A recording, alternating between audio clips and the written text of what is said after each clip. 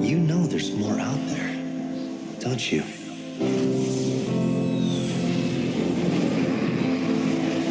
No one can stop death.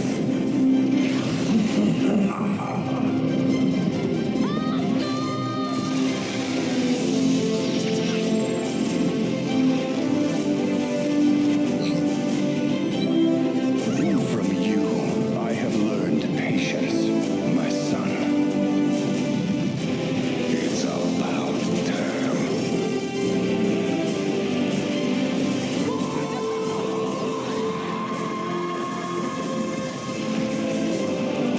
They're all counting on me. Push forward!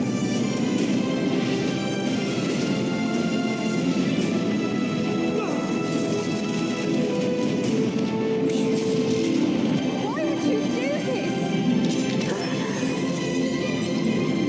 You have earned your warrior's death.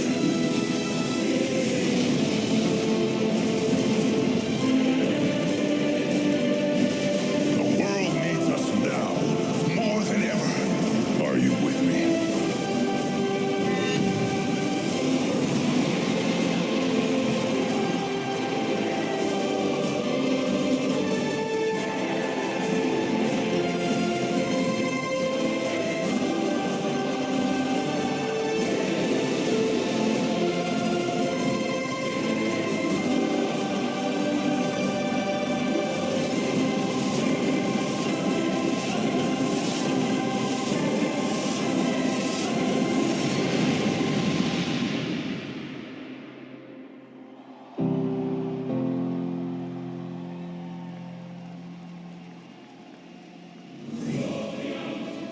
Ladies and gentlemen, please welcome Blizzard Entertainment co-founder, Mike Morhaime.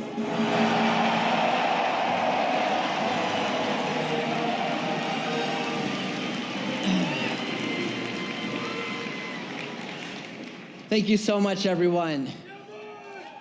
And welcome to Blizzcon 2018. I think, like many of you, BlizzCon will always be like home to me. And it always feels good to be home. Okay, now I do this every year, and we're gonna do it again. How many of you are here attending BlizzCon for the very first time?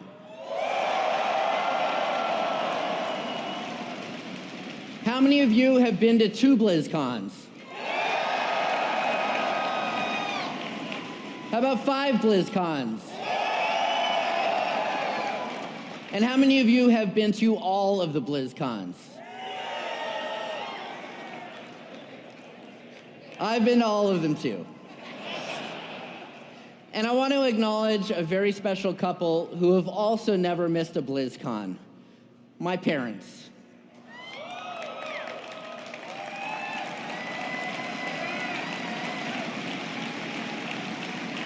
I can't tell them how much I appreciate them and their support.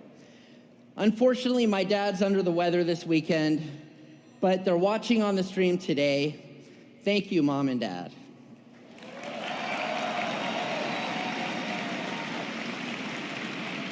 Whether you're a BlizzCon veteran or are joining us for the very first time, you are among friends. Welcome. Okay, and let's also give a big shout out to everyone joining us via the online stream. Come on.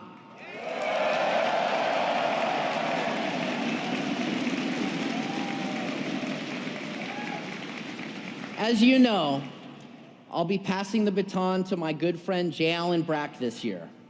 But before I do, I'd like to take a moment and reflect a little on the past 27 years. It's hard to believe what an adventure we've had together. When Alan, Frank, and I first started out, I never could have imagined all the places this road would take us. We thought we had it made when we completed our very own game from scratch with the Lost Vikings, or when Warcraft 2: Tides of Darkness became our first #1 selling game. And then I thought I was dreaming with our midnight launch events, signing boxes for players. We were totally unprepared when World of Warcraft exploded and transformed everything overnight.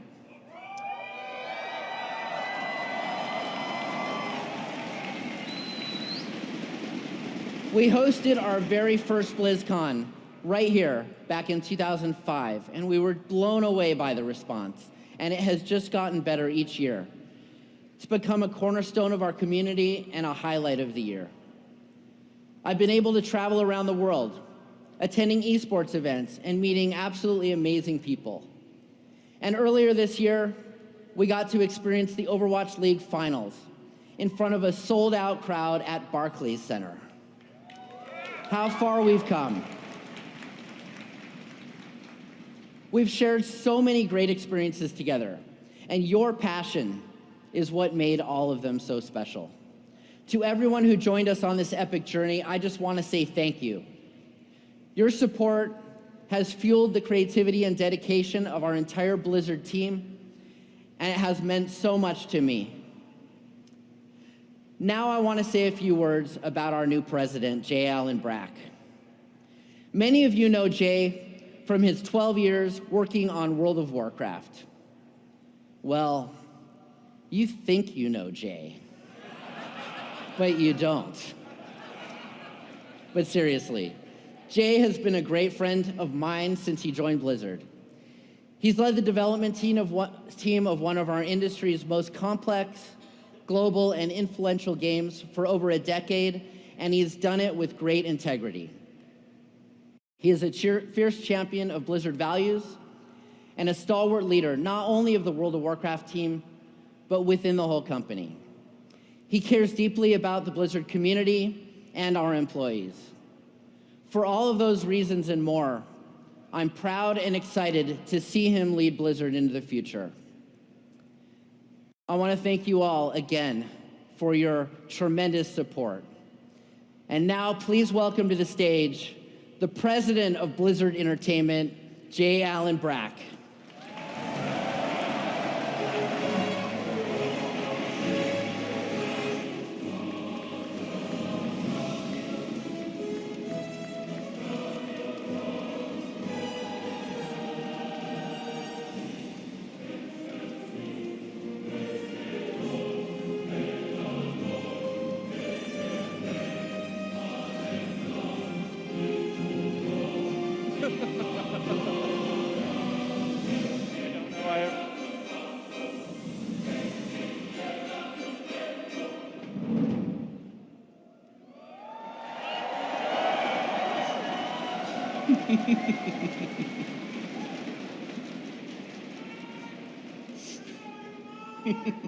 Look at what you did.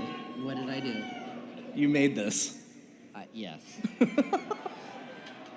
Thank you, Mike. It is awesome. Thank you for all your passion. Thank you for all you've done. We wouldn't be here without you. Thank you, Jay. Okay. I appreciate it. All right. Thank you. Mike Morhaime, ladies and gentlemen.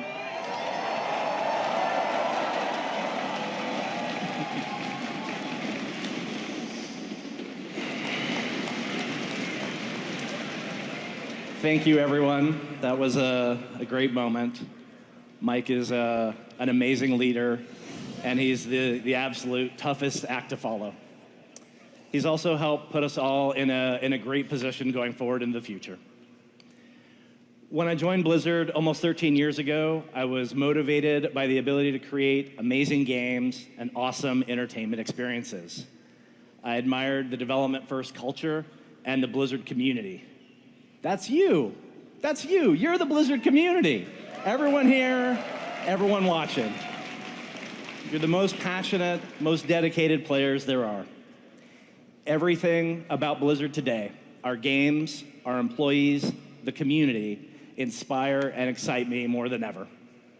I'm exceptionally proud to lead Blizzard going forward, but I'm also humbled by the huge responsibility.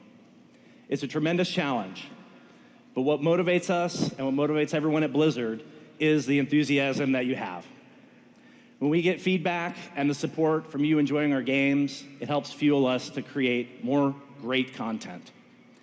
It also drives us to create amazing experiences like Blizzcon. And we think of Blizzcon as the physical manifestation of the Blizzard community. BlizzCon is one of the places where the real magic happens. That's where we as gamers make connections with our fellow players and build friendships that make being part of the community so memorable. BlizzCon also showcases incredible creativity from you through the art, movie, talent, and cosplay exhibitions that you create. All of these come together and make the universes more exciting and make every day more fun. Our pledge to you as Blizzard is to continue to make the great games that you love, create entertainment experiences that you want to be a part of. Gaming can be an incredibly inclusive place. Collectively, work to include and uplift one another, build the spirit around each gaming community, and use it to make a better world. Let's look back at some of the great experiences that we've shared this past year. We came together as factions and took part in Battle for Azeroth, the latest World of Warcraft expansion.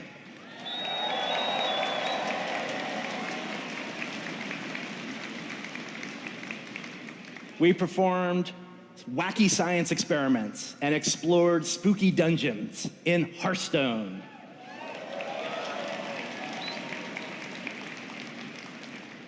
We challenged each other with new heroes and maps across Overwatch, Heroes of the Storm, and StarCraft II.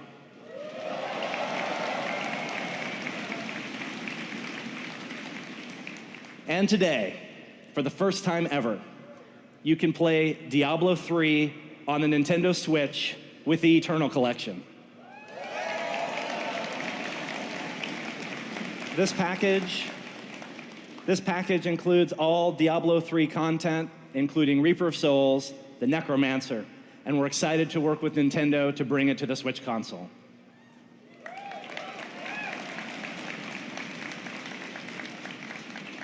These are games that we all love, and the place that we play these games together is Battle.net. We've had some additions to the platform over the last year for some great developers outside of Blizzard. We hosted a record-breaking number of players from Call of Duty Black Ops 4 a few weeks ago.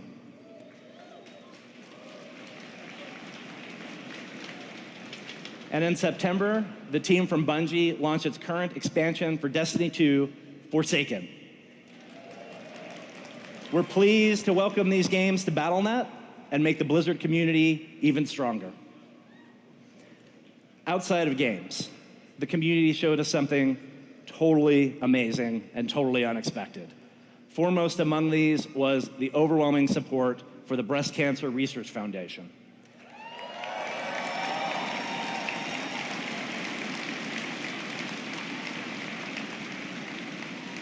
Thanks to your enthusiasm for the Pink Mercy skin, t-shirts, and community streamer support, you helped raise $12.7 million.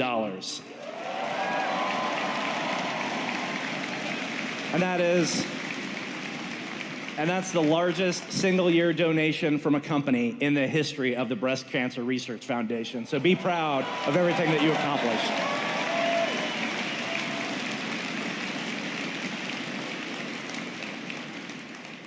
On the esports side, we witnessed history in the making with the inaugural season of the Overwatch League and the televised Grand Finals event at the Barclays Center in Brooklyn. And we have huge amounts of esports to share with you this weekend.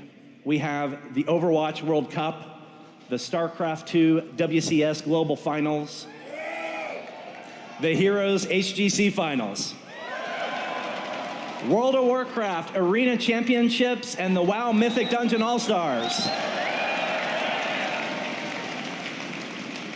And finally, the Hearthstone Global Games.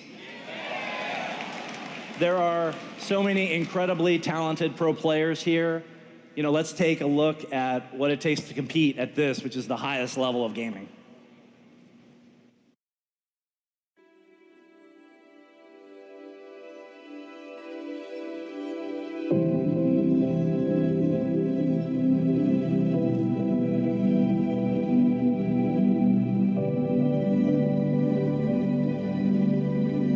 This is about passion. dedication, endurance, the endless drive to find our limits and push beyond them. This is about sharing the love, making connections, keeping your head up, no matter what goes down. It's about remembering to celebrate victory and learn from defeat. It's about something personal. It's a hunger. A fire inside all of us, daring us to risk it all, to rise above the rest.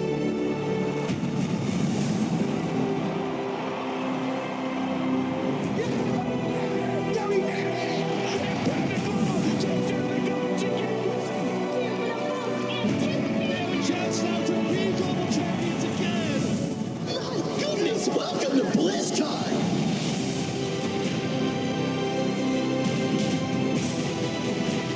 This is our time. This is our place. This is for you. This is for all of us.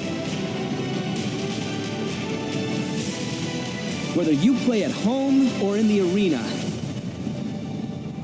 this is about more than games.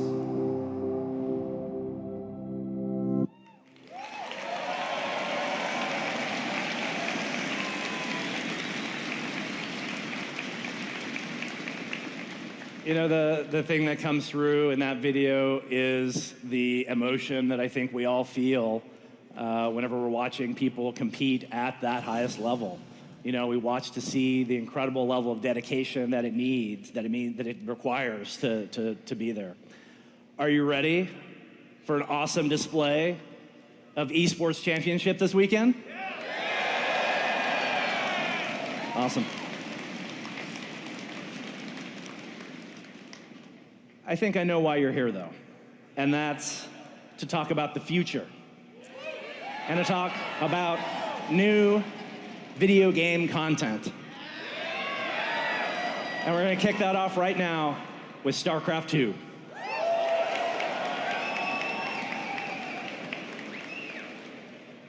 Did you know that this year, StarCraft is celebrating its 20th anniversary as a game franchise?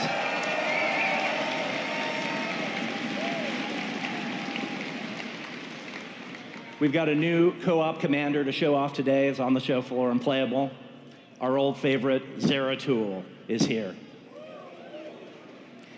Our friends at Google DeepMind are also back this year with an update to talk about their work on StarCraft 2. DeepMind is on the cutting edge of artificial intelligence research, and they're working to create stronger bonds between humans and computers. StarCraft 2's unique qualities as a competitive game make it a really ideal challenge for any kind of AI work. And the hope is that this technology will lead to positive, or this work that they're doing will lead to positive advances in the technology. So you can get information about StarCraft 2, new co-op commander, and all the Google DeepMind stuff tomorrow on the Mythic stage for StarCraft 2.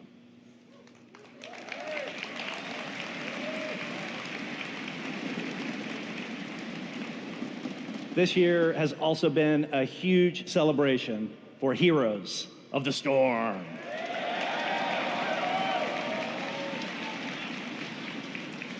In addition to the team's usual cadence of unleashing your favorite Blizzard heroes and battlegrounds in the Nexus, the team also created themed events, new skins, new quests, and new storylines.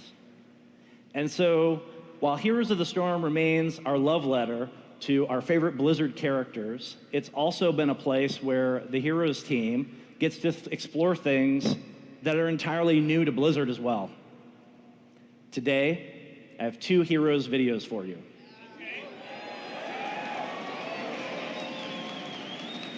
The first video is going to introduce a new hero born entirely in the Nexus. And she is going to show you that she can hold her own against some of Blizzard's most iconic characters. You get a sneak peek. The second video is going to have a sneak peek of a lot of the exciting content that's coming into the Nexus. So BlizzCon, are you prepared to meet Orphea?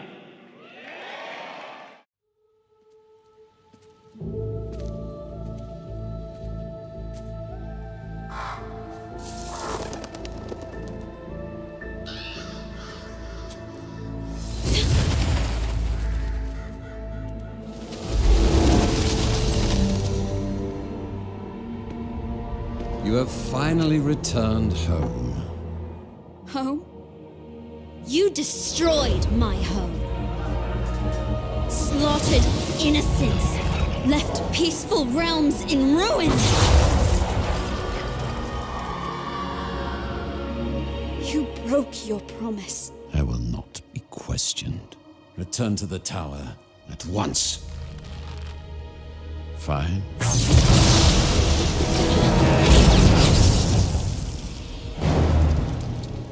How could you?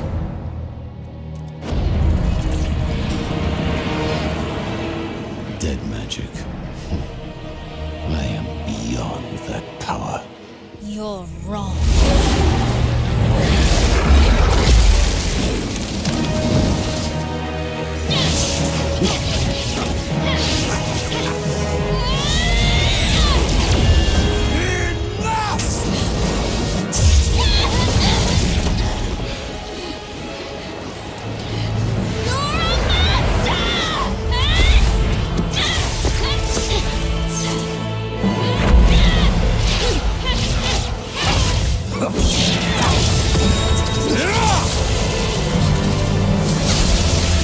Tell me why. There must be order, my daughter. Without it, everything will be lost. Then I will fight. I will never stop fighting you. For my family. For the realm. For the Nexus.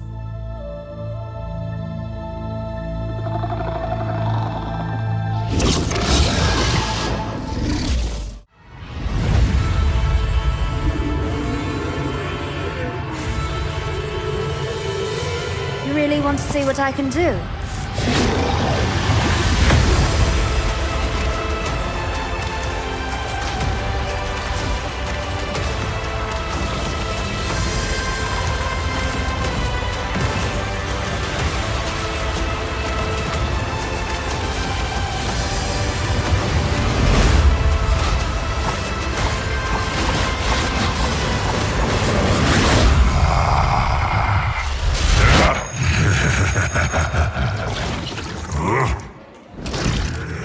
Impudent child.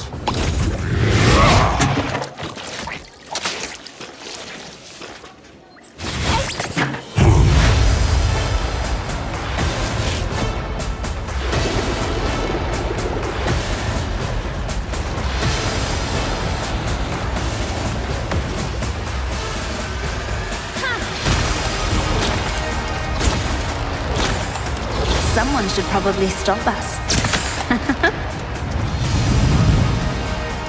I'm Kevin from the Heroes dev team, and I'm here to announce your game.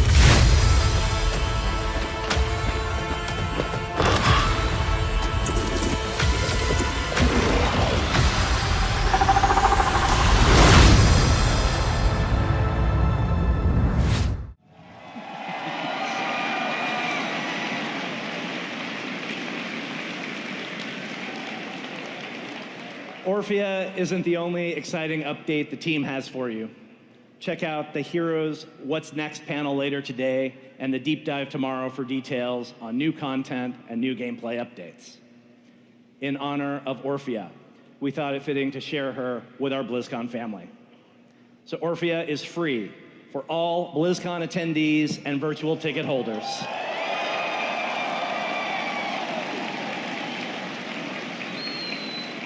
Enjoy Orphea, and we'll see you in the Nexus.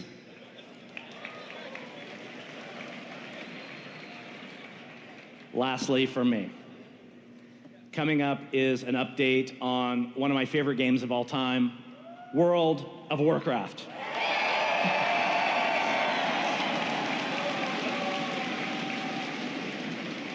My transition to take over from Mike, we knew it was important to ensure that World of Warcraft has a leader who both understands the community as well as has a deep personal love for the game. We didn't have to look far for such a leader. I've known John for many years. He joined the WoW team to work on Mists of Pandaria. He then moved to Diablo to help create Reaper of Souls. For the last 2 expansions, he's led much of the development on World of Warcraft as one of my partners. He has updates about Battle for Azeroth content going forward. He also has some updates about what has turned out to be many of your favorite ice cream flavors. Blizzcon, please welcome, the executive producer of World of Warcraft to the WoW stage, John Haidt.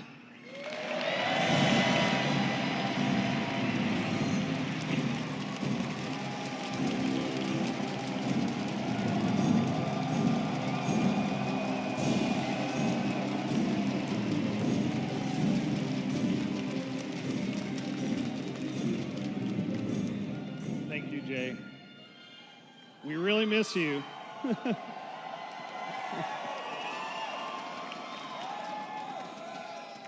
We miss you on the WoW team, Jay, but we are so proud to have you as our president. All right. Horde!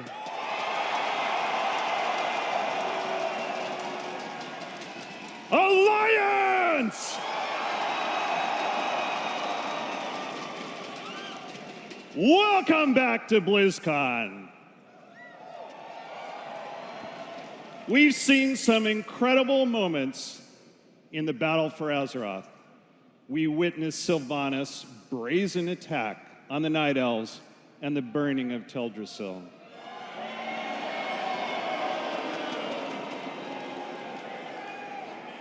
We saw the Alliance retaliation on Undercity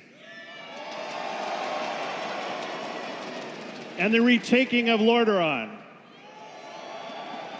only to have it laid waste by the Blight. Both sides are racing to form new alliances and adorn their armies with the mythic power of Azerite. With a Horde retrenched in Kalimdor and the Alliance gathering strength in Eastern Kingdoms, the future of Azeroth lies in the balance. Alliance! The tides seem to be turning in your favor.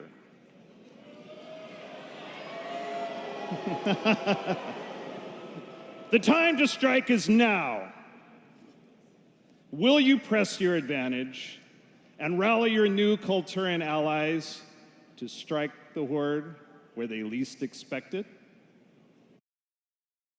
Will you?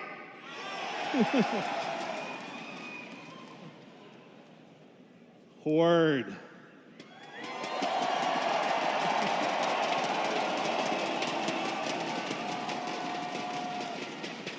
You suffered a great defeat in Undercity, but you gained powerful new friends in Zandalar. Will you stand by them as the Alliance comes to lay siege to their homeland? Good. You've been preparing for war, and now the war is here in Tides of Vengeance.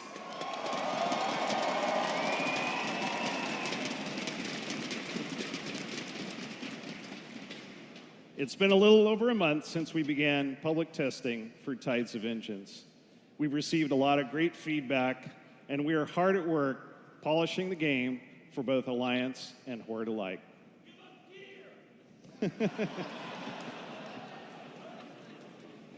We can't wait for players to face our newest raid, the Battle of Dazara Lore. It's set in the Great Pyramid in the Troll capital city. And this is the first time ever in WoW that players will experience unique Horde and Alliance versions of the conflict.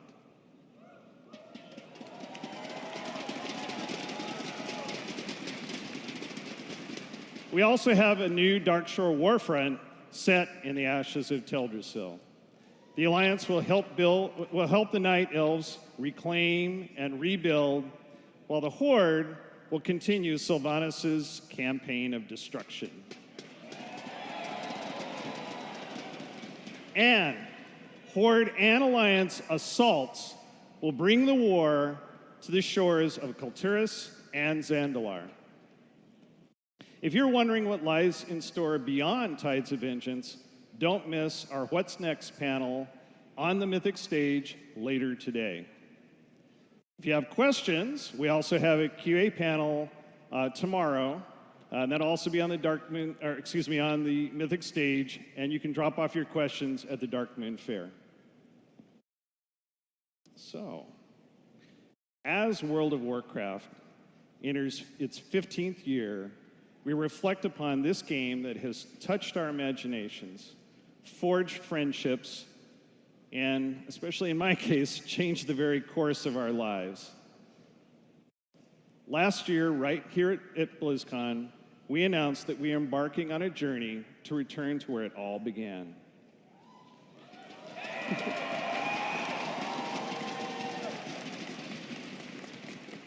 And we're very excited to share our progress with all of you.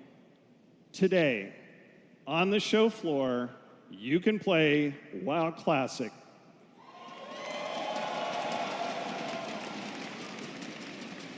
And if you're not at BlizzCon, you can download this demo using the virtual ticket. So you're probably wondering when you'll be able to play the full game. You have any guesses?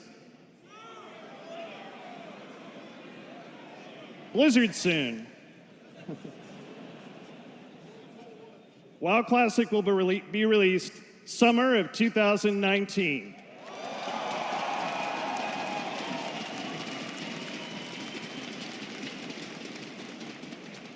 This is a great opportunity to experience the original gameplay. And if you never had a chance to play the game then, you should see how WoW was 14 years ago. You should.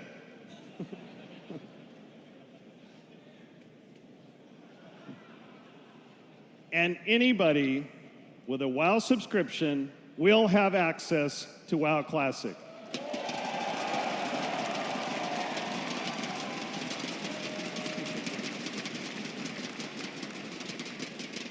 So I know you've had a lot of questions about how we're recreating WoW Classic.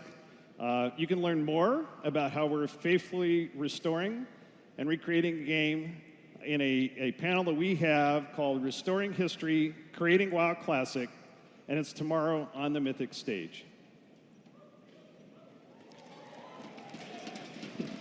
So despite our differences as champions of the Alliance and heroes of the Horde, one thing brings us all together, and that's the annual charity drive. This year, our charity pet is this little guy.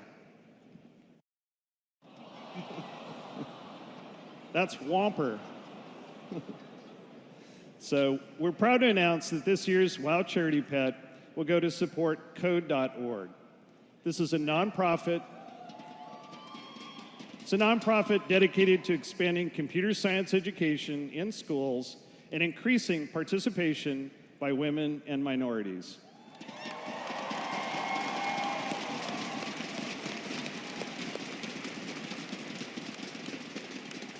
We as a Warcraft community, as a Blizzard community, share these values, and we hope you consider adopting Whomper to support code.org. Okay, there is one more thing. World of Warcraft isn't just about epic battles and great gameplay. It's about mythology, the timeless heroes, and the timeless stories and the heroes that move this world. So before I hand this off, I'm honored to present a special treat. An all-new cinematic for Battle for Azeroth, Lost Honor. Enjoy.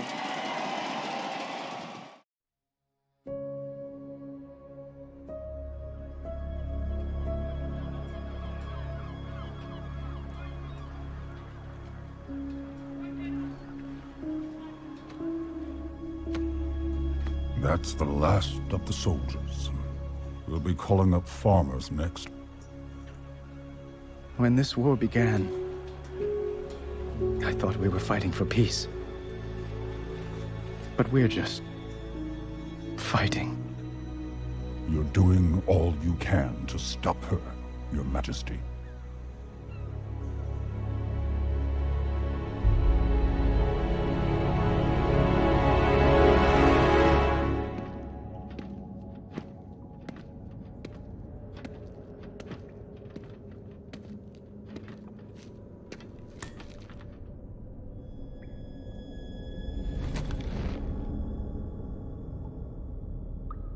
At Lordaeron, you had the chance to take my life. Maybe even end the war.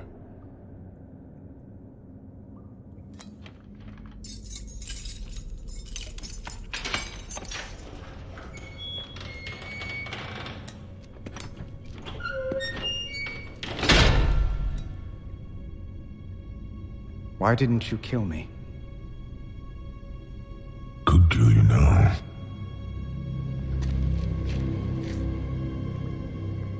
I spared you because I believed you have honor. Was I wrong? Do you want more innocents to suffer? The Horde... I have given everything for the Horde! Bled for it, killed for it, and Sylvanas is destroying it! She will destroy everything! What I want is my Horde back.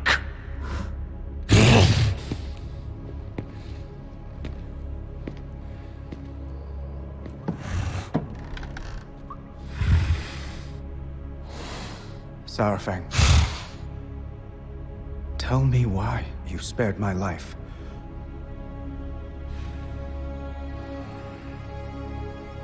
I hoped you would stop her. I can't.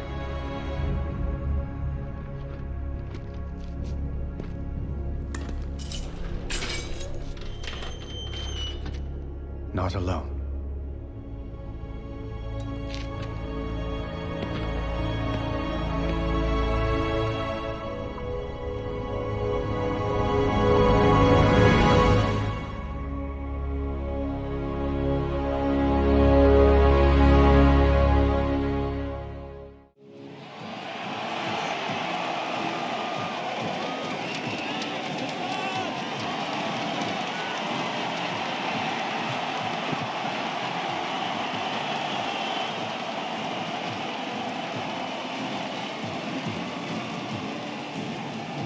What is up, Blizzcon?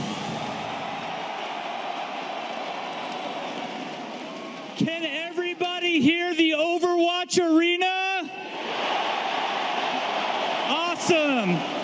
I want to send a special shout out to all of our folks watching at home right now.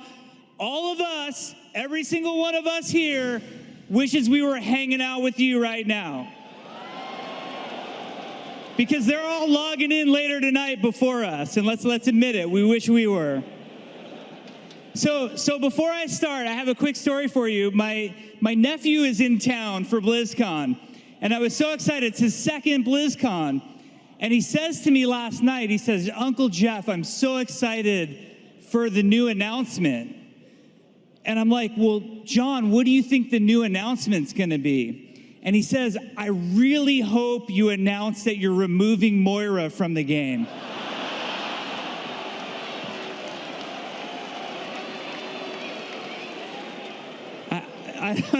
I don't know. He must be a free-for-all deathmatch player. That's what I'm thinking. But it was an amazing year. I have to give a shout out to Overwatch League, culminating in the amazing grand finals in New York City. It was so awesome to be there. We're so proud of Overwatch League. We added a looking for group system so you can finally have a Zenyatta that actually wants to be playing Zenyatta on your team. We added an endorsement system, and I heavily recommend for that Reinhardt who actually uses the shield instead of charge, endorse him. He's a good teammate. We brought you to new locations like Rialto and Busan. And we had so much fun in Korea this year, bringing you the Diva animated short. And Retribution was fantastic. Watching you guys just crush that content and learn more about our characters like McCree and Reyes. It was so much fun for us. And we added a couple new heroes. We introduced Brigitte, and of course,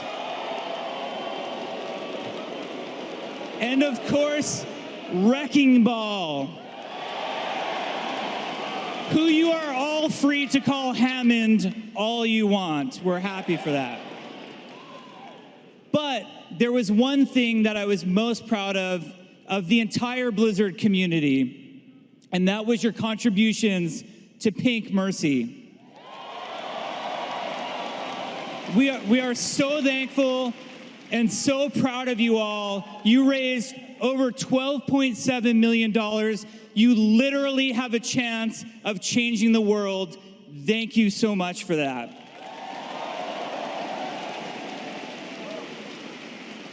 So as awesome as all of that stuff was this year, and how could I forget the Overwatch World Cup viewer and Lucy OOs? I know what everybody's having for breakfast tomorrow. But we like to come to BlizzCon to see new things, right? One of my favorite things about Blizzard and BlizzCon is the amazing work that the story and franchise development group does. These are the women and men who make the awesome Blizzard cinematics, and they are the same people who make the Blizzard animated shorts. Ladies and gentlemen, I'm proud to present to you, directed by the amazing Jason Hill, our latest animated short, Reunion.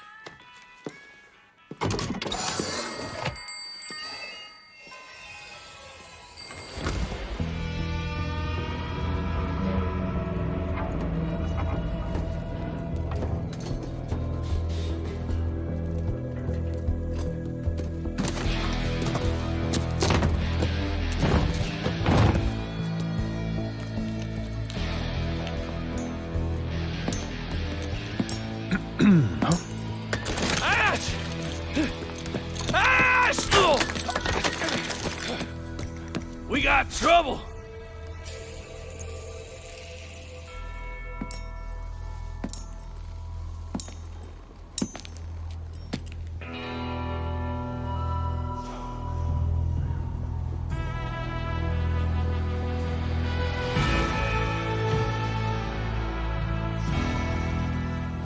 Jesse McCree. Been a while.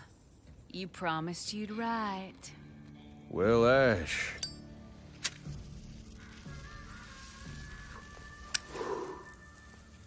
I've been kinda busy. We're pretty busy ourselves, so it's awful convenient you showing up today. Yeah. You never been one to shy away from a good tip. Hey, we worked hard for this score. You'd best move on now. All I want is that crate. Everything else is yours. This crate? Huh. Bob.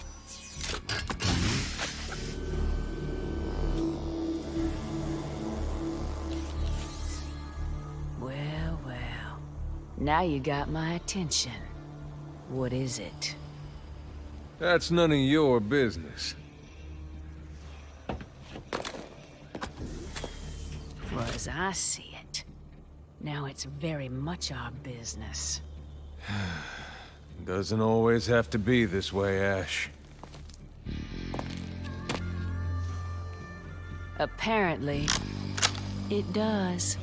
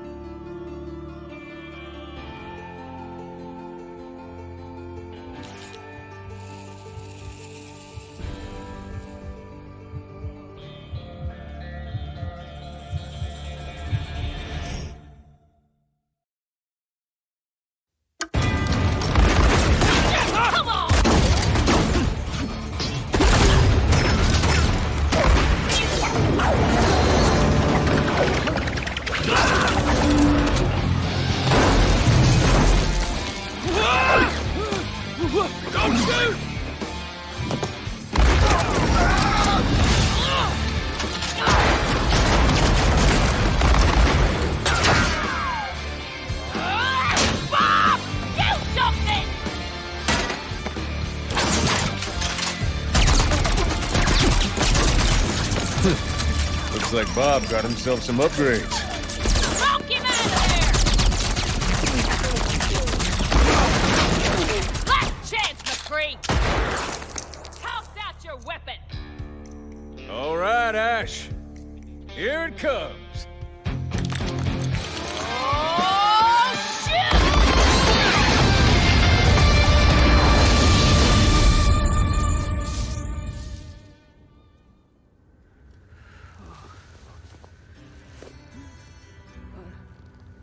What the... McCree?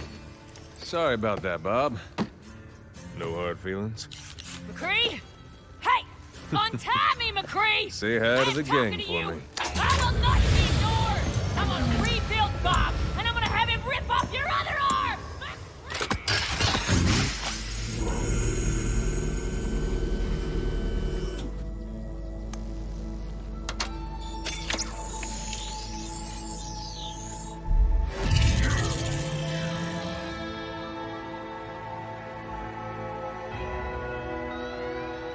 Hey there, cowboy.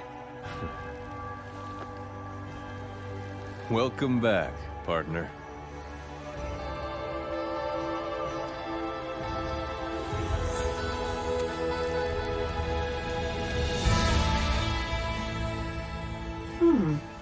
How long have I been gone? Far too long. What happened? Well, that's a story for another time. But I got a call. They're getting the band back together. They want me, but really, they need you.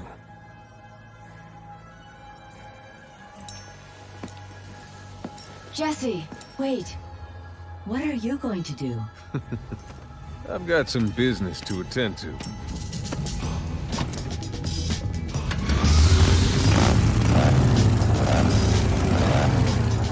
Say hi to the monkey for me. Monkey? Scientist. Whatever.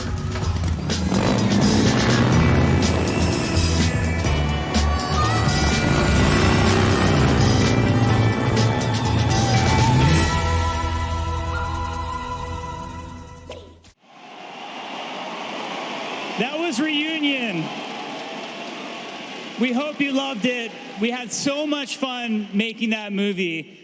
One of the greatest parts about making a movie like that is we love creating new characters. And there's so many new characters in that movie. Lots of people to introduce you to. Members of the Deadlock Gang, the mysterious robot. And the whole time, we're thinking to ourselves, could one of those characters be the next hero in Overwatch? How cool would that be? But there's a lot in that movie. Like, for example, could it be that awesome Omnic sniper guy? He'd be a lot of fun. Like, we could make a really cool hero out of him.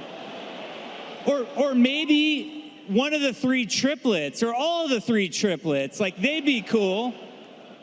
And those guys, you're going to study them, and you're going to learn a lot about them. And then, of course, there's Echo, the mysterious white robot that we all want to know more about. But I'm thinking Echo needs more time. We need to spend more time before we're ready for Echo. But what about Bob? I think Bob would be amazing. But to be honest, during the making of Reunion, we fell in love with one lady that stole the show. And I now give to you the 29th hero in Overwatch. Please enjoy.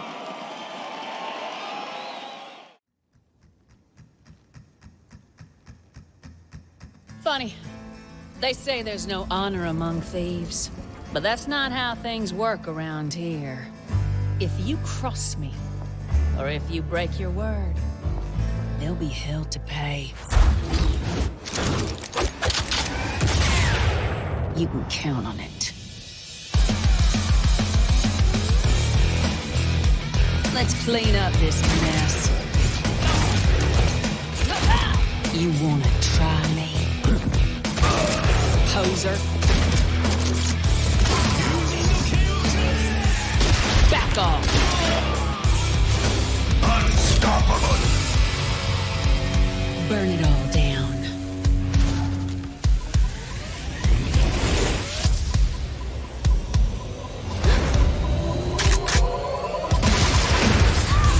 Now that gets the blood pumping. There you are.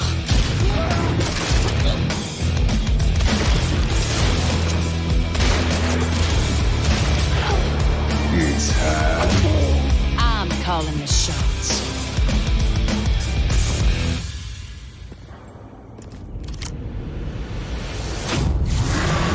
Bob, do something!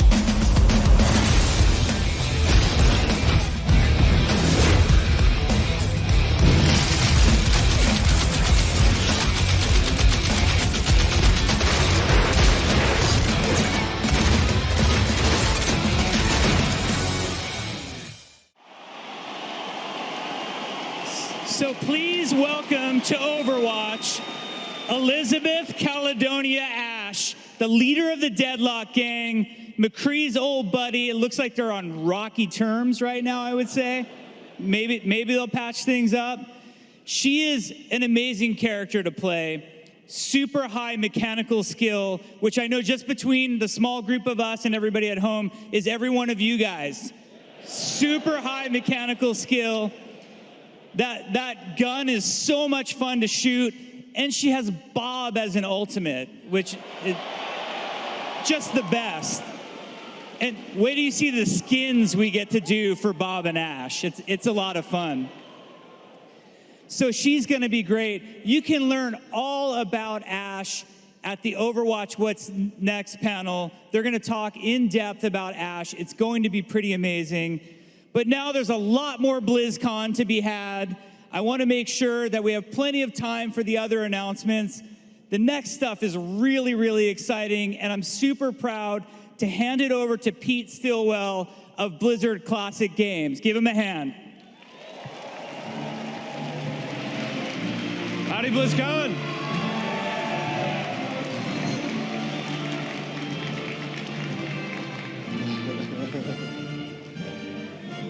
As we've seen this morning, there's so many new experiences to explore across Blizzard's games. But we're also here to discuss one returning from our past. A few years ago, Blizzard started Classic Games around a simple idea. The world should always be able to play the games that helped lay our foundation. Luckily for us, sometimes that means we get to remaster one. Yeah. So, on behalf of your dedicated men and women of Classic, I am honored to present the return of another Titan.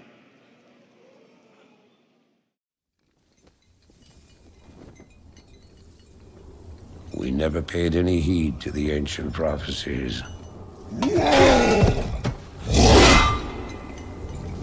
Like fools, we clung to the old hatreds. And fought as we had for generations.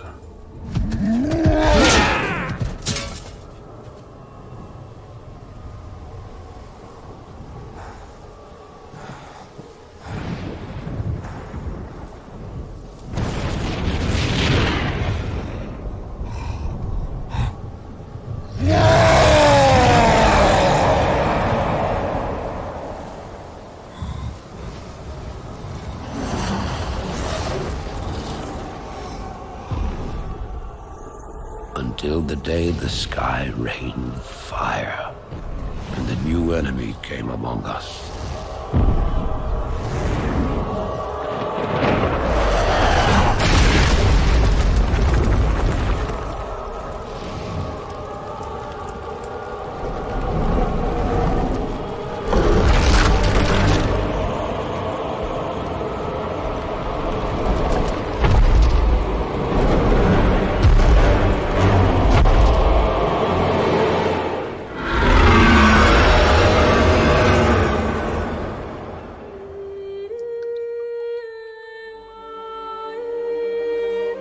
We stand now upon the brink of destruction, for the reign of chaos has come at last.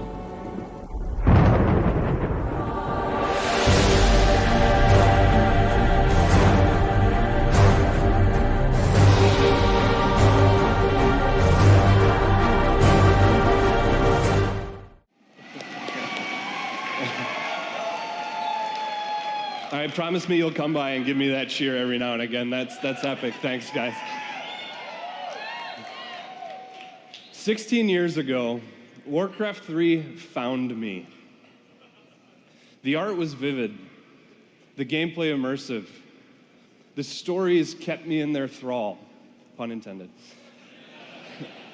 Warcraft 3 changed me. Because of this game, I wanted to create experiences with the power to move people. Because of this game, I became a developer. And because of this game, I joined Blizzard and I stand before you today. Like, epic.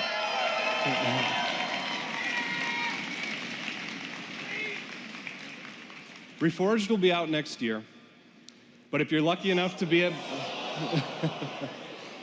If you're lucky enough to be at BlizzCon today, you don't have to wait.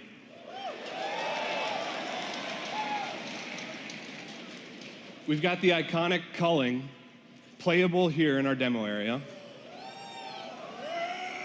For those of you not familiar, in it you command Arthas as he and his forces purge Stratholme of undead taint. It's a really key moment in his ascension to becoming the Lich King. If you can't join us today, spoiler alert, yeah, sorry. You've had 16 years, people, come on. If you can't join us today, don't worry.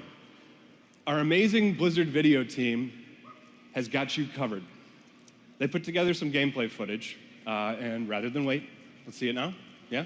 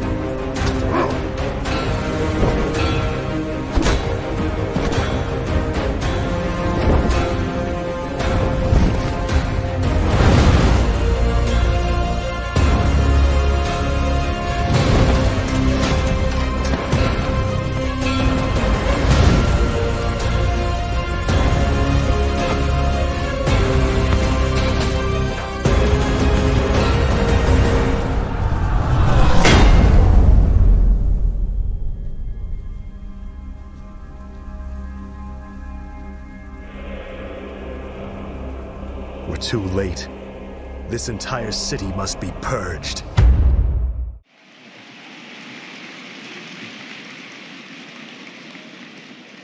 All right, so Reforged is going to be an exciting new chapter for Warcraft 3. But before we part, I would like to take a moment to really celebrate War 3 and what it's already been. I mean, it set the stage for World of Warcraft, a very minor footnote in its history. Warcraft 3 put Sylvanas on her path to becoming Queen of the Forsaken, and it saw Thrall lead the Horde's exodus to new beginnings in Kalimdor. And it manipulated the hubris of young Arthas as he crossed that terrible threshold at Stratholme, ultimately leading to his destruction and his ascension to Lich King. And that's just the campaign, right?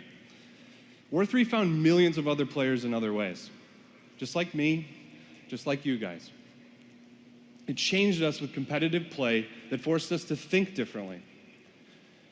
We forged friendships and sparked rivalries between clans over Battle.net. It empowered creators with an editor to help them bring their own dreams to life. And their custom games gave rise to new genres. Yeah.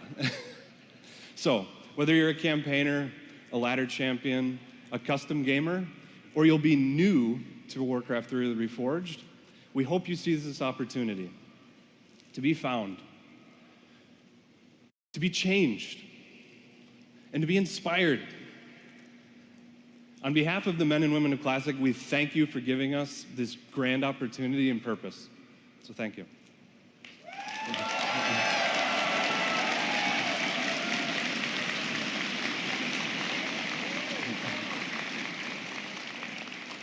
The other really great thing is, the love for Warcraft 3 is pretty universal around Blizzard, and that led us to what we're calling the Spoils of War Edition.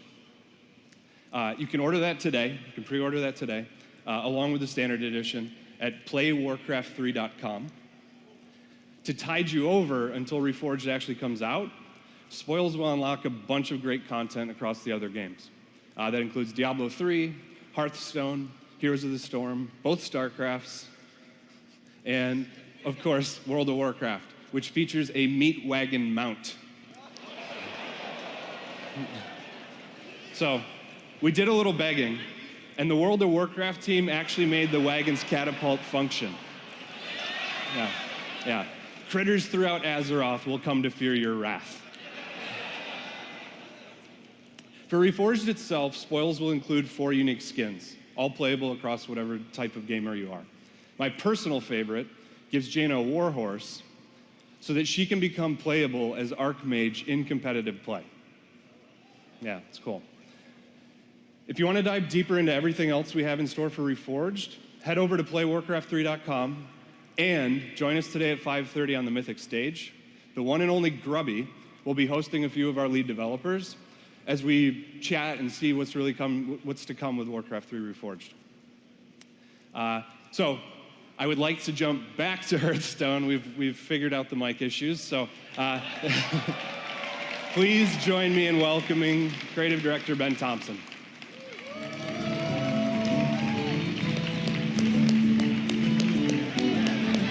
He's back! Thanks, brother. Yeah. Hearthstone fans, welcome to the mythic stage. To my Hearthstone family waiting for me back at the Hearthstone stage, keep a benchworm, I'll be right back. We just had to do a little thing. They saw how big this announcement was going to be for Hearthstone, and they thought to themselves, we got to get them a bigger stage. So in recap, the year opened with the Witchwood. As players took part in foiling the evil plots of Hagatha and her minions as they launched an all-out assault of spookiness on the general town of Gilneas. This was followed by the Boomsday Project, where we asked you to take part in experiments alongside and ultimately against the nefarious Dr. Boom and the scientists at Boom Laboratories. Now this brings us to the third and the final set in the Year of the Raven. It is during this time, the exploratory phase of the set, when the team is at their most fun. Whiteboards everywhere are covered with sketches and drawings and questions. Questions like, is there a disco maybe in an old mage tower? Do we awaken the old gods, perhaps?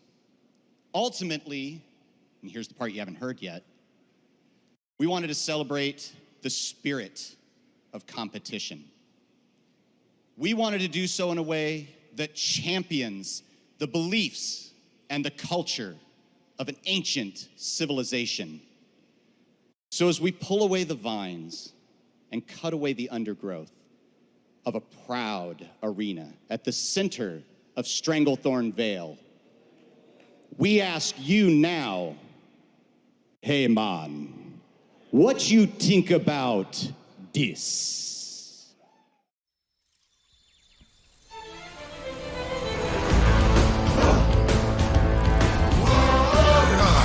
Earth to by air, rain and fire. The only things a real troll desire. First to smash and to mash and to bash and maybe mangle. Here in Stranglethorn, you'll be warned. My low's gonna trash ya. Say your prayers with voodoo, bashi bashi ya. Time for fun, we're gonna run ya through. Too bad for you. It's only once a generation. One victor wins the confrontation. Standing here, got no fear. I'm the best in the arena. Man, you never seen a hero cut you down to zero. Victory is no joke. Careful at your door. Cloak. Get your courage. Our star is born here in Stranglethorn. We're taking you back to the Gurabashi Arena to be a part of Rostakon's Rumble. Revisit the arena in its prime, when once a generation, trolls from across Azeroth gather their teams to fight on behalf of their Loa and for the glory of combat. We've been hearing for a while from our players, where's our troll set? And we thought it was high time to bring this proud people to the game of Hearthstone. So let's decide together, here and now, to reclaim just what it means to be a troll. We invite all of our fellow trolls out there, in fact, to close the forums for a bit. Set the keyboard down. That guy's still gonna be wrong when you get back. Pick up a spear and join us on the arena floor. Now, let's get down to business. Let's talk about some cards. The Hearthstone team would like to give you a brief glimpse into what we have in store for you in Rostakon's Rumble. And we'd like to start with a new keyword.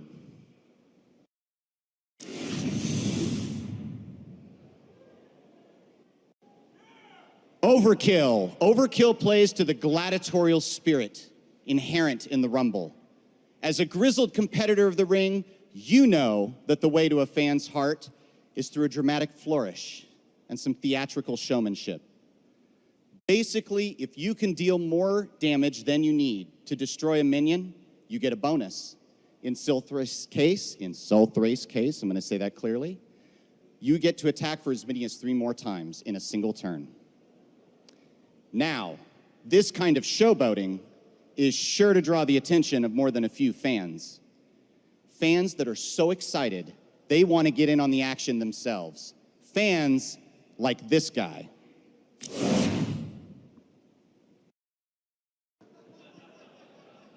Sharkfin Fan is a neutral minion who gives you a 1/1 pirate each and every time your hero attacks. Now you pair that with a weapon like Sulthrace, and you're going to get some board control, and you're going to get it fast. Now the 9 legendary champions at the head of each class or team in the Rumble embody the powers of their animal god, or Loa, while in the arena. Each class also gets a spirit.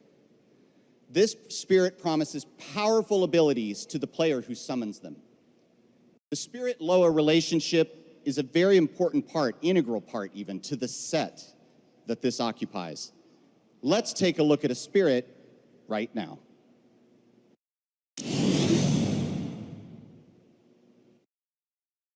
Now, the abilities found in these spirits are each different, and they're very class-specific. They have a lot of similarities as well.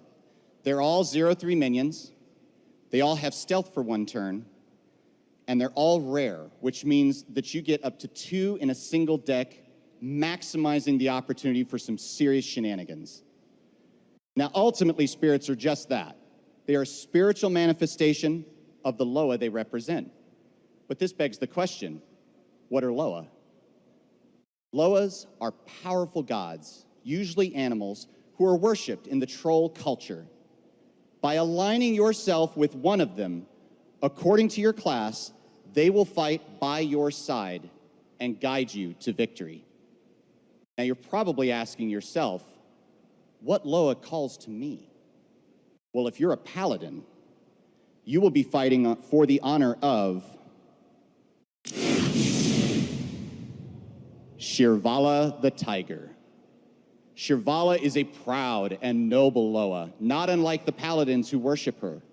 She's also incredibly powerful, power that comes at a cost. But consider the possibilities, if you will, if you've been investing your mana wisely on spells in the early game. Now, this is just the beginning. It's a brief glimpse into what's in store for you in Rastakhan's Rumble. There's a lot more to learn, and we're going to share a lot of it with you over the next 2 days. Later today, there's a panel that will show even more cards and dig further into the expansion itself with Peter and Liv. They're going to take a look at a number of these classes that we mentioned and a number of the interactions of the cards found there. Tomorrow, the Hearthstone's missions team is going to walk you through just what it takes to make the single-player content in the game. More importantly, they're going to walk you through the single-player content for Rastakhan's Rumble, the Rumble Run, where you play as Rikar, an upstart underdog troll who needs your help as he travels to the arena in search of the title of champion for himself. And finally, on the show floor here at BlizzCon, both days, you get to try a special tavern brawl that uses just some of the new mechanics introduced in the Rumble Run itself. We are super excited for Rastakhan's Rumble, and we hope that you will join us when it releases on December 4th.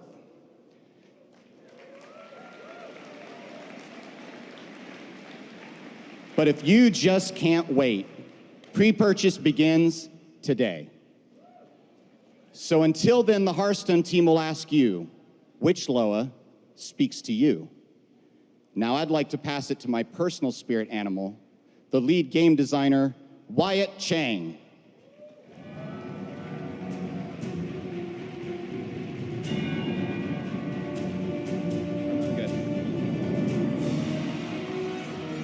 Hello, BlizzCon!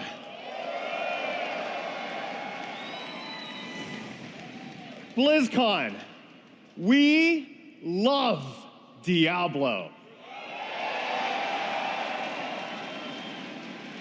We love the way Diablo has brought millions of players around the world together to slay demons. Our modern world is an increasingly connected one. Our mobile devices keep us closer than ever to our friends, family, and loved ones. So we knew we want to use mobile devices as the platform for a new Diablo game, because nothing brings a family together like slaying demons. But we want to do it in a way that's true to Blizzard, putting gameplay first. We want to do it in a way that feels right for Diablo.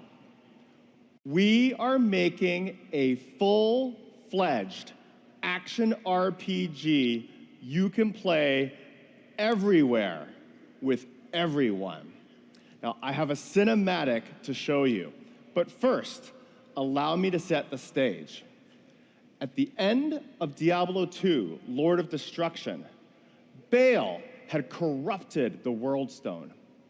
The World Stone is an object of immense power. It has the power to create worlds. The World Stone creates sanctuary.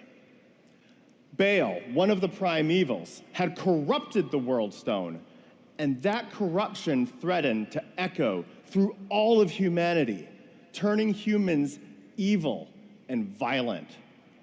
The Archangel Tyrael, knowing this, made the sacrificial decision to use his legendary blade Eldruin to shatter the World Stone. What happens next? Let's roll the cinematic.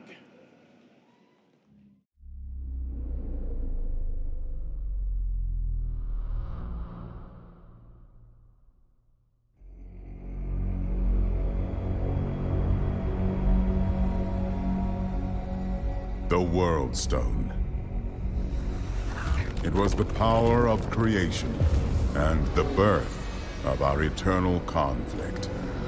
From the high heavens to the burning hells, our desire to control that power poisoned its very nature. And so, I gave my life to destroy it.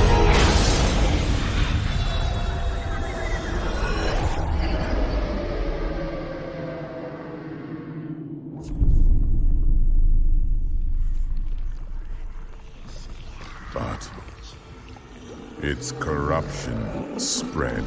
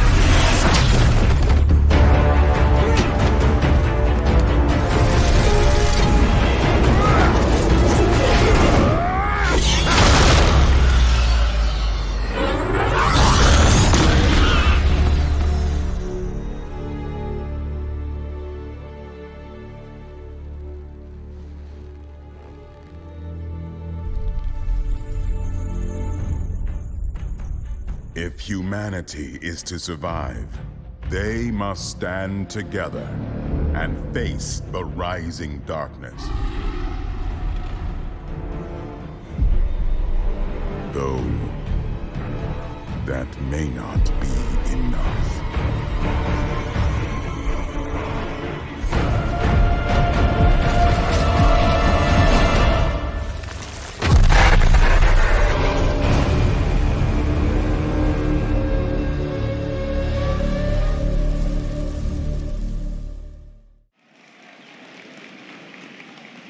Diablo Immortal. We are so excited about this game. Diablo Immortal is our chance to explore 20 years of untold stories that happened in between Diablo 2 and Diablo 3. What happened to Tyrael after the explosion of the World Stone? What was Deckard Cain up to during this time? Why did Malthael abandon heaven? I want to be there for the founding of the Demon Hunters and the golden age of Westmarch. We'll have new stories for beloved characters. We've partnered with NetEase to create Diablo Immortal.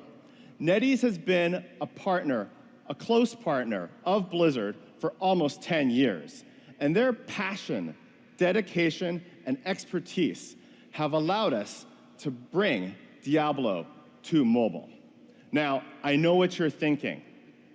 You want to see some gameplay.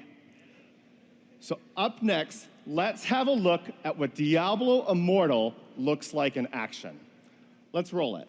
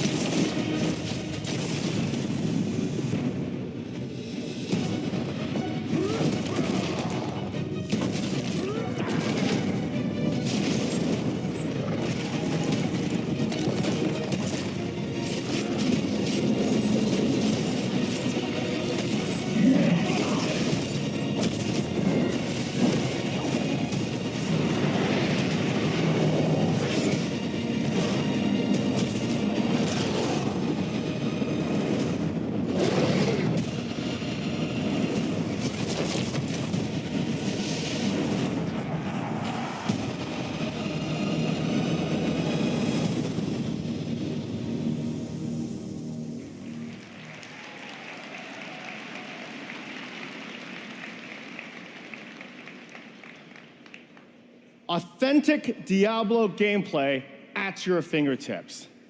We have new stories to tell, new skills for you to master. If you want to know more, we'll be back here on the Mythic stage in just a few minutes. For those of you who are here at Blizzcon, thank you. We are going to have We welcome you here to Blizzcon, and there has never been a better time to be part of this incredible Blizzard community. We have a demo of Diablo Immortal playable here on the show floor in Hall D. And for those of you watching at home, visit DiabloImmortal.com for more information about Diablo Immortal. There has never been a better time to explore everything that Blizzard has to offer here at BlizzCon and alongside the rest of this incredible Blizzard community.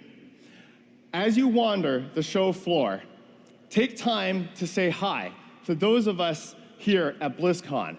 Everybody at BlizzCon wearing the blue crew shirts at Blizzard would love to say hello.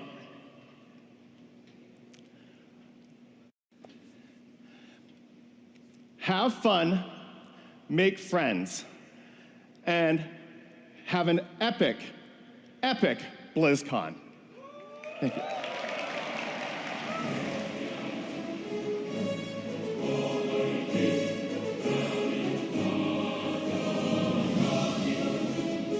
This concludes our opening ceremonies. Welcome to World of Warcraft What's Next?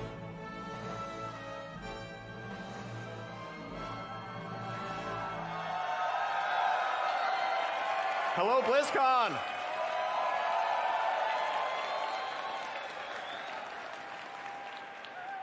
Welcome to my very favorite part of every BlizzCon, the World of Warcraft What's Next panel, where we get to talk about what you have to look forward to over the next, year or so in this game that we all love. So, where do we stand right now? At the start of Battle for Azeroth, in the last 2 months since the game came out, we have seen millions of brave adventurers journey to Kultiras and Zandalar and explore, meet and defeat new enemies, forge new alliances, make new friends, and yes, aid roughly 760 million turtles in making it to the water. It's a true stat. But in a lot of ways, we really do stand at the beginning of a journey, because each expansion in World of Warcraft represents a fresh start. It's a new world to visit, new stories to explore, new systems, new foundations upon which to build. And that's why I stand here excited to talk about the plans that we have looking forward to make Battle for Azeroth the greatest expansion that it can be. Now, there's a couple of pieces to that. First off, we want to continue the philosophies we introduced in Legion in terms of how we approach our patches, how we approach our content updates. We want to make sure that there's always a steady stream of content. Things to look forward to, things to experience, things to keep the experience interesting and varied. And so we want to continue the patch plan that we had in terms of alternating major content updates with so-called .5 patches and really have robust support from start to finish. We never want people to wait too long for the next thing, for the next adventure. But we also understand that a key component of that is the systems and the rewards that tie it all together. Those are the connective tissue that make the content meaningful. And none of that matters if the rewards are frustrating rather than fulfilling, or if the systems feel like they're letting you down. And that's something that we always know we need to listen, we need to work on, and it is our primary focus as we push forward. This is not something...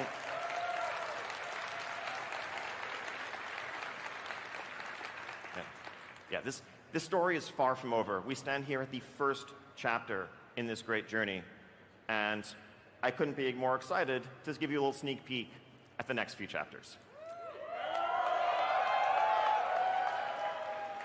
So first off, now I know for many of you here and a lot of you watching along at home, Tides of Vengeance is old news. It's been on the test realm for a couple months, but I just want to give a quick recap just to set the stage for what will follow. So, key components of this update.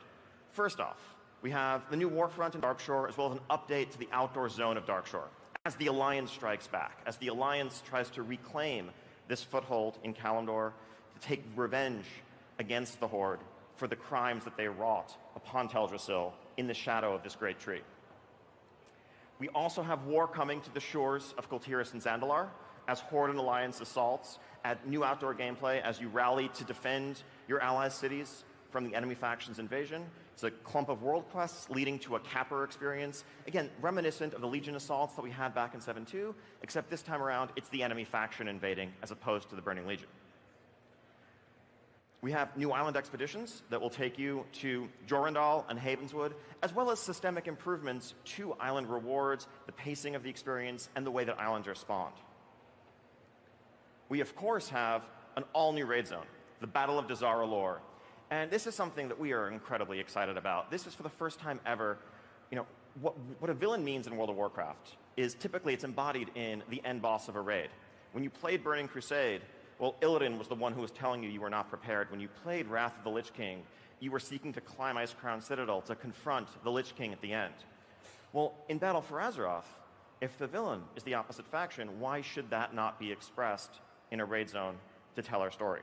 And so Horde and Alliance, for the first time, will have different experiences. As on the Alliance side, as you stage an assault of Dazara lore, on the Horde side, as you rally to defend it. Different bosses, different narratives, all set in the same place to form one intertwining story. The war campaign, of course, continues, featuring some of our favorite diminutive champions. We'll get to see Galliwix and Mekatork really go head-to-head. Of course, heritage armor for non-allied races.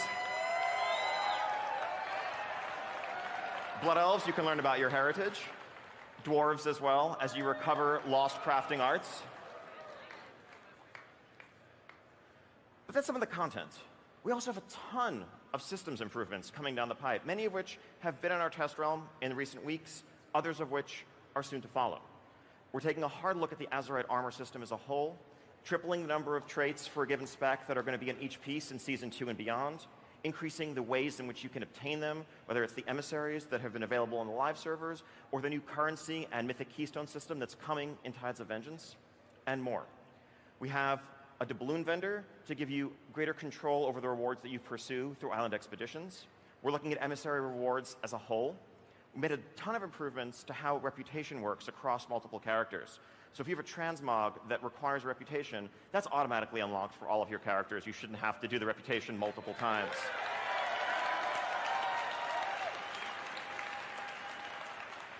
Or if you're trying to get that 100 Exalted Reputations achievement and feel tied to this character that you played a long time ago that has some unavailable achievements.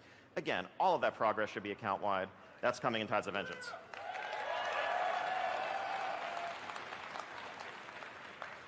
We're also looking at the way Warfronts and their content is structured and moving to a bit more of a daily cadence while you have control or while contributions are going on, so that when you finally claim Darkshore or you claim Arathi, it's not just like a mountain of quests to do all at once, bang them all out in 30 minutes, and then you're done for a week and a half, but rather world quests and other daily things that are there on a recurring basis while your faction controls it, so there are reasons to go back. Same thing with the contributions. Rather than front-loading it all as like a dozen turn-ins right away, every day there'll be new things that are required. It'll also smooth out the rate at which your faction unlocks the Warfront.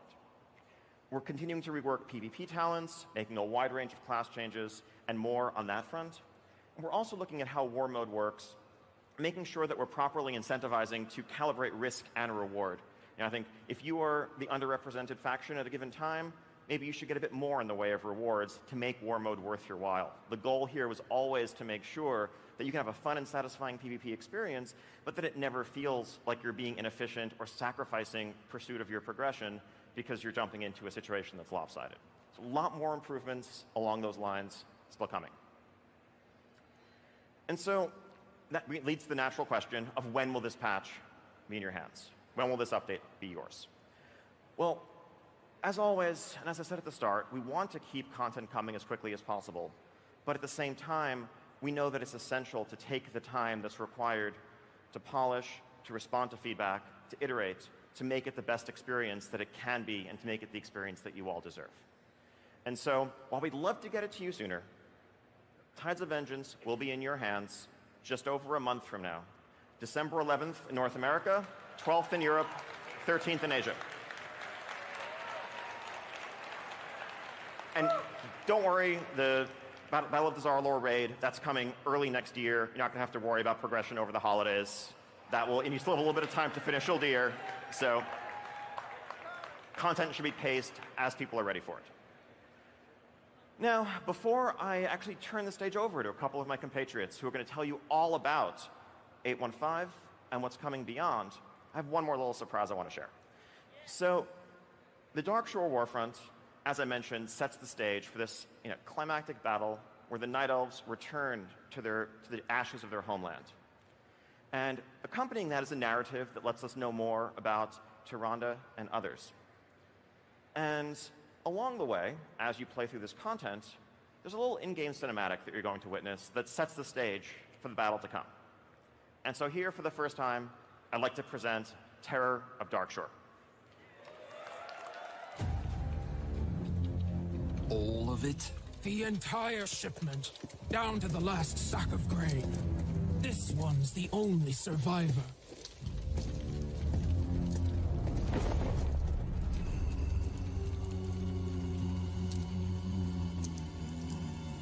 One Samdi, do not take me yet. What happened? We were bringing supplies to the war front, just like all the other times. Pick up the pace! We got to get these supplies to our soldiers by dawn.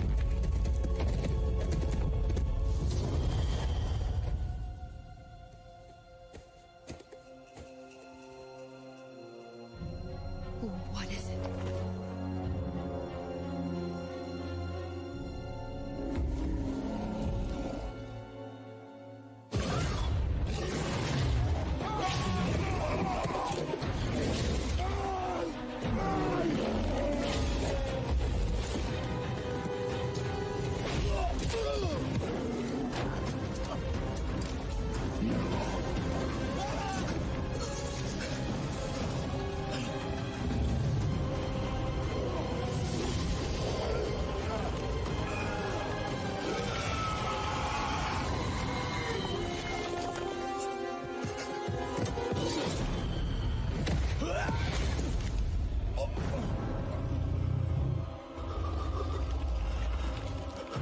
Tell her.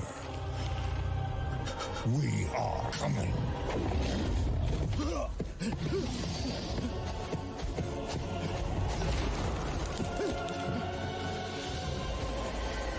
One Samdi, do not take me yet. He expects us to believe this tale. No single night elf to do all that. I know one who could.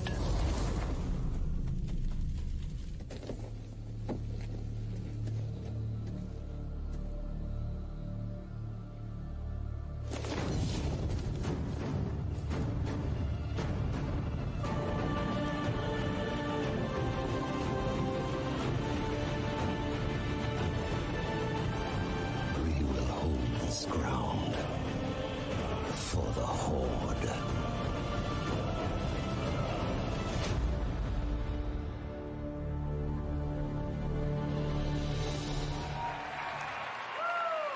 And so yes, a little reminder about the true nature of the Night Elves. You might think of them as this, peace-loving, tree-hugging race. But no, there's a reason why they truly strike terror into the hearts of the Horde, at least the Horde who know. So without further ado, let me introduce Ryan Schwader, senior game designer, who's going to tell you all about what's coming next after Tides of Vengeance.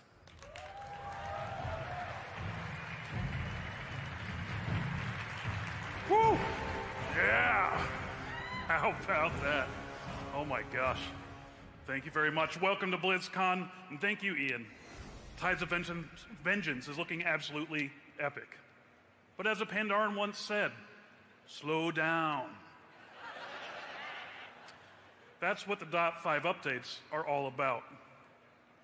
In 7.3.5, we introduced you to the first 4 allied races: Void Elves, Lightforged Draenei, High Mountain Tauren, and Nightborn. With the launch of Battle for Azeroth, we introduced the Mag'har Orcs and Dark Iron Dwarves. And I'm happy to say that in 8.1.5, we have 2 more for you. For the Alliance, the Cultier Inhumans, and for the Horde, I think the Horde won that one, so let's talk about the Zandalari first. You can see that their heritage armor is predictably ostentatious. That's the Zandalari, that's who they are. Recent unrest within the King's Council, as well as attacks within their borders, have left them destabilized. But in helping to stabilize Zandalar, you'll earn the Zandalari Trolls as an ally for the Horde. We can see from the classes available to them that they're an incredibly versatile people. Perhaps most notably, Paladins of the Horde.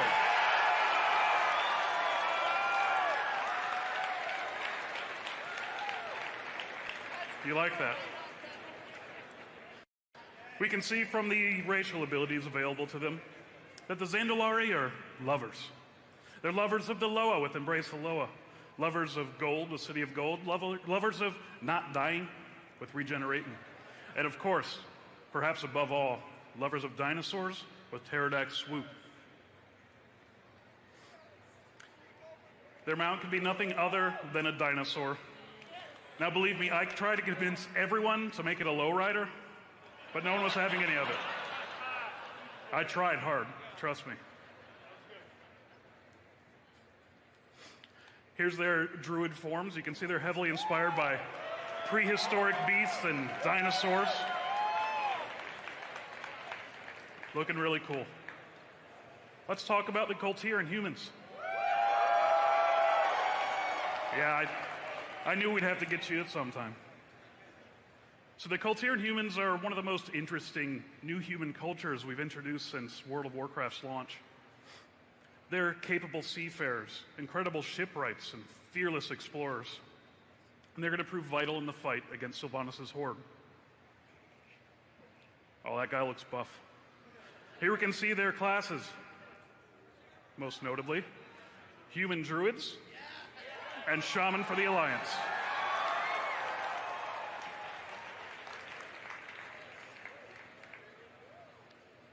Their racial abilities reflect their stout fortitude with Haymaker and Brush It Off, their artisanal versatility with Jack of All Trades, and their bond with the ocean with Child of the Sea and Rime of the Ancient Mariner. Here we see a conspicuous question mark. It's not a quest, don't try to turn it in. We argued for weeks, even months, about what the mount should be for a new human race. And finally, someone had an idea that was completely outside the box. This is not what you expect. Horses. It's what you expected. Of course a horse, of course.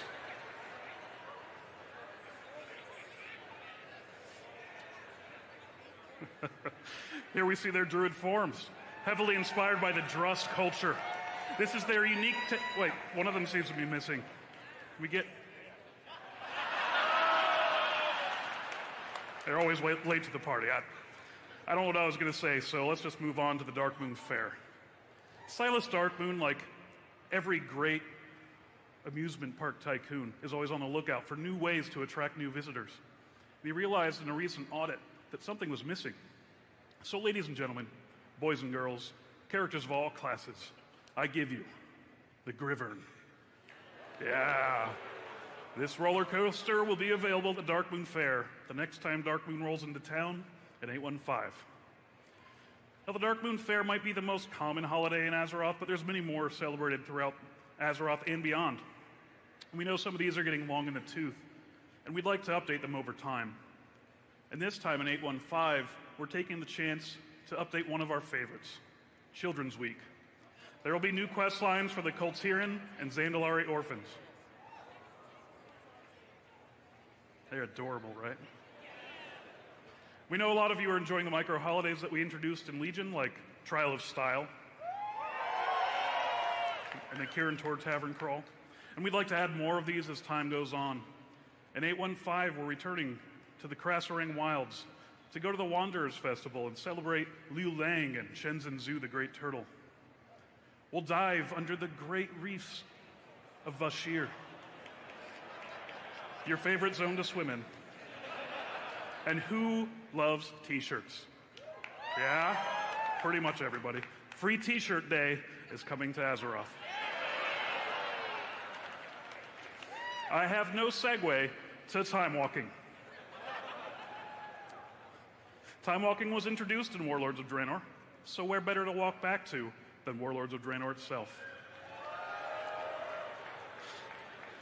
You'll get to experience some of the favorite dungeons that Draenor has to offer, as well as the Everbloom.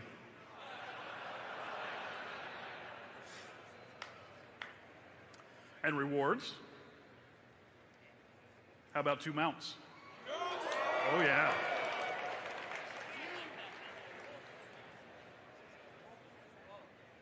Now we realize that sometimes it's hard to get around. Who can tell me where the Ashran portal is in Stormwind? Wrong. all of you were dead wrong. It's actually in Stormwind Keep. And we realize that as World of Warcraft continues to grow, it can be hard to find your way around. And in our first effort toward improving this travel, we're introducing portal rooms in both Orgrimmar and Stormwind.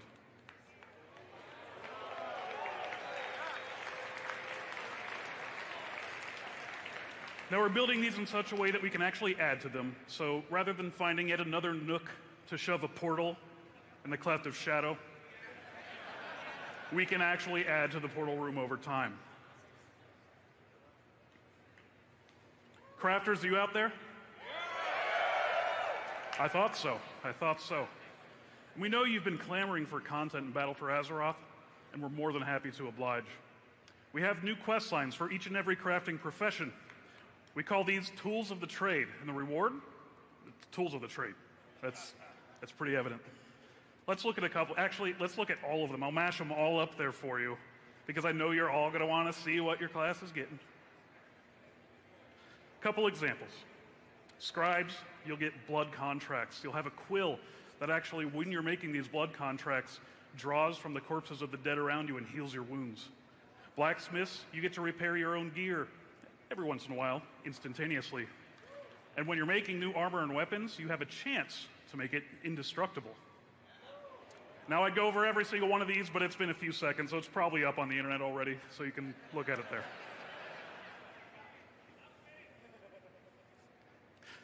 Seems that in every expansion, the Brawlers Guild has to close its doors and retrain its combatants. And I'm happy to say in 8.15 it's going to make its triumphant return.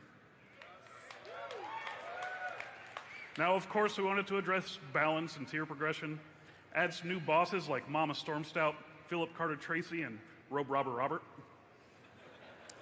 But this time we wanted to do something special. We wanted to introduce a quest line that explored the seedy underbelly of the seedy underbelly that is the Brawlers Guild. In a world of Warcraft, it begins, as all great stories do, with murder. And you, as an esteemed member of the Brawlers Guild, you'll be charged with investigating this murder mystery, and the only way you know how, by punching your way to the truth. And rewards? Shirts! So many shirts. We're destroying the creation of this brand new transmog set. Oh, what's that in the back? You wanted to ride everyone's favorite mount or favorite brawler as a mount? Oh, yeah, okay. How about Bruce the Mount? And while we're in a fighting mood, let's talk about PvP Battlegrounds. Warsong Gulch and Arathi Basin remastered.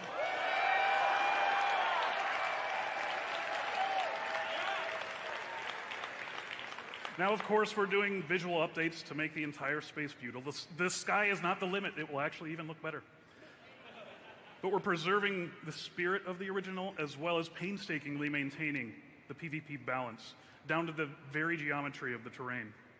And what will they look like? Well, I'll explain to you over the next 20 to 30 minutes exactly what they look like. Or we could watch a video. Now, I will qualify this. These are works in progress, and they will look better by the time you get your hands on them. Let's take a look.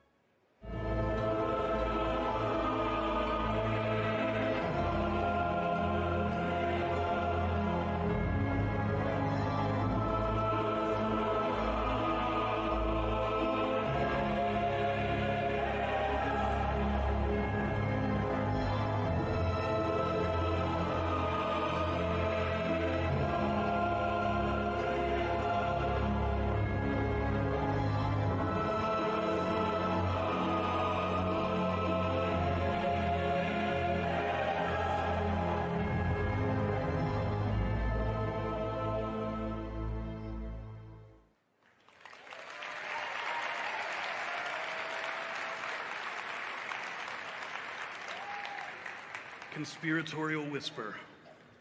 This next video I want to show you, they said not to show it to you because it's hideous. It's in the old Arathi Basin. Who could go back to that after seeing this? I'm going to show it to you anyway.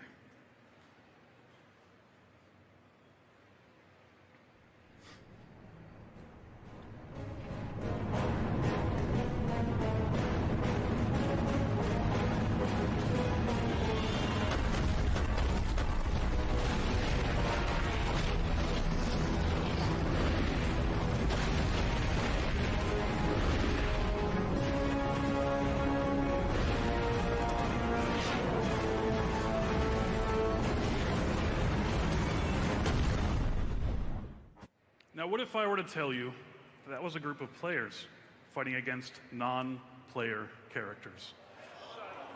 Thanks to AI advancements brought on by the Islands feature, you'll be able to play against AI bots in the new Arathi Comp Stomp Brawl.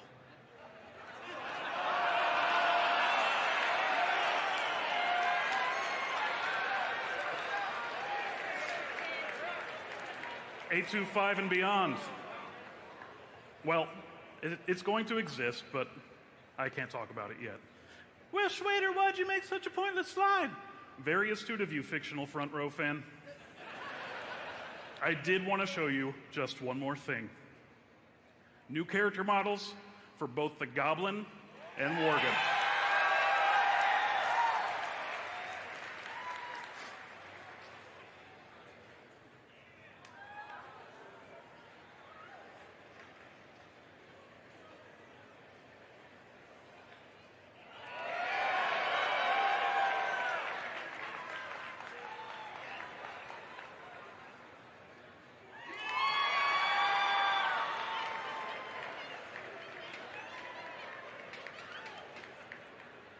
All right, thank you guys very much.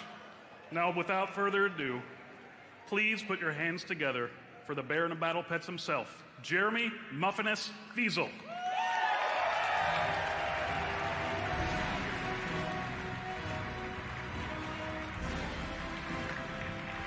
Thank you, Mr. Schwader. Man, it is always great to be up in front of you guys for another Blizzcon. This gives me the energy for another year of making World of Warcraft.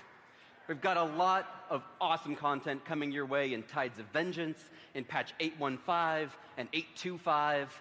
But if you can believe it, there is something that occurs between 815 and 825. We've got another big story to tell in the tale that is Battle for Azeroth. So let me set the stage for you really quickly.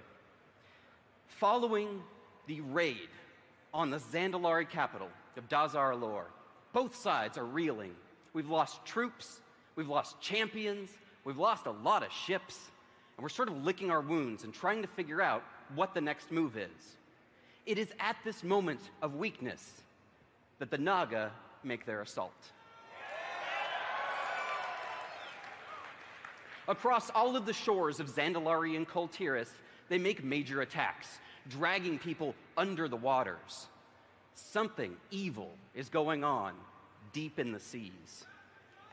And taking a few of their remaining ships and their heroes and champions, both the Alliance and Horde set sail for the great blue beyond. Now, what we find there is not what we expected. We find a crack in the ocean, a chasm, where surrounded by waterfalls, we find a new land. That is, in fact, a very, very old land.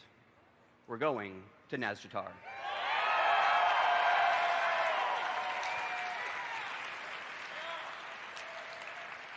Our trip to Nazjatar is the kickoff piece of our next major content update, entitled Rise of Ashara.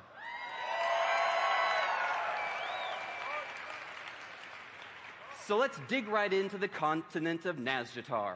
We start here at the south, in the aptly named ship graveyard. Things don't go so great for our ships.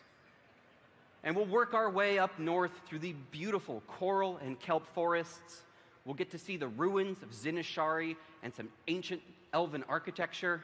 and ultimately make our way to the Naga city that surrounds Azshara's eternal palace. This is the home base of the Naga. This is the seat of power of Queen Azshara, and we will finally face her in combat.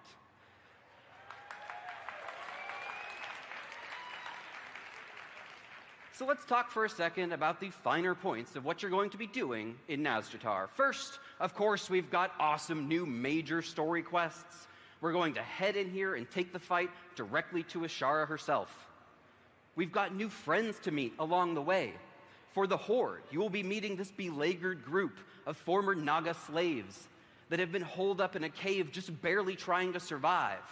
You will make new friends with a group of Gilblin, Makura, and Sea Giants who will be on our side and help us fight against the Naga.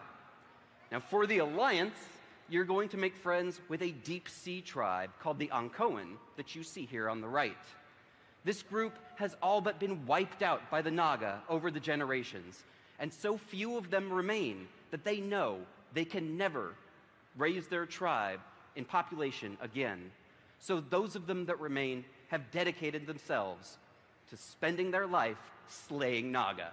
We're going to help them get revenge. And last but not least, we want to focus heavily in this particular content update on replayable outdoor content.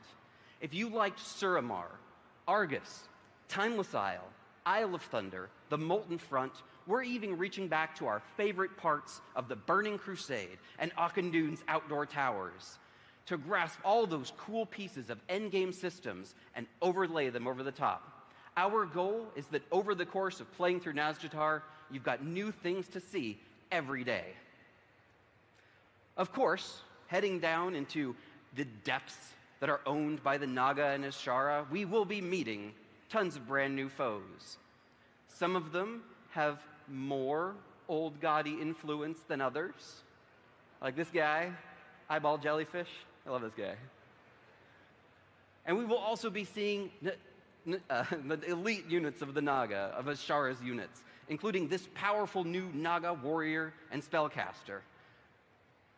Along the same lines, we'll be getting brand new rewards, these awesome Naga-themed weapons and armor sets, and of course, new mounts.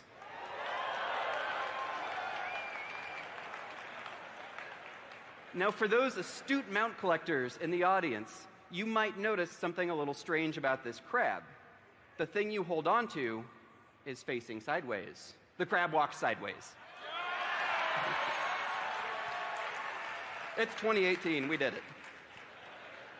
And of course, we can't be going to a new zone without some new battle pets. Yes, he is wielding a tiny fork.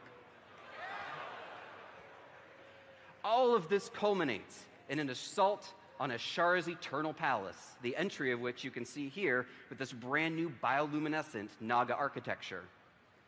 Azshara's palace, our headlining raid of this patch, will include 8 bosses. We will be investigating a Naga hatchery. For all of those of you that have been interested in seeing how Naga reproduce, now is the time. There may even be an underwater boss.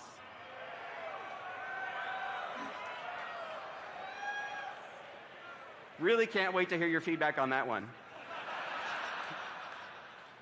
And of course, culminating with Queen Azshara herself.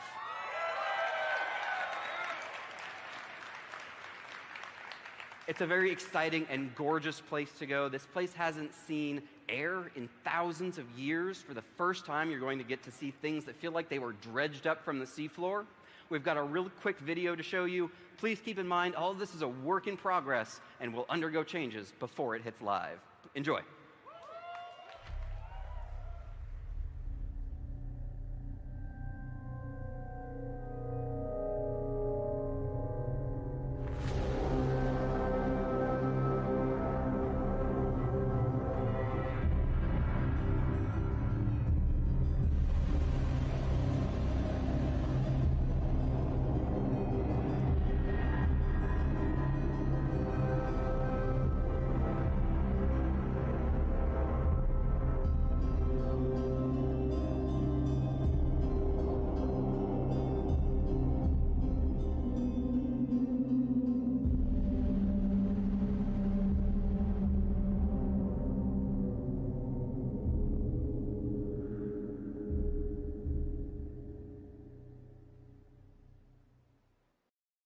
And that's Nazjatar.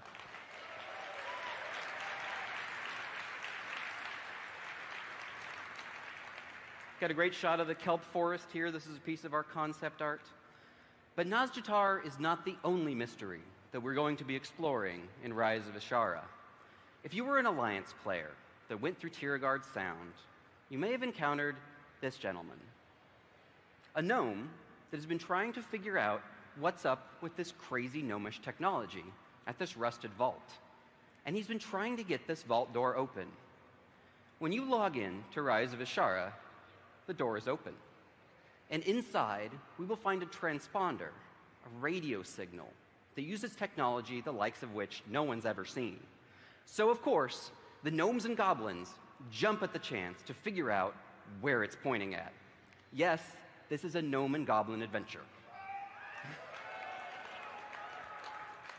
And what they find is a second new landmass for us to explore. We're going to Mechagon.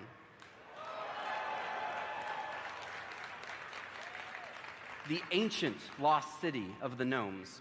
We will begin our adventure out here on the Junker Wastes, where, beset by death robots, we will find that this is not a happy place. But we're going to meet some allies here as well. Both the Alliance and the Horde are going to be friends with a group that is being hunted by these robots and learn a lot of new things about them. Please welcome the Junker Gnomes. Now, the Mecha Gnomes span a variety of different types, and we're going to learn a lot about their culture. The group that we meet out in the Junker Wastes are those that you see here on the right-hand side. They're less mechanical. They're breaking down even a little bit. And what we learn from them is that there is a gorgeous society inside of yet another vault that we'll have to break our way into. And inside there, the higher caste gnomes live. Those that have given themselves over to their king, King Mechagon, and his vision to turn everybody into robotic components. In this society, the more robot parts you have, the higher up you go in society. And our group of Junker Gnome friends have decided that just wasn't for them. So we're gonna help them break back into their city. Here's a shot of the city right here, and King Mechagon's lightning-enshrouded palace up there in the background. We're gonna be meeting a bunch of new robot enemies that are on the side of King Mechagon, and ultimately taking the fight to Mechagon himself. Now, what all of this outdoor questing experience ultimately culminates in is a brand new dungeon, or should I say, a mega dungeon. What's a mega dungeon? Well, if you remember back when we did Karazhan, we did a dungeon that was twice as long with 8 bosses that featured King Mechagon himself as the end boss. And it's mythic only for now, along with higher item level rewards and brand new and unique pets and mounts and items to collect. This is going to be an awesome double-length dungeon. We think you're going to love it. You're going to fight your way all the way out from the Junker Wastes, kill the killer death robots, bust your way inside, make your way down through the trash compactor, because of course that's how you bust your way into any great well-armored facility, and take the fight up to King Mechagon inside his lightning-shrouded palace shown here, where he, of course, is piloting a giant death robot. Let's take a quick look at a video showing us an early shot of Mechagon.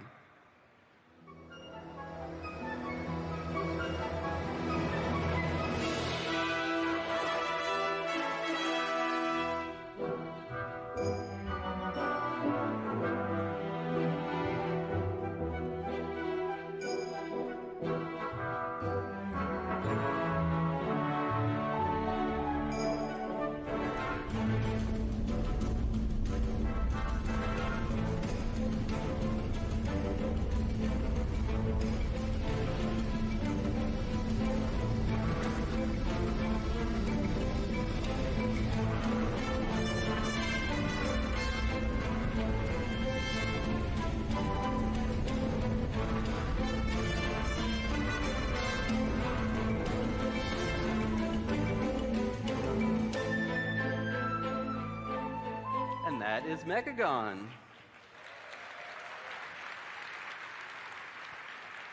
It's a really fun space. Anytime we do a goblin and gnome adventure, of course, there's going to be wacky hijinks. Okay, but what else have we got coming for you in Rise of Ashara? Well, we will be continuing to tell the major stories of some of our top-tier characters. We're going to be seeing what's next for Sylvanas. What are her plans?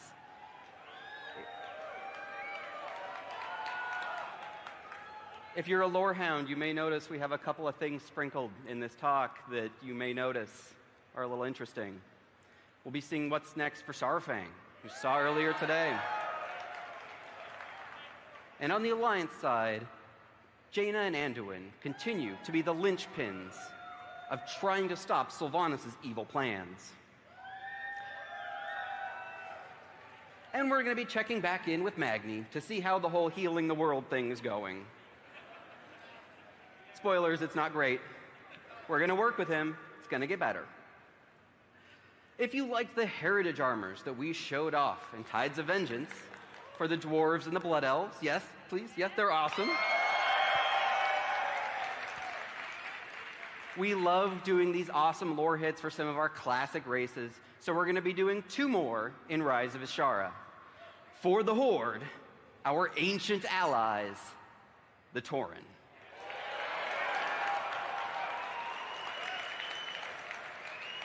You will be going on a spiritual journey with the Spirit Walkers to find out why things are restless in Thunder Bluff.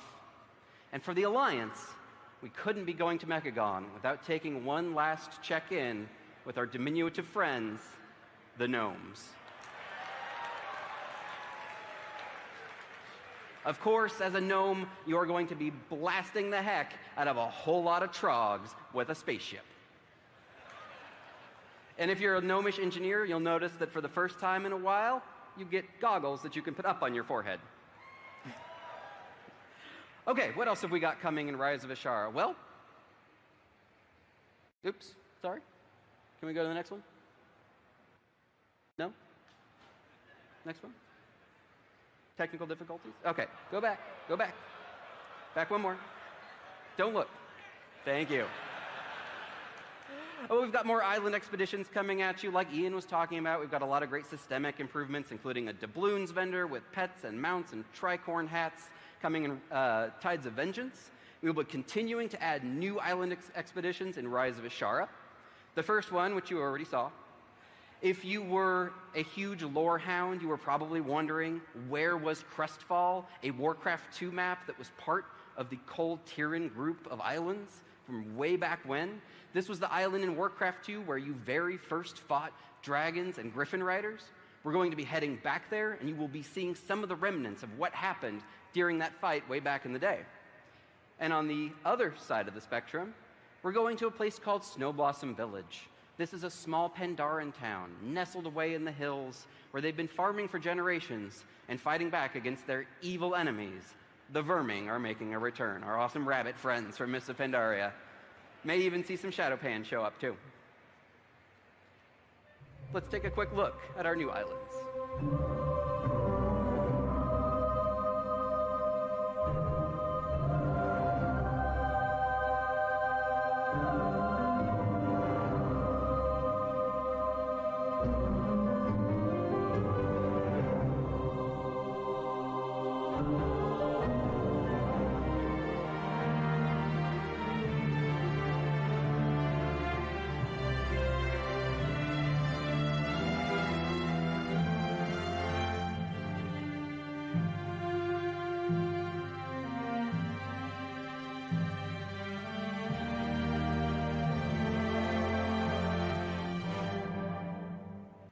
Awesome.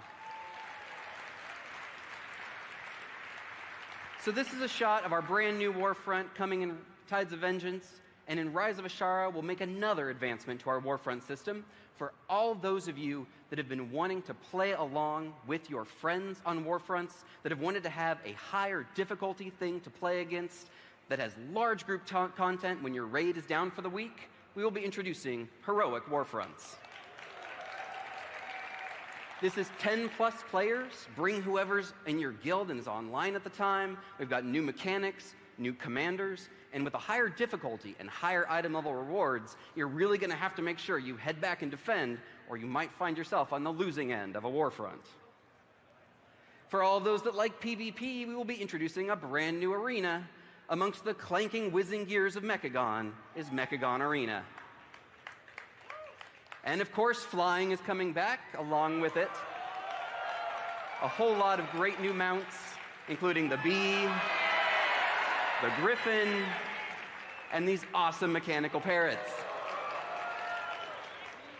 Battle for Azeroth Season 3 will be beginning with a Nazjatar-themed affix, item level increase across the board, and a new PvP season along the same side. These are the new mounts for the PvP season, these vicious basilisks. And we've got this purple Gladiator's Proto-Drake. So running out of time, let's just do a quick recap of everything coming your way in Rise of Ashara. We've got Nazjatar, the Zone, Mechagon, the Zone, Azshar's Eternal Palace, Mechagon Mega Dungeon, the Gnome and Torrid Heritage Armor sets, brand new islands, heroic warfronts, the Junker Gnome Arena, flying, and BFA Season 3. When is all this coming your way? Well, after 8.15. But suffice it to say, we're happy with the cadence of content that's coming out, and you'll see the PTR come up soon after 8.15 launches. Thank you all for coming out to watch our WoW What's Next panel. But that isn't the end of the story of Battle for Azeroth. In fact, we have other things coming your way as well in the future. But that's a story for another time. We really appreciate you coming out to watch our panel today. We hope you enjoy playing this content as much as we enjoyed making it. Please come out to our WoW Q&A panel tomorrow at the same time on this stage and ask all your questions. On behalf of everybody on the World of Warcraft team, thank you so much, and we'll see you in Azeroth.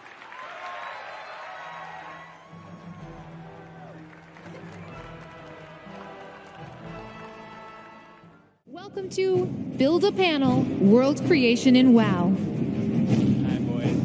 What? Time.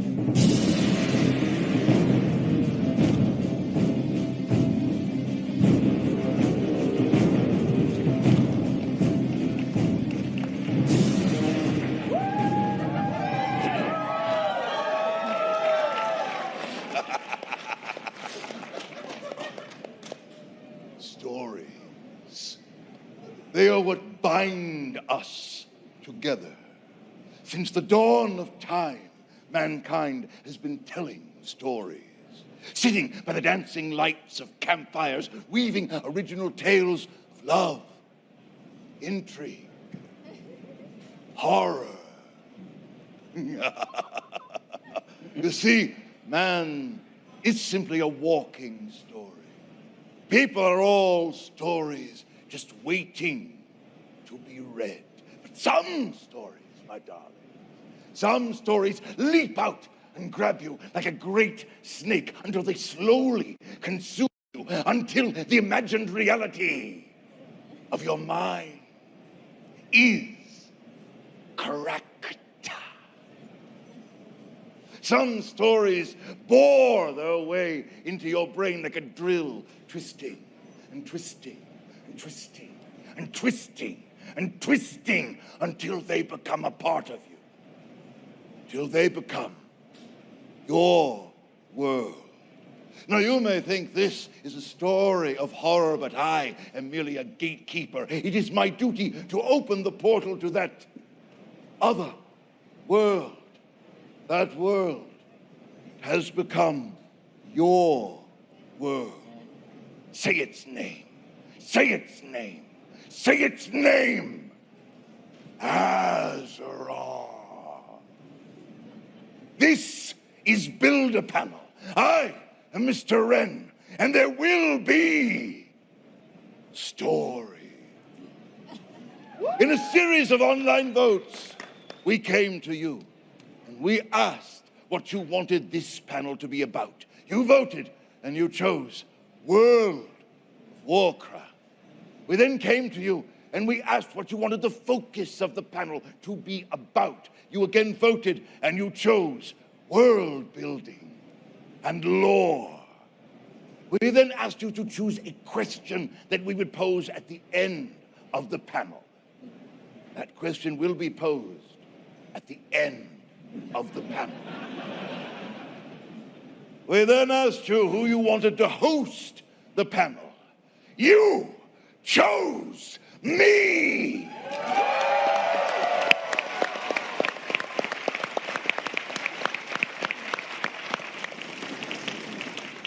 Yet you gave me the most inelegant nickname. Scarin' DePaul. You will learn, my friends. Names have power.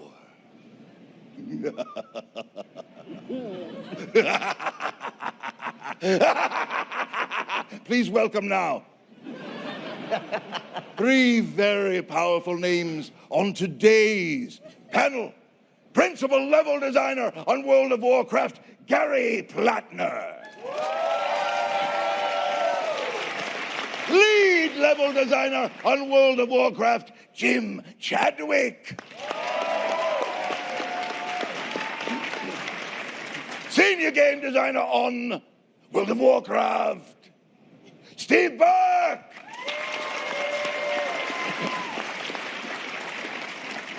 And now, let's build a panel. Begin! Gentlemen, would you please introduce yourselves and these lovely artists? Absolutely. I'm Steve Burke. I'm a designer on World of Warcraft, where I get to help lead our amazing team of quest designers. And our quest designers are practically joined at the hip with these guys, our level design team. I love things that are joined at the hip. For Battle for Azeroth, I had the privilege of overseeing Kultiris from beginning to end. So if you liked Kultiris, thank you. We're going to be sitting right over here after the panel. Please come by and say hi to us. If you didn't like Kultiris, I brought my friend Gary Plattner here. He'd love to hear all about it.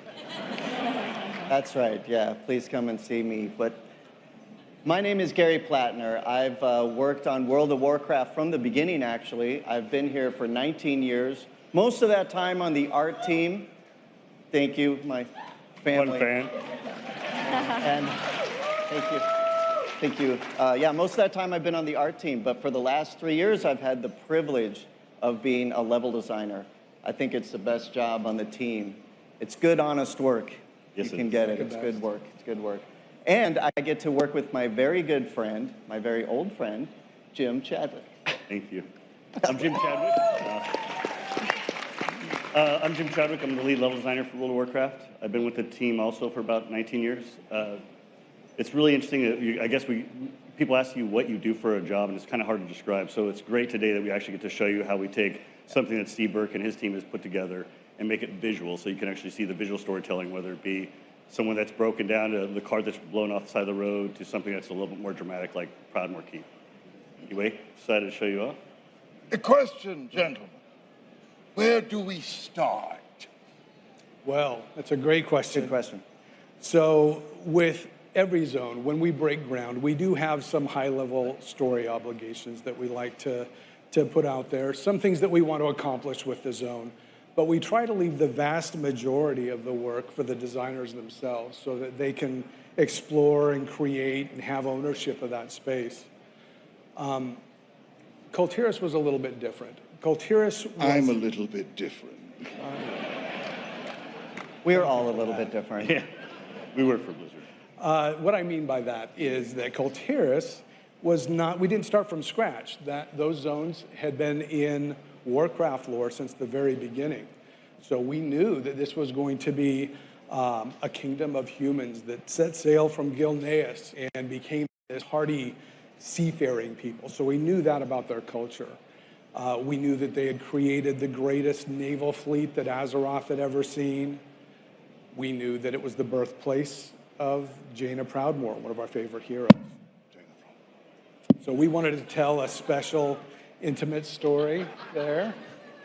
My hand does that sometimes. It's like a murloc. I love you. Tell us more. Can we trade places? No. So also we knew Are we just changing this whole thing? Yes. It's live, dear boy. All right. Look at all the confused faces. So we also knew that we needed to create the capital city of Borealis, right? And creating cities in World of Warcraft, as you guys will attest to, is nothing easy. It's one of the hardest things that we do. And Jim Chadwick was responsible. I'm sorry. Colin Ballrath. Colin. I'm all confused now. I was It got me responsible. flustered. Colin was in charge of the layout of Borealis. And so, Colin, why don't you tell everybody how that went? Sure. Thanks, Steve. Jim. So, my name is Colin Volrath. I'm a level designer here on the World of Warcraft team. I've been on the team for about 5 years. During Battle for Azeroth, I got to work on the city of Borealis, like Steve was talking about. I also got to work on a number of different places all over Tiergard Sound. And today, I kind of just want to show you a little bit of our process for how we build cities in Borealis, or in World of Warcraft for that matter. So, kind of what we're looking at here. This is more of a finished version of Borealis, as everybody's kind of familiar with, who's played through Battle for Azeroth. But cities in World of Warcraft do not start like this. They start in a much more different, much raw form than what we're looking at here. So if you guys will kind of go along with me on a little journey here. And when we're talking about cities in World of Warcraft, we look at older cities like Gilneas, Shattrath, Dalaran for inspiration, more recently Suramar, and most of our cities in World of Warcraft, they actually start a lot like this. This is a very, very, very, very early version of Borealis in its first version.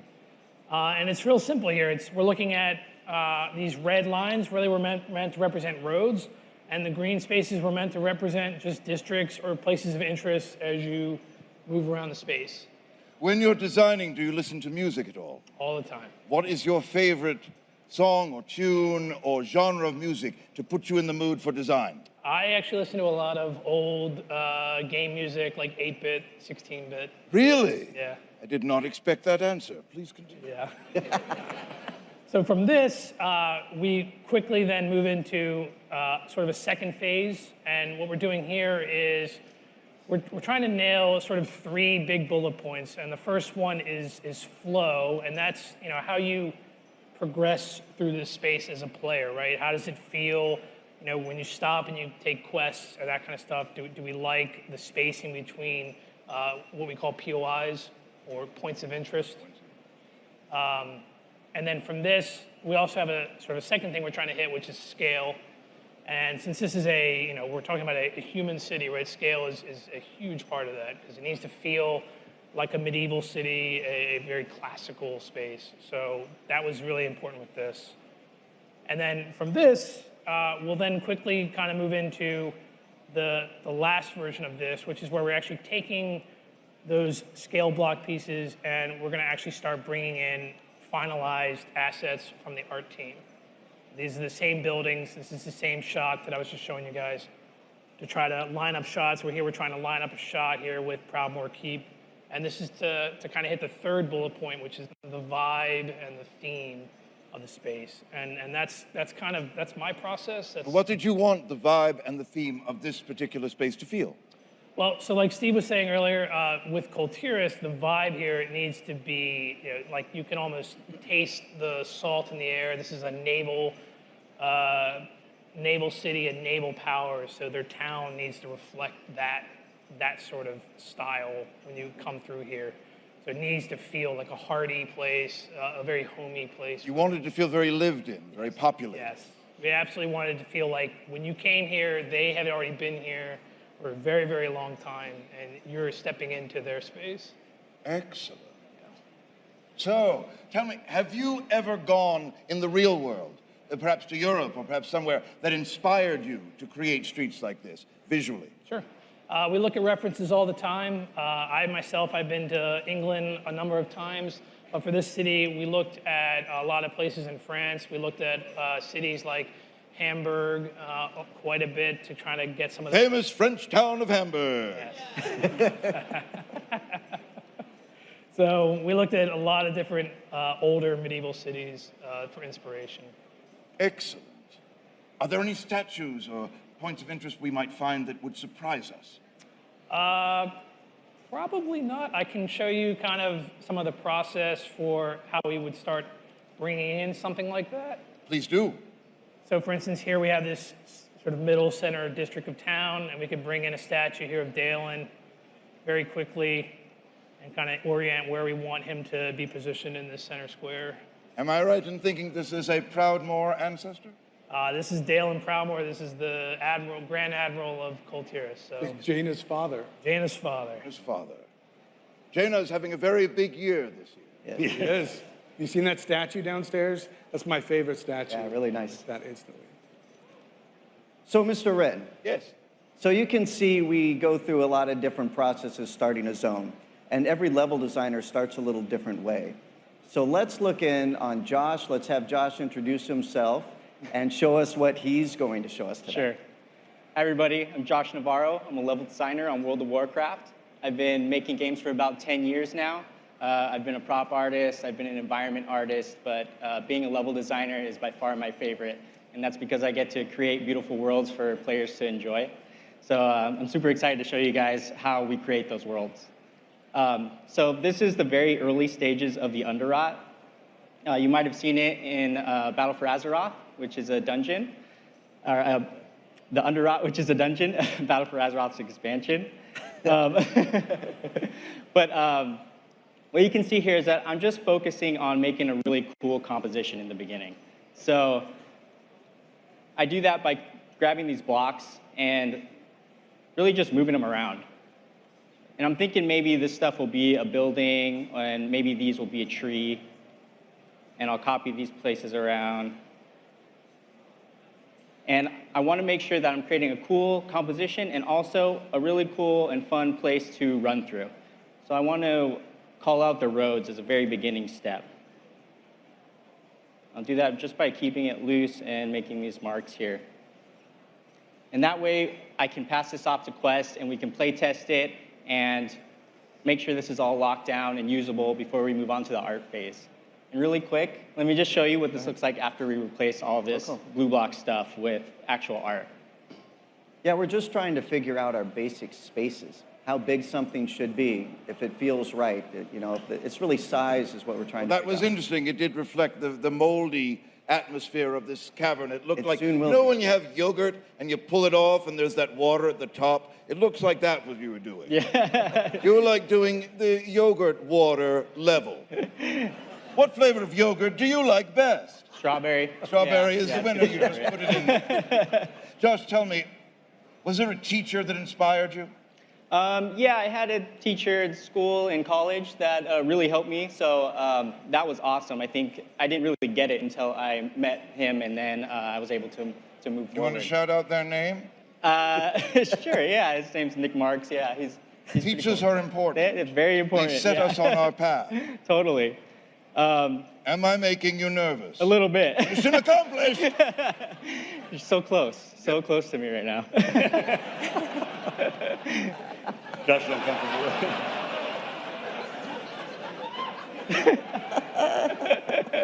They voted for this! I know. Why?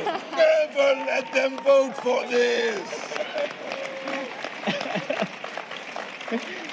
All right. Show all us right. more, Magic Man. So you can see all the temporary stuff is out and how far this comes along with just replacing those pieces, which is really cool.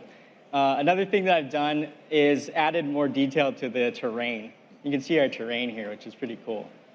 And I can sculpt this around and move it up and down. And I can also add secondary textures, which give the environment a little bit more depth when I'm starting to paint this in. Well, Josh, you're telling a story with the bone. Absolutely, yeah. So if I want you to start here and go here, I want something to be in between. So that can be anything. It could be something small like dinosaur bones. And that's also suggesting that maybe there was life down here at one point and it's been consumed by the Underrot. And also the buildings too. The buildings here show that maybe there was trolls living down here at one point, and now it's all in ruins. Do you think spare is better, or do you like to populate it with more items? I think it depends on the level. It can be challenging, especially with something with the underrot. It can become very overwhelming. There can be a lot of busyness and noise. So you have to really be conscious of not flooding it with too many assets, too many things going on, but still providing it with that chaotic look. I like chaotic looks. Absolutely. I look like a head waiter at a mausoleum. They don't have head waiters at mausoleums. Well, Mr. Wren, that's an interesting topic, actually. If we want things to feel busy, we'll put an area that's not busy near something that we want to feel thick. So we have that sort of contrast, which I think you can identify with. Indeed. Yes. I think Josh is doing too, while he's going over the space, is he's trying to make sure that spatially it feels right, there's a road flowing correctly, our areas, making sure that like the actual going to the next POI, the next spot feels right. And then from there, we just keep slowly iterating while it's unpainful. If it feels we need to move it out 30 yards or 100 feet, it's not going to be painful for him to move it before he's putting any detail in. Because it all comes back to story. Exactly. What is the story of this level? What story do you want the player to feel as they progress through? Exactly. Story dictates everything. In every iteration of this goes back and forth. Like I said, they were joined to the hip. This goes back and forth with the quest designer. Now, iteration. Would you explain what iteration is? Iteration is where we look at something and we play through everything at every step. And if we have notes that'll help steer the zone where we feel it needs to be, we'll give those notes back to these guys and they'll iterate on it. They'll make changes. But these guys work really close with the quest designers. And one of the things with what he's doing right now is that we'll play through that space, we'll run through it, and we've got a different lens that we look through. Like we need to know, how many monsters is this going to be able to hold? What can we spawn here? What's the story? Is it about the dinosaur bones? Is it about something else? How are we going to really move you through that space? And them communicating is key. It's important. Well, it's also flow. Like he's even put in dinosaur bones there. What he's trying to do is steer your eye to the left and then bring it up to the actual point you want him to go to. So you'll find little ways to kind of tell that story, like tell little things that are happening on the zone, but really trying to lead the eye of the player and the player himself to a point that you're trying to get him to. Right. Talking about iteration, too, is something we constantly do. Sarah's working on an area right now, Narathi, which is something I started first with my first PvP zone. I Good morning. am. Please introduce yourself to our lovely crowd. So hi everyone, my name is Sarah Wands. I am a level designer on the World of Warcraft team, and I've been on the team for almost 3 years now, where I had the privilege of working on Drustvar, if we have any Drustvar fans in the house. Yeah. My background is actually in graphic design, but believe it or not, there are a lot of really similar themes that run through both professions, so I ended up transitioning my way into level design, and it's my dream job, and Blizzard is my dream company. So today, I'm going to show you guys a little bit of behind the scenes on the Arathi base in Upres, which we just announced yesterday. So as Jim mentioned, he worked on it, and Jim is my boss. So imagine your boss coming to you and saying, hey, redo this thing I did, but make it better. Perfect better. Yeah. Of course, it was perfect before. But, you know, technology has advanced in the 15 years since. Oh, gotta throw age out there. Just to put it in perspective, we are still using the same engine that vanilla was built on, believe it or not, but we have really talented engineers and programmers who have helped raise the visual bar to what you see today. And actually, in 2004, when vanilla launched, the pinnacle of cell phone technology was the Razr flip phone, if any of you remember that. So it's been a while. So in redoing Arathi, I really wanted to concentrate on highlighting all of those technological advances, such as view distances. We can give you really long, expansive view distances without melting your graphics card, which is great.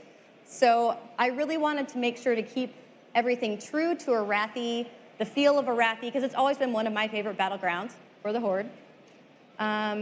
So, yeah, don't be shy, Hordes. Come on. So yeah, that was really my main motivation, was keeping the feel of Arathi that everyone knows and loves, but giving it the facelift that it deserves. What surprises will we find that you might drop in? Oh, surprises. So this is something that we all probably shouldn't do, but enjoy doing when no one's looking. So we like to hide little Easter eggs here and there. Can you speak to a favorite of yours? I suppose I can. It's not in Arathi, but Well, then save that story if you'd like to tell it later. I can tell it now. And you tell it now. Okay. Your boss is over there. He is. Sorry, Jim. Good work So there was one day that I was kind of loopy. I'd had too much caffeine or something, and I noticed in our asset library we had this baby. And I was like, that's kind of funny. Why do we have a baby? And so I put it in a tree, in a bird's nest, thinking no one would see it. For sure, no one's going to see this. It's in Drustvar, you know, and we don't have flying yet, so I thought there's no way anyone's going to find it.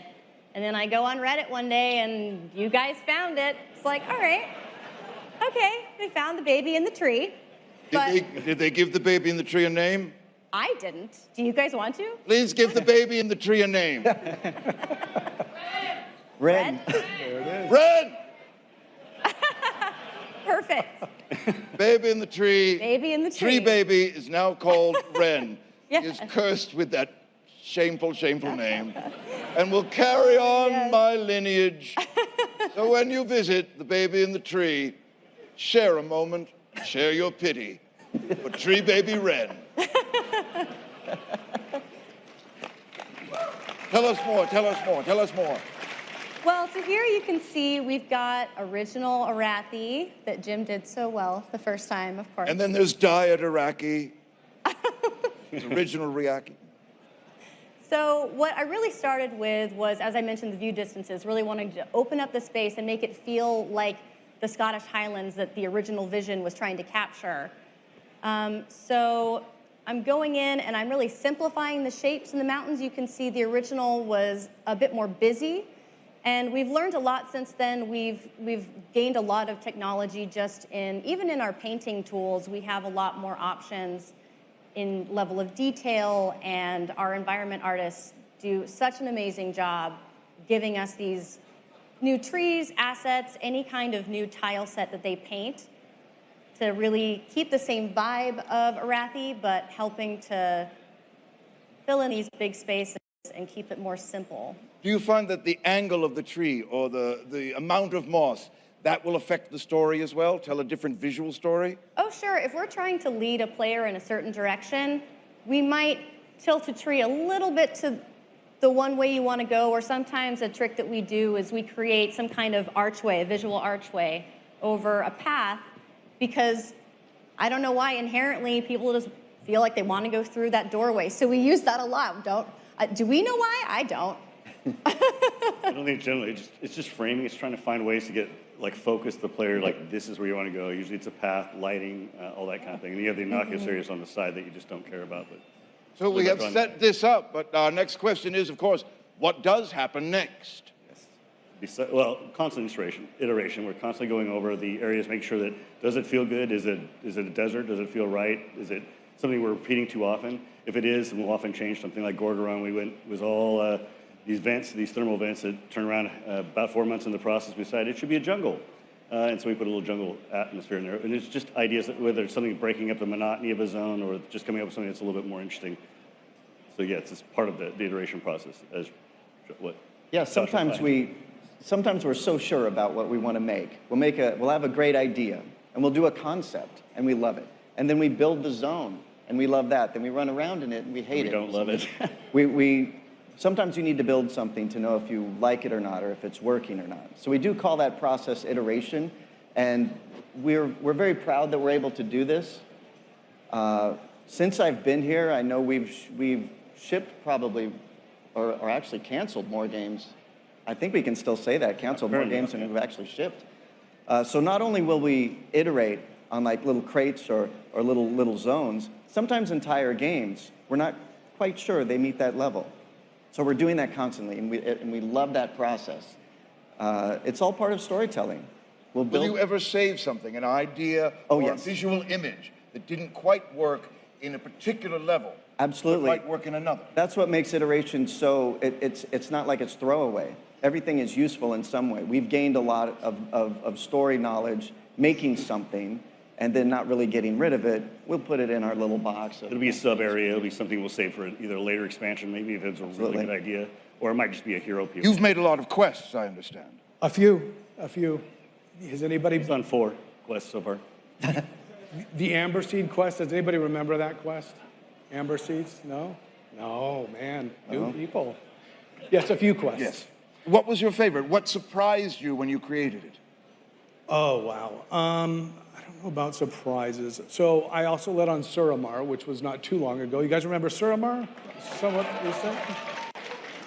And there we took some risks, just game mechanic-wise, the disguise mechanic, and just kind of built on that. It was a little bit iffy when I first pitched it. We weren't sure it was going to work, and this was part of that process of going in and trying. And people actually, it got some traction, and it worked out really well. Probably our poster child, I think, recently at least for iteration, would be Drustvar. And Sarah can probably talk about that a little bit. Yeah. Yeah, so Drustvar actually started out as a frozen wasteland. We're all big Game of Thrones fans here, so I think we were all very inspired by Beyond the Wall. And that's really how Drustvar started, and we just realized that it wasn't hitting the marks that we wanted to. It just wasn't feeling right. So we decided, we've been working on it for, I don't know, probably a month or so? Several weeks. Several months, yeah. And we got the call that it was not working, so we started over, and now we have the awesome creepy forest that you see today, which is great. And I think that's one of the things that really makes the Blizzard quality bar what it is that we're not afraid to start over if we have to get it right, because we want to make sure that it's the best experience and the best environment and story for everyone. If you ever visit the campus at Blizzard, we've got our core values that are engraved in front of the campus, and one of them is commitment to quality, and that's exactly what that means, is that we'll look at it, and if it's not feeling right to us, we'll back up and we'll reimagine it. And Drustvar in particular, very different environment, it was a different story. There were a couple of camps of witches out on the periphery just for kind of a flavor hit. And those actually did resonate. So when we backed up, we reimagined the zone, and as you can see, we kind of leaned into that theme a little bit more, and it worked out for us. It's a fun process. Why don't we go to Colin real quick, and if he can talk about all of the changes that happened in the Kaltiran continent and the... No, that was the one zone. That was perfect right out of the gate. Yeah. Right? No, yeah, it was, right. One shot, and then we changed it. It's perfect every time. And then we get rid of it. Yeah, it was a home run. Home run. They're all home runs, man. No, so Borealis, talking about iteration, Borealis went through a lot of changes over time, and cities in particular, when it comes to World of Warcraft, are built on a lot of blood, sweat, and tears along the way. A lot of eyes are on those all through from the beginning all the way until the end. And this example here, even this version of Borealis that I actually brought here today, this isn't even the final version of Borealis that's in the game. This is actually one of the first layouts that we did. So this doesn't even actually exist in the game. And it's just because of the feedback and the iteration that we got as we were building the space. Now, this is an Alliance city. Correct. Are you drawn more to Alliance or to Horde? So I'm actually a Horde player.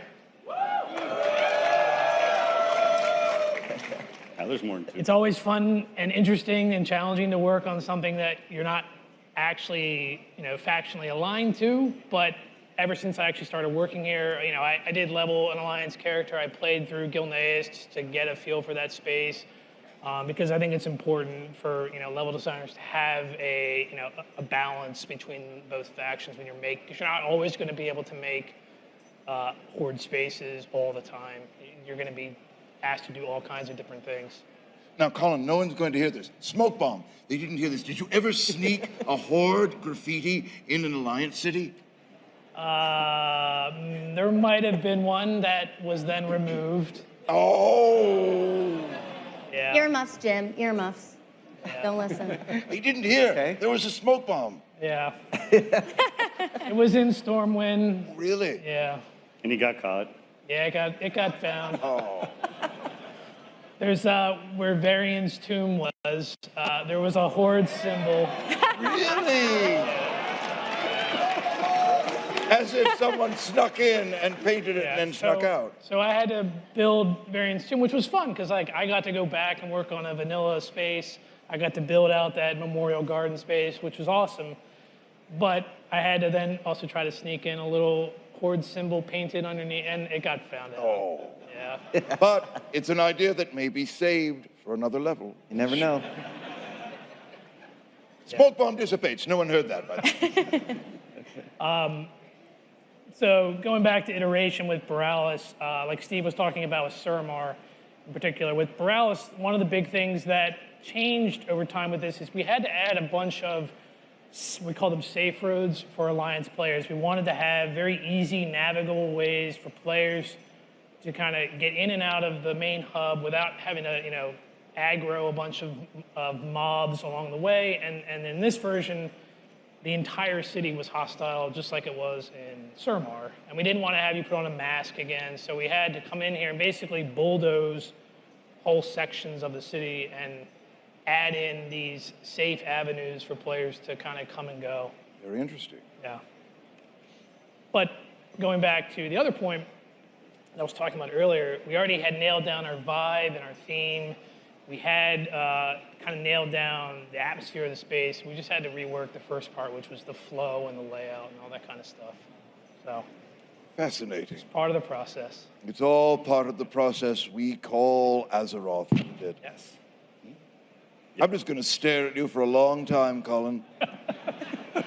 Everybody does. I'm still doing it, Colin. Mr. Wren, maybe Hello. I can help. Oh, sorry. Okay, I was enjoying the aura of artistry wafting from Colin. I was too, and yeah, very good, very good. Let's look. enjoy Josh's. Let's.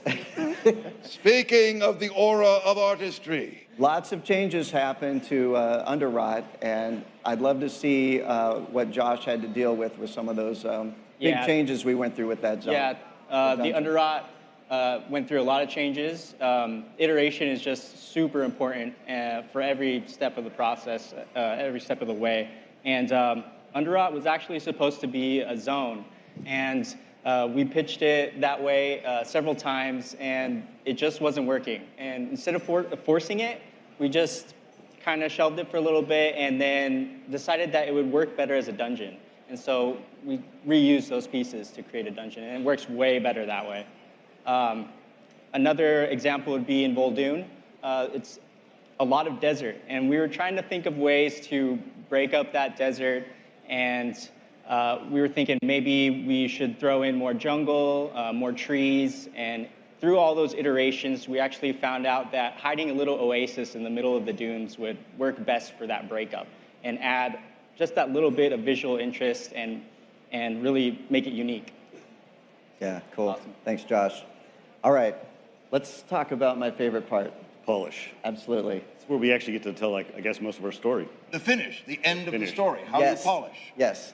My very favorite part of the process, because now we know the size of the zone, which is very important, so we can play within those spaces. And we know the storylines, mostly, of what they're going to be. We know what quests are going to happen. We know the scale.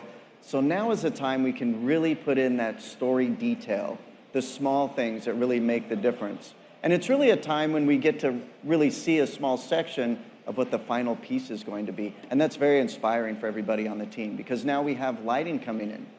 We also have music, sound effects.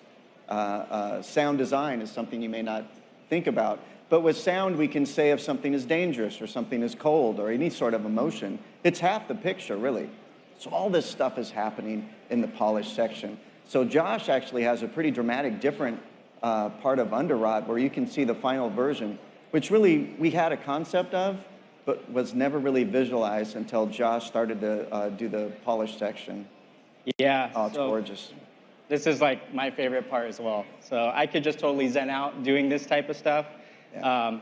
You really get to go in and add in the small details. I know I talked about the dinosaur bones here, but it's cool to go in and add some props around it and really tell the story of how it died and why. So I'm thinking like maybe this dinosaur was down here and it got infested by this fungus and it consumed its body and that's what happened to it and it's dead and now it's become part of the underrot. So you can do that through all these little props and you can see this is really time consuming, but it makes a huge, huge difference. Another thing, like we were mentioning, was adding lighting to the zone. You can see when I turn this off, that it can really help to call out certain areas that you may want to lead the player to.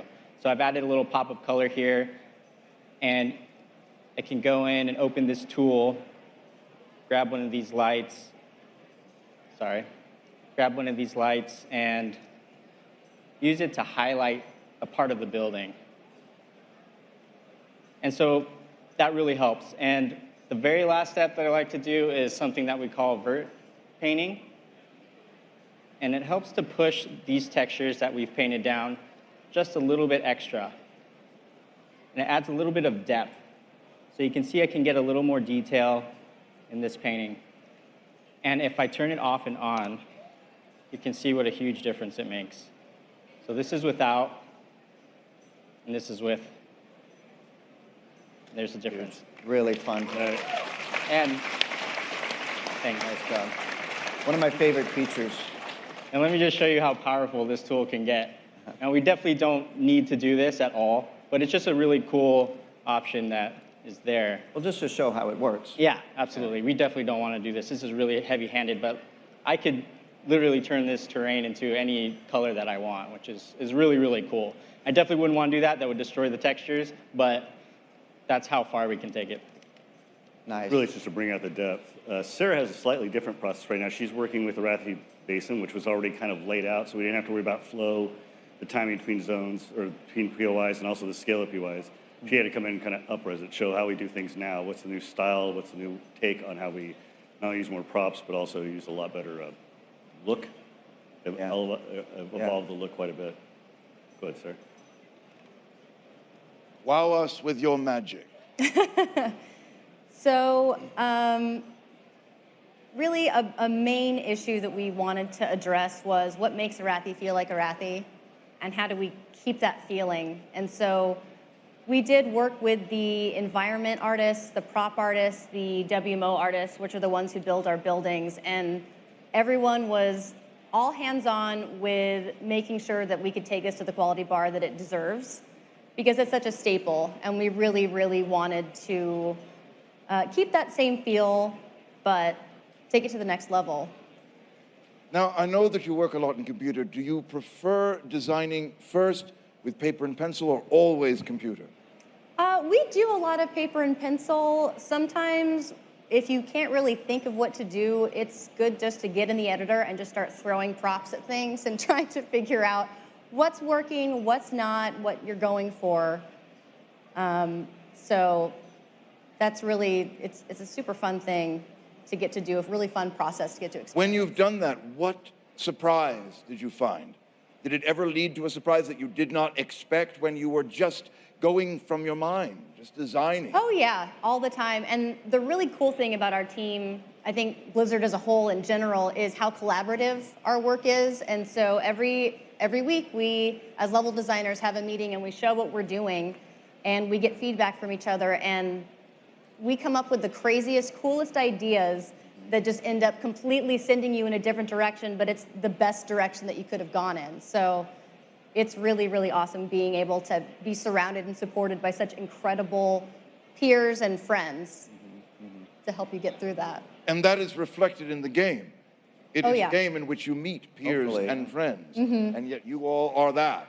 Right. So it goes through the computer into the gamer. Absolutely. It connects all of us.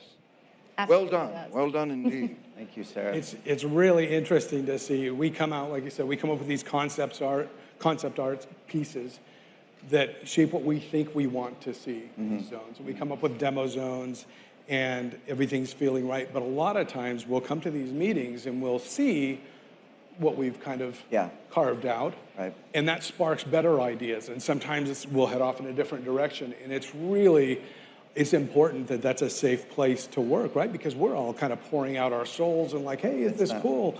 Sometimes it's unexpected, though. Like, we'll be in a meeting with Alex, and he'll be like, wow, I really like that. What if we do this? And it's over here, and we're like, man, we got to throw away some work. Start over. But it's a really good idea. Exactly. And we're Sometimes like, it's a ton of work, but it's a better idea, and the best idea always wins. And that's the magic. That's when it feels so great.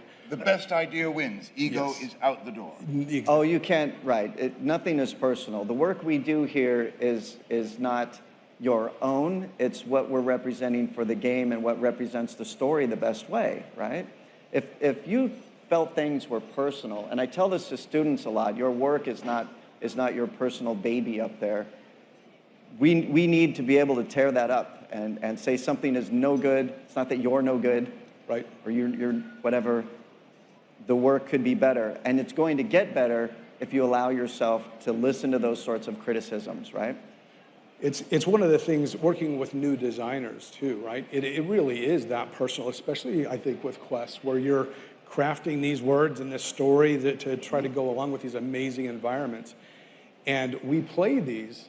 It's important to know we talked about creation of zones and all these iterations. And as leadership, we look at the zones and we play through the content at every stage. And we will give notes. And those notes sometimes, again, Absolutely. it's not that you did a bad job. It's just, hey, maybe it's a great story, but it's not being told in a wow way. Right, it could be improved. Plus, we're hoping other designers are going through and looking through our zones and being inspired for little points of interest, small little stories that get little microscopic things. We want everyone to be inspired by every little corner. It's also important to know, because we get a lot of people that are just fantastic storytellers or really good writers, for example, right? But being a quest designer on World of Warcraft isn't just that. Another one of our core values is gameplay first. And our quest designers are the guys that actually go in, they place the monsters and the quest givers, and all those interactions that you see are handcrafted by these guys. And that's a good point. Sorry, I wanted to, everything we do, nothing is procedural. You see how they work? This is how they build the game. Everything is placed by hand. Everything is done by hand, and I think it's important. Sorry, another thing I want to mention before we run out of time, We do have a storytelling. question to pose at the end. I understand.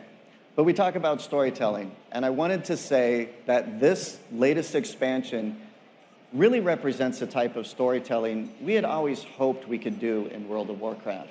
When you think about it, we have these pre-rendered cinematics, which are fantastic. These in-game cinematics by Taryn Gregory's team.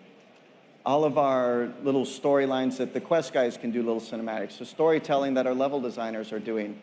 Everything is related. If you remember our old cinematics from the beginning, they didn't really have a whole lot to do with our story. They were really pretty, but they didn't move along our storytelling the way it is now, which is incredible. And only really this expansion have we got all these other teams to work together and do it. I can see the emotion. It's subtle. We've all matured in our storytelling ability. Right, we've all been here for a while now. A little bit. It's such an honor to be able to, it's something so special, we know it's special, to be able to work on this game for that long and to learn so much. We watch you guys play, and improve we play it. And then learning how, we have these creative meetings at the beginning of zones or at the beginning of an expansion, and we come out with these ideas and we beat up these stories and some really cool ideas that we get goosebumps, right? Yes. And then it goes through us, it goes through our designers, it goes through our level designers' hands, and then it goes to you guys. And in previous expansions, back 3 or 4 expansions ago, something sometimes got lost along the way. It was still great, but now when we watch you guys play, or streamers, and they're basically saying the same things we were saying in those first meetings. I love watching. It's like, okay, we're just hitting our stride now, and I got to tell you. I feel like it now. I never thought I'd be working on this game this long, but it honestly doesn't feel like one game.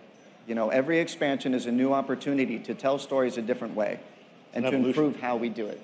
Same way we're telling it, even graphically, like watching something with the same editor, same resolution on the terrain, and yet each time I'm blown away by how far. That's a great point. We could not build Borealis just a few years ago.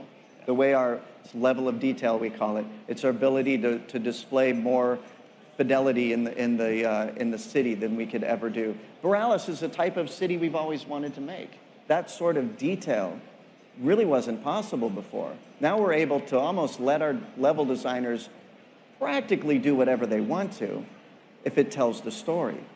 And you are telling that story. These artists here are the true heroes of design. And yet, the question that you chose to pose to our panel was, what Blizzard hero or villain would you choose to represent you, to be your champion, to fight for you in a duel? I went with Medivh. I love the guy. Medivh, the magician. Medivh. Well, the Keeper of Secrets, I like the fact that he kind of, for me, he started it all. He opened up the gate and really kind of started the Horde and Alliance conflict. But it's definitely Medivh. You have notes. What did you? I probably took this question more seriously than it was meant to be. You did research. I went and I researched, and my champion, since Battle for Azeroth, stands a little higher than all the rest. Because as of a week ago, and the winner we're is standing on 16,836,000 of your corpses. It's Vectus from Oldir. It's a good champion. Well chosen, Mr. Plattner. I did no research. I just chose Perry Gattner. He's my alter ego in Shathrath. He's a comedian, so he dies on stage or he kills. Either way. That's well put. Josh? Yes, I chose Navarog because he has the best name in all of World of Warcraft, so I'm just going to go with that. Excellent, excellent. Now, when you play, are you drawn to Horde or Alliance? Definitely drawn to Horde, yeah. Colin? Yes, sir. Your champion. Choose them. Say them now. Who would be your champion to fight for you in a duel? So, tell us their name. We can't wait any longer. Please, Colin. Please, I'm begging you on bended knee. Tell us now, I shall speak no more. Except to say this. Tell us. So for my champion, I'll be choosing my boy, Bwansambi. Oh! he be trolling everybody. Well chosen. Sarah, finish this and tell us your hero, your champion. I would have to choose Sylvanas because some women just want to watch the world burn. Sorry about your tree. Any final thoughts? Anyone? I would just say we were just talking about how we just hit our stride. Yes. We're talking about things that are coming up. We've got some amazing things coming. Yes, so. absolutely. And thank you guys for coming. Thank you. Thank you very much for coming. There is magic coming. This has been Build-A-Panel. Please applaud for our wonderful panelists.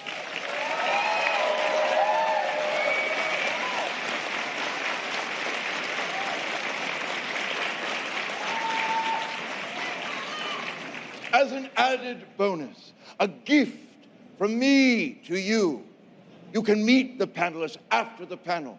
Ask them your questions, your burning questions. Share your stories.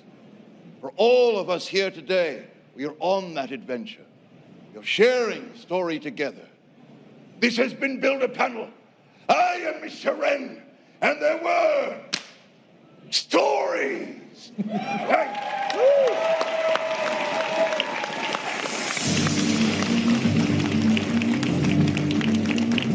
Thank you for attending Build-A-Panel, World Creation in WoW.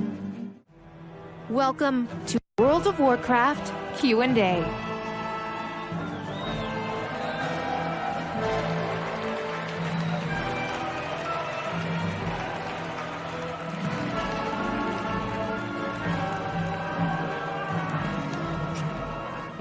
Hello, everybody, and welcome to the World of Warcraft Q&A for BlizzCon 2018. Thank you for being here. Very excited.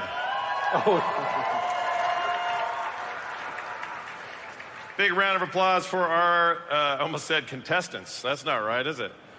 For our panelists, we have Alex on the far end, Ian, John, and Chris. Big hand for them.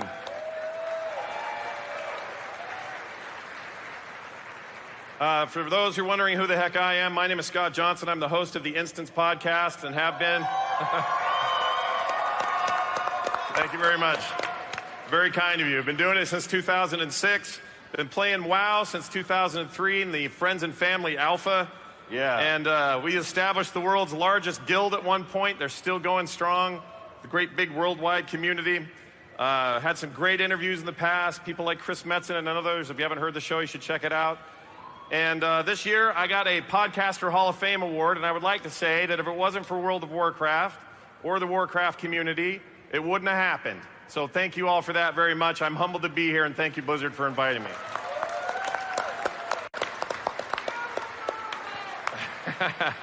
All right, let's get right to it. We are going to jump into our first question and not waste any time. And we're going to start with audience questions. It's over here, right? There we go. Hello, once again. My name is Ro. And I have a question that's somewhat related to both lore and the Warfront system. Or, I'm sorry, not the Warfront system. I was thinking of something else. Anyhow, we've seen more choices and more player agency in this expansion, particularly in the beginning when you had the option to wear masks and spread the blight. And for some people that are in the know, for upcoming content, there is a quest line involving Saurfang that also gives a moment of agency for Horde players. I'm not going to go further than that. That being said, how important is it to the team that these moments of player agency happen throughout the course of the expansion for both factions, and how important is it for these moments to have repercussions for the future? It's a great question.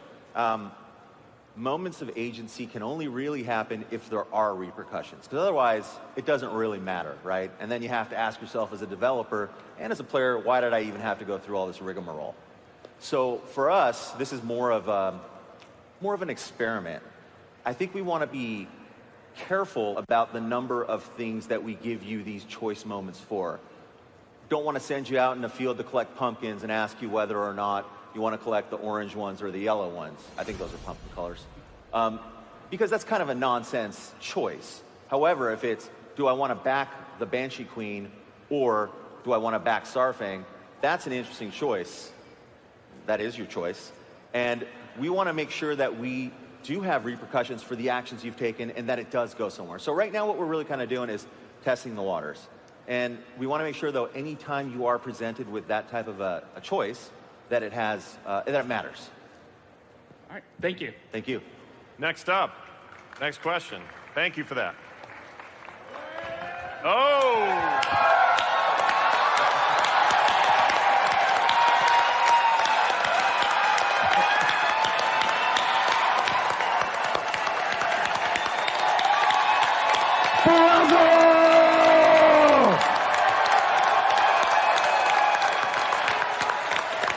All right, so Mr. Johnson, I have two questions. Alliance, I don't want to offend you.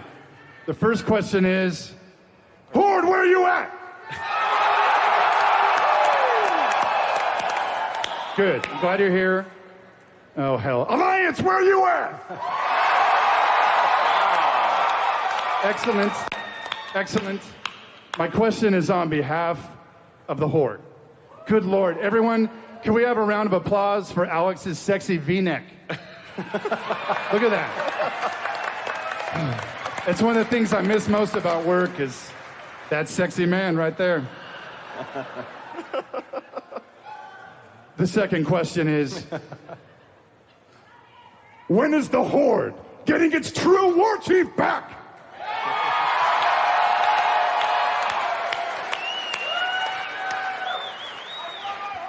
That was it.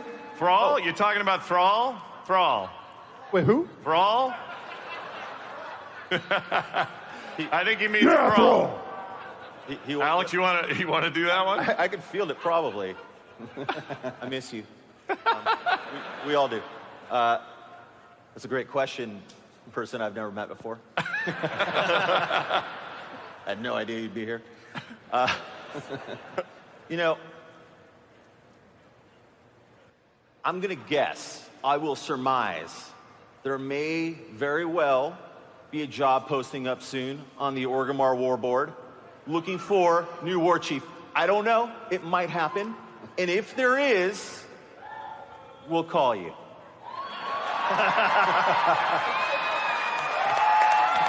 Hey, love you guys. I miss you. Ladies and gentlemen, Chris Metzen. Voice of Thrall confirmed. All right, next question, please. How are you going to follow that one? I apologize to whoever has to follow that. I'm sorry. Good luck. Hi. My name's Reckles. I run the YouTube channel Want to Buy Gold. I'm a gold maker. I'm here on behalf of all of them, and my question is that the 20% auction house fee has hurt a lot of casual players. Did you have any other ideas when you were implementing it, and when will it be removed, if so?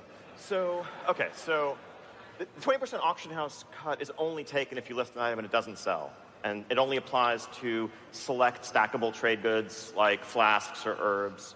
And this was part of trying to nudge players a little bit to not make so many single stack listings, because you pay the same cost if you're listing a stack of 20 or 100 as you do if you're listing a single one. That said, it's a Band-Aid. There is actually a pretty fundamental rewrite of our auction house architecture that's required. And yeah, it's pretty long in the tooth.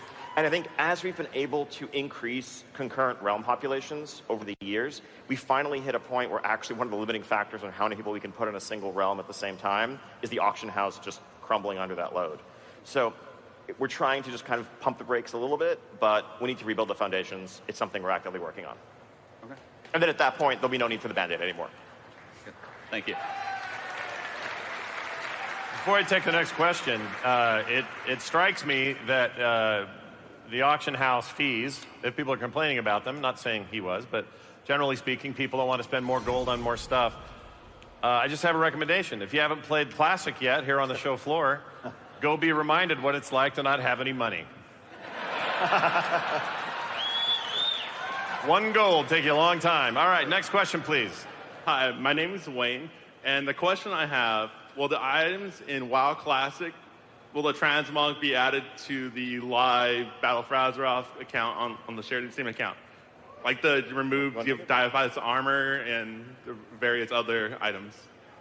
So this is John. I think your question's related to, you want to play Classic and you want to know if the things that you're getting in Classic are going to make their way over to Modern WoW. Yes. No. Thank you. It's really important to us that we keep those ecosystems separate. A lot of you, like me, have played from the beginning, and the things that you earn, you want to make sure that they have that value to you in Modern WoW. We also want to make sure that our Classic players that go through that themselves will have that opportunity, and they can grind the way we did. Yep. So, but does that mean that, John, maybe there's opportunity for you play a lot of Classic, you do some real good work there, and suddenly in the real game you have a pet you wouldn't have otherwise because you've achieved level 40 and got him out. You want to separate that stuff completely. Yeah, so not to imply that Classic is not the real game. Right, right, of course. But yeah, I think it's about motivation. I think if you're playing World of Warcraft Classic, it should be because you enjoyed that experience, you're having fun doing it, not because you're just trying to unlock some achievements in BFA. Makes sense. Thank you for your question. Hello. Next up. Yeah, I've got a question. Sorry, Chris, you did a blog post a while back showing off class relics. And I was just wondering if you had any plans of ways you're going to further enhance that class fantasy. Yeah, so I did a blog post a while ago. I might have jumped the gun on that one a little bit early. We've tried to, kind of infuse that into a few systems since that time. You'd be amazed at how difficult it is to put a book on somebody's hip in World of Warcraft. We've kind of covered your character with every possible combination of things. Maybe on the shoulders? A couple books? Just a couple books on the shoulders? Done. Yeah. Okay, yes. Well, you just solved the problem. We're done. Amazing. We're good. Thank you. No. Yeah, we're going to continue on. Like, we actually are actively working on that. It's something we're probably going to see in Heritage armor moving forward, probably a little bit more piecemeal in individual armor sets as opposed to like a wholesale solution. But to answer your question, we also are still working on it. So. Great. Next question, please. Hi, Mr. Blizzard. My name is Just Wait from Revive on Stormreaver.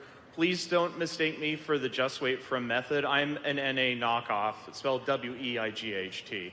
So that said, I feel like character progression, especially when it comes to leveling, is not quite satisfying. For instance, say if you're going from level 60 to 64, it takes you 3 hours. You only gain one meaningful ability, no talent, nothing.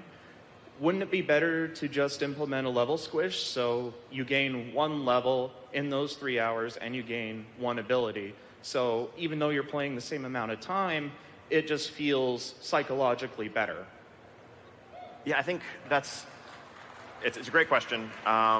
We are not satisfied with what leveling has turned into at the high end especially, right? We understand when you have 10 levels and you're just going through them, and with the way the world scales now, you're not even necessarily getting access to new content along the way. There's a good argument to be made that Legion and Battle for Azeroth both effectively only had 2 levels, pre-110 or pre-120 at max level, and everything along the way were little hash marks. A level squish would be, it's definitely a big deal, and there's some concern about how that would be taken psychologically. I think I'm actually curious to hear feedback from the community.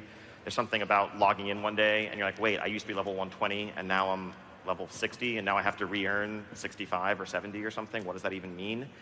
But we agree something needs to change. It's actually one of the top things we're discussing as we look at the road ahead, because it's not tenable both to keep adding as many levels at the top end as we're doing without meaning behind them, and even just leveling up, going long stretches with no new abilities, no new talents, that's not satisfying or well-paced. Thank you very much, Mr. Blizzard. You are welcome. Thank you. Is that like a new name for you? Can we call you that now? Please don't. Okay. That's collectively, they are Mr. Blizzard from now on. Let's all remember that moving forward. We can all be Mr. Blizzard. Okay. Yes, go ahead. Hi. I was wondering what steps you might be taking to address the toxicity that's kind of pervasive in the public chat channels. Really? So first and foremost, I mean, our values are very much about having everyone have a good time in World of Warcraft. Whether it's families together, whether it's friends that have discovered each other in World of Warcraft, and it's super, super important to us that we retain that. And it is much more worth it to us, even if we're losing someone that is highly toxic, been with us a long time, and unfortunately has become toxic. It's worth it to us to lose that person from the community than to lose all the people that they might affect in a negative way. So we've taken a lot of measures in the last year to be more aggressive with that. We do listen to the reports that you make. We're not always good about letting you know that, because oftentimes we have to do a lot of investigation behind the scenes to ensure that a person truly is being toxic and it's not just, some friends trying to a little prank on them. Not that that would ever happen. We're also going to be instituting some technology that we've seen in some of the other Blizzard games that have allowed us to use the miracle of AI to look at text messages that go back and forth to be more responsive and faster in responding. So thank you for the question. Expect us to be much more thoughtful and better at this, but it's something we're active with all the time. Thank you. And we can do more, by the way. We as players, we can do more. That's all I'm saying about that. Next up, please. Go ahead. And a quick thing, follow up on that. If you want to learn more about those initiatives in particular, there's a panel actually right on this stage after this called Play Nice, Play Fair that will go into some of what we're doing on a Blizzard-wide level. Oh, great. Oh, is it my turn? Hi. Thank you guys so much for doing this. My name is Ben Affleck. I've got kind of a hard-hitting question, I guess, but why is there so much RNG in the game? And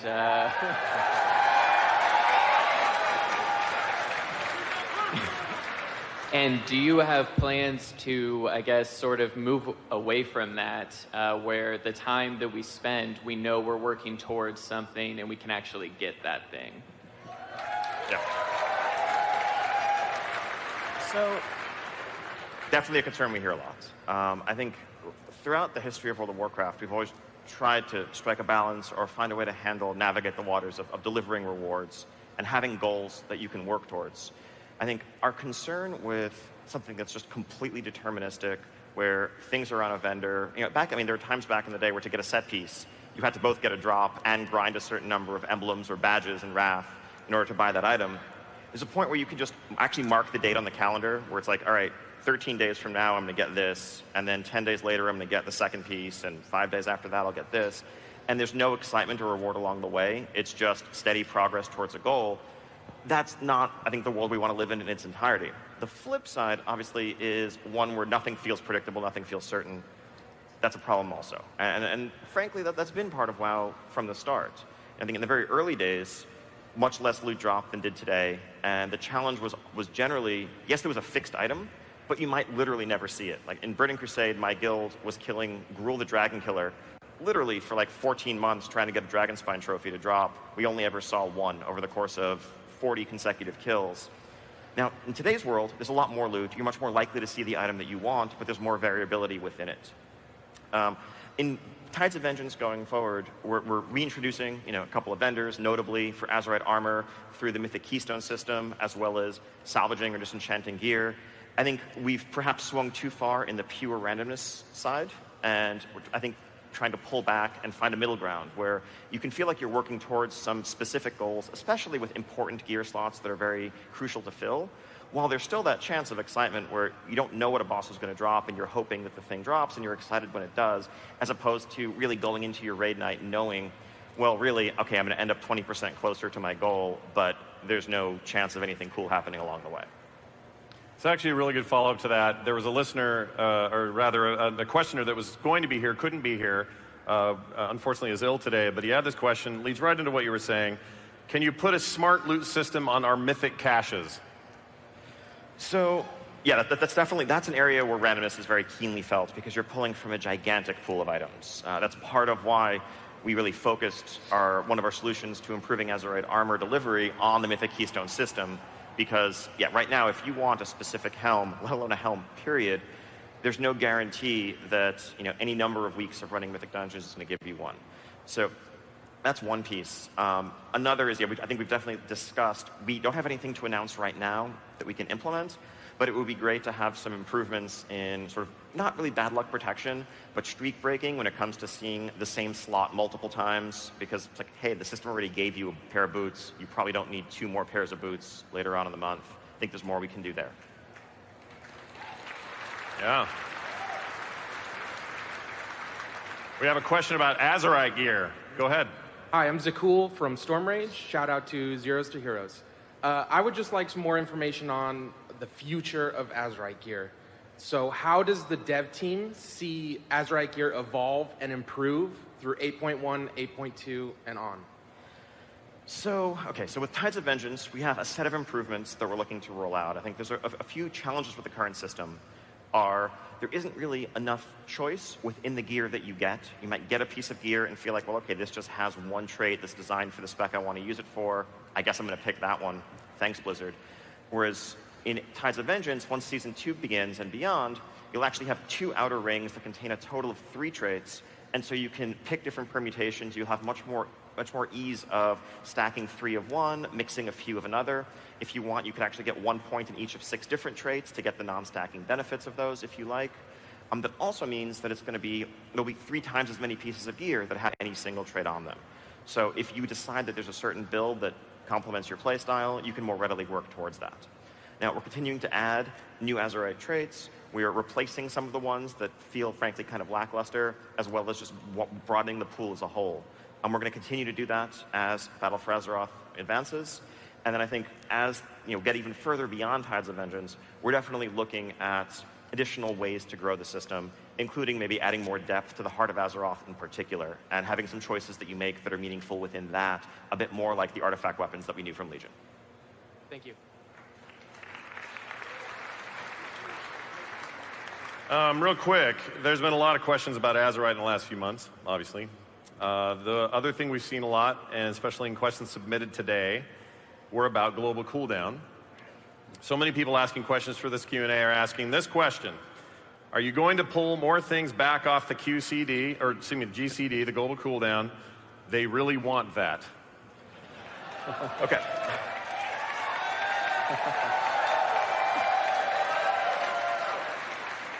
So yes, this was an experiment that we undertook in beta, where I think we took a look at the range of abilities across our classes and noticed that over time, more and more of them had come off the global cooldown, to the point that some specs, like some monk specs in particular, might literally have 10 of their abilities that all were off the global cooldown.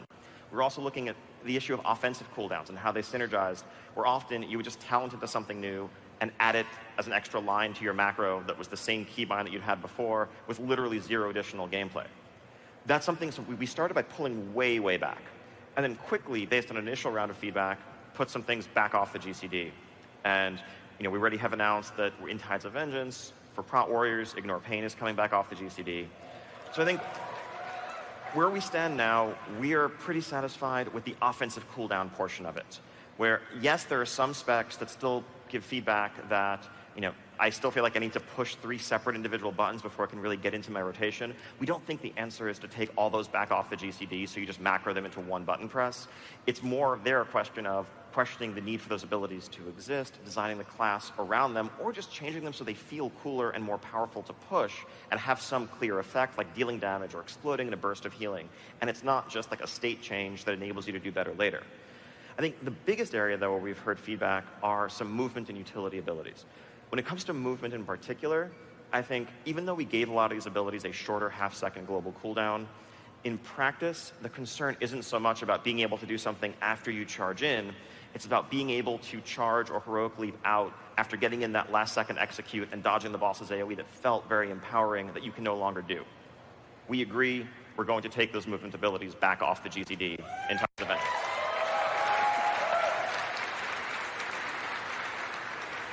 All right, that's awesome. Back to the audience, please. Your question. My name's Holy Shank, and while there's a lot of amazing gear, sometimes a piece that you really want to equip just doesn't fit your theme. I was wondering if we'll ever get like a color wheel or be able to dye our armor.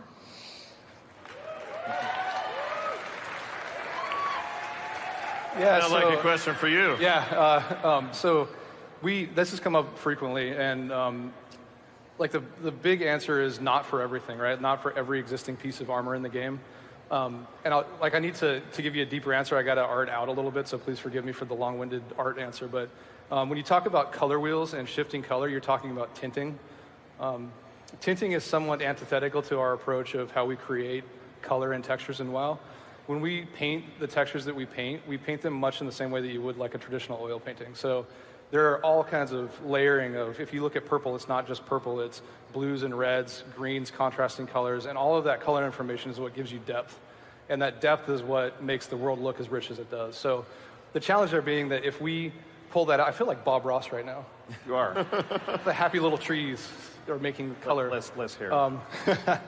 So at the same time, I understand, right? Like I'm probably the worst at that, where I just can't get my boots to look right in my set, and I want to be able to color them the way that they fit into the rest of my set. So the way I could see that working would be probably not necessarily like going back and tinting every asset that exists in the game currently, because that would require us shifting them to gray and that grayscale, and then actually just adding like a core color on top of that you could shift, which I feel like really wouldn't. We tried a little bit of that right at the end of Burning Crusade, when we wanted to get a lot of armor sets out really quickly and did a test to see if tinting would work. And I mean, I think like most people probably remember that era as like the clown era of World of Warcraft. That was on us too for not necessarily giving you the best choices to wear, and now we have transmogrification, which will help that. Moving forward, I think the system that we could use would be something if it was more isolated to like one armor system that was a part of a bigger system, a game system within the game. I could see something like that so that we were able to handcraft each one of those colors so that when you shifted it, you still had that color depth and it didn't lose all of the magic that makes WoW look the way it does. Thank you very much. Great question.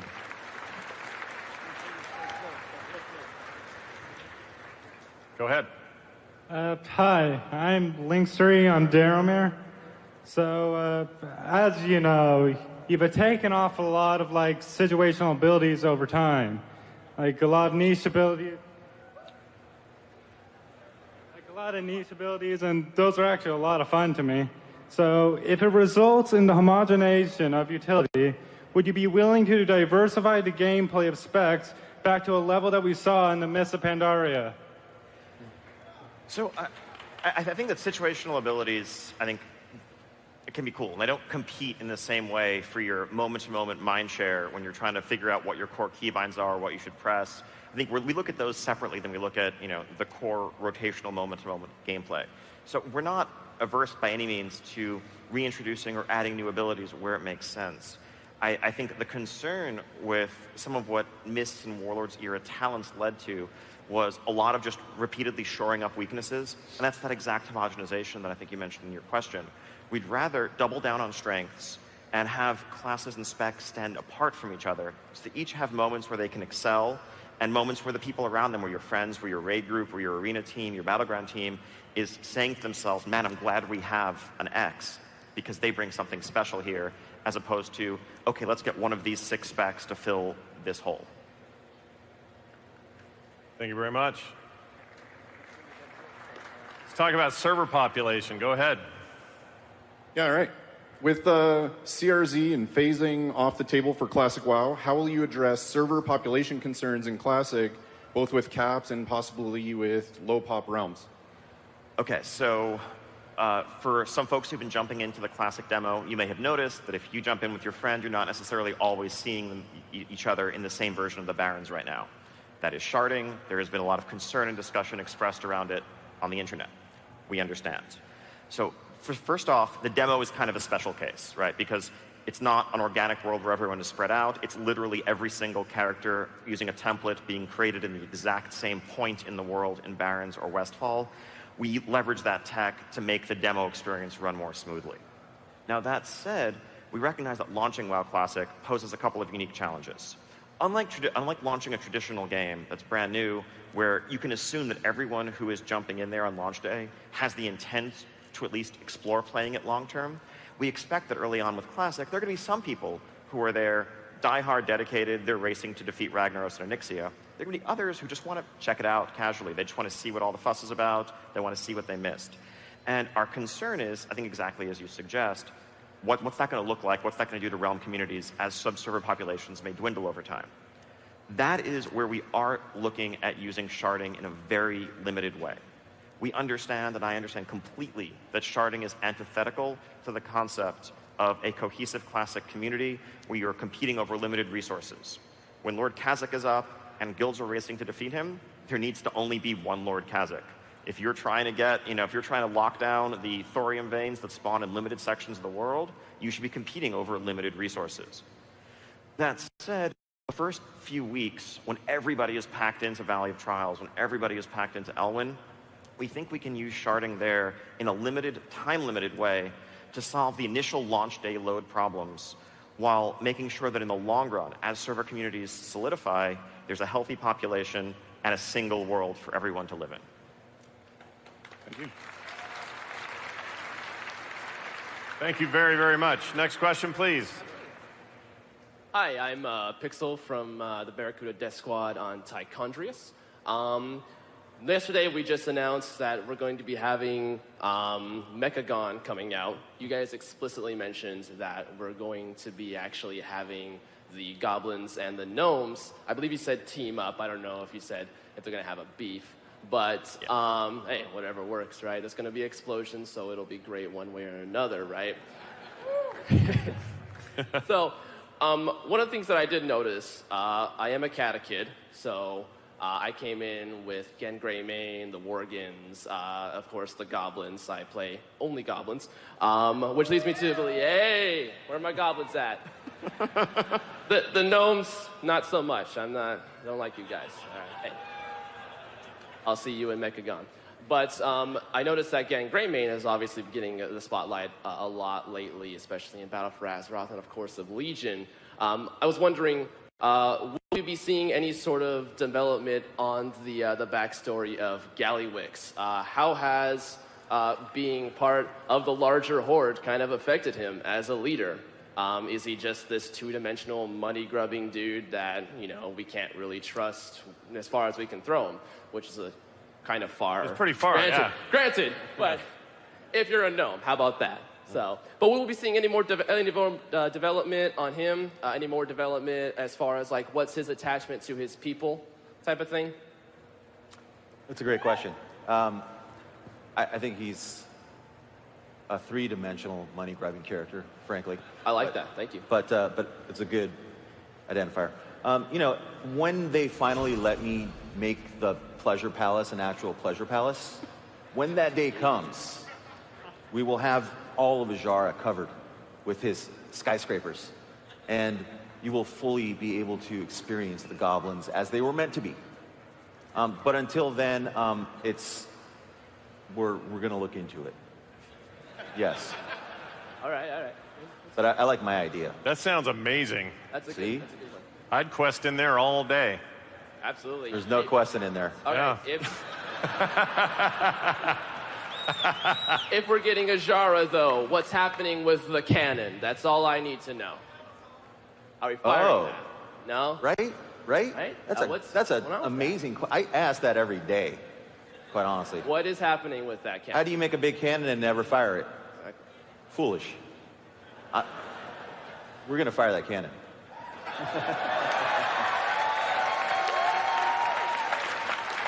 I'll be honest. I was going to give a shout out to Hazakastas first, but you're my new favorite dev, so thank you so much. Just fire the cannon. Sorry, man. Playing favorites. I thought we were Mr. Blizzard. That's gone now. That's not a thing. Yeah, And that went pretty quick. All right. Hey, thank you guys so much. It's been a pleasure.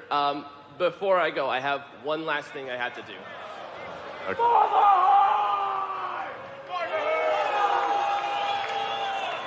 Yeah.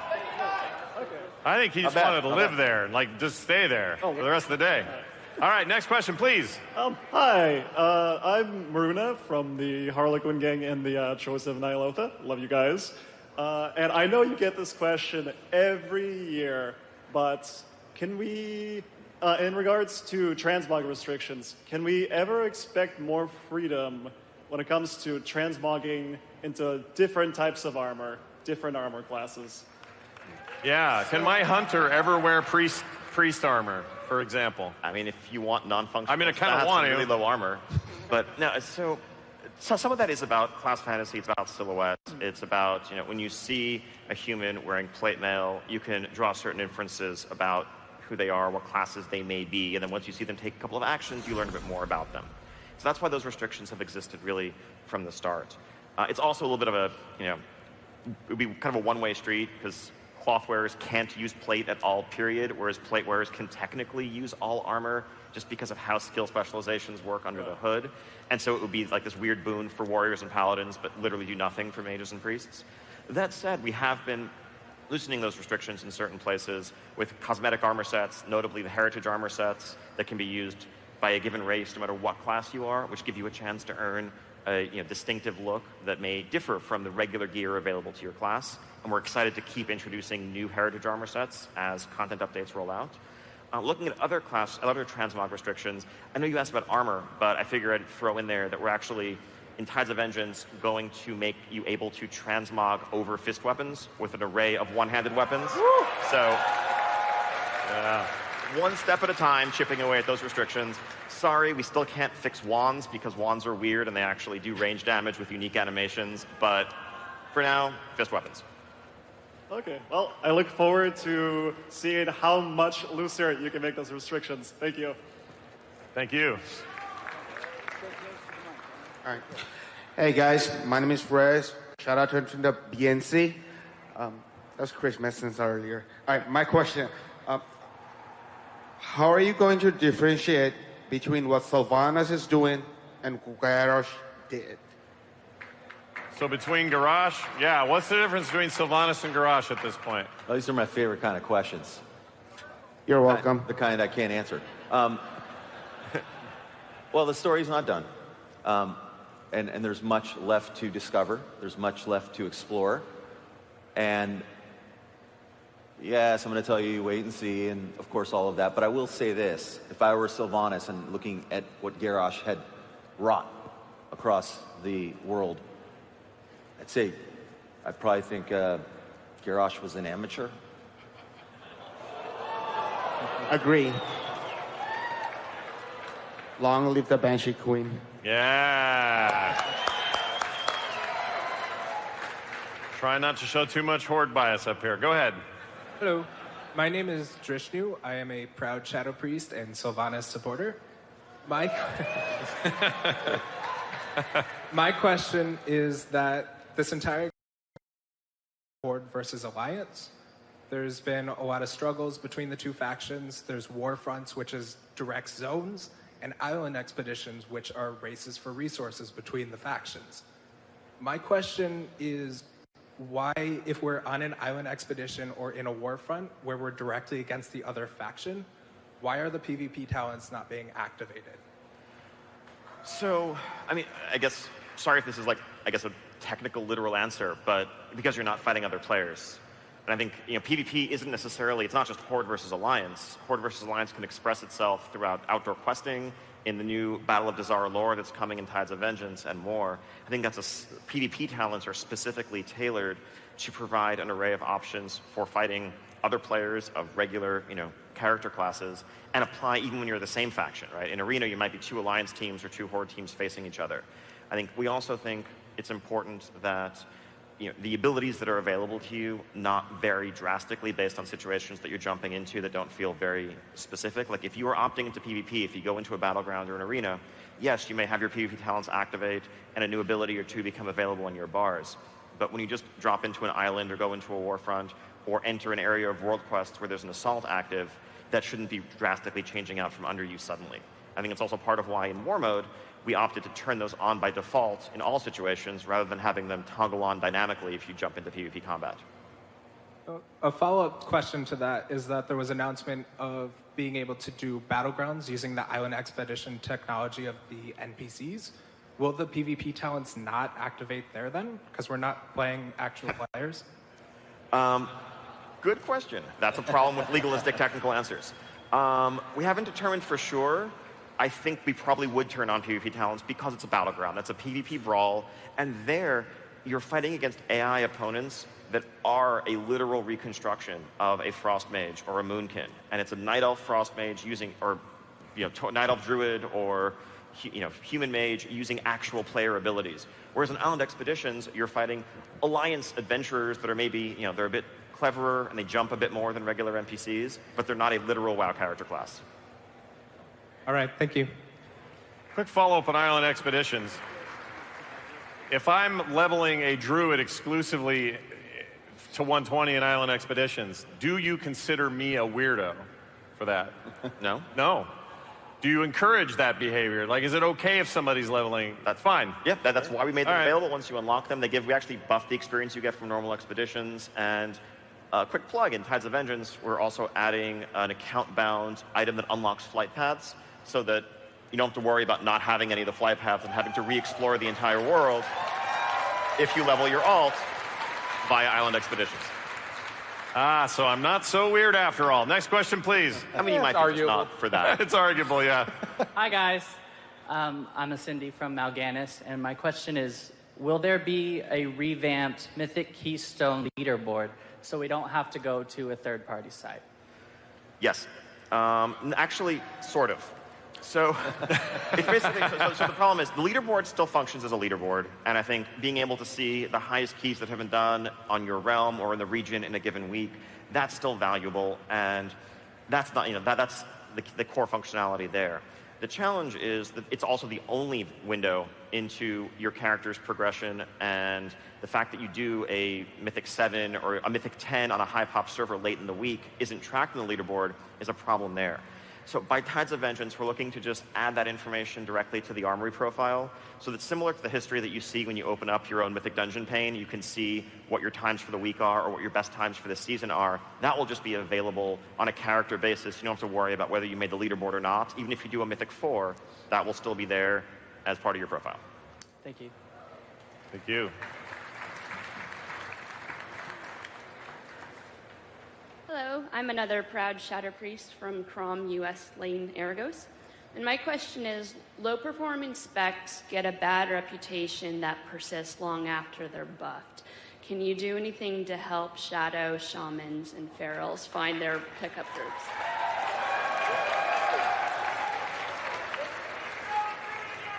Yes, I think it's a mix of, that's a huge motivator for us when it comes to balance. To some extent, community perception almost matters more than reality in that regard. It doesn't matter if objectively, bots or whatever can perform equally. If you as a player are logging in trying to find a dungeon group or trying to find an arena team on a given night and you keep getting turned down because of the community perception of your spec, you can't have fun playing the game. And you are entirely justified in blaming Blizzard for failing to give you the experience that you want and deserve. And so that's something that, balance is obviously part of that, buffs are part of that, socializing those changes are part of it. Sometimes, frankly, we need to overbuff something to get the community to take note. One little call out, I think to some extent, the community doesn't always do themselves a favor in this regard.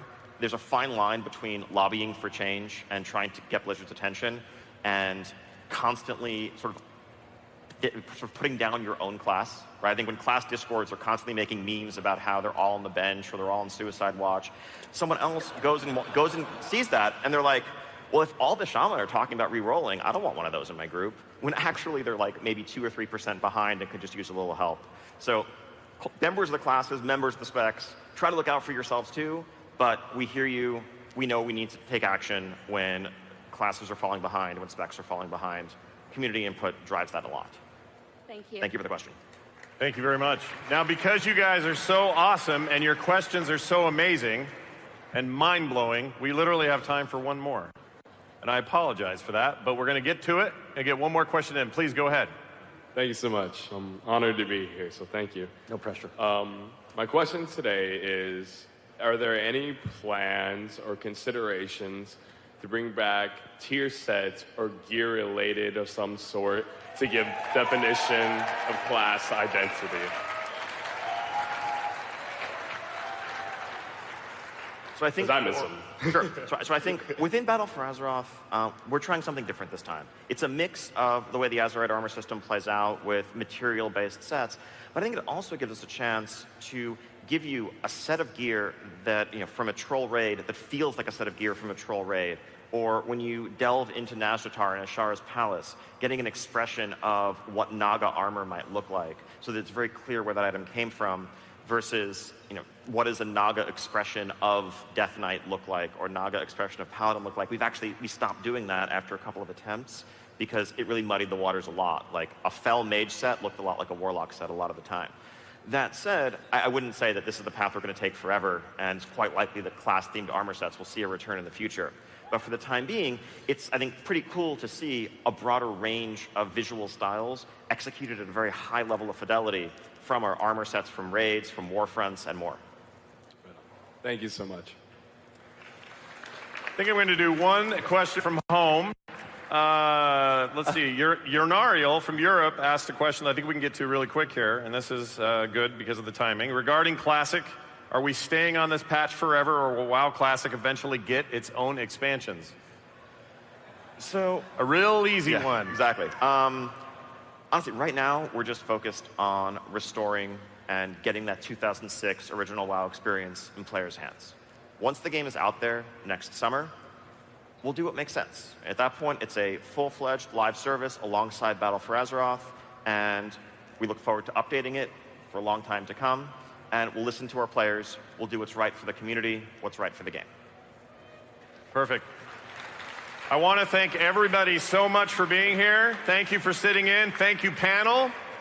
Big round of applause for these guys. They did a killer job today.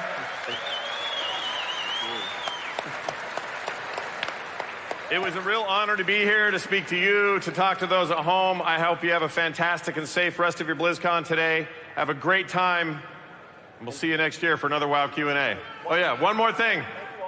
Questions, especially thank you to those who didn't get a chance to ask them, who lined up. Apologies for that. We have your questions. We will do our best to get an answer up on the forums within the next week or so for the questions that didn't get asked, because you deserve it. Sorry Thank again. you very much, everybody. Have a great BlizzCon.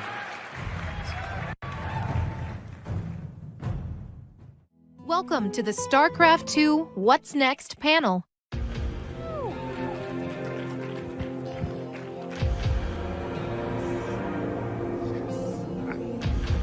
Ladies and gentlemen, BlizzCon, how are you? Ah, yes, you're doing woo, as all crowds always are. Welcome to StarCraft II Beyond the Void, which is a very fancy way of saying StarCraft II What's Next. Here to talk about it are the absolute best human beings you will ever meet on the planet Earth, the members of the StarCraft II team. We have Christopher Reed, the lead UI designer who goes by Crash. Oh, yes. We have David Sum, the lead co-op designer. We have Michael Scipione, who is David Kim 2.0, the Versus designer, yes. Now, if any of you have any issues with balance at all, please come to Michael all weekend long. You'll be thrilled to hear your thoughts on how to fix the units. We also have the lead writer, Valerie Watrous, joining us today.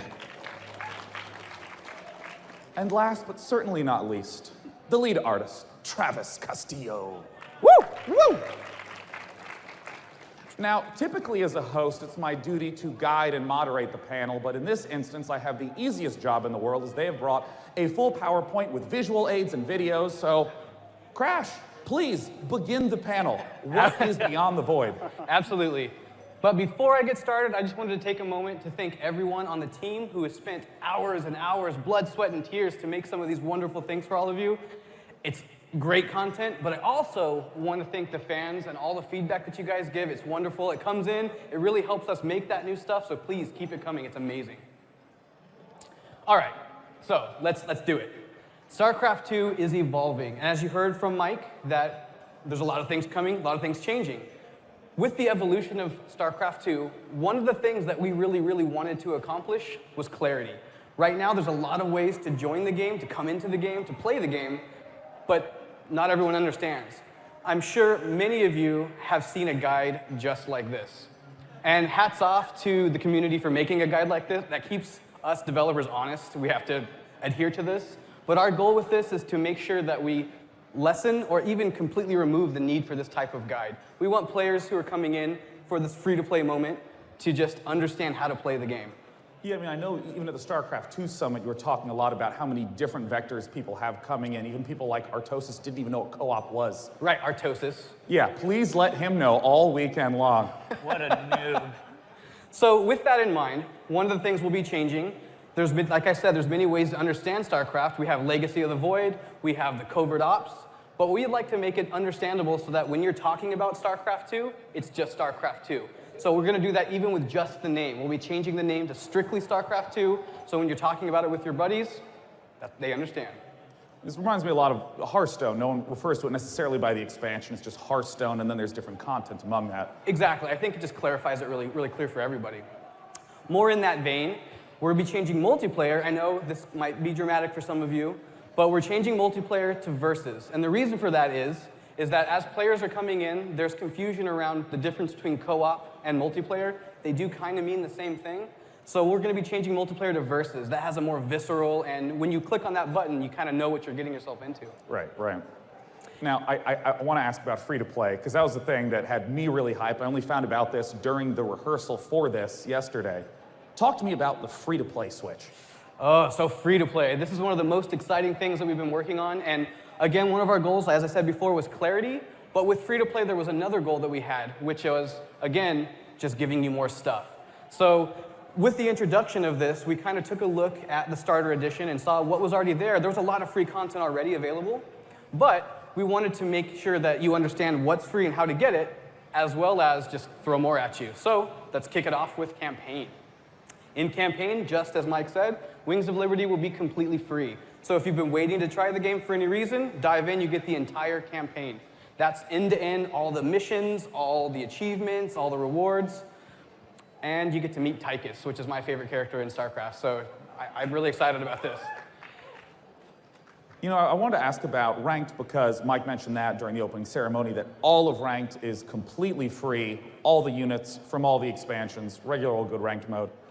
Yeah, Ranked is free, and it's a unique way to kind of dive into it. So how we're offering Ranked for free is that you'll have to earn your way into it. We're trying not to put a barrier that's too high or too hard for someone to climb to, but also has a deterrent for people who have bad behavior. So Unranked and Versus AI will be now completely free. As soon as you come in, you'll be able to play those immediately. And then the first 10 wins of the day will unlock Ranked Ladder for you. So of course, that might be too high or too low. We'll be listening for your feedback. If you think that's too low or too high, we'll definitely be making alterations based on what you guys say. And I want to bring this up because this came up at the StarCraft 2 Summit. It's obviously not just as easy as we just flip the switch to free and we're done. There's a lot of planning that comes into how do you organize all of this content. But the theme that keeps coming up is that things that used to be free are still free. Things that used to cost money, some of those are now free. In fact, it's not that it's being completely restructured. It's just that more of the game is accessible if you've never played before. Is that right? Absolutely, absolutely. So instead of doing something where we were putting in a currency and you had to earn currency to unlock things, we didn't want to do that. We wanted to just give more away for free. Just play the game, enjoy the game. And then with that, how dare you try to do my transition for me? I told you, I need to at least demonstrate some value as the host here. With that, why don't we talk about co-op, David? Well, I'm going to jump in first, before David, because I'm still here, sir. Damn. And the commanders will also be free up to level, They will be free up to level 5. So if there's a commander that you've been dying to try, or you wanted to dive into, or have been reluctant with, now is your opportunity. And our goals with this wasn't to create a side mode where you could go in and try the commander in some sterile environment. We wanted it so that you could actually play with people, see what the commander's actually like, and I think that's a really cool way to do it. Are Raynor and Kerrigan and Artanis still completely free commanders in this? Yes, Raynor, Kerrigan, and Artanis are still 100% free. You can play them from the beginning all the way up to the end through Ascension, Mastery. Also, Swan, Vorazun, Zagara, and Karax will remain available for free for anyone who buys the Void Box or the Digital Deluxe. David, talk to me about the new commander. I will, Mr. Hit Knight. me with it. So, as Mike mentioned, we are getting a new commander. It's Han and Horner Like together. a duo, the Like first a duo, combo. like a pair, like they're married. So, Matt Horner, when we're thinking about him, as we're designing him, we're thinking about what is his fantasy. So of course, you're thinking Sky Terran, Dominion units, super strong, high stats. But also, what do you think about? Some of our favorite moments were him and his interactions with Mirahan. Gave us an opportunity to do a combination of gameplay as well as getting some really cool dialogue. If you guys aren't familiar with Mirahan, he actually wins her hand in marriage by playing a poker game. He didn't know what he was playing for, but he won, so he was forced to marry her. Don't you hate when that happens? Sounds like my marriage. Yeah. Oh my God, controversy. Well, the thing is, it's always better to win someone's hand in marriage in a game of poker than with something like a game of Monopoly. Right? At least, yeah. Slowly getting ground down as you keep landing on Boardwalk and Park Place every single time. One marriage in a hand of poker, great. Yeah. So he wins, he doesn't know. Now they're forced to get married. She's way more into it than he is, and he's kind of trying to avoid it. It's hilarious. So the dialogue's awesome. So we kind of wanted to go with that theme. So this commander has a combination of mechanics and different play styles. So Horner, he's got his high stat units. He starts with a starport, and she attaches her mercenary tech lab to his starport. She gives him upgrades. And as you can see here, she gives her upgrades, so his units actually get like mercenary art attached to them.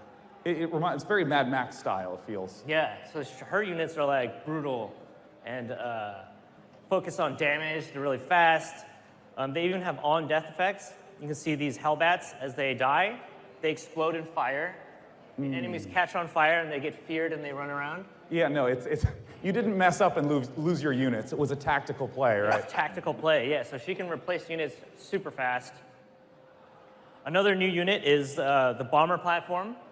So there's another combo mashup. So she provides the bomber platform. He provides the strike fighters. You can build up to 10 of these and use the top bar to call them down. You can target locations on the map. Oh. Now, do they function like units that you can shoot down the bombers that fly by? So they are vulnerable, so you don't want to go too far into enemy territory, but here you can see they do a lot of damage. The cooldown's pretty short, so it's a really powerful way to kind of start clearing some of the map. What happens if you lose some of the bombers during those raids? Do you have to rebuild the bombing platform? They will rebuild automatically. Oh, okay. But there's a little bit of a longer cooldown, so. Got it. You still want to be careful with them, because they're Matt Horner's bombers. He's very precise. Mm-hmm. Next up, we have basically a pirate ship. This is the Assault Galleon that is a Mira Hans. It also functions as her production structure. So you can see here in this video that she's producing Reapers from it and has an attack. And it upgrades. You can add a hangar bay, and it launches assault drones. So this is like a super carrier production building that can make units and also be like a mobile strike platform. Yeah, pirate ships. Yes. Arr. That is the best part about co-op, is you don't need to worry about balance against another person as much. You get to make things that make you go, yeah. Yeah, we're just like, what is cool? Well, I'm seeing on the next slide, I'm very excited for you to show the next piece. Yeah. This is Call in the Fleet. It's one of the ultimate abilities. This is Matt Horner's. So he can target the map, and it'll send a fleet of battlecruisers and Vikings across the map, and it'll shoot down enemies. It's not AoE. It's not random. He's very precise. Oh, I can see the precision right there, yeah. He's an admiral of the Dominion fleet. So. This is like the Rainer battleship on steroids. Yeah, it's pretty good damage. And then Mirahan is the exact opposite. So she's not precise. She's crazy, reckless, chaotic. So hers is space station reallocation, where you can target and she teleports her space station into the enemies. This doing telefrag damage. This is the Rick and Morty episode. Yeah, so basically, anything it touches, it just instantly explodes, one-shots them. And if it wasn't enough damage, I see that there's a post-teleportation explosion. Yeah, so it'll release drones, and then after that, it'll nuke. So there's even more damage.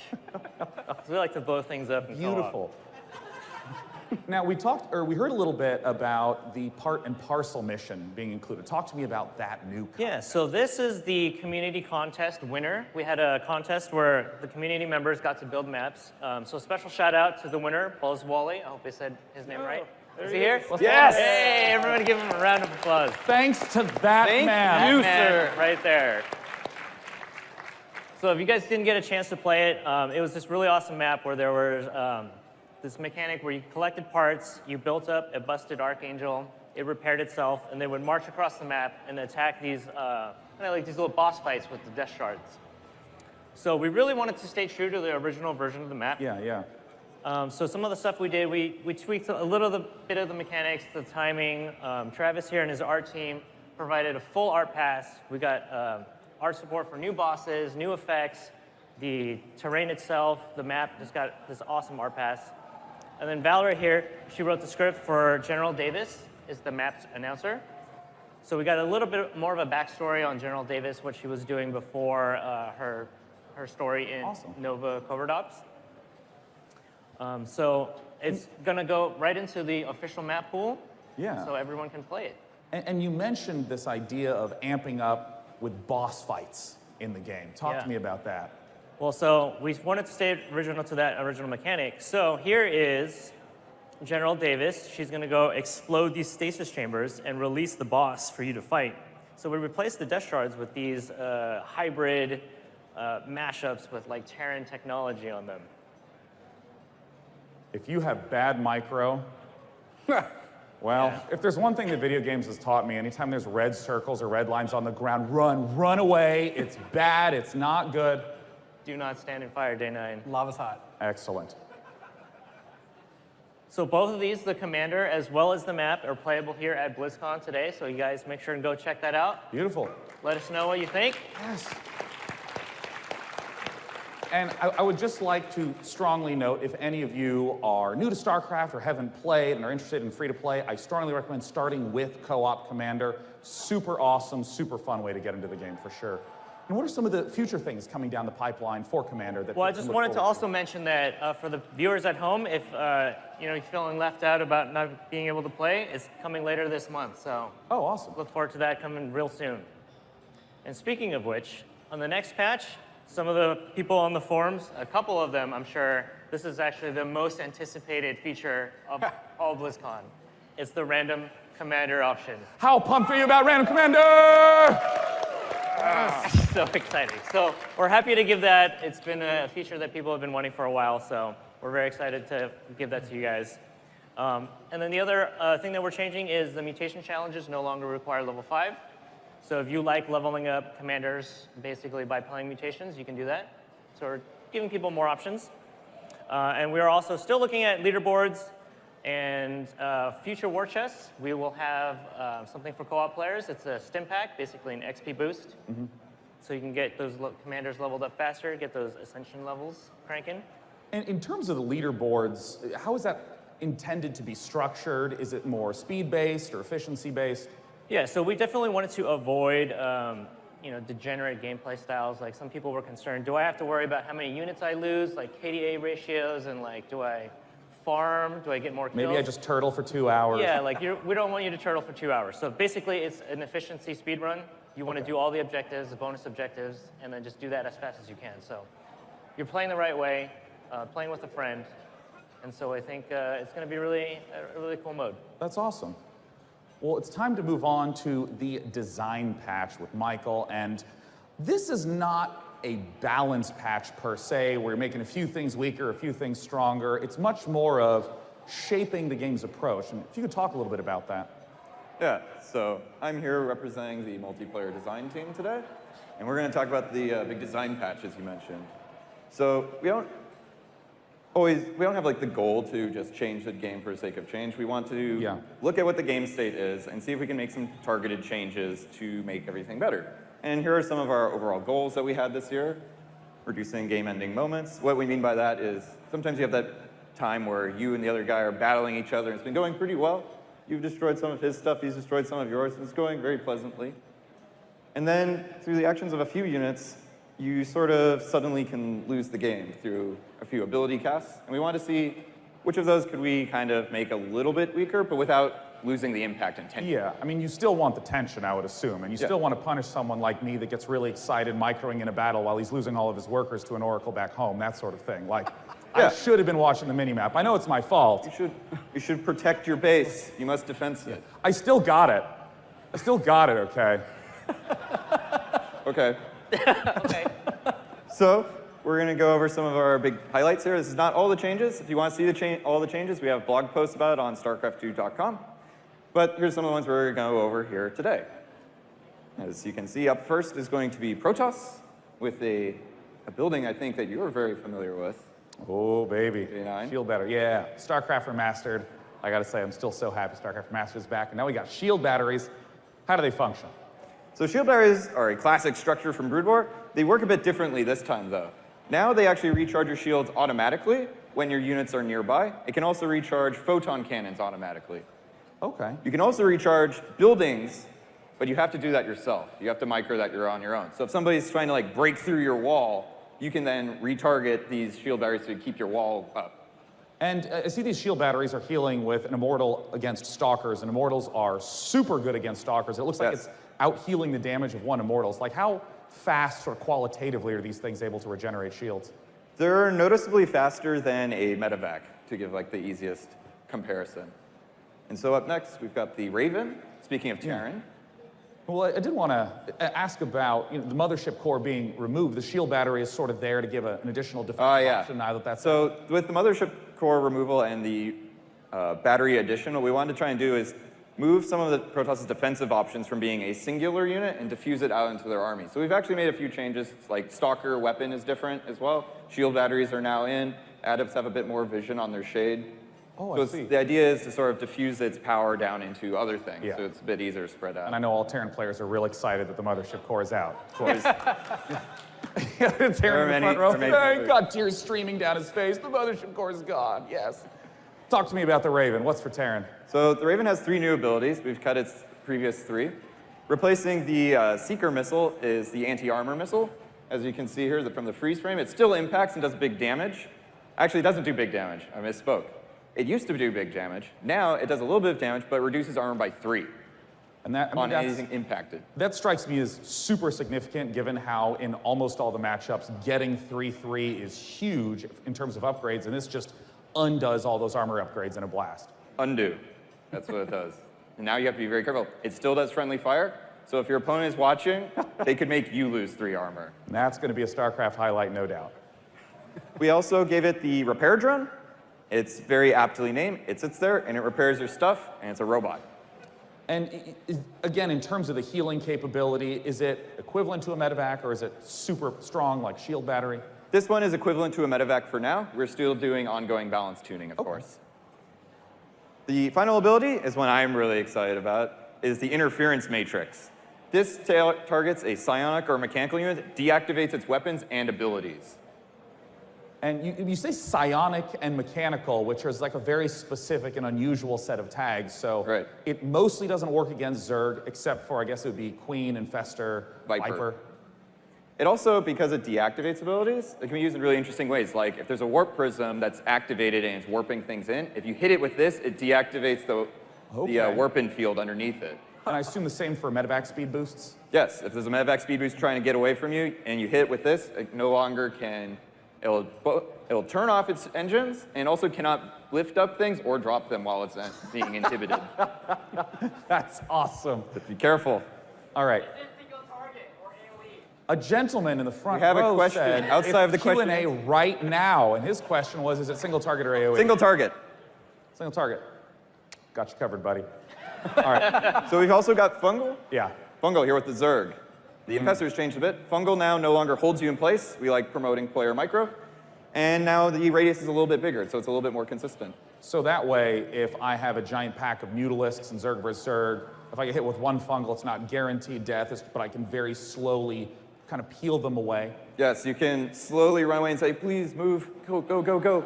You can make it, little guy. And then sometimes they don't make it. Now, I know you've had some of these changes, in terms of testing. Talk to me about the Marine. I know we've seen Stefano do really savage things with the infested Terrans. So, the infested Marine is a bit different. He has an anti-air weapon now, and his ground weapon has been nerfed significantly. However, he does get upgrades again, so that he can scale. This is to move into more of an anti-air role. And this actual video is actually slightly out of date. Balance is ongoing. They used to spawn really fast on creep, and just this week we actually changed it so that they don't spawn as fast on creep. We got a lot of feedback from the pros and other high-level players saying that this made them hit too hard too fast. Right. And you talked about how this has actually just recently been changed in design. Yep. What sort of things can we expect down the pipeline as you're continuing to tune the game? So yeah, this is definitely not the end. This is the start of balance tuning. We don't want to do this. We don't plan on doing a big patch every year, but we will do it as needed and as warranted, because part of the thing is we want to respect players' time investment. StarCraft's kind of a difficult game, we hear. Some people say that. And so we want to make sure we respect people's time investment and that they feel good about getting good at the game. Oh, you mean you don't want them to spend a whole bunch of time practicing a certain strategy that you just negate by... Right, we want to be careful about that. Yeah, it's a good thing that Protoss players don't rely on the mothership core. Take that, Protoss players. Well, I want to move on to the Shadow Wars comics that were part of the War Chest. Valerie, talk to me a little bit about what's been going on with the Shadow Wars comics. Yeah, so the Shadow Wars comic series debuted with our first War Chest. If you played Nova Covert Ops and read the novel StarCraft Evolution, then Shadow Wars takes place after those events. So it's continuing the story forward in the StarCraft universe. Little recap for you. We start off by breaking the tentative peace that we had in place at the end of Evolution. All three races were basically getting along in so much as they can. But here in the comics, we've seen this group of Terrans arrive on the planet Edina to recover some materials. The Protoss are upset because they feel like the Terrans have violated the demilitarized zone. But actually, both of them are just pawns in the larger game that Niadra has been planning all of this time.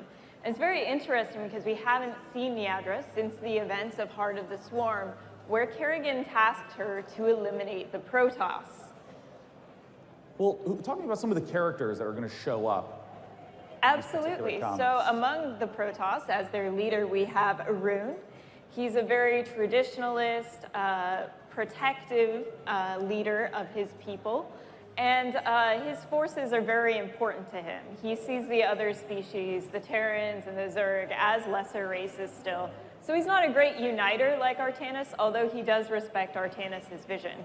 Arun, when we last saw him, had kind of forged a tentative compromise with Elms, a Terran mercenary who has some psionic abilities, although she seems unfamiliar or uncomfortable with using them. So we're going to find out more about her and her history as well in the next few issues.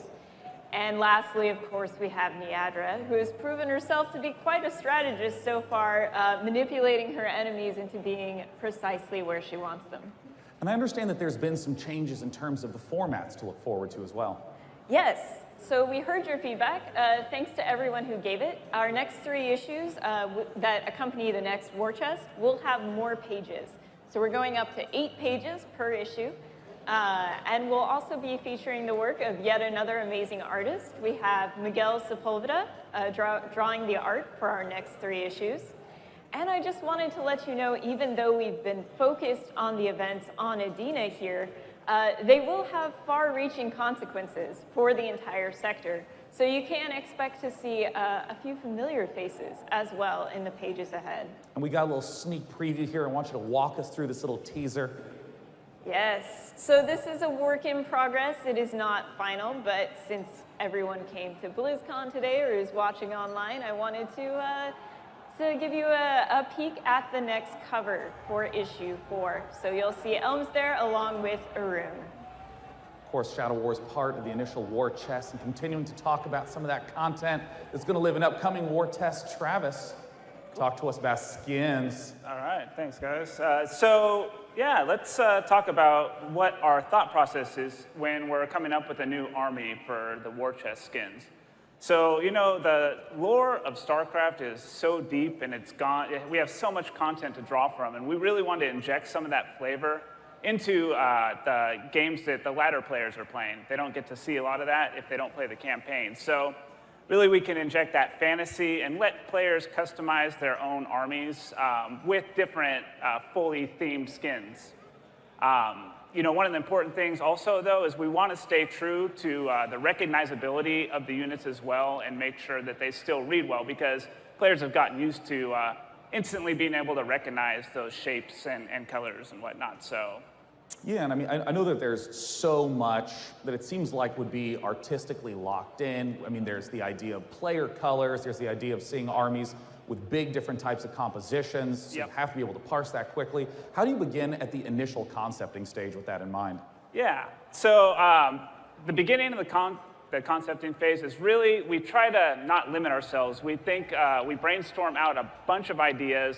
We try to keep it really loose at the beginning and just fill a page with ideas. No wrong answers here. And then we start trying to narrow it down. We think, you know, how do these themes fit into the StarCraft universe? And do they fit within the race lore itself? Does it fit within the race? And then finally, we look at our narrowed down list of the most potential themes we could go with, and we work with the design guys to figure out what our new commander is, and we pull from that list, and will be our army that will be in that war chest. And I mean, in this sort of concepting phase where, you know, anything goes, do people just begin with like, here's a unit that I think might look cool this way? Are there specific units that you go for that are more archetypical for the race? You know, there's no hard, fast rules. We kind of just, whatever inspires us at that time, we will just pick a unit and just start playing with it. You know, there's no hard, fast way of doing it. So, but our process, this is a little look into how we do it, how we inject that flavor. So, shout out to one of our artists, Sanjay Cho, who made this guy here. This is an aquatic broodlord. So we thought about what if the Zerg evolved underwater, you know, and how could we translate that to a new theme set? So you can see here, we take the original and then we do a paint over and we go kind of crazy with it. You know, we really just explore with no rules. You can see we got really crazy with the colors here. We tried to get that crustacean feel on this guy. Even the little Brutaling has a little hermit crab vibe to him. Once we have the paint over, then we have to actually make the unit. And when we start making the unit, we start making all kinds of discoveries. A big one that we have to do a lot of times is because our game is so focused on team color, we'll have to neutralize the colors back a little bit and let the team color really drive the color. So you can see a lot of that extra color got pulled out because it was clashing with the other team colors. Another thing we have to think about too is when we're adding components on these guys to respect the old hitboxes, because we don't want that to change. So you can see with this guy, we had the claws before, and we had to move those to the outside just so it fit within the old hitbox. So. And I know that process then extends to applying a single look sort of across the whole race. I know you have some full sets to show us. Right. Hit us with Protoss. All right, yeah, let's get into it. We can preview some of this War Chest 2 stuff coming out. So the Purifiers were a really fun set to work on. This was obviously Phoenix's army. It wasn't hard to think of the theme to do for them. These guys come from their home space station of Cybros, so we really took a lot of the aesthetic designs from that. These guys are a lot more sleek and sophisticated looking with the white armor. An interesting fact about the Purifiers are that these guys are not biological. These guys are actually robotic. The way that the Protoss normally communicate is through the Kala. That's how they're all connected. But these guys are actually connected through this AI, the Purifier AI here that you can see with the orange colors and stuff. So. And I kind of like how all of these look like the Overwatch logo as Protoss. Yeah. Very sleek and sexy. Yeah, exactly. It's those sleek shapes. So a lot of fun to make these guys. What about Zerg? So the Zerg, this was a lot of fun working on these guys. So this came from one of our theme lists where we wanted to make a dinosaur-like Zerg. So with these guys, with the skin, we wanted to get more of that kind of reptilian feel. You'll see a lot of like Stegosaurus plates and dinosaur skin type feel on these guys. So it seemed like a pretty natural fit for Dahaka trying to sell that Godzilla fantasy. So that's how we came up with this one. And what about the Terran? And the Terran, this was probably one of my favorites to work on.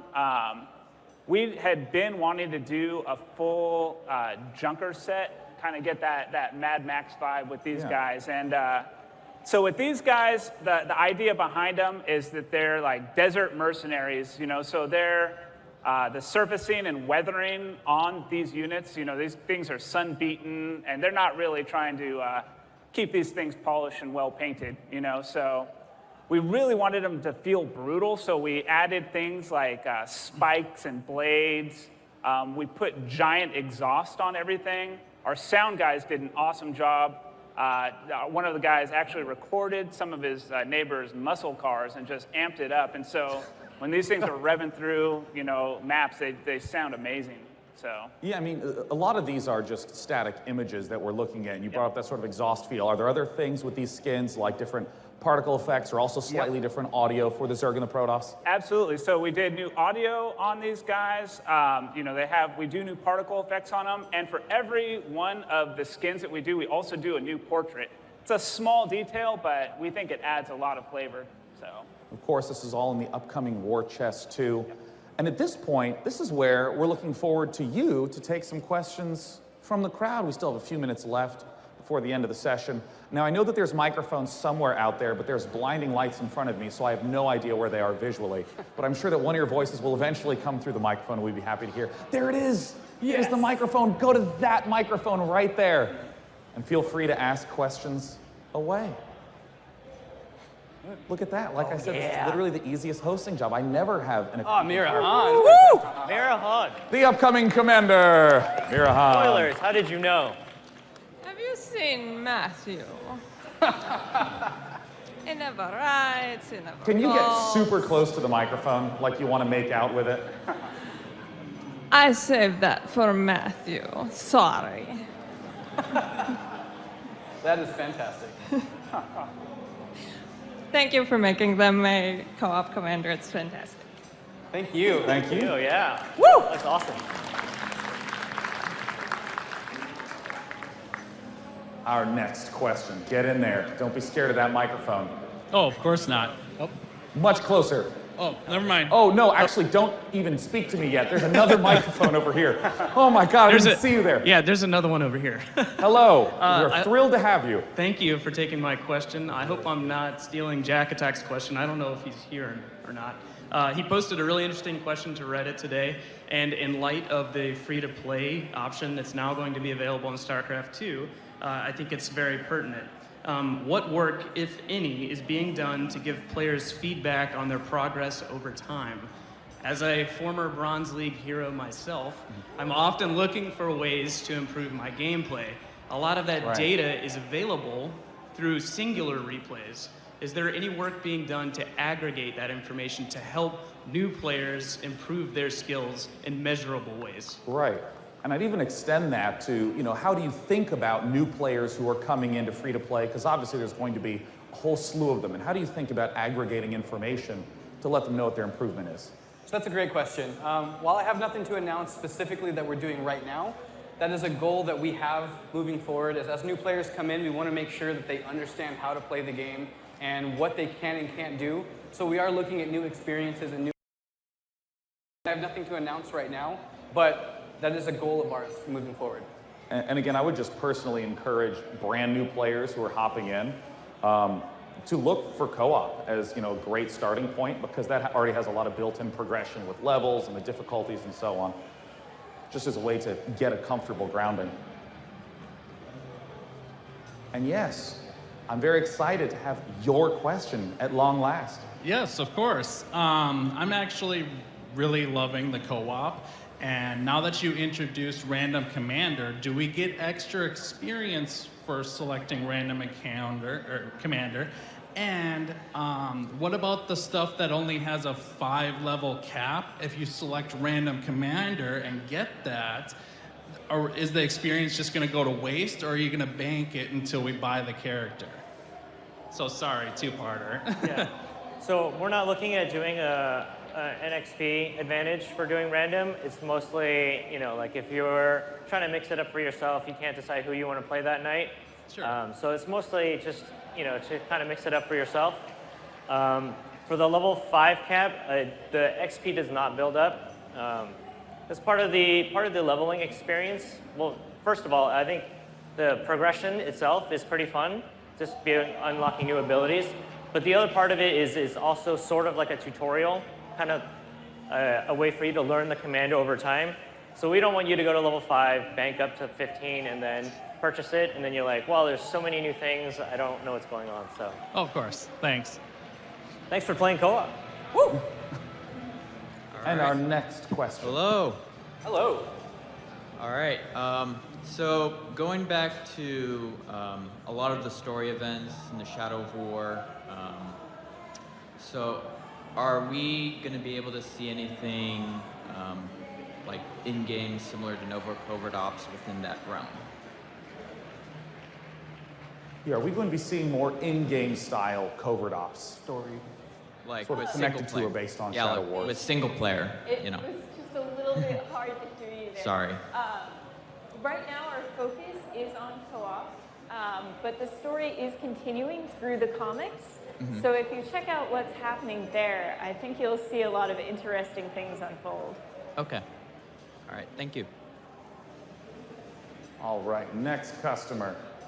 Nice shoes, by the way. I don't know if we can get those on camera, but those are great. Thanks. Those are very orange. I waited 2 hours for the shoes, too. They were worth it. Yeah. Get super close to the microphone. Okay. Yeah. So this is a question from our Reddit community, and they wanted to know regarding the download of the game, are there any changes upcoming since the current install files are so huge? For example, do you still require for people to install the campaign even if they just want to play the PvP modes? So currently, to install for the free-to-play, you will be installing the entirety of the game. However, we are looking at ways that we can streamline, things that we can always make improvements to the game and players' experiences. But currently, you will be downloading the entire game. All right, thanks. Thank you. Hi. Oh.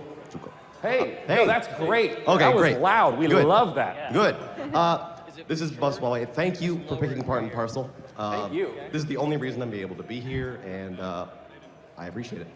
My question on behalf of the editing community is, are there upcoming enhancements to the editor? Things like features requested like server-side banks or any enhancements really for the editor experience? So I wish my wonderful comrade Ryan Shooter was up here to talk to you. He would love this question. We don't have any plans at the moment that I can really speak of, but again, we are constantly working for ways to make those improvements. We're at that stage right now where we want to make sure that every last voice and every person that's playing the game has an opportunity to say those things and make those improvements that maybe we haven't gotten around to. So it's a perfect time to make that kind of feedback because we're at that mode right now. Thank you. Great. I think we have time for a few more. Hello. Hello. Hello. Oh, nice. Pleasure to have you here. Great to be here. Very happy. Sweet. I think I speak for all of us when I say we're really excited for Mira and Matt, the new co-op commander. In the future, are we going to be seeing more commanders of that style where there's almost a 2-in-1? Or is that just a one-time thing with Mira and Matt because of their marriage? So right now it's just a one-time thing. You know, if you guys have cool suggestions for combos, we could take a look at that. But yeah, it's mostly their unique situation that made that really fun. Thank you. Should do a day 9 and tasteless commander, man. I would play that. Oh my gosh. Every time you'd issue a command, it wouldn't quite work. We're all washed up, try real hard. The commentary would be so good. Oh, so good. Yes, next question. Hi. So I was wondering about War Chest number 2.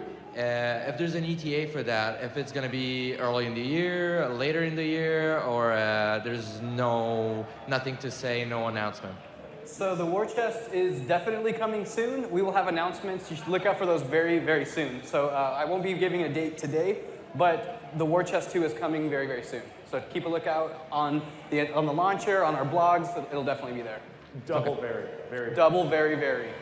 Thank you very much. And Gabriel Tosh as a co-op commander would be really sick. Oh. Just saying. Tosh. Yes. Does she want to type? Tychus.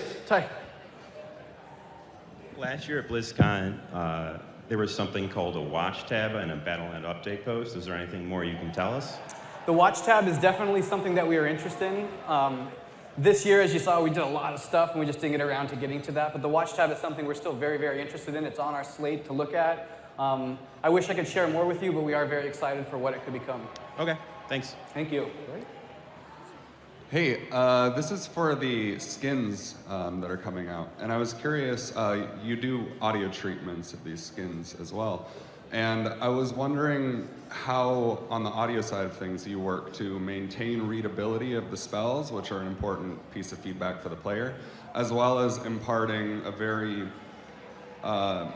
unique flavor to it, while also keeping the unique sound of what that ability is. I'm sorry, it's really hard to hear. Were you talking about sounds? Yeah. Sound effects? I'm sorry, I'm not loud enough. No worries. The speakers get some feedback. Whoops. So yeah, with the sounds, we really try to work with what's already there. And then we look at the theme that we're using and just try to push a little bit of that flavor into it, but we don't want to stray too far with what players already recognize for exactly the reasons you'd mentioned.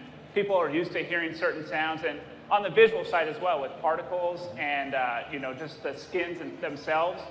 We really try to keep it true to what it was before to keep that recognizability. And sometimes it takes a couple passes to get it just right. So. Okay, would you say that with that little bit of flavor, it's a noticeable difference, or is it something you really have to listen for? It's a noticeable difference, but we don't want to make it so noticeable that you don't recognize the character anymore. Okay, wonderful. Thank you. Thank you. Great, and I think this is our last question. So this better be the best question that's ever been No asked pressure. in the history. No, you can ask whatever you want. That's fine. Okay, everyone loves StarCraft on PC. It's a great RTS experience, but when are you going to bring that RTS experience to the mobile platform? So something in the vein of Clash Royale says you can stop that competition and make RTS on mobile great. I think I'm going to let you answer that, David. I don't know, that sounds awesome. Sounds super awesome to me. We should We should ask Mike Marham about it. I'll ask him. And don't forget that you can still play StarCraft 1 on the Nintendo 64. That's true. Oh, yeah. Dust it off. Well, hello. Well, that concludes the StarCraft What's Next segment. For any of you that have any questions, there is the, what's the name of the bar? Joey Ray's Bar. There's the Joey Ray Bar. It's in the building. They didn't 3D print it, they 2D printed it, life size. It's an actual bar. All the developers are going to be hanging out there. Feel free to go down and say hello to them. And once again, thank you so much to our wonderful panelists, not just for providing all this great information, but for making StarCraft 2 awesome. Thank you, Day 9.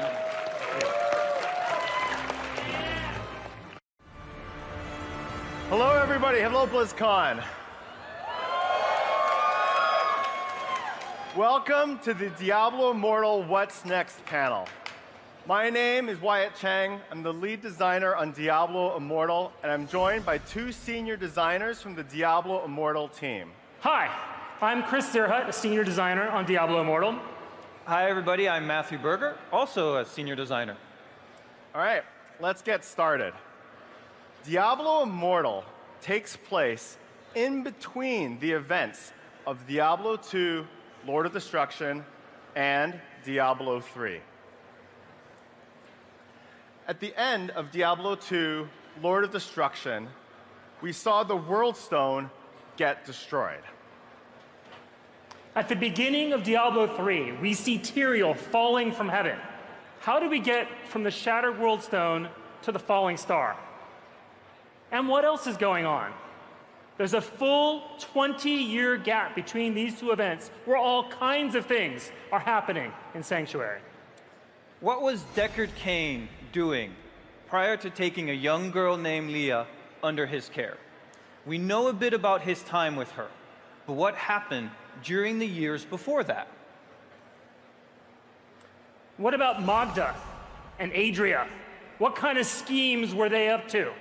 How about the formation of the Demon Hunters? You'll journey with a young Vala and see her being trained by her master, Joseph. And of course, let's not forget about Baal, the Lord of Destruction. Baal's corruption and his corrupting essence had corrupted the World Stone. And knowing this, Tyrael shattered the World Stone. When the World Stone was shattered, it wasn't completely destroyed. Fragments of the World Stone survived, and they were scattered throughout Sanctuary. Wherever they landed, corruption and death followed. And you guys are going to go there. In Diablo Immortal, at launch, we will have 8 public zones for you to explore. We're going to go from the jungles of the Bile Fen to the desert of the Shassar Sea, from the tomb of Fahir to the cold wastes of the frozen tundra. Now, for those of you who heard, Matthew said at launch. It is our plan to have Diablo Immortal be an ongoing game. All right, let's have a look at some of these zones. Let's start with the Bile Fen.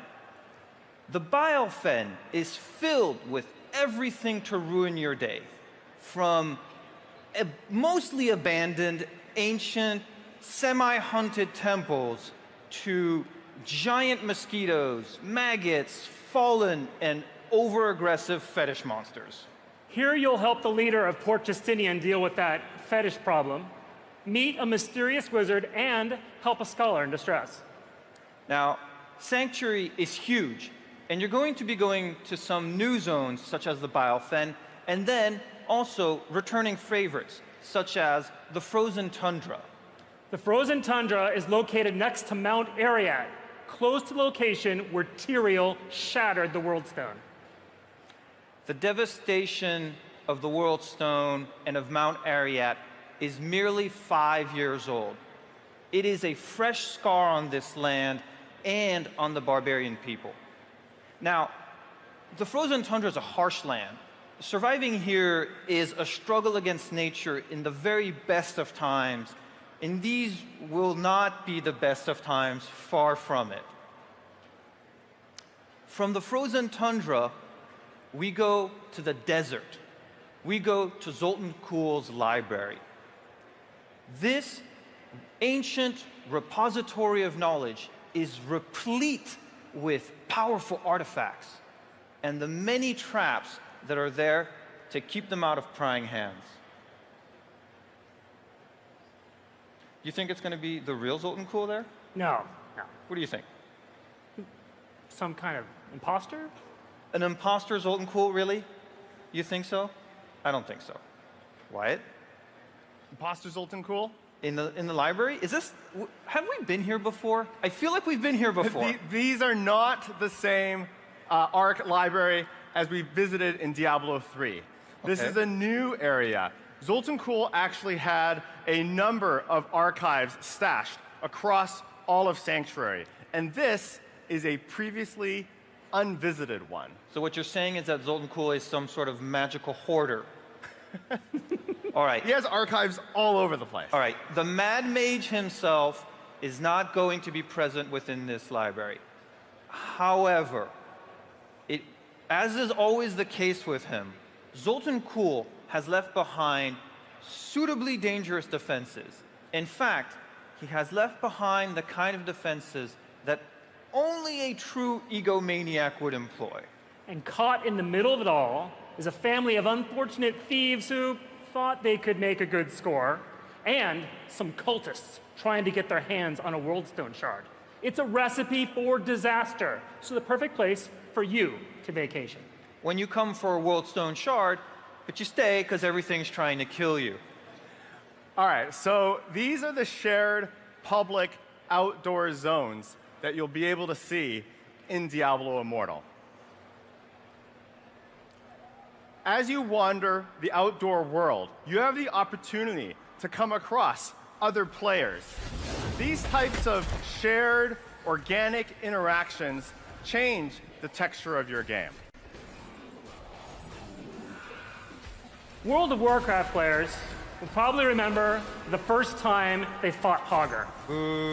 You got in over your head, you probably died a few times, but then some other players showed up. You joined forces, Hogger died, you got sweet loot, and you made some new friends along the way.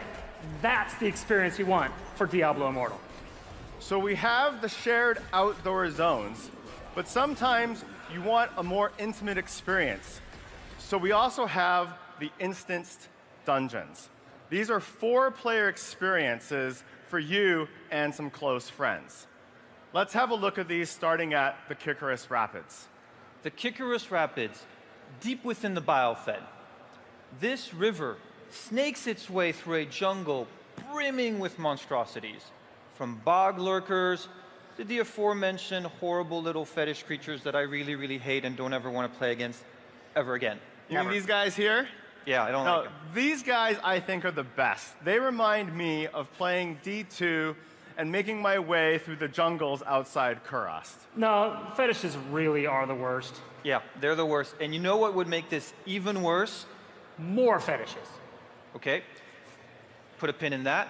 What would make this even worse is standing on a rickety piece of wood, going down a river towards a certain horrific watery grave, while these tiny little demons are trying to fill you with their darts, or gently donate their swords to you, pointy end first. How kind of them? How kind of them? All right. How about something more pleasant? Something quieter? Maybe a tomb. Tombs are nice. No fetishes, no rapids. No rapids. The Tomb of Fahir. It's skeletons, it's spiders, it's treasure room, not a treasure chest, not a measly little treasure chest, a treasure room. A room brimming with golden glowing treasure chests filled with loot. A room defended by mummies, maybe on fire. But that's not going to stop adventurers such as yourselves. Mummies on fires, no panic. But I get it. Sometimes we want simpler things in Diablo, quieter things. Diablo quiet, a dark tower perhaps, some cultists, a few rogues. I know where you're going. We are also going to the Forgotten Tower. Many of you will remember the Forgotten Tower from Diablo 2. Except in Diablo 2, you slayed the Countess, and yet activity still brews here. And Diablo Immortal will be our opportunity to go back and see what has gone awry. You know, in the next panel, we talk about the Countess. We'll have a sneak peek at what the Countess has been up to in the Forgotten Tower. So we've talked about the shared public zones, and here we have instance dungeons that are set aside for you and your party. It gives us a chance to do different things. In the outdoor world, the monsters respawn after a period of time, but in the instance dungeons, the monsters stay dead. This allows us to create a custom experience designed for 4 players with tougher monsters and bosses with fight mechanics designed to challenge you. All right, we've talked about the shared public zones, the instance dungeons, but what we really need to bring a game to life is a capital city. In much the same way that World of Warcraft has Orgrimmar and Stormwind, we have Westmarch. Westmarch is the perfect choice for a capital city for Diablo Immortal. Before this, the only time we've seen Westmarch is at the beginning of Reaper of Souls. And at that point, the city is under assault by Malthael's forces. Much of Westmarch is either rubble or in flames. However, in the timeline of Diablo Immortal, Westmarch is still a thriving, vibrant, lively capital city. Let's take a look at some Westmarch concept art. In Westmarch, you can visit with some NPCs, go shopping, or maybe just examine your stash. But it's also a place where you can find and meet other players. Westmarch will be a hub of activity. It's the kind of shared, online, public space where you could be wandering around and run into a player wearing some awesome gear you've never seen before. That's right. So far we've talked about shared public zones, we have instance dungeons, and we have a capital city. And I know what many of you would also like to be able to see is to have a look at the classes and how the game plays. To prepare, we've put together a short video so you can see what Diablo Immortal classes look like in action.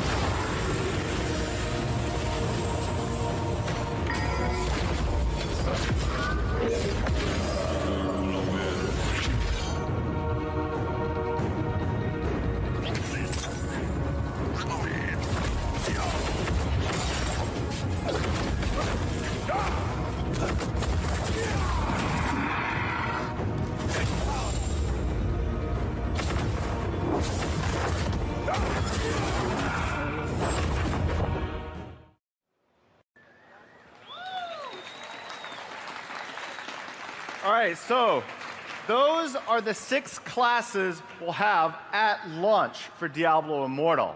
But Diablo Immortal is a game that we hope to expand over time through live content patches. So we hope to add additional classes over time. And since I actually have the stage, I get a vote.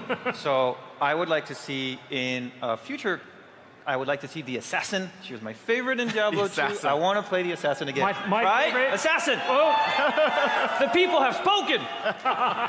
My favorite in Diablo 2 was the Necro. But for Diablo Immortal, I would love to see a Witch Doctor. All right, so we do look forward to being able to add additional classes over time, and we'll listen and be following the conversation in the community to see what players are looking for and what makes sense. So we've taken a look at the classes, but I'm sure a lot of you are wondering how it controls. And at Blizzard, one of our values is control is king. And we always knew that one of the challenges in bringing a game like Diablo to mobile was always going to be the controls. Before it can feel like Diablo, it really has to play like Diablo. Implementing a virtual control stick in mobile is really tricky and hard to get right. To be honest, I was pretty skeptical we could even pull it off. But we did. For those of you here at BlizzCon, go play the demo. Playing is believing. Okay, Chris was right. Getting movement right is tricky. But moving is only an excuse to get to the enemy. That's where the real fun begins. Being on a touchscreen device gives us new opportunities for controls in Diablo Immortal. For the first time in a Diablo game, you will be able to move and aim your skills at the same time. So here's how it works. In the video, you can see a wizard using a skill called Chill Wind.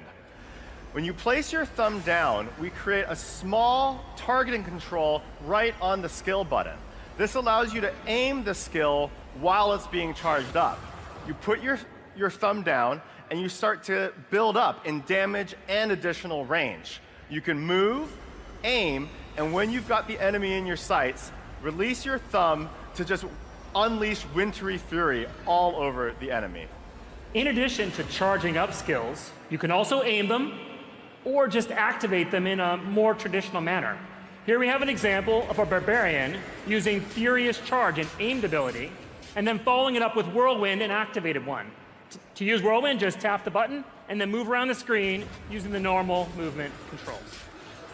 Now, it wouldn't be a new Diablo game without a few new abilities. And here we have the wizard using Lightning Nova. Lightning Nova creates a circle of bolts that travel out in all directions and then return back to you. Now, if you've moved in between, the bolts actually travel back to your new location. Lightning Nova is a ton of fun to use in all kinds of situations. But if you really want to see it shine, combine it with a mobility skill like Teleport, and an expert player can deal devastating damage. I want to see that again. Yeah. Was that you or was that Caleb? It wasn't me, it was Caleb. It was Caleb? Yeah. Good job. Much better than me. All right, so all classes in Diablo Immortal have 12 or more skills. And you'll be able to choose 5 of those skills to equip on your hotbar in the active ability section at a time. New Diablo game, new skills, new gameplay, new gear, of course, cool looking gear. So here we have some early concept work for 2 of our classes, the Barbarian and the Wizard, showing their gear progression. And of course, we'll have legendaries. We love the way Diablo 3 legendaries change the way you play. And we'll carry forward that great customizable gameplay into Diablo Immortal. I love the way the wizard on the bottom row in the right looks, really proud of herself for having the best gear. Yeah, she's she's really proud. Except she's over there for everybody else. Diablo Immortal is a social game. So we're adding social features to Diablo Immortal as well. When you log in and connect your Battle.net account, all of your friends will be right there waiting for you. This means you could be playing Diablo on your phone while chatting with your friend who's about to start a WoW raid, or message your buddies who are busy in Overwatch to tell them to hurry up and finish so they can come and help you kill a boss in Diablo Immortal. Now, as we mentioned in the opening ceremonies, we've partnered with NetEase Games to make Diablo Immortal. At this time, I'd like to invite a few folks to join us here on stage. Please join me in welcoming them.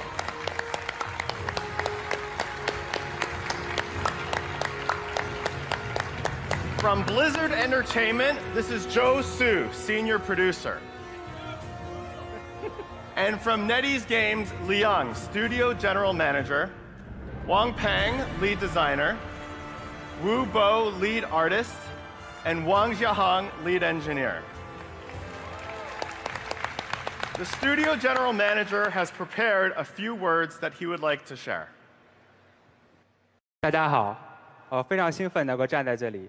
我们和今天参加暴雪嘉年华的所有玩家一样，我们都是暴雪游戏的粉丝，也是暗黑破坏神系列游戏的粉丝。Just like those of you here at Blizzcon, we're all big fans of Blizzard games, especially Diablo. 所以，当我们的团队得知我们将要和我们长期合作伙伴暴雪游戏一起开发这样一款伟大作品的时候，我们都感到非常的兴奋和激动。Everyone on the team was thrilled to learn about the opportunity to collaborate with our longtime partners at Blizzard on creating the next Diablo game. 暗黑破坏神不朽对于我们来说就像梦想成真一样，所以我们这份激动与热情将伴随着我们整个游戏的开发过程。Diablo Immortal is a dream come true. The team's excitement and energy is deeply infused into the entire development process. 就像 White 刚才提到的，目前这个项目呢，正在由暗黑破坏神系列的忠实粉丝所组成的中美两大团队一起来研发。目前这个项目正在紧锣密鼓的研发过程中。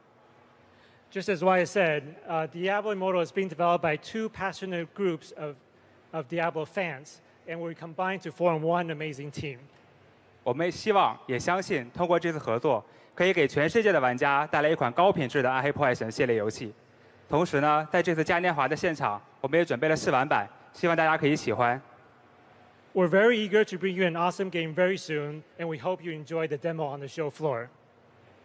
最后，让我仅代表暗黑破坏神不朽的开发团队，感谢大家的支持，也希望在不久的将来，我们可以相约在庇护之地，一起结伴组队杀敌。谢谢大家。On behalf of the Diablo Immortal development team, we would like to thank you, and we look forward to vanquishing evil with you in the world of Sanctuary. Thank you. Thank you, guys. Thank you. The passion that NetEase has for Diablo shows every day, and the partnership is going well. At this time, we have some time for questions. I think over here on my left, there should be Brandy, our community manager. Brandy? She's there. I can see her. She's okay, waving at awesome. I can see her. And then over here on the right, we have Caleb, senior producer on Diablo Immortal. Shall I ask her? Let's go ahead and have him go first. Somebody pick a side. I picked this side. Over here? Come on up. I lost. Hi. Hello. Hi. I want to know what happened to Druids. What happened to Druids? You guys skipped Druids in Diablo 3, and you guys skipped it in Diablo Immortal. Well, we are planning on adding additional classes over time. So, you know, Matthew got a vote, Chris got a vote, you have a vote. It's kind of a three-way tie. We'll see what happens next. My World of Warcraft main's a druid, so. Oh, I see. I see how it is. So how long has Diablo Immortal been in development, and how is it affecting other Diablo projects? Well, you may or may not have heard. You want to take that one, or you want me to take it? It's almost kind of memeable at one point, right? That we have multiple Diablo projects in the works.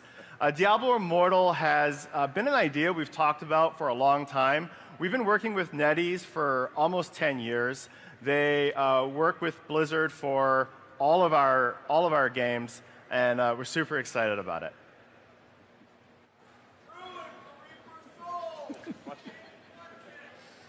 I like Druids. Okay, my question is, do you have a time frame on when we will see this? When it's ready, when it's done. The usual answer. Okay. Yeah. Sorry. Bounce over. Caleb, did we have a question on the side as well? Sorry about that. Hey, so when you guys were showing off the sizzle reel for the classes, it started off with like a really high poly, hair flowing model that didn't appear to be in the game. Are those in cinematics, or was that just for that trailer? The trailer actually, those are in-game models, and they're rendered cinematically using a cinematic camera, and that is the game running on a mobile device. Are they going to appear any other time during the game, or is it just like a character select kind of thing? Those particular sequences that you saw are character selection, and actually if you go play the demo, you can see them running. We have the demo running here, and those same sequences are available to watch. Awesome, thanks. You're welcome. Monk. Oh yeah, Monk. There you go. The armor progression you showed, is that going to be a straight linear, or will the different pieces of gear supply a different model of armor on the skeletons? This is for one of you guys. So definitely our plan is that all kinds of different legendary items can have their own unique look and not be part of a set. So it's going to depend on what legendary items you're wearing that ultimately determines what your character looks like. Okay, awesome. Thank you. You're welcome. I'm just the greeter. Love the cosplay. This side. Hi, guys. My question is, as a theory crafter, is there going to be anything for like a skill tree, skill set, or anything like that where we'll be able to dig in and kind of customize how the spells will work for us as a player? Yeah. We're still working out all of the systems. Unfortunately, we're still too far out to be able to say for sure, but we do want there to be some nitty-gritty to dig into. Thank you. Yeah, I wish I had more to say at this time. We love customizability, so you'll find it somehow. Yeah. Hi, Lord Fluffy, face of Diablo. I was curious. Fluffy. I was curious. I see a lot of mechanics that we've kind of been begging for in Diablo 3 in this. Is there any plans to make this playable on PC, or is this strictly mobile forever? Are there any? The current plan is to be on mobile, both Android and iOS. We don't have any plans at the moment to do PC. Do you guys not have phones? Yeah, you guys all have phones, right? You can play on your tablet too. Yes, it's also on the Switch. You're right. Hello. Hi. My question is, how hard can the content be in this game? A lot of players like to go on Infernal mode, hardcore, stuff like that. So how hard can we expect the difficulty curve to get in this game? I think it's a little early for us to give a definite answer, but I think the best way to look at it is this is a true Diablo experience, and we want to make sure that that's the case. So do you have anything else you want to add on top of that? No, I think that's accurate. I mean, I think we are looking to make sure that the game is challenging, and I think one of the nice things about Diablo is that in many regards, there's portions of the game that are a little bit easier, and then there's portions of the game that are harder. And I think when you look at many action RPGs, depending on your mood, you want to be able to engage with content that fits the mood that you're in for at that time when you sit down to play.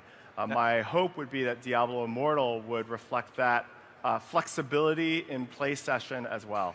Now, one thing to keep in mind is when you go play the demo, we always make sure the demo is accessible to the widest audience possible, and sometimes it's the first time you play this game. So it won't represent the challenge you're expecting, but that's not representative of the final game in terms of difficulty. Hi there. This actually might tie in with the last question a little bit, so my apologies. Me and my friends play pretty much extensively hardcore mode. Is there any chance that we might see that in this version? Hardcore. So we're excited about bringing Diablo to mobile.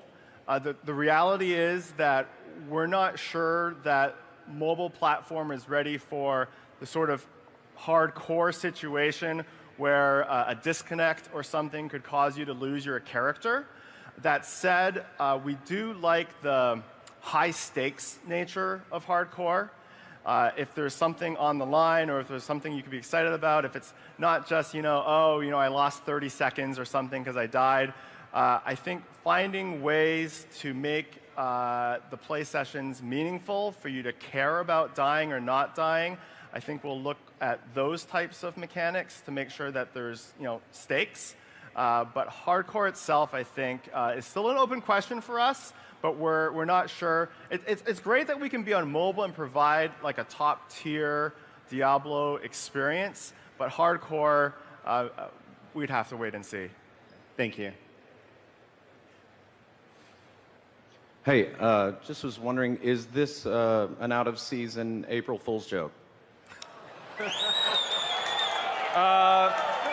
No, it's a fully fledged Diablo experience on mobile, which everybody will get to play, and hopefully which will bring new heroes to Sanctuary, as well as welcoming our community back into it, and something we're very excited about. I should say we're super excited about Diablo Immortal. We brought Diablo to consoles, PC, Xbox, PlayStation. We're gamers. Everyone at Blizzard is gamers. We play games on all platforms, and we're really excited about making a new Diablo game for mobile. And the other thing is, the other thing to keep in mind is that every time we've launched a new Diablo game, especially on a new, on a new format, on a console, every time we've improved the experience, and we brought that back to all the other versions of Diablo. So when we went on console, we brought things back on PC. We then improved both of them. The world of Diablo is vibrant. This is one of the best times to be part of this community. And I think the future is, while not bright because Sanctuary is bleak, the future for you is going to be awesome. All right, we have time for about one or two more questions. No, we have time for one question. It's got to be fast. Okay, well, this is going to be a good question then, because it's about why it's going to mobile. Okay. In particular, the majority of the games are PC-oriented, with Blizzard, Hearthstone being one of the other mobile games.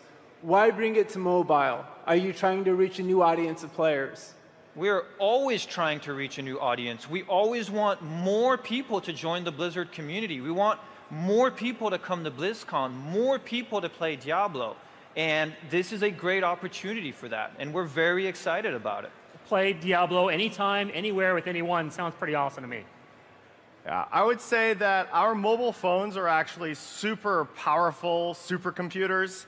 I think we treat them, for social media and text messaging, but they can do so much more than that. If you look at the technical specs on a mobile phone today and compare to supercomputers from just 5 years ago, like, we're walking around with full-fledged gaming devices in our pocket, and we want to make a full-fledged game for mobile. All right, so unfortunately we are running out of time, but we have another panel tomorrow. When is it, Wyatt? It's at 5:45 tomorrow. You can join Matthew and I here on the Mythic stage. We'll talk more about Diablo Immortal, the world, the story, the history leading up to the events, since this game does take place in between Diablo 2 and Diablo 3. Okay, but this is deceptive because it's missing something. What else are you going to be talking about during that panel? Was it the characters? Yeah. Oh, and some skills. And some skills. And some new Okay. skills. All right, yes. We'll have more. Don't forget the Countess. You promised the Countess. Yeah, and the Countess. All right. Thank you very much, everybody, and have an epic BlizzCon. Welcome to Diablo World and Q&A.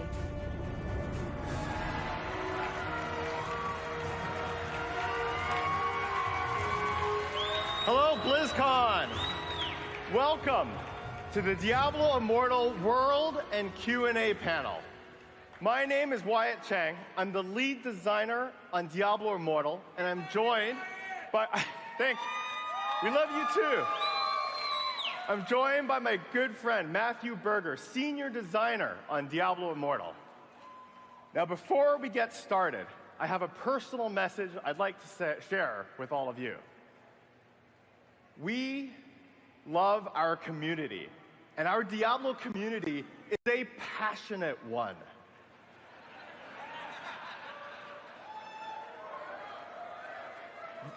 Very passionate one. And we want to say that we hear you, and we have multiple projects, Diablo projects, being worked on by multiple teams.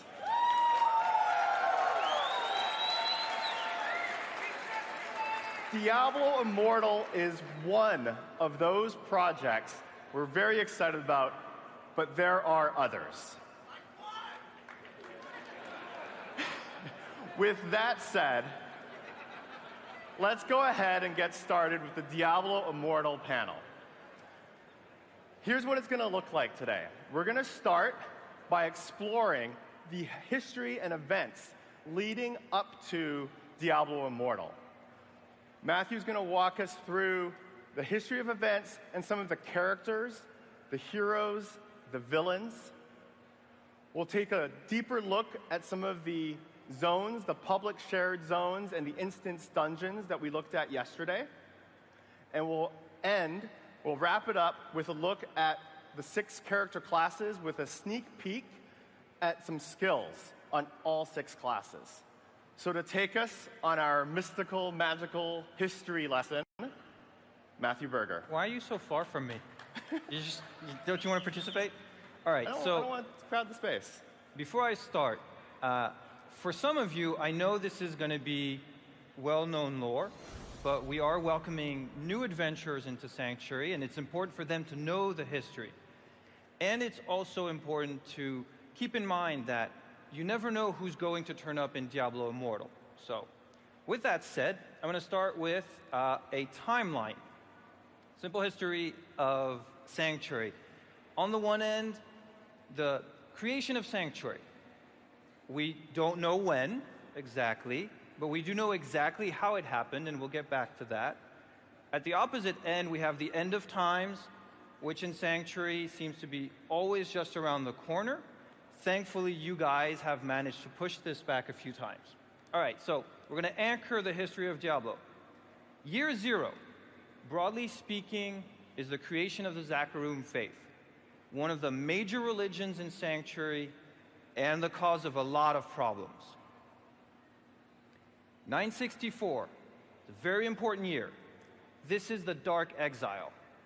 This is when Baal, Diablo, and Mephisto were toppled from their thrones in hell and were exiled to Sanctuary. This led the Archangel Tyrael to create the Herodrum in 1004. The Herodrum are a secret society dedicated to hunting down the primevals and destroying them. All right, the next date is something you guys know very well. It's Diablo 1, 1263. Followed very quickly by Diablo 2, Lord of Destruction. If you add Diablo 3 in 1285, you have 22 really tough years in the history of Sanctuary. Okay, so I'm going to blow up the timeline a little bit.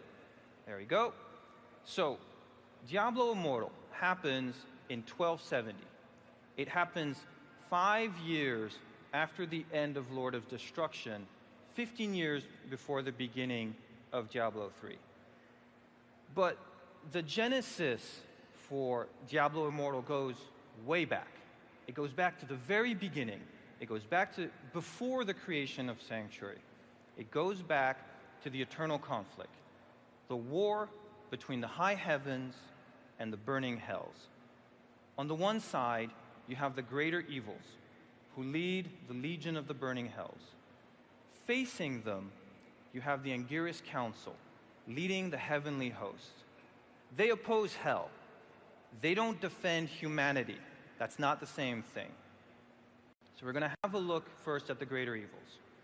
We have Andariel and Duriel, perverse siblings who like nothing more than the suffering of their victims, be it physical or mental. Asmodan, Belial, never content with their place in hell, always reaching for more, always wanting more power. Baal, Mephisto, the heavy hitters, these guys have been a plague on humanity for hundreds of years. They have been trying to conquer Sanctuary using every trick in the book: guile, force, corruption. And they are never more terrifying than when they bring with them the Lord of Terror himself, Diablo. Hey, Matthew, there's no caption on Diablo. There's a reason there's no caption on this slide, Wyatt. There's a reason his name is on the game. Everybody knows Diablo. Hundreds of players, thousands of players, millions of players have fallen before him and yet stood up again to face him. Now, opposing the burning hells, the Anguirus Council. I'm not going to go through all of them, but there are a few notable members.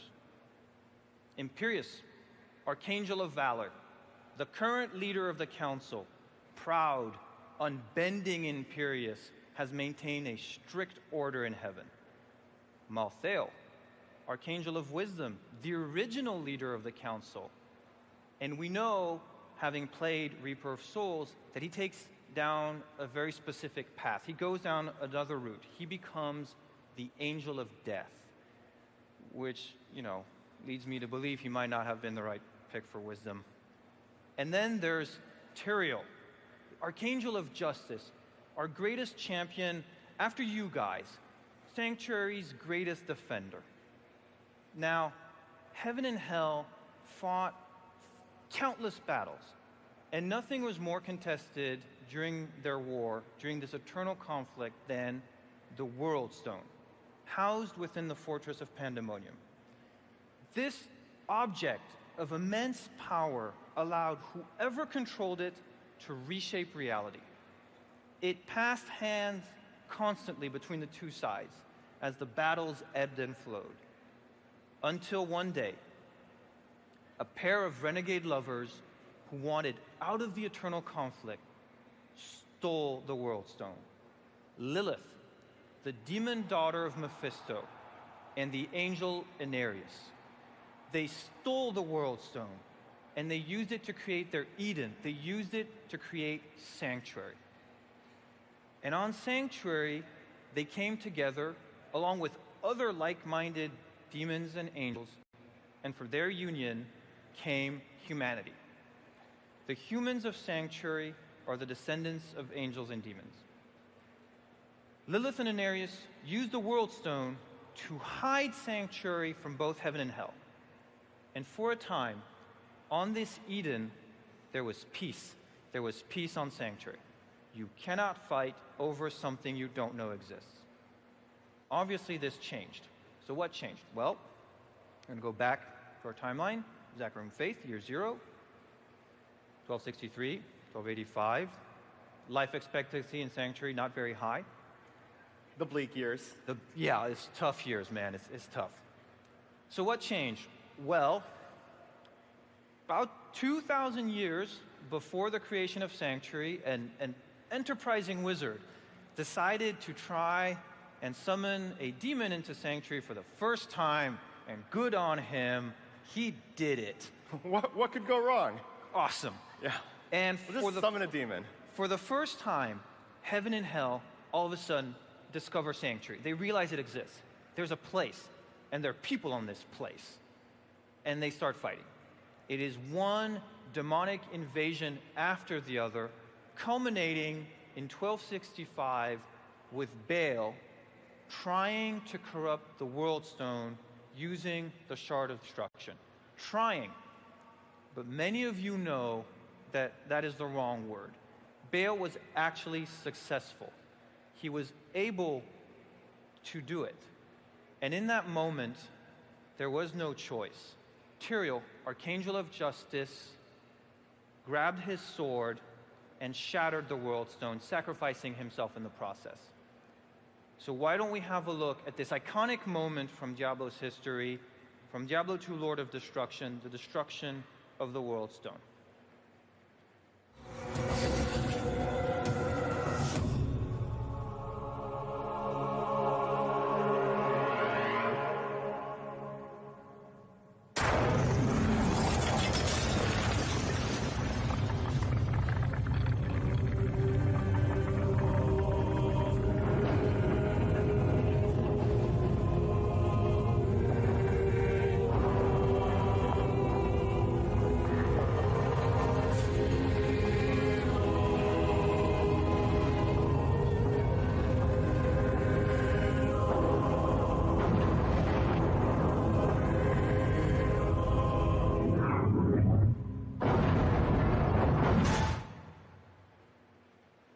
So there you have it.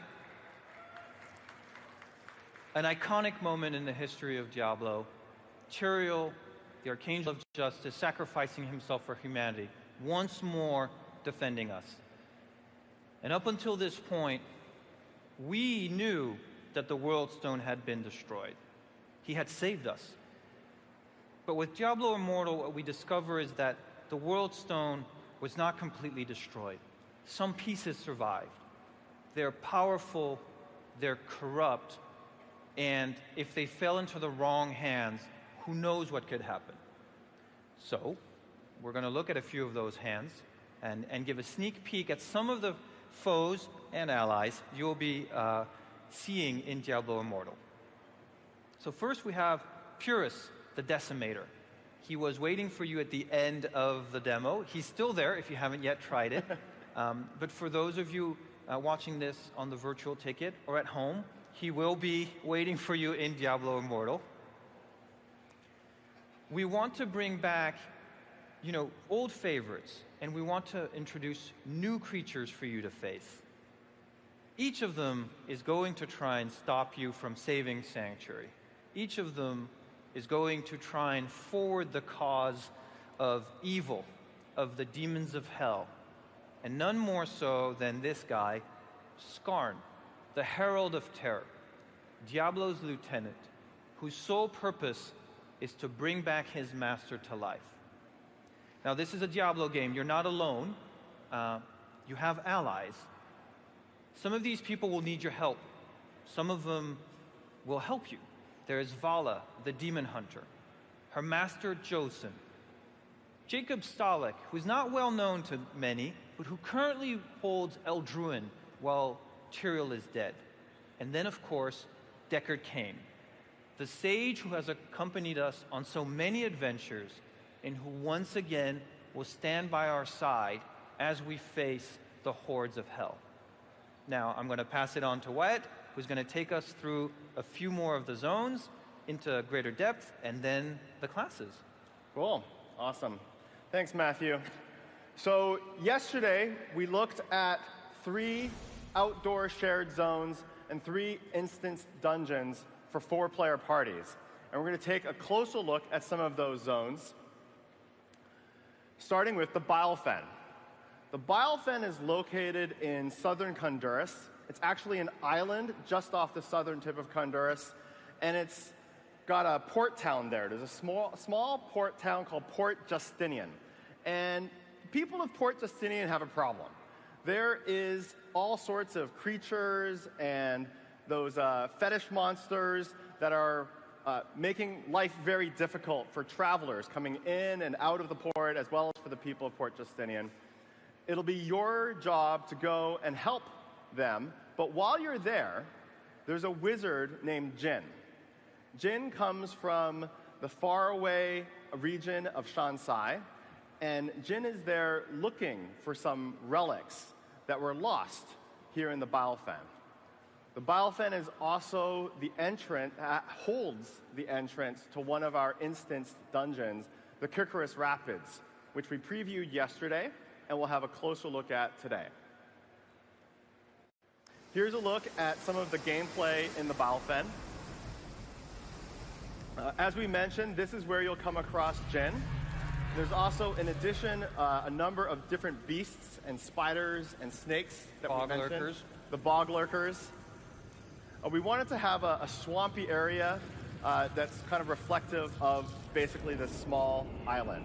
There is a world stone fragment that has landed here in the Bile Fen, and that world stone fragment is spreading corruption and making things a whole lot worse. So next, let's have a look at Zoltan Kuhl's library. We mentioned yesterday that Zoltan Kuhl actually has a number of small caches stored all over Sanctuary. And this is not the same as the archives of Zoltan Kuhl that we see in Diablo 3. The archives of Zoltan Kuhl is one place where Zoltan Kuhl kept his stuff, and the library is another, except another fragment, another corrupted fragment of the World Stone Shard has fallen here. I'm not sure stuff properly describes what Zoltan Kuhl keeps More lying specifically, around. there's like artifacts, he does research, there's scientific experiments that Zoltan Kuhl would do. It's horrible, it's dangerous. There's traps that he's laid out against potential invaders. And the best part is the library is guarded by a curator. And Zoltan Kuhl, being the egomaniac that he is, has left the curator there. The curator is actually a simulacrum of Zoltan Kuhl. The curator is a copy of Zoltan Kuhl. He made a copy of himself? Because he's an egomaniac. And the best part is the copy doesn't know that he's a copy. So hilarity ensues. Yeah. From Zoltan Kuhl's library, we travel east, far east, to eastern Kyrgyzstan. This is past Chaldeum, to the Shasar Sea.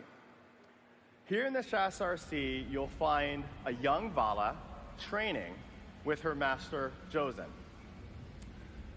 Vala's history, much like many demon hunters, is one filled with anguish. Her home village was ravaged by a demon invasion. Everybody in her village was slain, and she is the lone survivor. She came across Josen, who is training this young Vala and teaching her to take her anguish and her pain and channeling it to fuel a desire for revenge against all demons. It is here in the Shasar Sea that Vala and Josen have caught wind that a demon nest has formed, and they're there to slay demons, as demon hunters do. Seems right. So those are some of the outdoor zones that we have in Diablo Immortal. Next up, let's start looking at some instanced dungeons. As we mentioned yesterday, the instanced dungeons are 4-player dungeons for a specific crafted experience. Whereas in the outdoor world, monsters respawn over time. In the instance dungeons, the monsters stay dead. There's also mechanics that we can do in an instance dungeon that we wouldn't normally be able to do, like this rope sequence down, where you're rappelling down a cavern. The Tomb of Fahir is actually divided up into 3 different segments. In the most outermost section, you and your party need to unlock 2 seals to make your way into the inner sanctum. There, you descend down the rope and face off against the Brood Mother. Not even an arachnophobia warning? Oh, yeah, arachnophobia warning. Yeah, or really creepy birthing pods on her back. Yeah, too. Yeah, I think I saw this in the shower the other day. That was... No. No, if you saw that, it would take up the whole bathroom. But if you defeat the Brood Mother, you can then make your way into the inner part of the Tomb of Fahir. And it's worse? Oh, that's your much reward? Worse. Much worse. Another instance dungeon that we're going to be looking at is the Kikaris Rapids. The Kikaris Rapids, we kind of mentioned that instance dungeons let us do things that we wouldn't be able to do in the outdoor world. In the case of the Kikaris Rapids, you begin by making your way along the riverbanks of the Bile Fen until you get to the riverside. And there, you'll commandeer a boat. Not a boat. You'll commandeer a raft. Not a raft.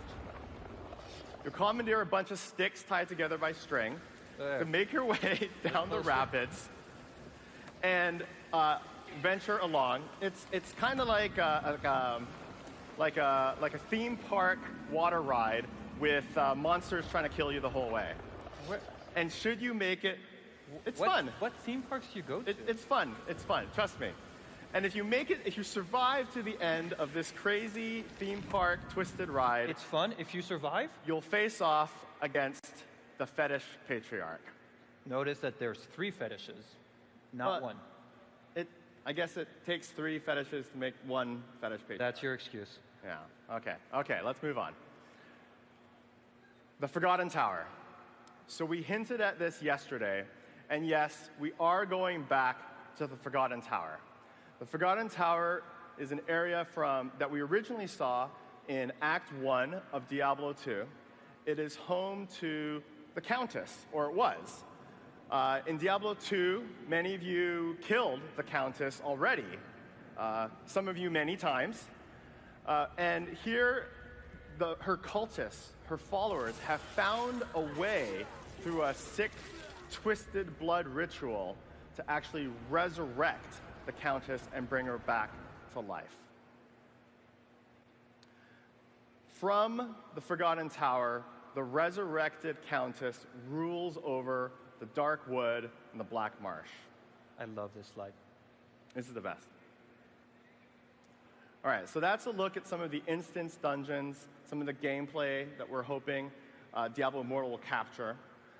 Let's have a look at the classes, as well as a sneak peek, like we promised at the beginning, at some of their abilities. Starting with Barbarian. Barbarians. Now, barbarians have lived on the slopes of Mount Arreat for generations. Their ancestral duty to protect the mountain and the World Stone that was beneath it. The destruction of the World Stone, the destruction of Mount Arreat, has thrown all that into question. This is a fresh scar still in the barbarian spirit as they try and find a new purpose, a new sense of identity. Barbarians are proud warriors and dangerous warriors who like to take the fight up close to their enemies. They harness their fury, charge at them, and then unleash it in a savage series of blows.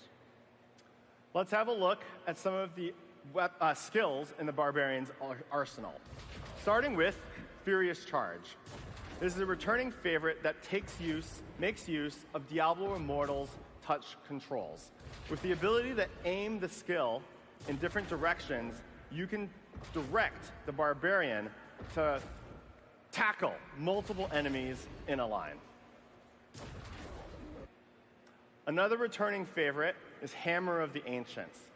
The Barbarian is a master of melee weaponry, and Hammer of the Ancients represents the Barbarian's connection with spiritual ancestors, and by channeling some of that energy, can summon a mighty hammer to smash all enemies in front of him. But we've done many things in terms of, the Barbarian has been able to throw many things in the past: axes, spears, boulders. And in Diablo Immortal, we have a throw ability that allows you to throw enemies at each other. In Diablo Immortal, you can pick up that annoying Fallen and throw him at his friends. At the Shaman. At the Shaman. That would probably be the best choice. All right, the Necromancer. Necromancers, disciples of Rathma. Necromancers represent the thin line between light and darkness. They believe that it is their sacred mission to maintain balance between these opposing forces. As befits their unique mission, necromancers are willing to use a power that no one else is: control over the dead. Whether it is raising a skeleton from the ground, or ripping the bones out of a corpse and using them as a projectile, or even using a necromancer's own blood to empower themselves. Now, wouldn't be a necromancer without the ability to raise skeletons. We loved the way that Diablo 3 Reaper of Souls, with the rise of the Necromancer Pact, allowed you to direct your skeletons at who to attack next. And so we're bringing that functionality into Diablo Immortal. Now, the Necromancer is a master of the undead, but also uses corpses as a resource. We love the way Corpse Lance allows you to rip the skeletal structure, the spine, out of a fallen foe and hurl those bones at another foe, sometimes killing them and allowing you to use their corpse. Do you really like doing that circle of death, killing one guy with them? The circle of death. In addition to skeletons and corpses, we also know that the Necromancer is a master of bone. And skeletal spikes allows you to rip bones out of the earth itself and impale enemies from below. Oh, corpse lance. Skeletal spikes, then use their corpses, corpse lance. Crusaders. Crusaders are holy warriors of Akarat. I see a crusader there, possibly a holy warrior of Akarat. They were first created to remove the taint of Mephisto from the Zakarum faith. They represent honor, goodness, and a steadfast devotion to duty. Holy war machines encased in steel, Crusaders are a fearsome sight on the battlefield and a photo respect. And yet, their martial prowess is not the end of it. It is augmented by their faith, which allows them to use the power of the light to strike down at their enemies. The Crusader uses both melee weapons and shields in combat. And to capture that, we're bringing back Blessed Shield with a twist. The Blessed Shield can be aimed using Diablo Immortal's directional aiming, but it damages enemies on the way out and on the way back in. And any enemies who aren't killed are pulled towards you, so you can continue to pummel them at point-blank range. And then kill them. And then kill them, if they somehow survive the blunt force trauma from the shield. Another skill we're bringing back is Sweep Attack. Much like the Wizard's Chill Wind, the Sweep Attack allows you to begin as soon as you press your thumb down on the skill, you start charging up and swinging your flail, winding it up. You gain damage and range the longer that you hold down your thumb while aiming the skill. And when you have those enemies in your sight, you can simply activate the ability to unleash your fury. And a new twist on another skill, Falling Sword. So Falling Sword has been adjusted to be a two-stage ability. The first activation of the ability, you can target a location in the world, and that drops their sword in that location and damages enemies in that area. However, when you activate the ability a second time, you come crashing down from above. You can use other abilities in between the first and second activation. So you can drop your sword, jump on a horse, run around the battlefield, use some extra melee attacks, and then activate the ability a second time for your grand finale. Or use your horse, drag the guys to the sword, and then jump back down on them. Right on their head. That's what I'm going to do. Wizards. Magic. Yes, wizards. Some you wizard fans. guys are going to like this. Magic is a tricky element to master in Sanctuary. This is why it is taught under strict conditions in one of the few magical academies. Wizards, however, have no time for such timidity. They believe that as long as the reward is worth it, the risk does not matter. They show no restraint, be it in their personality or in their magic. If it's worth doing in style. The first ability we want to look at today for the wizard is Meteor. Meteor allows you to target a location for that call down, for that celestial body to fall down and rain destruction on your enemies. We're bringing back Ray of Frost. Again, it's an activated ability in two stages. The first stage starts the channel, and the second ends it. We're going to see a little bit more of Ray of Frost in just a little bit. Another cold skill, this one's a new one, is Ice Crystal. Also a two-stage ability.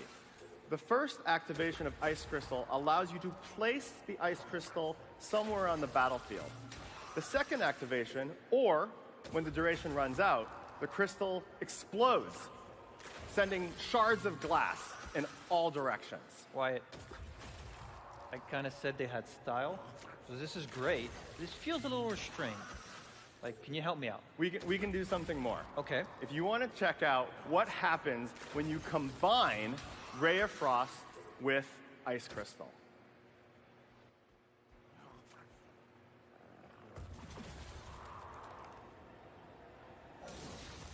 Ooh, cool. That makes me happy. I like that. It's pretty fun. So the first activation, you drop your Ice Crystal at a spot near some enemies, channel in Ray of Frost, which gets fractured by the Ice Crystal in all directions, and then follow it up with a final explosion. Demon Hunters. Yes. So Wyatt told you a little bit about Vala, and Vala's story mirrors the story of a great many demon hunters. Tragedy at an early age. She had a choice to make. There was a moment after this tragedy, a moment so brief that it existed between two breaths, and yet it stretched before her across all eternity. Was she going to give up? Was she going to go on? Vala made the choice that all demon hunters make, faced with that moment in their life. They choose revenge. Armed with a variety of ranged weapons, traps, and harnessing ancient shadow magic, demon hunters hunt down demons wherever they may be, with the singular goal of destroying them. Now, Diablo Immortal is a unique time because this is the moment where the demon hunters are beginning to come together to create their order. Demon hunters capture both acrobatics, dexterous movement, and ranged weaponry. One of her new skills, Daring Swing, allows you to reposition yourself from one location on the battlefield to another while shooting from an advantageous position. Strafe is another skill that really captures that demon hunter essence with the ability to have both mobility and ranged weaponry at the same time. And Rain of Vengeance captures that sense that the demon hunter can fire a cluster of arrows up into the air, which then rain down and puncture all enemies in the affected area. You cannot stop using Daring Swing. Did you do these? Daring Swing's super fun. It's super fun to use. Monks, holy warriors from the land of Ivgarod. Monks' strength comes from within. Such is their spirit that they're able to express it outwardly to either damage their enemies or shield their allies. While monks wield weapons, they're more than capable of defeating their enemies with their bare hands. In fact, such is their hand-to-hand prowess that they often are able to strike at multiple enemies at the same time in multiple places. Nothing captures that sense that the monk is in many places at once, quite like Seven-Sided Strike, which many of you have seen in the demo. Seven-Sided Strike allows you to move so fast so as to appear in multiple places at once. Say 7. One might even say 7. One day I will make an 8-sided strike. I will be happy.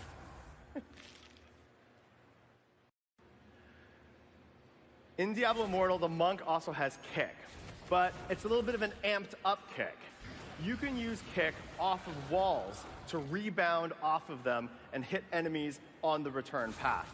If an enemy is near a wall, you can slap them once with your foot on the way in, rebound off the wall, and kick them in the back of the head on the way back for even more damage. And then 7-sided strike if anybody's still standing. And finally, we feel the monk needed a skill that represents the spiritual side of the monk. I agree. A more transcendent. Imprisoned Fists allows you to hit an enemy in just the right way that you knock their spiritual essence out of their body. That is not spiritual. It's very spiritual. It's very zen. That is not zen. I find it very relaxing. Okay, it might be relaxing. So there we have it. Those are the 6 classes in Diablo Immortal with a sneak peek at some of their abilities.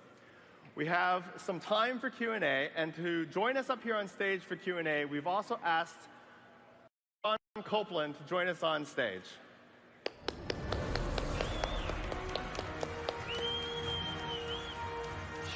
Sean. And welcome, Sean. Sean, why don't you go ahead and let them know your role at Blizzard? Well, absolutely. My name is Sean Copeland. I am Blizzard's head lore master for story and franchise development, and I am these gentlemen's resident Deckard King. Yeah, pretty much. All right, so we have a microphone set up over here with our beloved community manager, Brandy Camel. Go ahead and come up to the mic. Hi. First, I want to say thank you. Your passion has been huge for Diablo, and we really do appreciate it, even if there's been some negativity. Oh, thank you. Thank you. Just thank you. I wanted to ask about the most important primeval, Mephisto. Mm-hmm. Can we expect to see him in any form? It's too early to say, which is I know is sort of a dodge, but it's too early to say. I think one of the things that's exciting is we are exploring how some of the primevals might be returning faster than they should. So I will leave it at that for the moment. Thank you.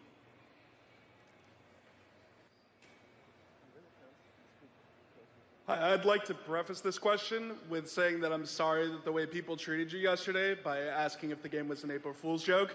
That was really inappropriate of them.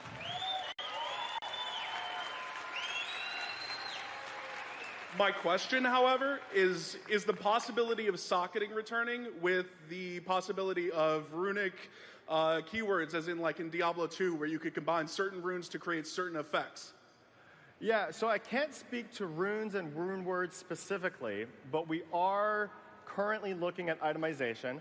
It's a great time for us to actually talk about items a little bit. For those of you who played the demo, and if you haven't, you still have a few hours to do so, but you probably noticed that the inventory was disabled. We're currently looking at what itemization should look like. As we mentioned yesterday, we definitely know that legendary powers should be part of the itemization. And I think there's another stage to itemization, which is once I have an item that I really like, how can I make that item even better? And to complement that, how can is there enough depth to the item system for me to make some good decisions about how to improve that item?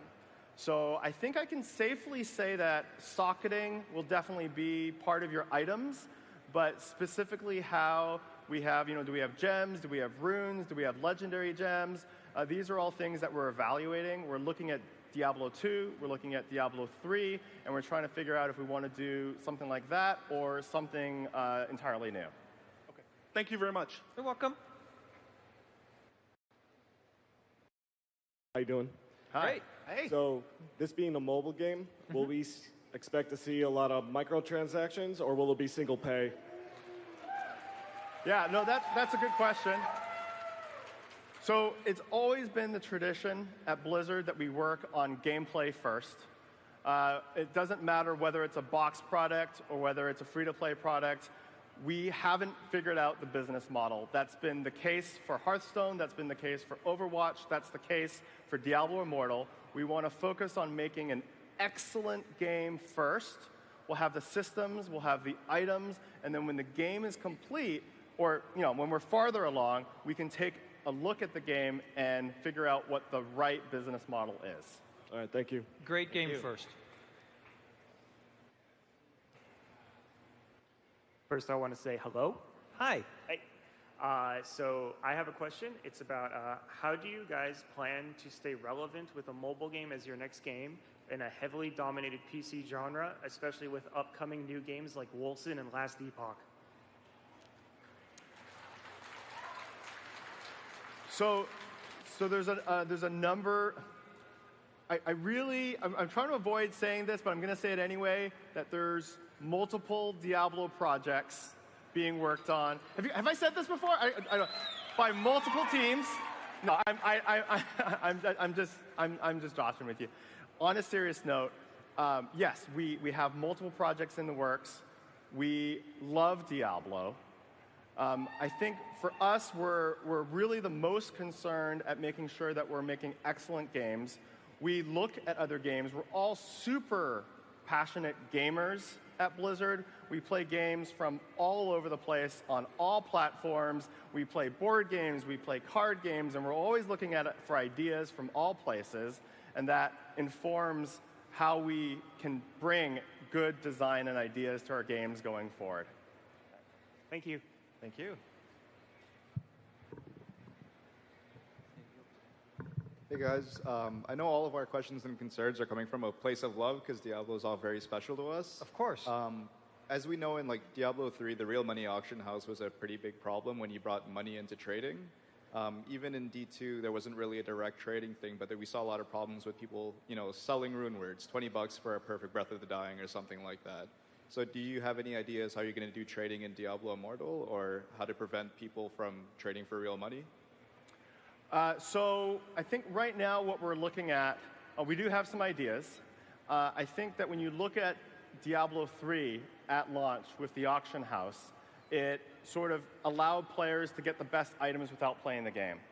And then with Reaper of Souls, we made changes to the game to make everything soulbound. And I think that as we think about an online game, it's nice to make sure that you're earning the best items, but it's also, you want to be part of a greater economy, a greater society. And when I think about that problem, an example I like to refer to is gems in Diablo 3. Where in Diablo 3, you could have rubies and emeralds. And maybe if you had a lot of rubies, 10 rubies, and I had 10 emeralds, maybe I could trade you 10 rubies for 10 emeralds, and that would be okay. We know that's okay because, Kanai's Cube has a recipe that lets me turn rubies into emeralds, but I do it through a Kanai's Cube.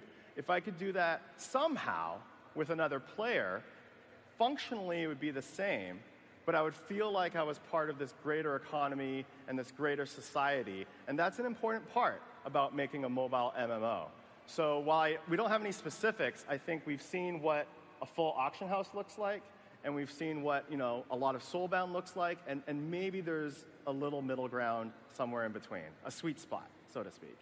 All right, I think we have time for one more question. No pressure. Hey, Nine. Oh, hi. The Crusader keeps falling. No. So you mentioned that we're going to be able to go through and look at the history of the Demon Hunters, or I guess the formation of the Demon Hunters. What about the other factions? Are we going to get to look at other people's histories? No pressure. There's a really big time frame that we're dealing with for Diablo Immortal. And there are events that happened before, and there are events that are going to be happening in Diablo 3. And so there are sort of questions on either side of that equation that we can look into and we can start to provide answers to. So, one that I like to mention is Malthael. Like, this is the period where Malthael decided that all of humanity had to die, which is a pretty momentous decision, and maybe we could, find out exactly why and how that happened. The formation of the Demon Order is another one. I think there are other groups and individuals, Sean, which have interesting histories in this time. So I can't promise where we're going to go and what we're going to do, but it is exciting to have so much to address and so much to give and to explore as a player. And I got to say, and I'm looking forward to you guys checking out these stories, to check out the new content that's being available, because as a lore master, I am a huge fan of Diablo's story. Yeah. So I'm working with these gentlemen to help making it come to life. I cannot wait for you guys to check this out. It's going to be awesome. Yeah. Well, thank you very much, everybody, for joining us for the Diablo Immortal World and Q&A panel. You guys are great. It has been an epic BlizzCon. And everybody, I hope it's been an awesome weekend, and continue being excellent to one another.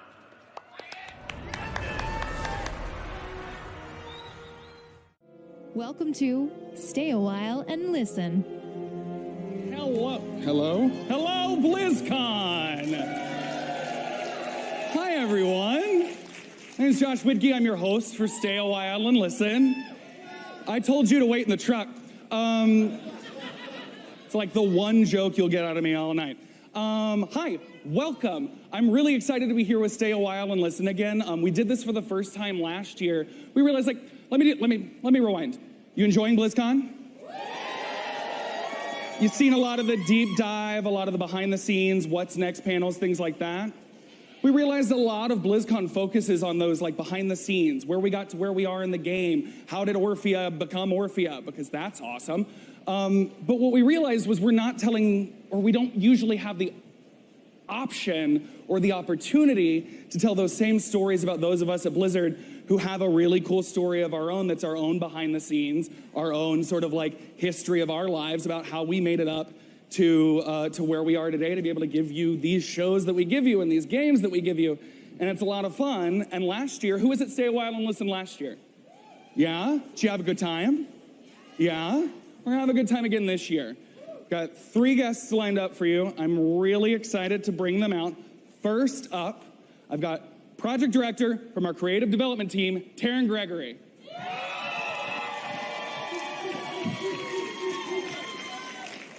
Citizens of BlizzCon, how are we doing? Excellent. BlizzCon is a special place. 13 years ago, some individuals at Blizzard got together and decided, what if we put on a convention that's just for Blizzard, and got everyone down here with us in Southern California. And ever since then, tens of thousands of people, year after year, since 2005, have come here to share with us. We come for the fantasy of the worlds that we share and love. We come for the friendships that we bond and make here together.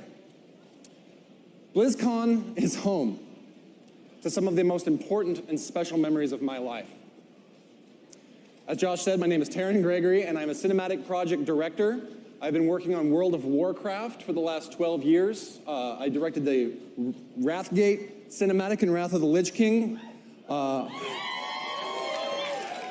the way through a number of other in-game cinematics, and occasionally dabbled in the other properties with Chromie for Heroes of the Storm, Junkrat, and Roadhog for Overwatch, and the Diablo 3 Demon Hunter reveal in 2010. But the story I'm going to tell you today is how I got to Blizzard, and how if they'd never decided to do BlizzCon, I would not be standing in front of you today. So let's take it back. In 2005, I had just finished my film studies at the University of Washington, film and video production. I was working a day job at a video game company as tech support, you know, as I started to try to get my career online. And I was so lucky to work side by side with my friend Ezra Ferguson. We had grown up, together since we were 13. We had moved to the Seattle area together, and we were both working at this video game company together. Having grown up together, we gamed together. All right, we had a long history of Dungeons & Dragons sessions where we'd pop the Warcraft 2 CD in the audio CD-ROM drive, skip it to track 2, and be rolling our dice, dun dun dun dun dun dun dun dun dun. You know, it was such a great soundtrack. I love that thing. And Ezra was always playing, you know, the grizzled, old, white-haired warrior with the scar on his eye. It was just his main go-to. We also played all other Blizzard games as we grew up. We also fancied ourselves kind of part-time filmmakers. Growing up, 16 years old, he convinced me to pull a camera out from under my parents' bed, and we started shooting these utterly terrible movies. Just, they were so bad. Kind of in a charming way, but really so bad. But throughout the years, we kept making short films, you know, sketch comedy, really bad ninja films. So we had that in our pocket, and that's ultimately why I ended up studying film at the University of Washington. Well, one day, we had been playing World of Warcraft the entire year, 2004 to 2005. We were just crazy about this game. This is actually my first screenshot right here from the open beta. Teldrassil. I'm so sorry. So we had brought our characters into this game with us, these characters that we had known and loved all throughout our role-playing history. And we jumped right into playing so hard. Well, at work one day, I'm sitting in the office. Ezra comes up to me, just inflamed, just so passionate. Taryn, we've got to make a movie for the Blizzcon movie contest. We've got to make a machinima film. And I go, whoa, whoa, whoa, whoa, whoa, dude. 1 second, slow your roll. What's BlizzCon? This was going to be the first BlizzCon. I had never heard of it, right? And he went on to explain, oh, Blizzard is holding a convention in Anaheim, and they have this movie contest where we have to make a machinima movie. I'm like, okay. Now tell me what's machinima. And he explained it's when you make movies using video games. You know, you shoot it in the game. And keep in mind, this is my job now. This is what I do professionally. So my response to Ezra would probably not be what you think. I said, no way. I said, if we're entering a contest with something that I've never even heard about, we're just going to spend a lot of time on this, and we're going to get crushed in the competition. And Ezra looked at me and said, you know what, man? Let's just tell our story. And I was in. You know, I was in. If we're just going to tell a story, I'm all 100% on board for this. So, we checked the clock. It was September 6th, 2005. The due date for the movie was September 23rd, 2005. We had 17 days to write a movie, to make a movie, to learn how to make the movie, and the clock was ticking. So, to make our plan, we decided to divide and conquer. Ezra would focus on the audio. He focused on the dialogue. He focused on the music and all things sound effects related. I, on the other side, was tasked with the visuals. Again, here, vanilla screenshot, sweet 4:3 aspect ratio. With our protagonist, Voldegar, who, as I said, it was Ezra's character. It was the grizzled old soldier that he'd been playing since we were 13 years old. We're going to tell his story. So, being in charge of the cinematic side, I wanted to know, how do I make this game client that we have here work as a movie-making tool? So I looked for some familiar things. One of them was the Gnomish spyglass. We ended up using the Gnomish spyglass, the actual engineering device that when you right-click on and you scope around, we use this as a lens. And the reason you use those is to make sure that instead of in-game, when you get up close to someone, their nose is all huge, it's all distorted, you want it to actually look more appealing, and you can see kind of what that does when you look through the lens. Next up, the camera in the game client is, of course, attached to your character's head. It's always right here when you zoom in, and you can't change height. But camera height is really important to narrative storytelling. You want to be high angle, low angle, mid angle. And our solution was our cameraman was going to be a druid. The druid allowed us that if we wanted a low angle shot, we just shift cat form. You want a high angle shot, you just shift into druid form, and everything in between. It was a very, very effective tool, and we got shooting right away. Last thing was just the smoothness of the camera, right? And that's that, in general, when you're using the mouse, it can look a little jittery. And so, using our technical support savvy, we actually mapped a dual analog joystick directly into WoW, and we're sitting here with little tiny joysticks and orbiting around the camera to make that work. So it's like gamepad, game movie, it all makes sense, right? And in fact, in this shot from the film, when we're running across the epic Arathi Highlands, we were only running because Voldegar wasn't level 40 yet. If you recall, you had to get to 40 before you got your mount. So we're epically running across the Arathi Highlands. But it was great, it was great. And so we began shooting. As we shot everything, our friends came to bear, guildmates we'd had in World of Warcraft and before. They helped us as actors, they helped us as voice actors, they helped us in many, many, many ways. Ezra, of course, was the voice of Voldegar himself, the main character. He also sang the introduction song, wrote the introduction song. And I remember so vividly to get really good sound quality, because when you're recording in an apartment, if you're really loud, you can hear like the reflections off the walls in the apartment. So we actually drove at night to a park, in a rural park, And there's houses over there, and you can see the lights are still on.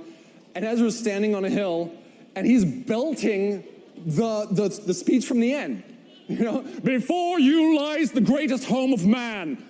And I'm just like, the neighbors here are gonna be wondering what these guys are doing out in the park after dark. But it sounded great. It sounded great.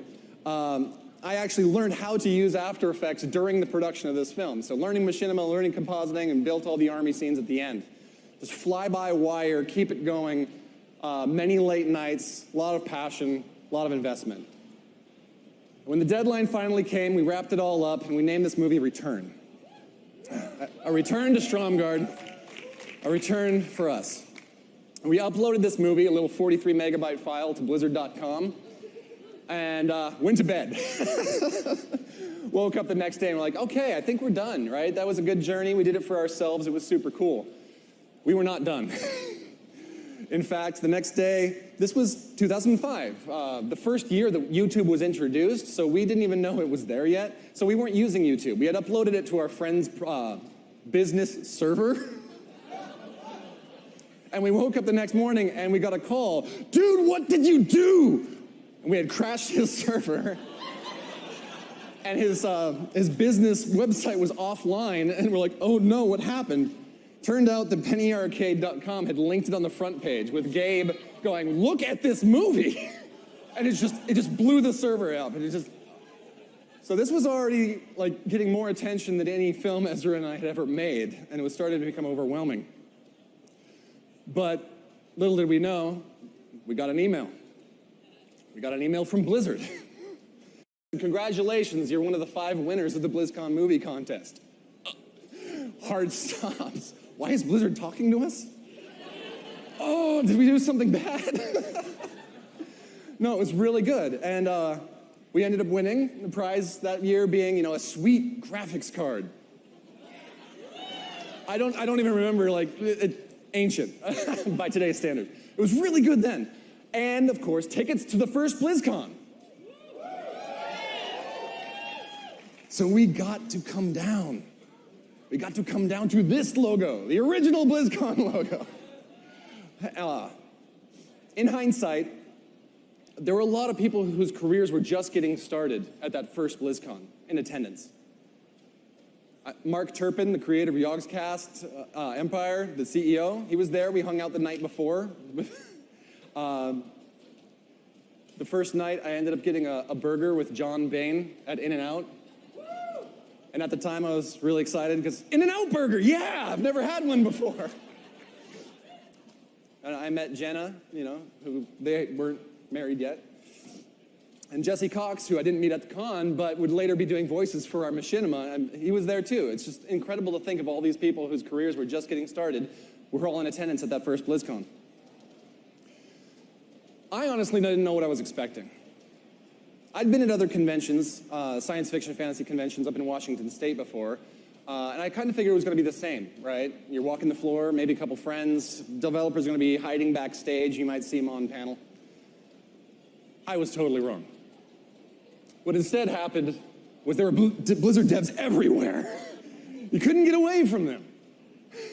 And in fact, this was quoted in the 2014 WoW documentary, but Ezra spotted Chris Metzen and said, dude, come on. We ran up to Chris Metzen, and he said, Chris was like, hey guys, how are you enjoying the con? And Ezra's like, oh dude, we made this movie called Return, and Chris just cut him off. It's like, you made that movie? Oh my God. I couldn't believe that anyone would make a movie about Stromgard. Who knows anything about Stromgard? And we're sitting here going, dude, why is he geeking out on us? We're supposed to be geeking out on him. And everything was upside down. It was just so backwards. But it was so exhilarating and exciting to make these connections with these people we held in such high esteem, at such a high level of respect. But they were just people, you know, geeking out with us, having a good time. We enjoyed the sights of the con floor, you know, played a little bit of a certain StarCraft game on the Xbox. And when things were rolling down, we went to the main hall, there was only 2 halls at BlizzCon 1. And for the closing ceremonies, they played Return on the big screen. And this was such an incredible moment, sitting with thousands of people watching our movie. Oh, it just stole the heart right out of me. I thought I'd reached the most exciting thing that was going to happen. So we left the hall, thinking BlizzCon's over, winding down, went to the Hilton lobby. I guess it's over. When Shane DeBeery, the lead producer of World of Warcraft, comes up, throws his arms around and says, "Hey boys, I just bought your tab. How are you doing tonight?" And the night had just begun. We sat there and we talked and we geeked out more and more and more. Samwise swung by, Joey Ray Hall swung by, my future boss, little did I know. And as Mike said, by the end of the night, it all seemed like these were just friends that we hadn't seen in a while. And it was incredible. But ultimately the sun would come up and it was time to go home. So flying back to Seattle, the next few months were a total blur. We ended up being accepted to a film festival, Return winning Best Off-the-Shelf Machinima, the film festival in 2006. We made the parody music video Billy McClure, which was a lot of fun and won an X-Fire contest. We started to think, maybe there's something here.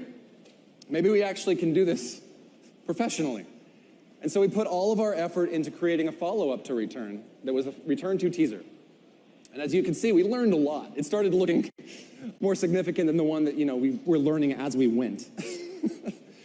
And we wanted this teaser to be online before we attended E3 2006 with the intention of getting together with Blizzard at the event and asking them, is there anything we could possibly do to work with you guys?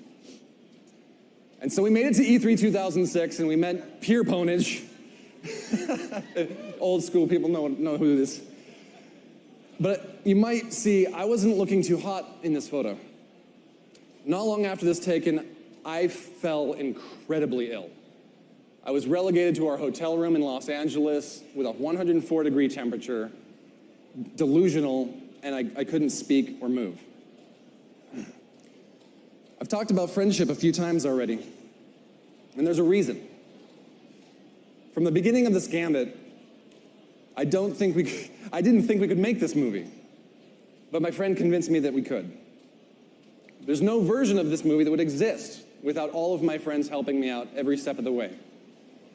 And here at E3 2006, my friend Ezra Ferguson successfully made contact with Blizzard and got us job interviews while I was having fever dreams in the hotel room.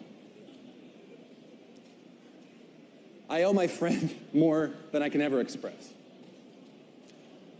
And when I got my offer letter from Blizzard, I was overjoyed. But Ezra's offer letter never came.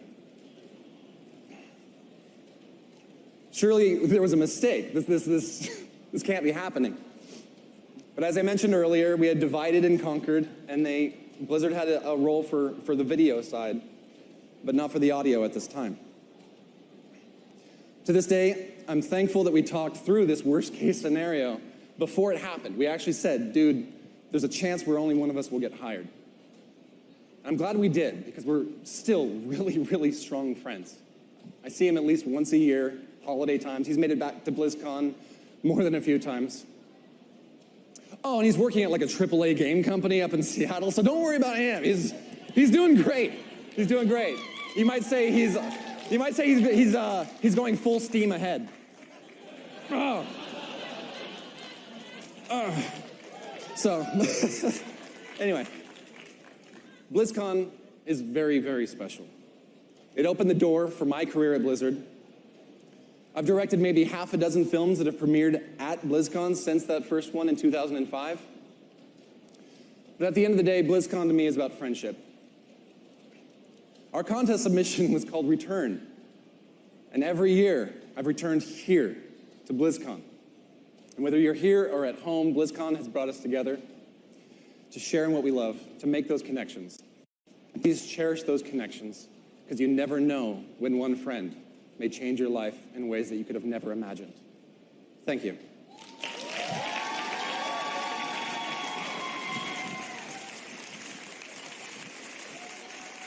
Let's hear it for Taryn. I love that story. And I think it really kind of underscores my point from earlier, right? Like, we all got here through weird, winding, crazy paths. I myself stand before you as a failed actor, so no, it's fine. I'm doing fine. It's fine. But someone else I've got backstage for you, much more successful actor than I think that I could ever hope for, especially when it comes to using his voice and delighting your ears.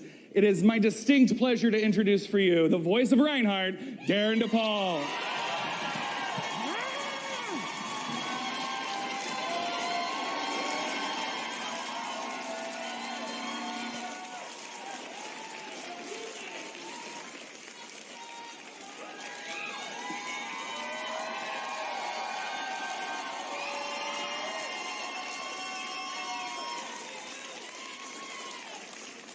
Hi, I'm Darren.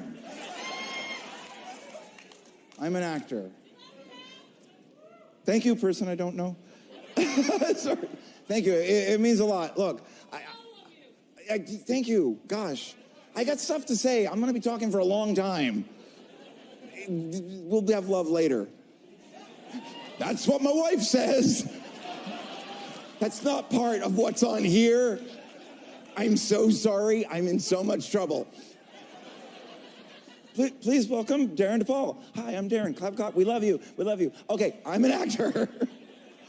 As you guys know, I did some work in the New York theater. I did some stage and some television. I did some stuff. But as you know, for the last 5 years, I have been a voice in Blizzard games. And we did count them up. There are 53 of them. There's a lot. There's a lot of the characters. That's them. That's them. There's one. There's one. Socrathar, he kind of sounds like, there's a warhorse trainer. I don't remember that one.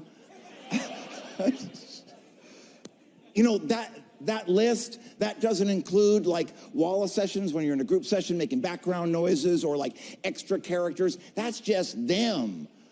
You guys know Blizzard changed my life, but Blizzard was a big part of my life before Blizzard was a big part of my life. Diablo was my jam. That was it. Diablo was my jam. I would spread it on toast and eat it. That's not a thing. I've been going a long time. I'm very delirious right about now.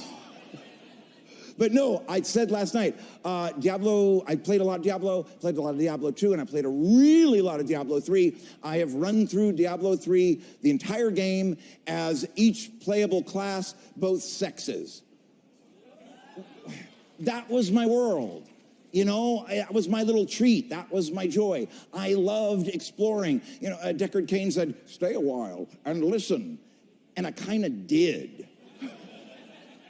So how did I get here to this moment? I guess I'm going to talk about that journey. So it is a story of theater, and it is a story of failure, and how those two came together. And in a very dark time in my life, there was a Blizzard game that spoke to me. So please stay a while and listen. Okay. Having a career in acting is hard. It's hard, it's hard, it's really hard. It's like, okay, I came up with this thing. It's like you're putting a message in a bottle and you're throwing the bottle in the ocean. Now, in that bottle, that message is you. It's your skill, it's your talent, it's everything you have to offer in here and in here. And sometimes, if you're lucky, that bottle is gonna like wash to shore and somebody's gonna find it, read the message, like it, you're gonna get a job. Most of the time, the bottle is gonna just float out to sea forever. The bottle's gonna get lost. The bottle's gonna get swallowed by a big fish, which is sad because I could have acted the fish. I could have acted the hell out of that fish. Okay. When was it? I think it was 2003. 2003, I live in New York. I'm kind of bi-coastal. And I was living in New York, and I was having no luck at all. Nobody would hire me. This is what actors go through. You go to auditions, and you fail, fail, fail, fail. Finally, I got a job at a children's theater that did musicals. They developed musicals to take on tour very early in the morning to young kids in the tri-state area. The musical that I was doing was about the Wright brothers. It was not good. I remember that, but the thing that I do remember before we get to the bad part was I played a lot of parts in it, and one of the parts was a German aviator who was really happy and joyful and to sing a song about going up, up. He wanted to go up in the world all the time. It was a little higher than Reinhardt, but I was like, that's weird. My dad, as you know, my dad was Russian but raised in Germany, so I kind of was always attracted to those Middle European, Eastern European things. All his friends would come, these really fascinating people, and I would always listen to those accents. So I did that. But there was one particular performance that I remember. It didn't go well. The show just wasn't working for whatever reason. And when you're doing this particular children's theater, you're not only in the show, you're putting up the set before the show. You're taking on the set after the show. You're doing the props. You're doing everything. Everything you have to do. It is a job. And I remember pulling the spike marks up after the show. Spike marks are like the tape marks when you want to put a set so you know where to aim it. And I was on my hands and knees, and I was pulling the spike marks up, and the creative team was standing like behind me, and they were talking about how the show didn't work, like I wasn't there, like my work had meant nothing. And I was in my 40s at this time. I wasn't a kid. And I remember the musical director, she was kind of walking out, and she turned to me and went, "Goodbye, Darren." And bam, black cloud of depression circling like a cartoon frying pan from Looney Tunes. Ka-tang, like right here. And I didn't want to sink in depression, so where do I go? I went home and played Diablo 2. That was my world. That was my joy. I'd run around Loot Galeen. I'd bring things to Lysander. I'd bring things to be identified. Stay a while and listen. That was my thing. Also, during that tragic run of this Wright Brothers musical that I have forgotten the name of because I'm old and very tired, but I got this really cool audition for the Broadway version of the musical Hairspray. And I really, really, really wanted this job. The role was for the utility man, which is the guy in the ensemble that plays all the little parts and also understudies Edna, the mother of Tracy, and Wilbur, the father of Tracy. I really wanted these roles. For some reason, when I went in the first time, it worked like a dream. I got a callback. I go to the callback, nothing worked.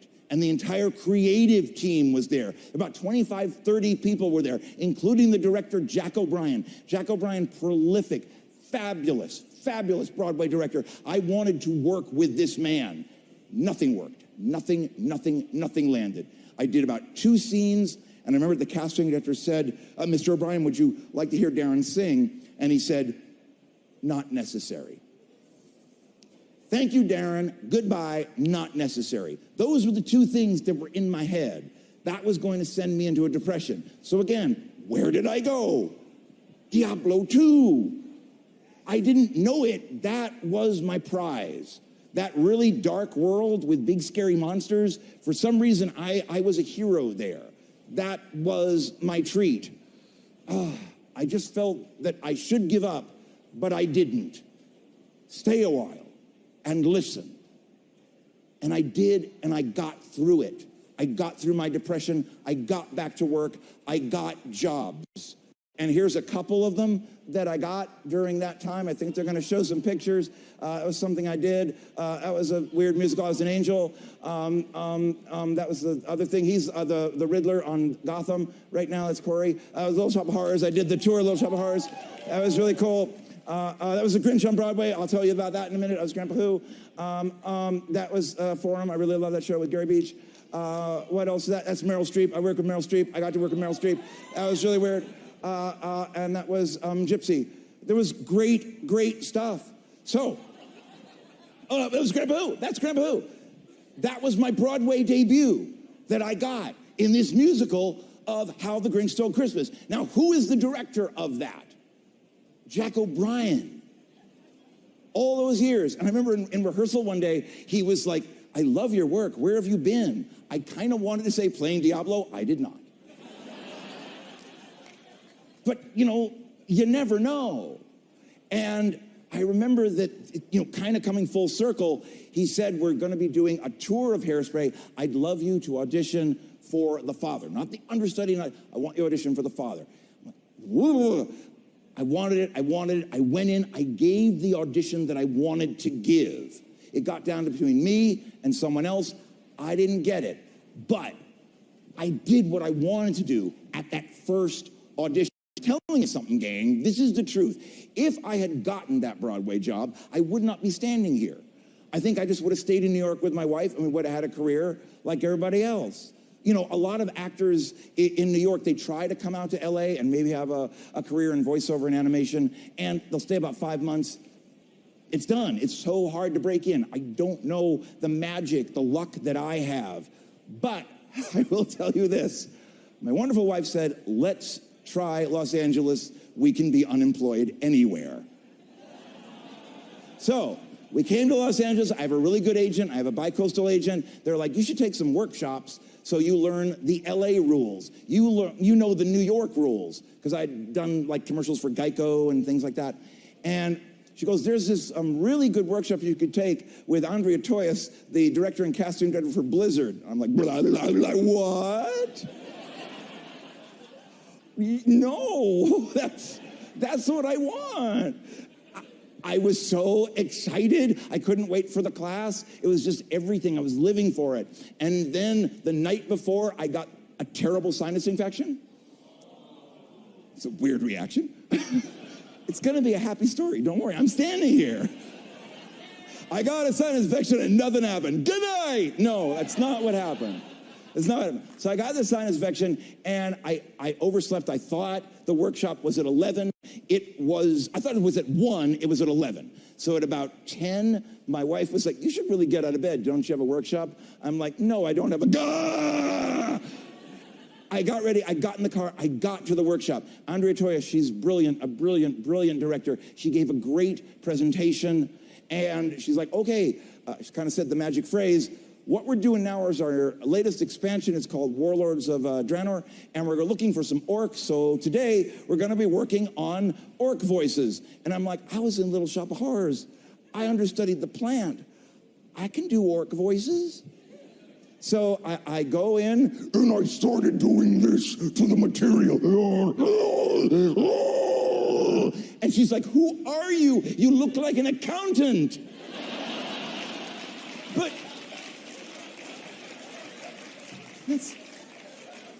But you do that, and you have theater training, and you have a good agent, and you got this weird range. You can do a lot of characters. We can use you.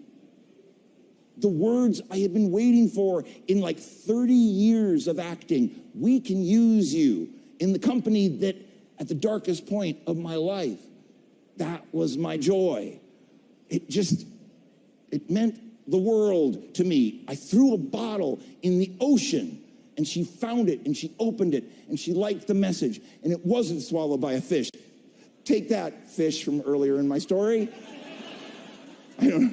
So we found out that I have done a voice in every Blizzard franchise except Diablo because life is weird. I'm not in Diablo. But they said, we can use you. And that led to Reinhardt. So,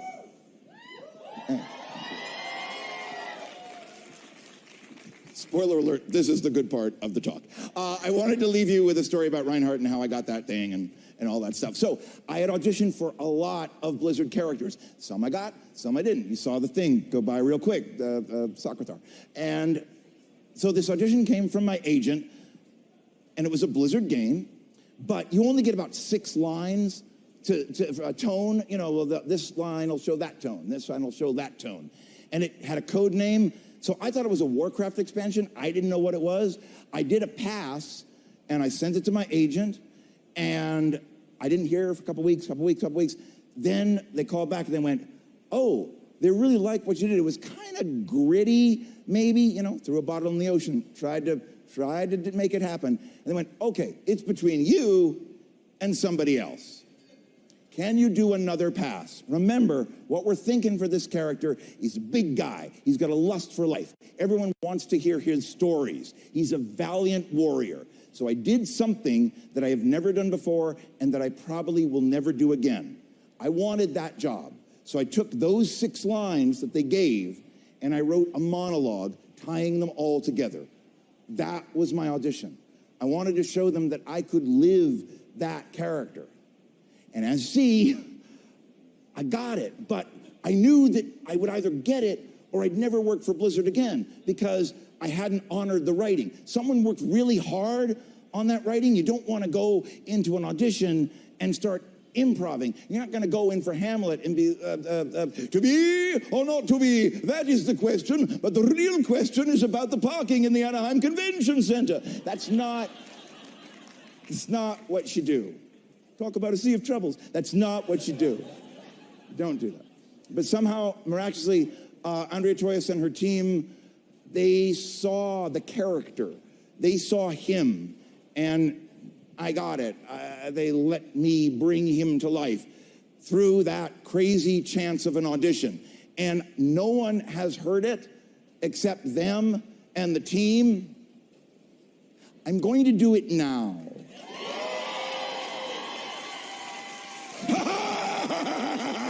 Wilhelm Reinhardt, at your service. I am the protector of the weak, defender of the defenseless, and champion of all causes good and just. I am a champion. Sit, come. I will tell you my story. Rolf, we need a beer.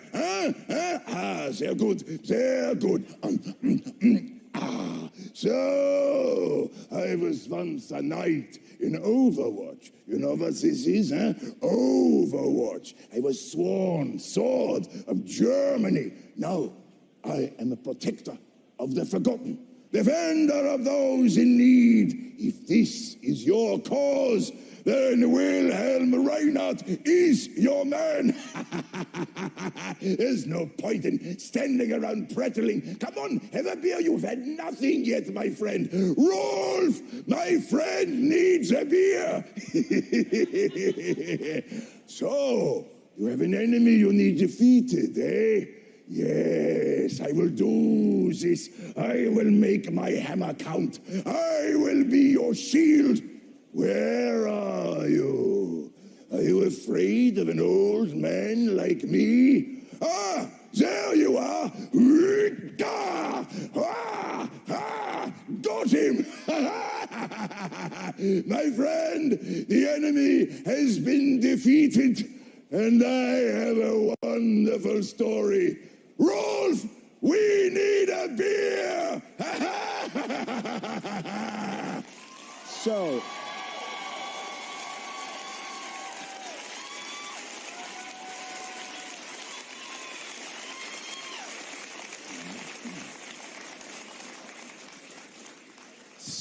here we are, guys. It's bottles in the ocean, and you're looking for a friendly shore.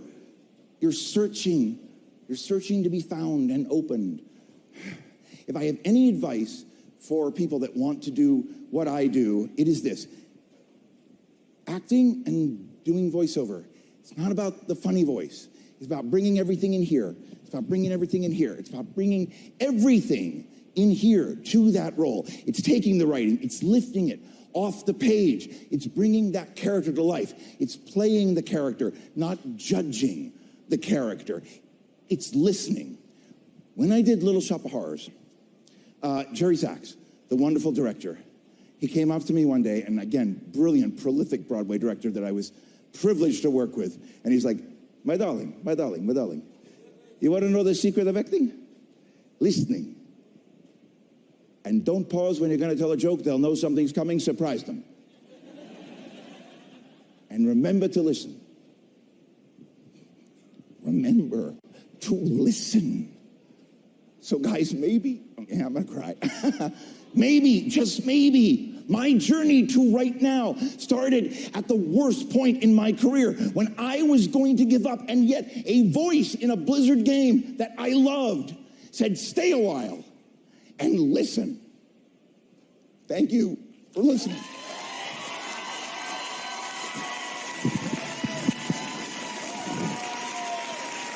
This guy. Right? Stop. I'm fine. Sit down. This isn't for me. But really, right? So we were doing, remember how earlier I said I was a failed actor? I was in college for acting once upon a time, and in the summer of 2007, I was a master carpenter at the Dorset Theater Festival in Dorset, Vermont, and I worked on a production of Peter Pan with a woman named Jan Newberger, who that Christmas went to become his grandma Who. So like our lives were already running parallel 10 years ago before I ever met the guy. I've got one last storyteller for you, and I'm super excited about it because he is none other than the game director for World of Warcraft, Ian Hazakostas.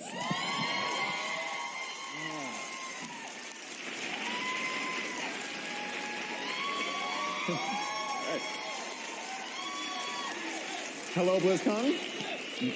Welcome to this wonderful corner of the convention. When the BlizzCon events team asked me to do this, they did not tell me I was going to have to follow Darren. I think it's probably too late to back out now. Crap. Okay, so BlizzCon. This is my 11th BlizzCon. 10 years ago, at my second BlizzCon in 2008, I had just started at Blizzard and was just soaking in the sights from a new vantage point. 11 years ago, I was at my very first BlizzCon, and I had just flown out here to California for the second time in my life, and was enjoying this magical world away from home, and thinking and getting ready, and honestly kind of dreading returning to my life on the East Coast, where I worked at a law firm as a lawyer. And yet, 1 year later, I was on the developer side of things. That's a weird background. How the heck did that happen? So it's a story that begins a long, long time ago. Growing up, I was, a gamer at heart, an explorer, a puzzle solver. I had, a Texas Instruments TI-99 4A, an Apple IIe in my household. My mother was a computer teacher, an elementary school teacher, and so she, got one of the machines with an educator discount. And games were something that captivated my imagination from the very earliest days. And I always loved dissecting them, analyzing them. At the same time, they transported me to another world. I could look at then primitive graphics at lines and squares and a few pixels and imagine an adventurer delving through a dungeon, slaying dragons, getting powerful swords, armor, loot. That was the stuff that captivated my imagination. Along with books, along with movies, along with fantastical inspiration wherever I could find it.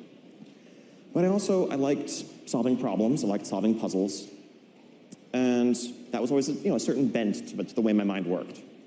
And when I was in my early teens, I think probably 12, 13 years old, on a summer vacation, I stumbled across a John Grisham book, one of the early books. He's written like 90 since then, and it was this book called The Firm, turned into a movie with Tom Cruise.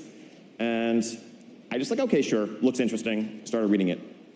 And actually weirdly opened my mind, got me thinking, I want to be a lawyer when I grow up.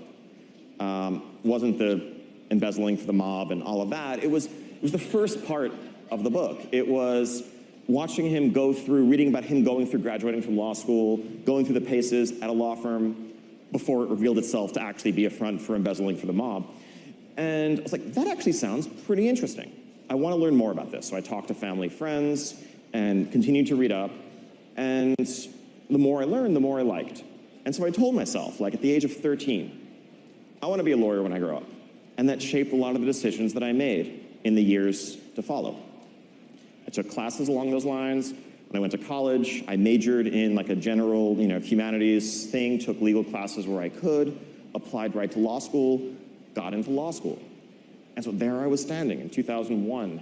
I grew up in New York. I was right back at home at New York University, starting law school just over, 17 years ago. And life was pretty good. I was in the weird position of I had set a goal when I was basically a kid. And there I was, 22 years old, and I had achieved what I set out to do. And I loved law school, actually. I was one of those weird people who loved every moment, every year of it. It was analysis. It was looking at questions from multiple angles. The thing that really captivated me was it was solving a problem. It was given a set of constraints, given a set of facts. Let me look at laws and interpretations of those laws. here's the challenge. What's the best argument you can make in support of this position given these things? But not just, doesn't count just to make the argument or to have it in your head. You have to be able to articulate it. You have to be able to convince someone else who may not believe you, who may be skeptical. And it was that combination of problem solving, reasoning, and persuasion that hooked me from the start. But I still love games. I still played tons of games. That was still definitely my go-to pastime. Played lots of Blizzard games.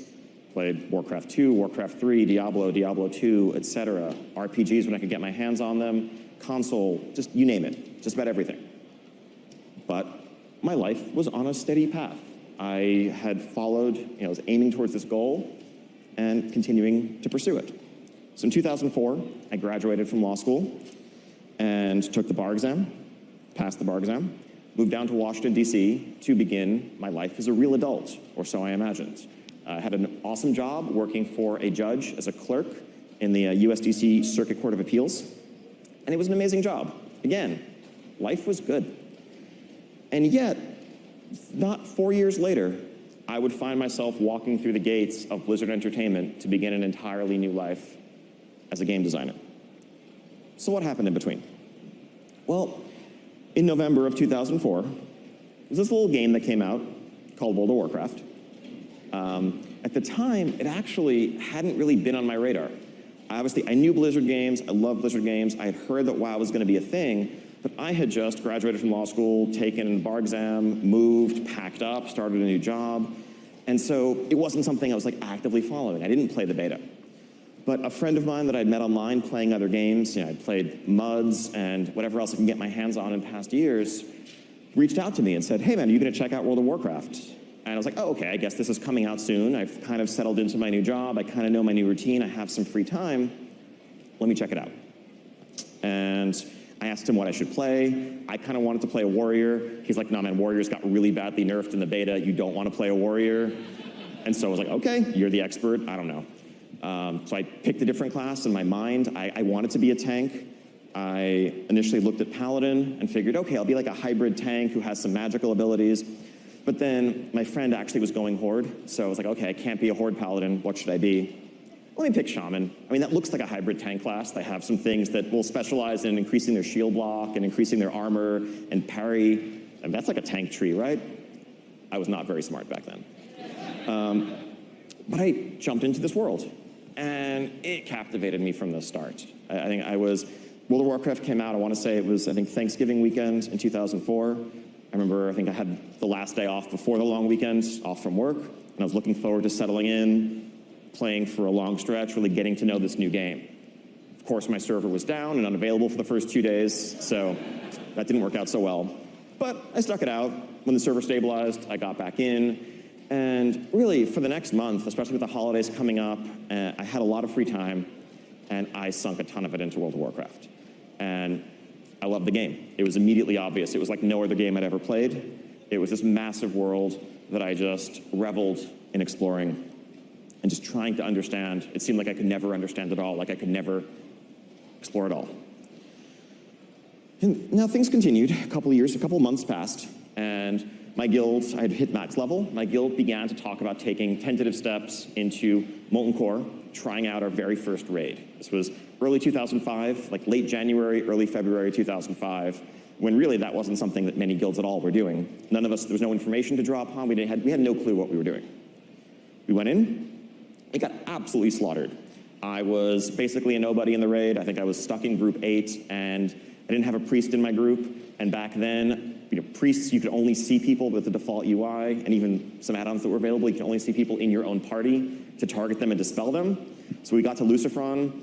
I had the magic debuff on me. There was no one who could target me to dispel me. I died every time we tried. I died really quickly. I was like, okay, but it was super fun. And we went back, got back on the horse, tried again, I think a few days later, and this time I happened to notice something. We were looking at, we had wiped a few times there were these mobs called Ancient Core Hounds, for those of you who remember Molten Core back in the day. And they would respawn, and often they would just catch us by surprise, and we would wipe, and we would lose, and that was it, and we had to run back from the start, and then creatures would respawn around us. I realized, hey, these things are respawning, like, on a pretty fixed cadence. And for whatever reason, I happened to have a physical stopwatch on my desk, like an old athletic track timer, and I started timing Corehound respawns. And I would tell the group, I spoke up tentatively on Ventrilo, no one really knew who I was too well, and told them, all right, it's safe to move, wait a minute, stay here for 3 minutes, Corehound coming. And over the course of the night, we actually made it back to Lucifron, killed Lucifron, and would continue exploring onto Gehennis and beyond. And I realized, even within a couple of days, I had basically just become the de facto raid leader. I went from the person that I was stuck in the healerless group dying over and over again to there are 39 other people moving forward when I say to move forward and staying when I say to stay. And it was just a question of someone stepping up and taking charge, taking responsibility for something that needed to be done. And from that moment on, that really shaped the course of what World of Warcraft meant to me in the years to follow. So I was raid leader, eventually became the guild leader as we continued in our success through Molten Core, Blackwing Lair, and beyond. Now, 1 year later, we were in Ankh-Uraj, and we were fighting the Twin Emperors. We were stuck on this raid boss, and I thought I'd found a bug. I was like, there's something weird happening here that shouldn't be happening. What do I do about it? The problem was, back in the day, you didn't actually share anything about raid progression. There was this culture inherited from EverQuest that had come before World of Warcraft, where everything was a treasured secret to be guarded, never to be shared, never to be discussed with others. And so I couldn't just go on the Raid and Dungeon forum and say, hey, we're doing this strat for Twin Emperors and we keep running into this issue. Is anyone else seeing this? Is this a bug? But I still wanted to get some assistance. What could I do? So I happened to remember that one of the lead developers in World of Warcraft at the time had previously played another MMO called EverQuest, which I just alluded to. And so I maybe kind of stalked him. I went to an old guild forum site where I knew he had posted years and years ago. I found his forum handle there, and I registered an account and sent him a private message saying, hi, I'm a World of Warcraft player, and I think I found a bug. And I explained our situation with Twin Emperors. And he quickly and graciously responded, much to my amazement, and actually gave me his personal email address to get in touch with him in the future. Said, yeah, we'll look into it. Thank you very much for the report. And don't hesitate to reach out if you have any other thoughts or concerns you want to share. That guy's name, Jeff Kaplan. So then lead designer in World of Warcraft. And so I very rarely took him up on that offer because I was always very concerned that I was taking up his valuable time. But over the following months, I would send in bug reports and feedback. When we got to a new boss, I would let him know what my guild thought of it, what we found very challenging, what we didn't.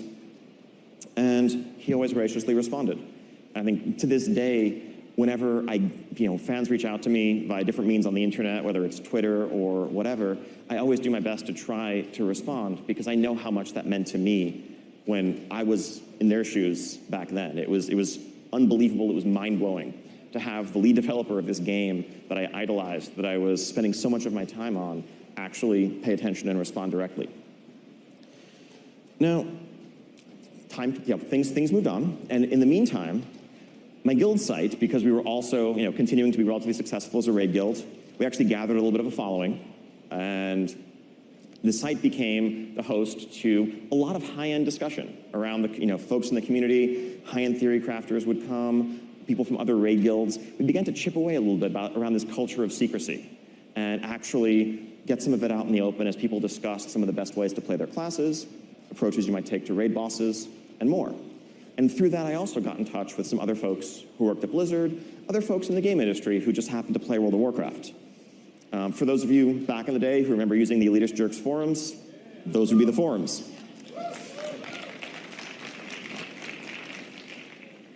And so time continued. Burning Crusade came out. I had was still ardent, enthusiastic, passionate WoW player. I'd taken a little break a couple of times here or there. Just some raid burnout, herding cats, and keeping 40 people together could be a challenge. But I always came back because it was just this magical, captivating game.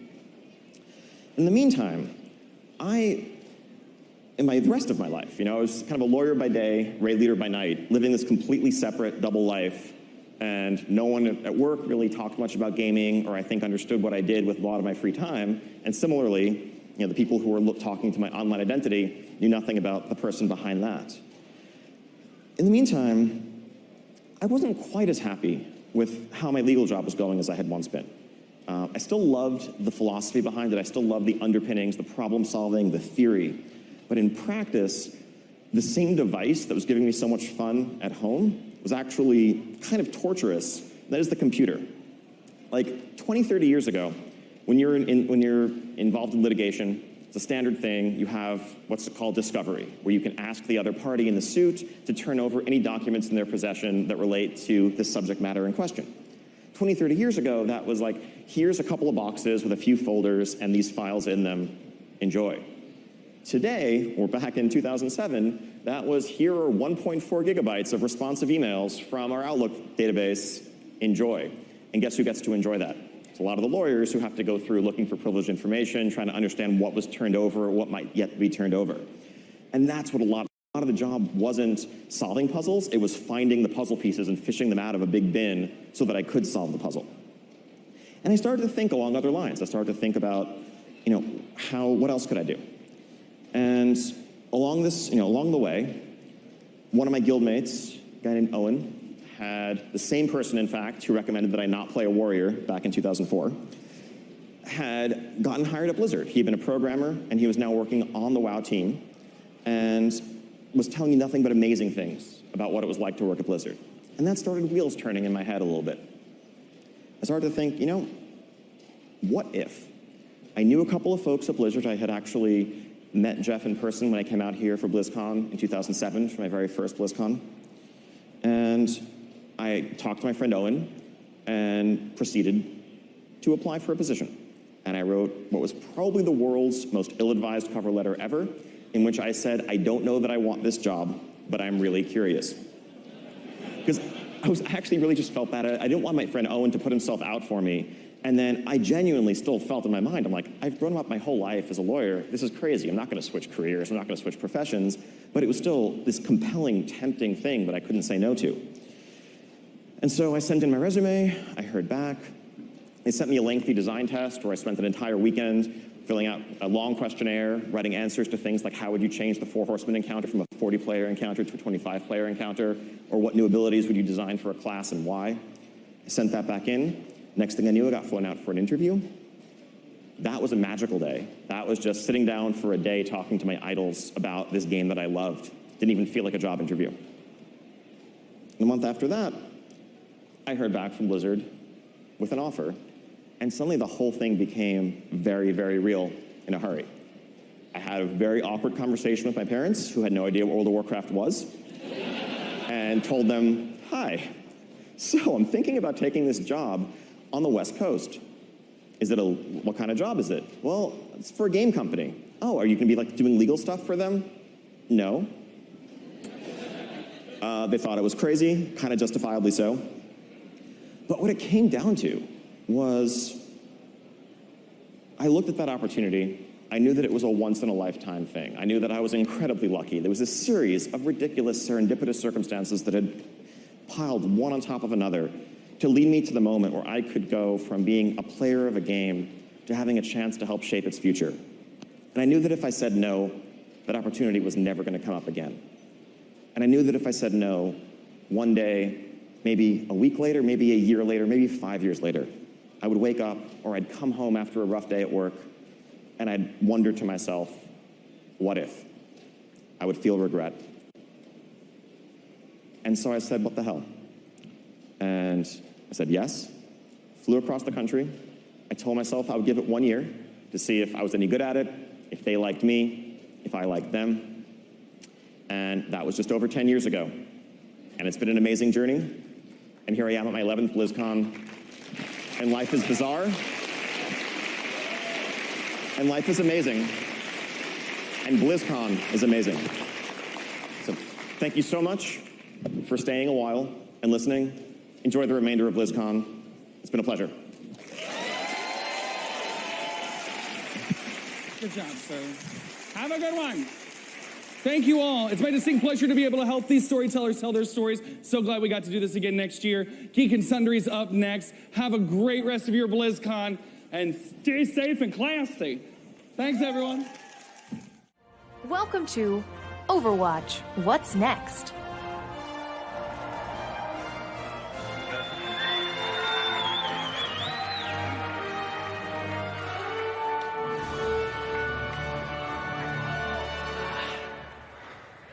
All right. How you doing? Hello, BlizzCon. What's up, everybody? How's everyone doing? All right. Well, we're really happy to be here today. We're going to be talking about Overwatch. We're going to be talking about what's next in Overwatch, which hopefully you all saw earlier. We're going to be focusing on Overwatch's newest hero, Ashe. She's hero number 29, our new damage hero, which means that I won't be very good with her, but Jeff will be good and probably kill me in playtest. So there's that to look forward to. Ashe is a really interesting character, and she came about in a unique way, and so we're really going to dive into that today and just talk about all aspects of her character. But before we do that, I want to just do some quick introductions. I'm Michael Chu. I'm the lead writer on Overwatch, so I'm responsible for, backstory, the stuff she says. My name is Jason Hill. I'm actually the project director for the cinematic that you watched earlier today. I'm part of story and franchise development, and we'll find out more about that a little bit later. Yeah, and did we all enjoy that movie earlier? Was it okay? You liked it? All right, cool. So good. I'm Jeff Goodman, the lead hero designer. I was in charge of designing Ashe's abilities in your kit. I'm Arnold Sang. I'm the assistant art director of Overwatch, and I do art direction on all the characters that make it into the game. All right, so as you may know, when we start making a new character, one of the things that we really like to get into is the backstory of the character. How did this hero end up being who she is? And our favorite way to do that is to do what we call the Origins movie. And so we have an Origins movie for Ashe. I think you guys might be all excited to see that, learn a little bit more about her character. Yeah. All right, well, let's roll the video.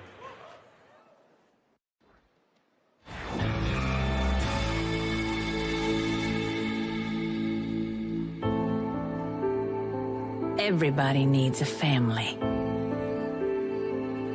Because it's not fair facing the world alone.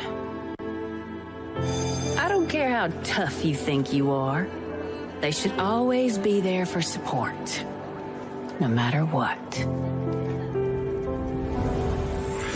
In the best of times, they will arm you with the tools to succeed. And in the worst of times, they will understand when things don't really go the way you planned. Now, some people are lucky enough to be born into the perfect family. Others, well, they go out and make one on their own. And once you've done that, anything is possible if everyone pulls their own weight.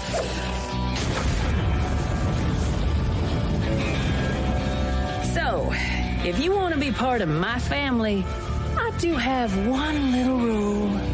It's my way. Or, well, who am I kidding? It's my way.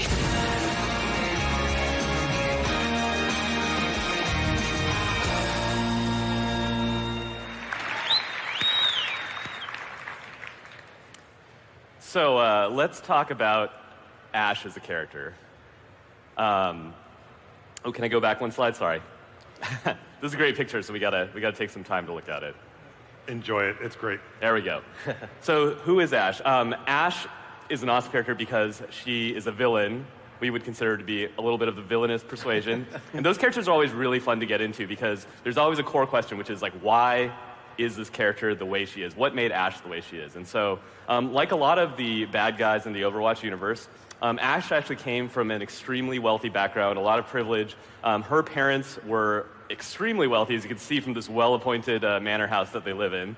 And so they were CEO coaches, and they advised people, and they were talkers, and you know, she had everything. You know, she grew up with riches. You know, the whole deal. She had the tea and biscuits. She had her butler, and so you know, she had all this, and yet none of it really like spoke to her.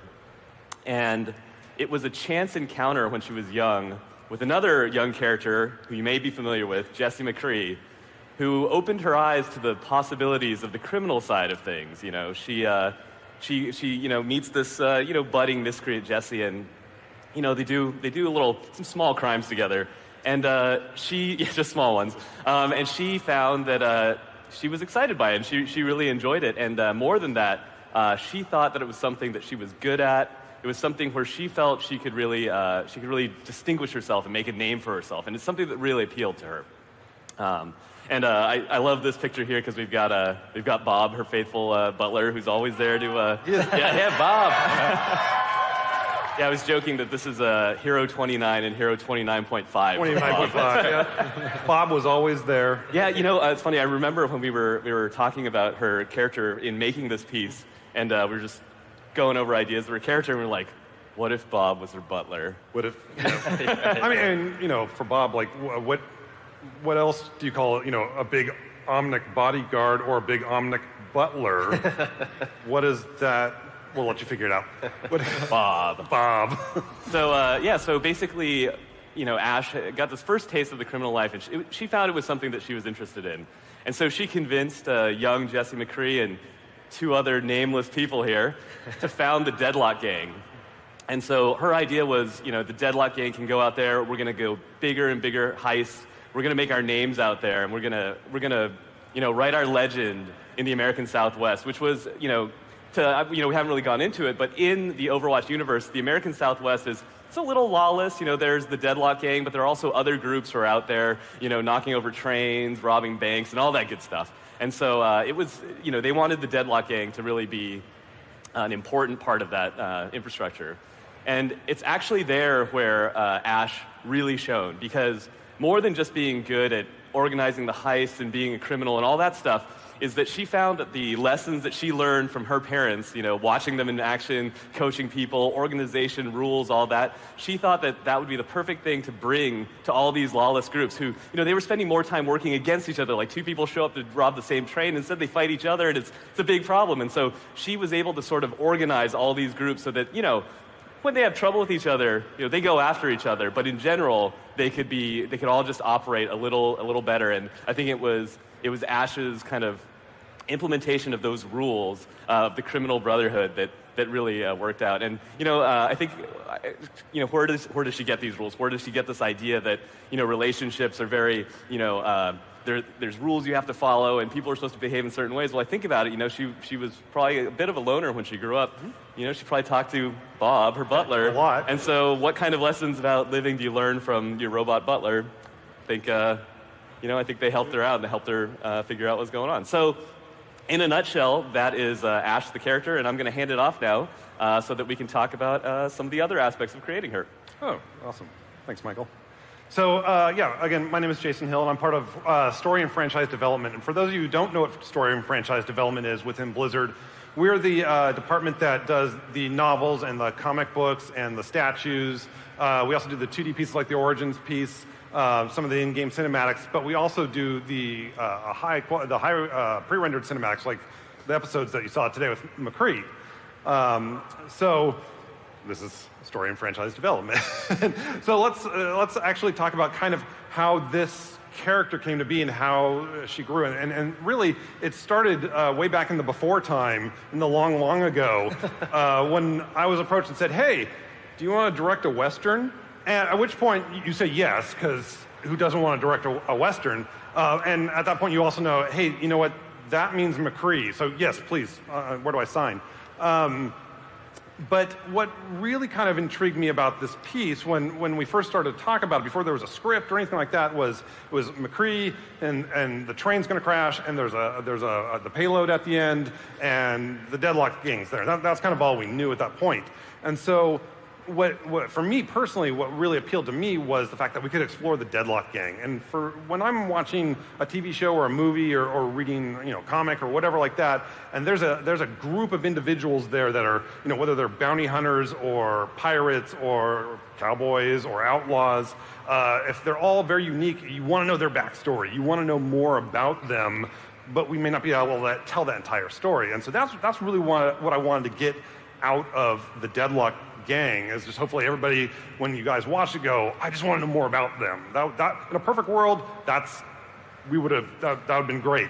Because at that point, didn't have an idea that she was going to be a hero. We hadn't even had those conversations. So I actually had one of our storyboard artists, Mio. I did the pitch. I'm like, a big Omnic bodyguard, something, we've seen the normal Omnics kind of human shaped, and we've seen the Bastion style ones, but we hadn't seen anything else. And they should be able to come in all shapes and sizes. And the leader, should just be this female with this big brim hat and this long duster and a lever action rifle. And then we should just fill out with other members of the gang we can explore. And so Mio went off and drew, and this is actually this is probably the first image of Ash ever drawn. And when he brought it to me, I'm like, yes, that's it. This invoked the feeling that I wanted. There was this woman, like, kind of front and center who's like, I'm not going to mess with her. She looks powerful. She's definitely, she's got a commanding presence. She's got this giant Omnic in the back that has a mustache. Come on, you can't go wrong with that. Not a hat yet. No hat yet. The hat came later. But again, and so the other members of the gang that we, kind of explored a lot of different things with, and we can definitely talk about that. But then as we started to storyboard the process, because this was more about McCree was just going to face off against the gang. And as we started to storyboard the process a little bit more, it really became clear that Ash kept coming to the foreground super fast. She was very compelling. Even in the storyboards, like, we want to know more about her. Who is? What does she sound like? What is she saying? What is, I can't wait to see this character animated. So we knew there was something kind of special about her. And so after all the storyboards were done and we had a script, then it was time to actually start doing some concepts for her. We had the basic concept that the storyboard, we definitely need to flesh it out more for the 3D models for the cinematic and then eventually for the gameplay. So Zhang Li, she's one of our concept artists. She's phenomenal. This is actually some of the very, very, very first designs of Ash, and they are awesome. They came in, we're like, whoa, that's exactly what we said. Big hat, long white hair, rifle, all the stuff. But she's not an Overwatch character. She didn't have that like special sauce. There wasn't something about her that we're like, yes, that's just, right out of the gate, that's perfect. And the other thing is, the more we look at her, we're like, she's kind of has more of a gothic look, and you would expect her to be hunting vampires or werewolves or something like that. So it wasn't quite right. Again, super cool, not quite right, but there was one bigger problem when we started to kind of step back and you do the squint test where you're kind of like, how does this look? And we realized, yeah. So you guys see it. I don't have to spell. Okay. Silhouette and color palette were a little too similar to Reaper. And for both in cinematics and in the game, we definitely want a very clear character read. As they run through the frame, as you're like, scoping in on them, you want to know who you're going after or who you're seeing super fast. So at this point, we knew we had to continue to explore the space. We had to continue to try more designs. So I asked Zhang Ha, I'm like, just go, just run with it. And this is the first one that she came back with. Again, super cool, really just like, this is a great design, but the same problem with Reaper, it was a little too much like McCree, same color palette, cowboy boots. We did not want a female McCree. We wanted a character who could stand on their own, have their own identity, and just be really strong. So we asked, let's keep pushing that a little bit. Next one, came across a little too punk rock, cool, but definitely a little punk rock there. This third one, I love this. Like this is, I'm going to put this in design in my back pocket, and maybe it'll show up later in something else. We'll save these for potential use in the future. Something else. Yeah. But and it's super, but the problem was that the keyword is super, and she looks like a superhero here, not the leader of a gang. And we want to get her back to kind of that biker gang vibe. And so we're like, okay, kind of let's steer the ship back. Let's start going back to the hat, the black hat and stuff like that. This is one of the next ones. Getting closer, a little too youthful, didn't have kind of that commanding presence that we were kind of looking for. Super cool, but you're starting to see pieces of Ash there. Another one, kind of a little steampunk, had a kind of a mobsters 20s, 30s vibe in there. Again, super, super cool. But what we kind of realized as we started to look at all of these, we were able to pull different parts from them, and ultimately we arrived here. And this was the approved design for Ash. And she had a strong silhouette. Everybody was like, yes, she's awesome. This is cool. This is great. What a great looking character. We did have to make one final modification. Ash needed a haircut.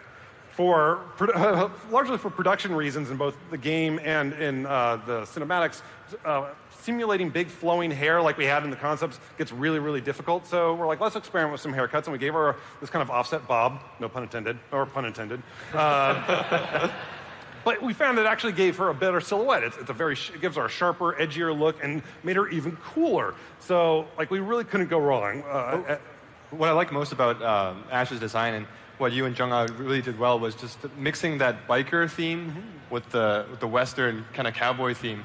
And I really think you guys really married those elements together, and it really shows through in the final. And that was something that, in talking with all the gentlemen here, we just didn't want another cowgirl. We didn't, but also at the same time, just a biker wasn't enough. It's like, what's that special thing? Right, and I feel like we really hit the nail on the head. She's fantastic. You can't talk about Ash without talking about Bob.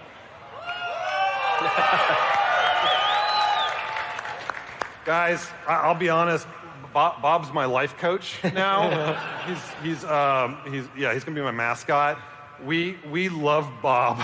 Bob was something that just kind of came out of like, you saw the storyboard. I gave a description. Mio drew that first pass. Then the hat came on, and he just became this character so quickly, and everybody was just like gravitating. We love Bob, and to kind of show you, this was Jean-Claude's one of her initial concepts for Bob, and that's the approved design for Bob. So not only is he my life coach, he's also apparently a unicorn, because he's so rare in production to have something go from just an idea to a final design so quickly. It's almost unheard of. So, go Bob. Just to kind of show you again just how close, how close things went with Bob. This was a storyboard, an early storyboard for Bob. This is a final frame. So Bob was just meant to be. So with Ash's design and animators are animating her, and she's coming together great, and we go, Bob's just, Bob. There was one final piece of the puzzle, and that is what does Ash sound like? Who's her voice? Who portrays this character? We knew in this piece we've got McCree, it's Matt Mercer. Like Matt Mercer. Yeah. I see his family's here. Everyone's his family. Matt is so strong and so talented and just gives such a great performance that I really was like, we need somebody who could go toe-to-toe with him. And very early on in the process, I had an actress in mind, but as also the director of the piece, I didn't want my personal bias, my personal opinion to kind of take over and be like, I'm forcing this on you guys. It's good to just kind of explore the space, and maybe who knows what you'll find. And so we brought in a bunch of actresses, all of them phenomenal. We've been lucky to have so many of them. Again, there's a lot of stuff I'm putting in my back pocket from like, I'm going to remember this voice for something later. And then basically we got the auditions down to about 10 auditions left for Ash. And I had my editor, Nathan, run clips of Ash, and he just started running the dialogue and not telling me who the actress was. And it was about the 5th or 6th take. I'm like, that's it, that's Ash, that's without a question. And he just started laughing at me. He's like, you know what? That was your original take. That was the original person you wanted. That was Jennifer Hale. So clearly, Jennifer is just a powerhouse in the industry. Even if you don't think you've heard her, you've heard her. Voice of Diablo. She is just not only the sweetest woman out there, but can just bring so much personality to a character and just so much strength and just that extra little spice that really brings the character alive. But the other plus we had on this piece is we got them both in the booth together, and so having them ad-lib and riff and just improvise, this was just to me, this was a fantastic day just to watch this happen. So I cannot wait to see what the rest of the game team does with Ash, and in the future, or maybe not so far in the future, who knows.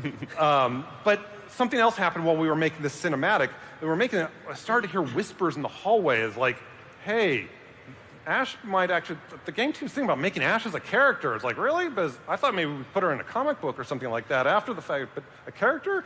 That's awesome. And then it started gaining steam. And to talk about how that happened, I'd like to hand this over to Jeff. Thank you. All right, so yeah, let's talk about how she made it into the game. I think the most common question I probably get asked in interviews and things is, what is our design process like for getting a hero into the game? Like, where does it start? You're saying it's not Mercy nerf question? No, the second. Yeah, you're right. Okay, the second question I get is how it gets in the game. So it's interesting because the answer is it's not really the same every time. It comes from all over the place. Like, often we'll have some game design concept we want to play with, and then we kind of I go, Aaron, I want to do this crazy thing. Like, what does that look like to you? You're crazy, Jeff. Yeah, pretty much. It's pretty hard sometimes, but sometimes it'll just be opposite. Like, Arnold draws something awesome, and then I'm like, I got to figure out how to put that again. That looks sweet. So this was the first time, actually, we had something come right out of a story and franchise development. A lot of times, we're planning heroes way ahead. So, we're thinking what heroes we want to do next, what heroes we want to prototype, and what we were thinking from the design side is we had a couple DPS damage dealing characters come out post-release, being Sombra and Doomfist, but those characters are more on the ability side. We tend to think of heroes as majorly weapon focused or ability focused a lot of times. So heroes like Pharah and Widowmaker, for example, are very weapon focused. They have abilities but the abilities very much support their weapon. They're all about applying that weapon as well as they can. And obviously characters like Doomfist are just all about their abilities.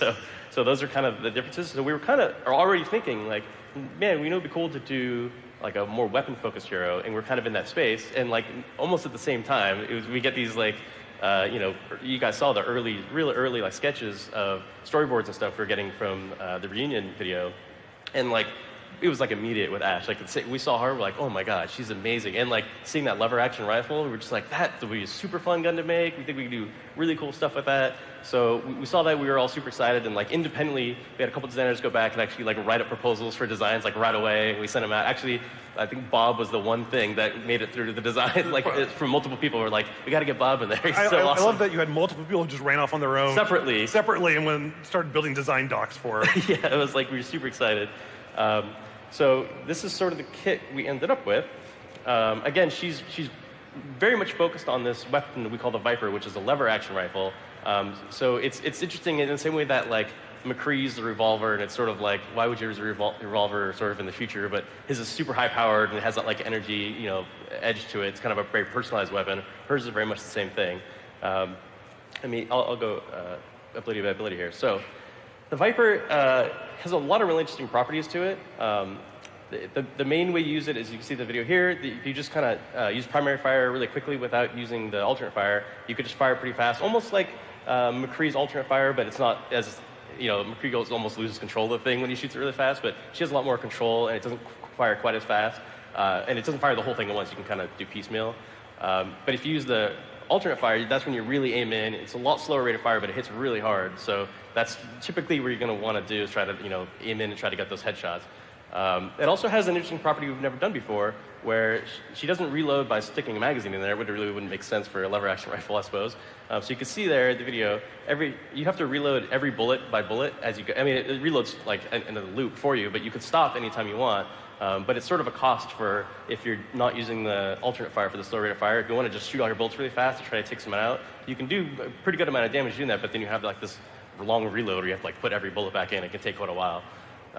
What's great about that is you can empty your entire, all your bullets, and then duck behind a corner, put 2 in, and just jump out and fire, and jump back, put 1 more in. Yeah, it's really just cool. Very organic and very just fast. And first ability called the Coach Gun. Actually, thinking back, it's actually interesting. Like Justin was saying, Bob's sort of unicorn, and in a lot of ways, Ash is sort of unicorn for us because we go through so many prototypes, iterations on heroes. We'll just throw an ability on, and within one playtest, it didn't work. Try something else. And Ash pretty much came together the whole thing, and we didn't really. We iterated a lot, but we didn't swap out whole abilities, which is actually pretty rare. So her Coach Gun here is, like I said, she's mostly a weapon-focused hero, so it's an ability that does damage, but its true purpose isn't so much the amount of damage that it does, it's more of the mobility it gives her. Not only does it knock herself backwards away, but it also knocks the enemies you hit away. So you can actually create this double distance or knock somebody up if you want to. It's kind of a fun trick shot. You can knock somebody up in the air and then pull up a shot and hit them out of the air if you want to get, on YouTube or something. So this ability is really cool. It's kind of her only real escape. So you get Winston jumping on you or something like that. This is your one your one good way out of jail, a free card, hopefully, if you can hit him, if he doesn't block it with a shield. That's useful for a criminal. That's true. To get away? Get a jail free card? Terrible. Terrible. Damn, I pretend you didn't say that. Okay, her next ability is called Dynamite. This ability actually does a ton of damage. So even though she's kind of all about the weapon, she does have this one very highly damaging ability. The main reason it does a lot of damage because you can see it takes quite a while to go off. You throw it down, and then Overwatch is a very fast-paced game. You throw this thing down, and it sits on the ground for 2 seconds. No one's really going to be sitting on it, like waiting for it to go off. Like, okay, I'll give you this one. So even though it does a ton of damage, it has this long fuse. It can be hard to use, but she does have a trick up her sleeve where she can shoot it at any time with either the coach gun or her Viper and detonate it early. So there's a lot of really cool trick shots you could do. You could throw it, hit somebody around a corner by shooting it just at the right time as it's going around the corner, which is really common because if you like wing somebody, then they're like hurt and they edge around a corner, and you try to get them, and they go around. But actually, it's got a lot of use for just throwing it on the ground and letting the fuse detonate itself too. Like, you have a bunch of tanks rolling up through a choke or something, and if a bunch of their barriers up, and you're like, well, I'm not very good in this situation with my rifle. But if you just throw the dynamite down in front of them, it's like you can't just kind of walk through that really slowly because it does so much damage. So there's a lot of utility in this ability as well. And then, of course, couldn't be Ash without Bob. So I do have to say, Ash almost didn't happen because we were adamant about Bob being with her. Yeah. And it was surprisingly, technically very challenging to get her in the game. There's a lot of technical requirements, memory constraints. We have characters like Torbjorn that can create a turret, but a turret is much less detailed than Bob is. Bob's pretty much a full hero. It's like, for that moment in time, you can get 2 heroes on the map at the same time, essentially. Yeah, a turret can't do uppercuts, can't capture the payload for you. That's true. Turret can't uppercut yet.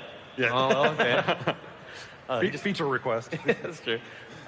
So Bob, the way he works is you call him in, he kind of jumps in over you and lands right in front of you and starts running forward. And the first person he hits, he knocks up in the air. He'll knock everyone around in the air if he hits anybody. And then he'll come to a stop and start shooting. He pulls out his arm cannons and starts shooting. But also, if he hits a wall, he'll just turn around and start shooting as well. So it's really powerful for just, you can do alley-oop moves, which is really fun. If you hit somebody with it, he does a lot of damage knocking them up in the air, but they also lose air control when they're in the air. They can still do their abilities and everything, so if you're like Reaper, you can Wraith form and try to avoid further damage. But if you're somebody who doesn't have that, you kind of get knocked in the air, and Ash is like, well, this is the perfect opportunity, like a really easy moving target here. So that's a great combo with him. But even if you don't follow through with that, if you just throw him into a wall, now you have this really powerful turret with a ton of health behind the enemy, which, Overwatch tends to be this kind of game with a lot of battle lines, and now you have this really powerful thing they have to deal with. You can't just let it shoot everybody back there. So you kind of cause a lot of chaos there, and she gets to just have free reign while he's going crazy. Bob also has a couple properties about him that are very, very different than other turrets and what we call pets in the game.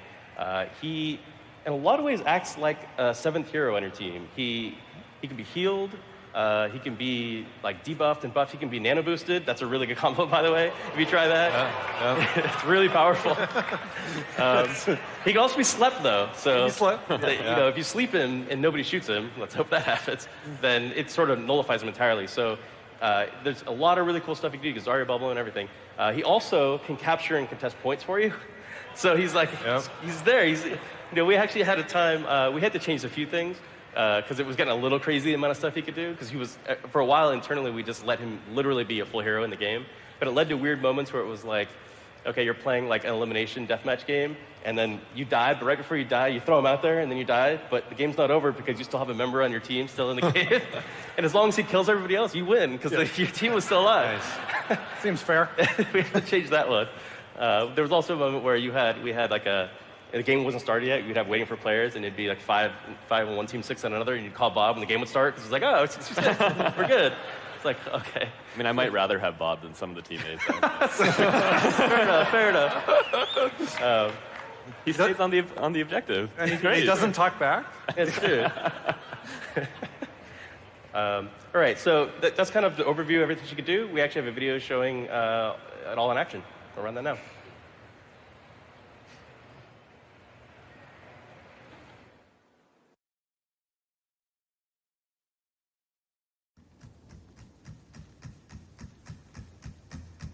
Funny. They say there's no honor among thieves, but that's not how things work around here. If you cross me, Or if you break your word, there'll be hell to pay. You can count on it. Let's clean up this mess. You wanna try me? Poser. Back off. Unstoppable. Burn it all down.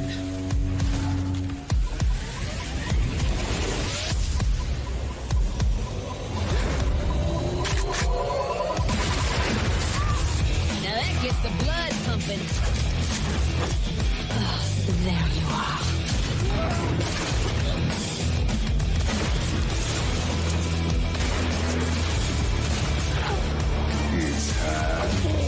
I'm calling the shots.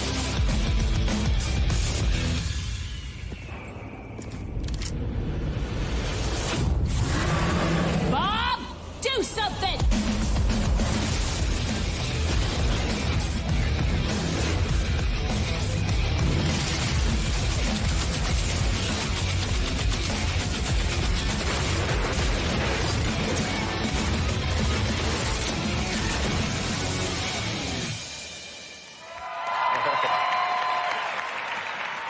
Jeff, is it true that it's one of Ash's passive abilities that if she melees McCree while ulting, it's Yeah, that's awesome. maybe we should put that in. That'd be great. I feel like we need a Bob cinematic. Just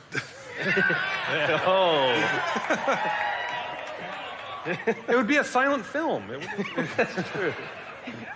I love that we got the Bob do something line from the cinematic as her alt line. Like that's yeah, it was actually a funny story. So, like I was saying, we were working on the production early and we were prototyping everything.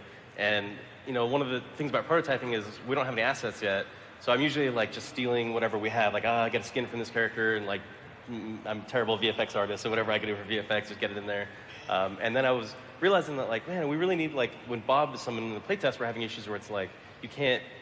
People don't know, or they don't hear him coming, or whatever. We need like a line. I'm like, hey, wait, they already recorded these lines. We could just use these. So like, during like the prototyping, all the time we would be here, Bob, get in there and smoke him out of there every time she threw a dynamite. It was like ingrained in our consciousness every time we play her.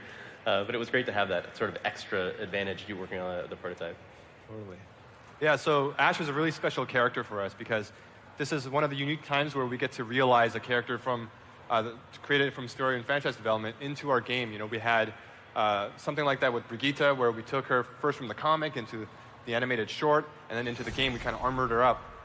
But with Ash, this is really the first time that we took the character directly as she was designed into the game, because we were so excited early on, you know, seeing those storyboards, seeing those concepts by the artist, and you know, making sure that because they were so exciting to see, that all the feedback we were giving was like, yeah, this character might make it into the game. This is like, when we first saw Bob, we're like, oh, this is like so cool. I wonder what kind of abilities he would have, or Ash, what kind of weapons she would use, and just making sure that everything we did with those characters would make them great heroes in the game as well. So that's true for Ash, and you know, our character artist, you know, we're able to bring her into the game looking just like she does in the cinematic, making maybe some small adjustments here and there, but she's you know, fully in the game now. And then, of course, there's also Bob. Yeah, shout outs to Bob. I think they like him. I think Bob wins. All right. So Bob, actually, you know, sharing your excitement here, the artists on the Overwatch team were also very excited hearing that Bob was going to be the ultimate for Ash. But we're also a little bit apprehensive and a little bit nervous because this was really the first time we had literally two heroes or two characters in the slot of one hero. In the game of Overwatch, it's, you know, a 6v6, and not to get too technical into it, but you know, we kind of have a budget for each character that, you know, for performance of the game, not to, you know, to break the game. And for us to put two characters in the game was a new thing for us. We kind of had, you know, Wrecking Ball with, you know, the hamster and the mech, and we had Diva with her, the pilot and the mech. But this is the first time having like a full-fledged character. I mean, Bob is pretty much as big as Reinhardt size, and you know, Ash is as big as just you know, any of our other heroes, and fitting that into the budget was a huge challenge, but one that, you know, the character artists and the engineers on the Overwatch team really took to, and just, you know, you can see here that, you know, we were able to recreate Bob just as faithfully as we could. It was great that he was almost perfectly symmetrical, except for the little 2 pieces of tape, on his vest over there. There's another element on there that's symmetrical. I'll let you guys find that one. But yeah, we were able to recreate Bob in the game, and everyone's super excited. And the next challenge for us was, how do we literally bring him into the game? Now that he was in there, we wanted to, for the gameplay, for him to appear very instantly, because this was a very important gameplay mechanic where Ash summons Bob sometimes as an escape mechanic. You want to just knock out the person that's right,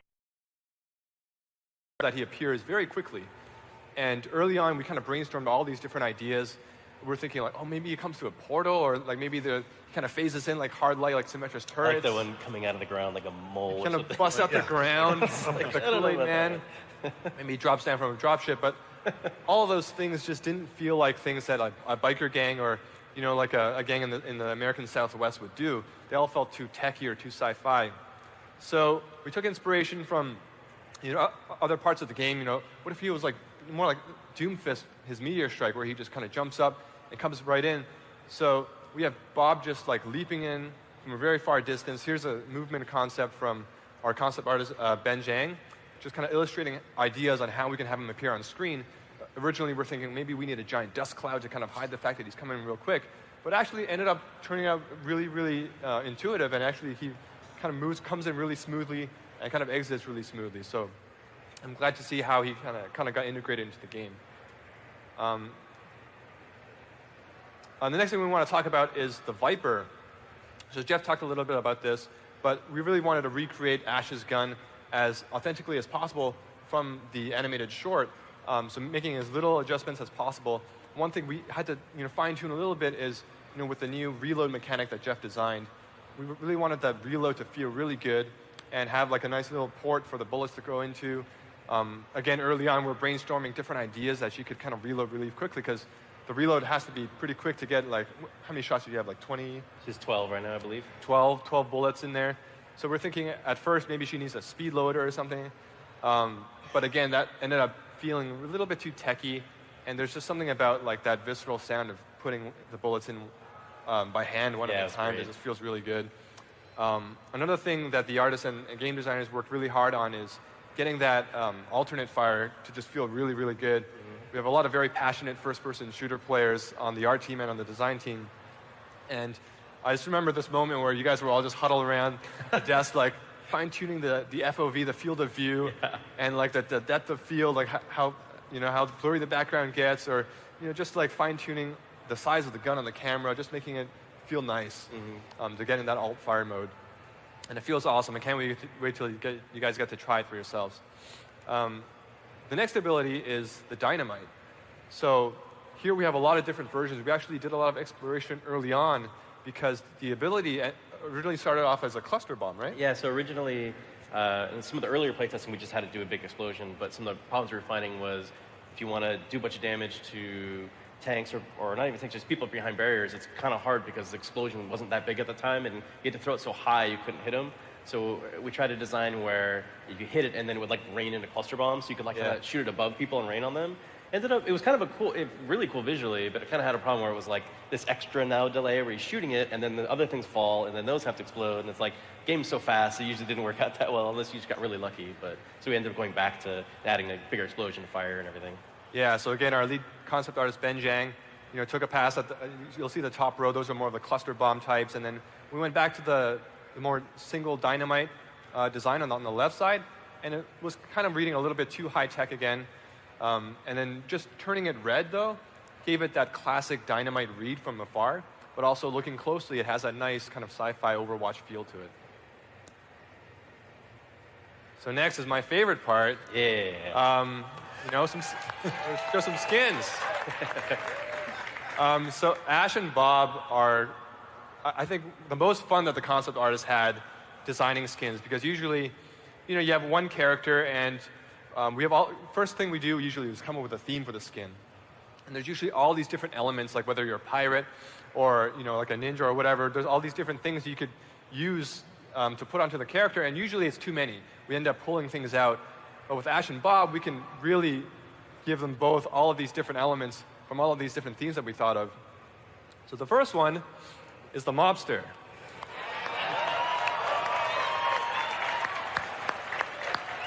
Love that hat. Yeah, those hats, man. The headwear is on point for Ash. The man knows how to wear a hat. He's got a great mustache. Yeah, like just with the mustache and the hat, like Bob, you look so good.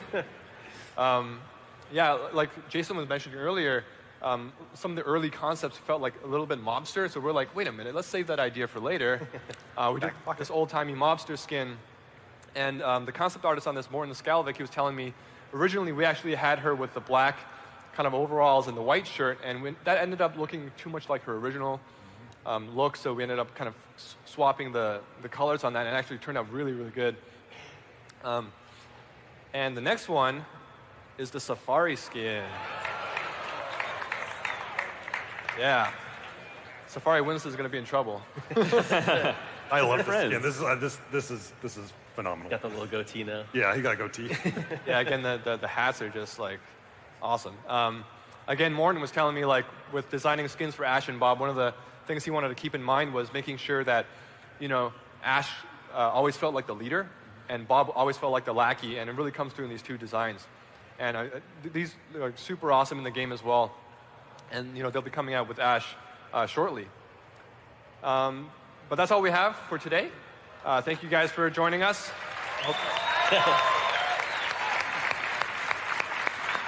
Can we play her? Yeah. Can we play her? Yeah, you guys can play her right now, actually. She's on the floor here. Hopefully the line's not too big, but yeah, please definitely play her. Give us feedback on everything. We love to get any kind of feedback, especially initial reactions and everything. Yeah, thank you, everybody. Thanks, guys. Thanks. Welcome to Voices of Overwatch. Wow! What is happening? Hi, everybody. Hello. Oh my God. Can you guys all come on stage so you can see what I'm looking at right now? This is bananas. Oh my goodness. Let me put this down. Hey guys, I'm Andrea Toyas, Senior Casting and Voice Director at Blizzard. I'm very happy to be here today. Thank you. Thank you so much. For those of you who don't know, my job is one that it's a lot of fun. I get to meet with the game teams, meet with the Overwatch team. We talk about what we're going to do for each character. I search the globe, literally, as you guys know, for our characters, and then I get to play with them in the booth and bring them to life. So to be here today with you to talk about this is amazing. So thank you for being here. And I got to tell you one other thing that's crazy is that when I first had the idea to bring voice actors to BlizzCon 8, 6, 7 years ago, it was kind of tough because back then it was pretty much devs and you. It was just us, these two groups. And when I had to put the idea of bringing voice actors out, it was a little tough to convince them. I think people might want to meet voice actors. I mean, that might be a crazy idea. And look at us now. Now we are on the, I can't swear because I'm on TV. We are on the main stage with voice actors. So come on now. This is incredible. So it's thanks to you that we're here. It's thanks to your love and support and your undying love of Overwatch. So to sit out here and see all of you who care enough to be here and queue up and get tickets and sit here with us is a big deal. So before the party gets started, I just want to tell you that I love you madly, deeply, truly. All right? So let's get this party started, shall we? Who do you think's here this week? Today? Who do you think's here? Any ideas? Everybody? I love it. Actually, I am missing my clicker, so I don't have a clicker to click. So let's see if you guys can do it manually for me. Let's see who's behind door number 1, shall we? Right? Always was a good shot, but I got a few pointers from the best. Oh my goodness, Matt Mercer. That'd be your mother. Right? It's like McCree-Con this year, I think. Let's just call it McCree-Con. Oh my God. I know. Oh, we're going to get to that in a little while. Don't you worry. That's it, right? Actually, no. Matt, right here, please. So, who do you think's next? Next? What do you think's next? Let's see. Brave of you to show your face around here, Juicy. Look at her. Oh my goodness. Oh my. Look at this outfit. Do you see her outfit? What is happening? Oh my gosh. You know, we could stop right here and have so much to talk about already. Am I wrong? Like just these two? Oh my God. Look how great they look together. They look amazing. Gorgeous. We coordinated their outfits. All right, door number 3. What do we got? Why does everyone keep pestering me about my aardvarks? Can you see okay? Keys, look at this. Look how committed he is. Look at this. Right here. Look at the light. It's like, are you there? Oh, we're going to talk about that soon, too. Yes. All right. So if we bring Torbjorn, who else do you think we should bring out? Sorry, I have no tips for bulking up. All this armor is heavy. Right here, my love. All right. 2 spots left. I wish we could place bets on who you think it is. Oh my God, those are the best faces right there. Amazing. All right, so behind door number 5, we have...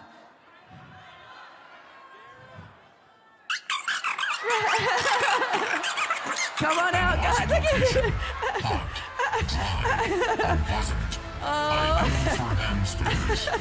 Commitment. That is some commitment. Oh, T. Baker, everybody.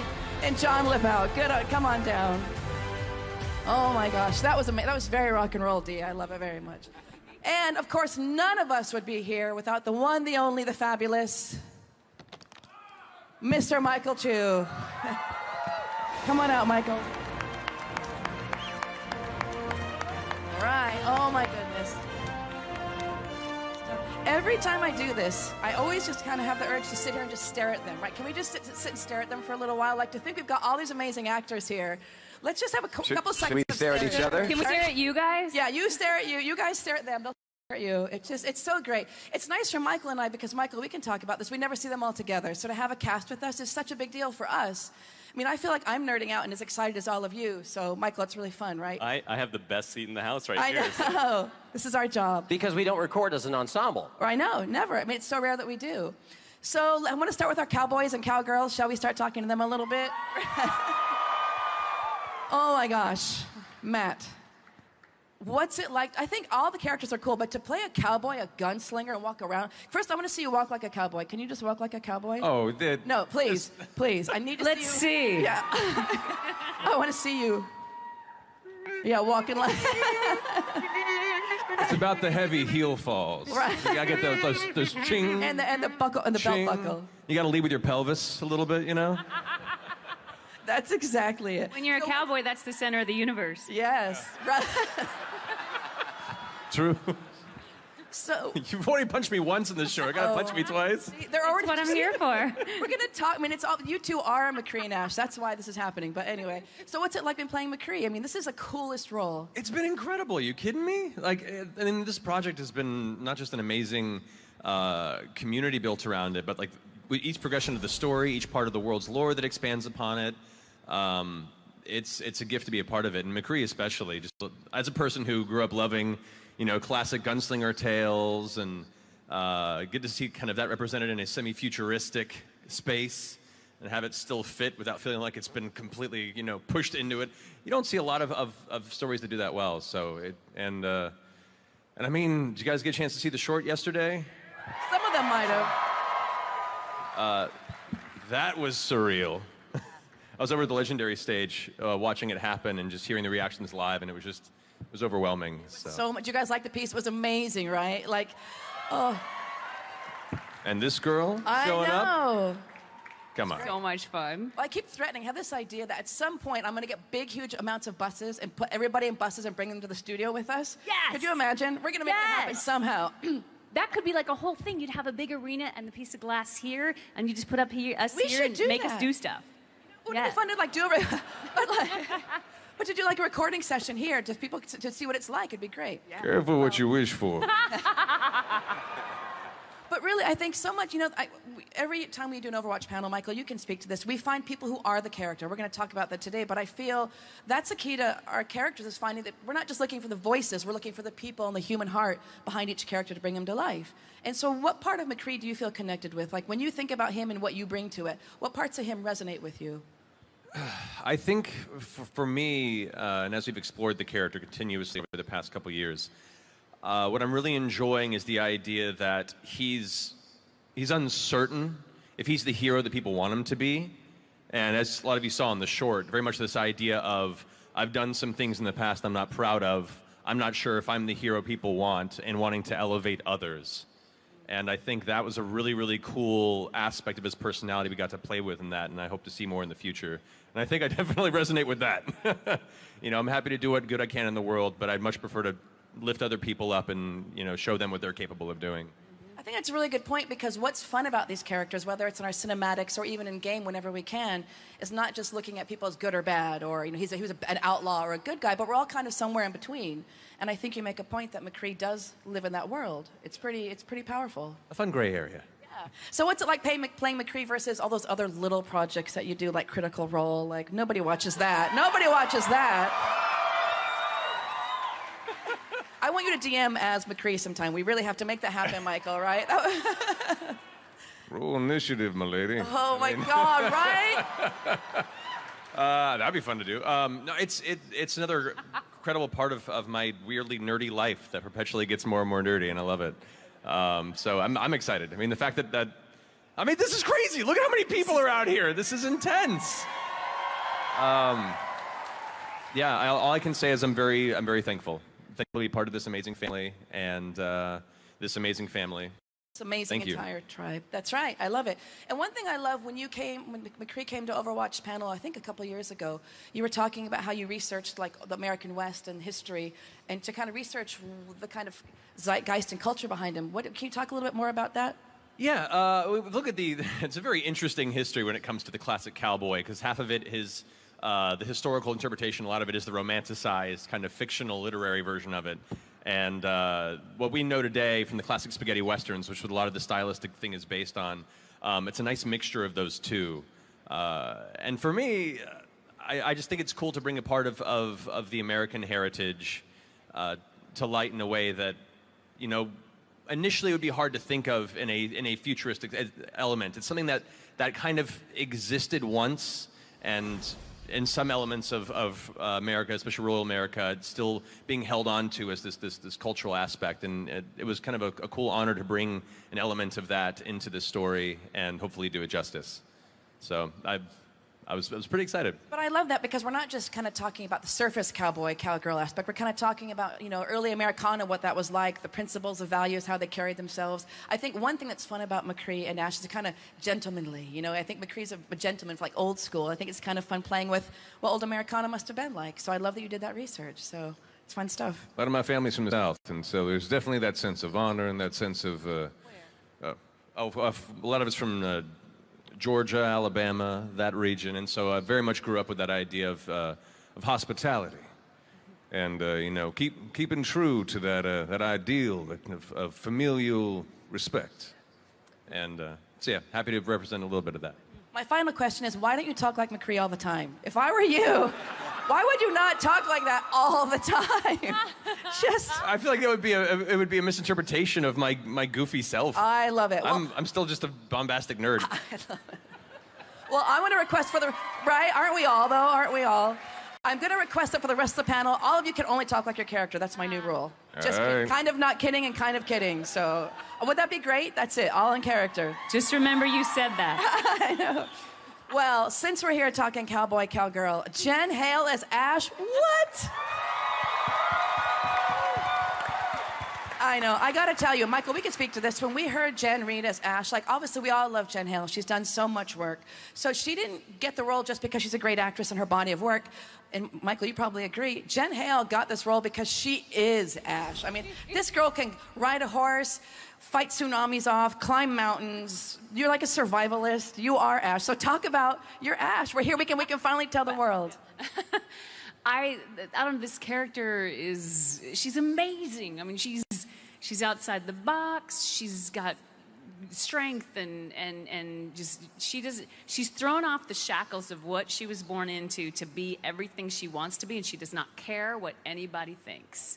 And I find that inspiring because I think we've all lived in parts of our lives where we were sort of imprisoned by what people think, and to be able to throw that off and do whatever the heck you feel like is, you know, is incredible. And she's got her own code of honor and her own way of being, and I just think that's amazing. Plus, she's a cowgirl. Hello, winning. Yeah. I love horses. I still have one, and it's so much fun. I would have worn my cowboy hat, but it was the wrong color. Black hat outside, way too hot. You guys are, I mean, you get to play real like cowboys and cowgirls. Yeah. That's everybody's dream. I mean, that's so fun. So fun. With explosives. With explosives, right? Yes, and please. robots and the whole thing. So what part of Ash do you really resonate with? Like, we had so much fun in the booth, all of us. Like, what part of Jen Hale, I mean, you fight tsunamis often, you can kill bears and all that. But I mean, like, You what run part from of bears. What part of Jen Hale, like, when you think about her, that you feel is your same attributes, if that makes sense? She's on a mission.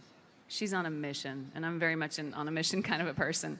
And she hates to be put in a box. I hate to be put in a box. Don't tell me I'm something, because I'll go be something else. And she loves to break rules. Yeah, she's not out to hurt people. She's just out to get it done. And don't get in her way. And I relate to that. She's a woman in fighting her way around a lot of dudes, and that's been my whole life. You know, yeah. So. Video game world and life and otherwise. So what'd you base her on? Where's this great voice? Because I mean, you just connected. I wish maybe next year, Michael. I want to film them in the booth so you can see them in the zone. I'm sorry, I shouldn't turn my back to you guys. I'm so sorry. But you kind of physically inhabited her. So what did you base her on? The voice, the accent, the personality. For me, everything comes out of the writing. It's the genius of the people who birthed this and the writing. I try to just empty myself out and become nothing and let the writing crawl up inside and take over. Right. You know, I'm just a husk and fill it up with details, and I just go on instinct. And I lived in Alabama for 19 years. And I spent half my life in the dirt and around large animals and, running up against people in obstacles and situations. People are like, what are you doing here? I'm like, a lot, get out of my way. So it's just, I sort of let all that come to the front. And ultimately, I listen to you, and I just try to disappear myself as much as possible and just ash away. Ash away. That's a new verb, to ash away. Yeah. I like the idea that Jen Hale's becoming the new Chuck Norris in the community. We can just build up her legend as we go. Pew, pew. That's it. Oh, fights bears, the whole thing. Yeah. Exactly. And Baron's chat talking about Jen. I think we've done it. We all got to tweet our ideas of what Jen Hale does. Oh, no. I will live up to none of them.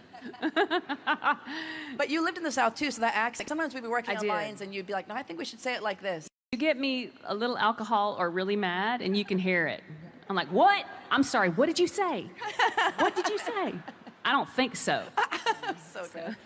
So, Michael, where did the idea for Ash come up? Because we had McCree Solid, so can we talk a little bit about bringing this new cowgirl to life? Because I think she's such an amazing new character. Yeah, it was really interesting because Ash was a character that we first explored in the reunion piece with McCree.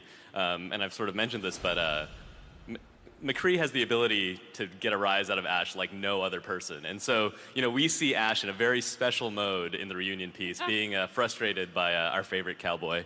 And I think it was interesting then to figure out the character from there, because she's not always at that level. She can't just be, screaming and angry all the time. And so generally she's a character who is like more in charge. It was really interesting to dig out that part of her character after seeing her at an extreme.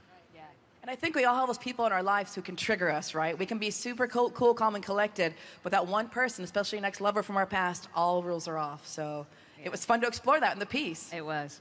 Sorry. Bob! That's so good. I love it. I love you guys. Let's give it up for Jen Hale and Matt Mercer. I love them so much. I was going to step over here, but I don't want to step on your wonderful cause. So I don't know if you guys realize this. Keith has a full cosplay outfit and walked around the entire con in his entire outfit yesterday. Anybody see that? Yeah, it was amazing. Let's start with that. Tell us about your day yesterday. This was amazing. Okay, so first off, I've never cosplayed before ever. So great. I love cosplay at any con. It's my favorite thing. I've said that many, many times. And I always wanted to do it. So I kind of got this idea in my head about a year ago. I didn't even know if I was going to be at Blizzcon this year, and I called up a friend. I got to give her mad credit. Chiefy Creates made my entire cosplay. She gets huge credit. Somebody named Abra helped with the hammer. And I told her basically, I have either about 9 months for you to make this or a year and 9 months. I have no idea, but let's get started on this. And I want it to be, you know, my size. I didn't want to try to, you know, I can't make myself short. I didn't want to come out on my knees or something like that and walk around all day. But it was the most amazing experience. I think a few people caught on that it was me, but most people didn't. So I was taking photos with people all day. I've learned how difficult it is to cosplay. Super fun. And Chiefy was my con mom, and she was fixing everything all day that I thought was fine. She's like, hold on, let me get that beard. Hold on, let me fix this. This is getting loose. Let me. So it was an amazing experience. And as much as I love cosplay before, I have a newfound love and respect for all that you guys put into that stuff, because it's amazing. You guys are unbelievable. These guys, they do it every single con. It's, you guys, give yourself a round of applause. It's amazing. It's amazing. So were you doing the lines in the character? Or people are like, oh, you sound just like him. Or I love it if they said, you don't sound like him at all. Like, what happened when you did lines? That's what I thought was going to happen for sure. So my plan was to not make it obvious, because I knew it could go two ways. Either I make it obvious and we see how that goes, or I just kind of downplay it and get what the normal, you know, what the experience of cosplaying is. And that's what I went for. I did slip a couple of times. There was a few times on camera where I just couldn't resist it. Somebody was filming me and they were like, hey, can you do one of your emotes? And I was like, I don't know what I can. And I was like, I could do the dance, but I'm going to fall over and break everything. So I said, can I just do a line? And he's like, yeah, sure. And I was like, okay, cool. You filming? Build them up, break them down. All right. And the guy didn't expect that, so he had kind of that real quick, like, that was pretty good. So I was definitely worried he was going to be like, That would have been amazing. I've heard you guys tell me if you know the story. Some of our cast has gone online and played as our character. Maybe it was Josh Petersdorf as Roadhog, and they're like, dude, you don't sound like him at all. It was so like, I love these stories. I really want to do that. Matt, you're the one everybody talks about doing that, because your ultimate, like, makes people scatter. It's kind of the way it works. It's even funnier if nobody's playing McCree. They get really confused. What? And Molten Core didn't have the same, like, people go, okay, he's Molten Core, but they don't run and hide when they hit Molten Core. The other thing I realized very quickly is that a lot of people either don't have their headsets on or don't have the mic set up. So after a couple of sessions, I realized, like, I'm wasting my time. They're hearing me, but I'm not hearing them reacting, which is lame. That's like, you know, or they're not hearing me at all. So I was like, either way, yeah, so I've done a couple streaming things where I got to do it, and that was a lot of fun. I love you for that. So what's it been like playing Torbjorn? Because I think, Michael, you were one of the original characters we brought in pretty early on. Well, actually, Michael, talk about the genesis of Torbjorn, where this idea came from. Then we'll come back to you, Keith. Well, Torbjorn, I think the genesis is sort of obvious. We were doing a loving homage to Warcraft dwarves, but one of the things that I love about Torbjorn is I think, and he's sort of like secretly one of my favorite characters to write, because I think, you know, Torbjorn mains out there, you guys have suffered a lot, so, but I think you're not very like, good at keeping secrets, by the way. You know, there's a thing about his character where he sort of comes off as sort of just being a jokey, like, inconsequential character, but I actually think he's really interesting, and you know, he's cantankerous, and like, people give him a lot of crap, but like, you know what, he's right a lot of the time, and I really like playing into that aspect of his character, being a little bit more of a serious one. That's great. I love hearing the genesis stories like this. So for you, with all that, what's it been like playing Torbjorn? What's your take on him? Tell me about your world, Keith. Yeah, I love him. He's very pragmatic, but he's also, you know, very logical with everything, but he's also very passionate. And that comes off as being very hot-headed, and it's written into his abilities, you know, the whole Molten Core, like, it's all his lines. I mean, a lot of that's just written in. The writing is amazing on this. And so I find a lot that I have in common with him, because I'm like that. I'm very passionate about, I'm very dogmatic, and if you look at his history, especially in his youth, he was very dogmatic about the whole Omnic situation, and that this is a bad thing, and we need to watch out, and people didn't believe him. The other thing that I really, like, I'm very positive guy, like always glass, half full guy. And he seems to be like that too. I find a lot of that in his dialogue, even in the thick of it, which, by the way, he would always be there for the team. He's that guy. He's the rock. He's sturdy. He's tempered like steel over the years. One of the first members. Very righteous in what he's doing. But cantankerous is right, because, yeah, he does. That's that hothead coming out. And I could see him getting very angry, but not maintaining it for too long, which is a lot like me. Yeah. And I don't get angry too often. He's a little grumpier than I am a majority of the time. But that's part of the charm that I find, and I think his intentions are always good. And the other thing I really attach with him is that he's a family man. And I think he's been through so much in his history that at this point, his family, and I should say his friends like Reinhardt, are the most important thing to him. And he fights for them, and he fights for a just cause that he believes in. And at this point, he wouldn't waste his time with his hard work on anything he didn't believe in. I've known you for many years, and even if you weren't sitting here, I'd say that you have such a huge heart yourself as a human, and I mean that. So I think that huge heart of yours comes through in Torbjorn so beautifully. So I love Torbjorn so much. So thank you for doing all of this. Can we just clap that he cosplayed? Like, what? I mean, yeah. So much fun. You all got to up your game next year. I'm just saying. I want everybody cosplaying, especially Wrecking Ball cosplaying. That's what I want. All right. So of course we've got Brigitte. What? So here you are. Your first. Look, take a look at everybody. It's amazing. I know. It's been fun when I bring in new heroes because we're recording them in session and you guys don't know about them yet. And I'm like, your life's about to change as you know it. I remember having this conversation like, girl, do you have Twitter up? Like, are you ready for all this? So what's it been like? Here you are. I don't know.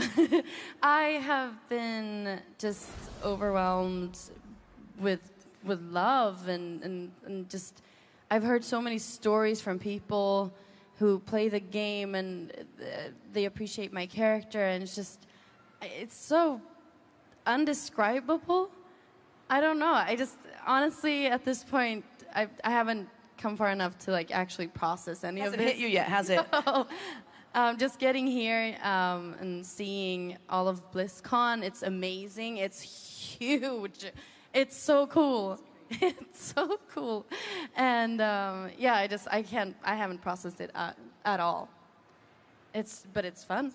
I love it. I don't know how I think those of you who follow Matilda know she's one of us. She's a gamer. I mean, talk about when you realized that you were reading for Overwatch, because we don't always tell people what they're coming in for at first.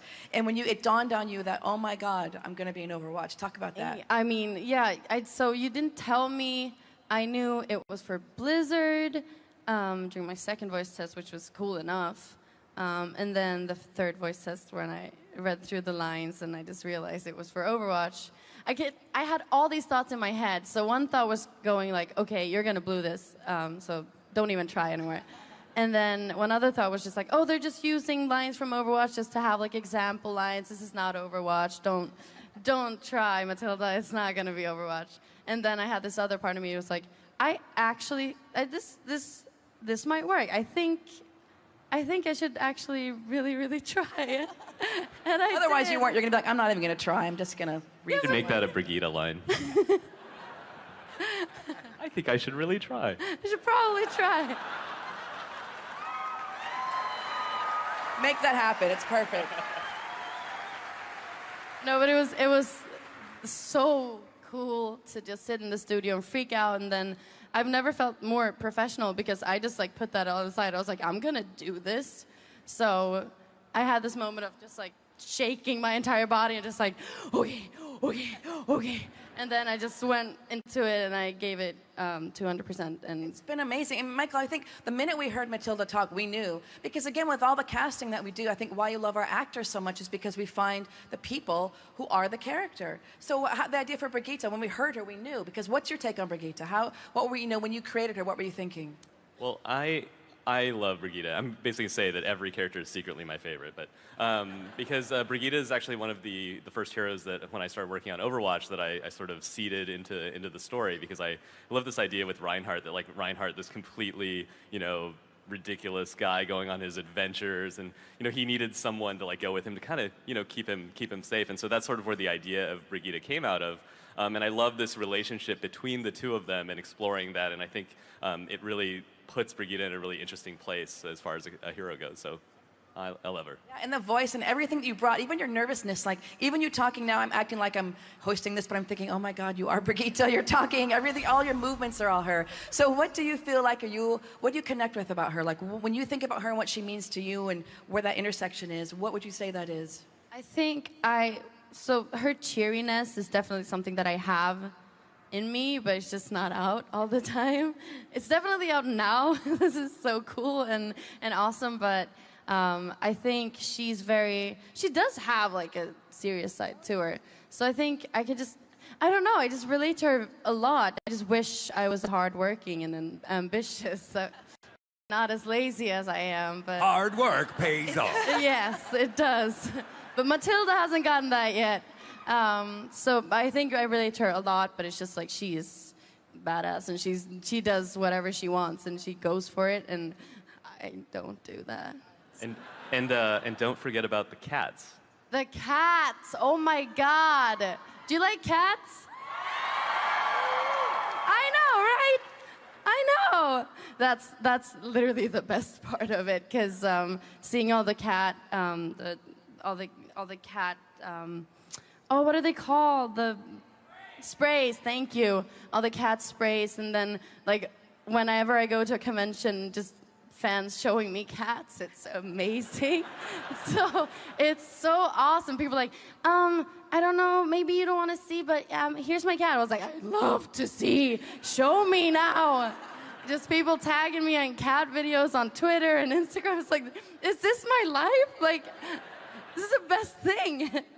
Has anyone ever shown you like a cat in like some sort of like rocket pack contraption or anything like that? I don't know.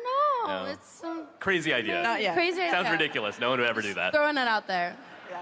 I love that you say you're not hardworking, you're not driven when you're here on this stage with this crowd playing Brigitte. Like, you're not, I would say, what do you think? I think she's pretty driven and accomplished. I love you so much. I love you. And to see Torbjörn and Brigitte is so lovely. Oh my goodness. Can I attempt to say something to you? I apologize, but this is terrible. Jag är så stolt över dig, gumman. What just happened? What'd I say? So good. I am so proud of you, sweetie, honey. Oh, look at that. Well done, sir. Well done. This is the best day of my life. Everybody here. Oh my God, we love you. All right, oh my God. Then there's Wrecking Ball. I mean, I love that it takes two people to do this. Oh my gosh. So Dee's gonna answer all hamster talk and you're gonna translate. That's our plan, right? We could just have a whole panel about the sounds behind this. I don't even know where to start. So let's talk first Starts in my upper sinuses. Right. It pretty much stays there. Oh my gosh. Let's first talk about bringing these sounds to life. Then I want to dive in because what these two do is such a unique skill that I really want to talk about how you found that you've got your inner hamster and inner robot ball. So Dee, so when we have this session with Dee, we have a script that's all the words in English, all written out. We're like, here's your script, but you got to say it all in hamster talk, right? No prep. So how do you even approach that? Well, I start with a deep dive into the literature about hyper-intelligent rodents. There's a lot of literature out there. There's a lot of really good literature that you can refer to, and maybe a few books on artificial intelligence. And then you just start up in your upper sinuses, and you just kind of explore and find a hamster up there. I also use a lot of sense memory. I was crate trained as a child, and I was able to kind of build my way out from that. And I particularly love Halloween. As my friends know, or if you follow me on Instagram, you'll see, and I really relate to creating and constructing something. So I relate to this creature much more than you might think in just looking at me. So, but it was interesting, Michael, right? We had to we really had to get a sense of what you were saying. Hello, goodbye, capture the objective. We really had to find a way to understand what you're saying. Yes, so, the key to a nonverbal creature is that you're not making sounds. It's not a sound effects. It's actually an acting mission. And because the sounds are not generic, they're specific with intent, and they're part of a story, and the tone has to match up with what else is happening. It's not just a library sound. And so that's what a voice actor brings, whether they're speaking words or making weird squeaking sounds with their sinuses, is there's a specificity to the intent that matches up with the storytelling. And we were talking, Michael, we've had conversations before we did this. We thought, in all honesty, do we use a sound effects library for a hamster, or do we use Dee Baker? It's funny that we even had that question, but we did. And we tried, the sound effects library was great, but when Dee brought the heart, because I think you always talk about, even when doing creatures, it's not just sounds. You have to really think, sounds crazy, how's that hamster feeling? What's his inner emotional life? You have to, so, that was great. Look at me, I'm looking around like, where did that come from? Right? But you do. So let's, yes.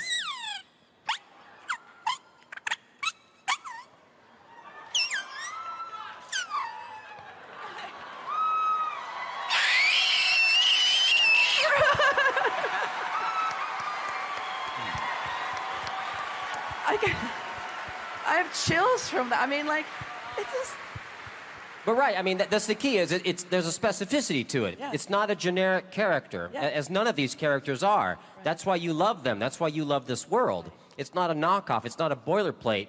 There's a specific vital life to this world that you want to step into, and these characters that you want to play with and to be with and to meet.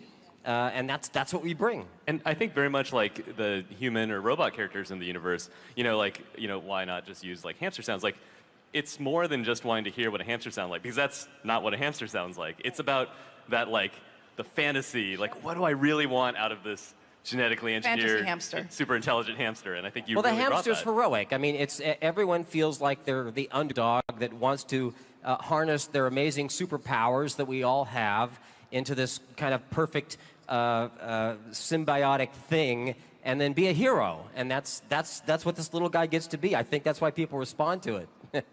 I think the hardest thing for us when we were having him do like the sad sounds, like I think we were in tears in session because when Dee does sad hamster sounds, we're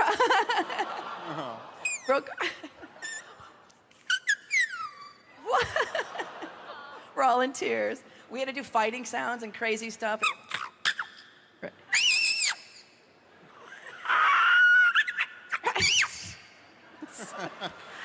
I'm seeing it, but I don't believe it. Oh my gosh.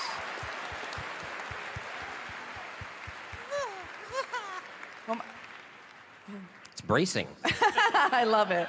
Well, carrying on from that great demonstration, there's John. I mean, we were kind of trying to figure out what the ball part should sound like, and then you come along with this ridiculous ability to make robot sounds. Like, where did that even come from?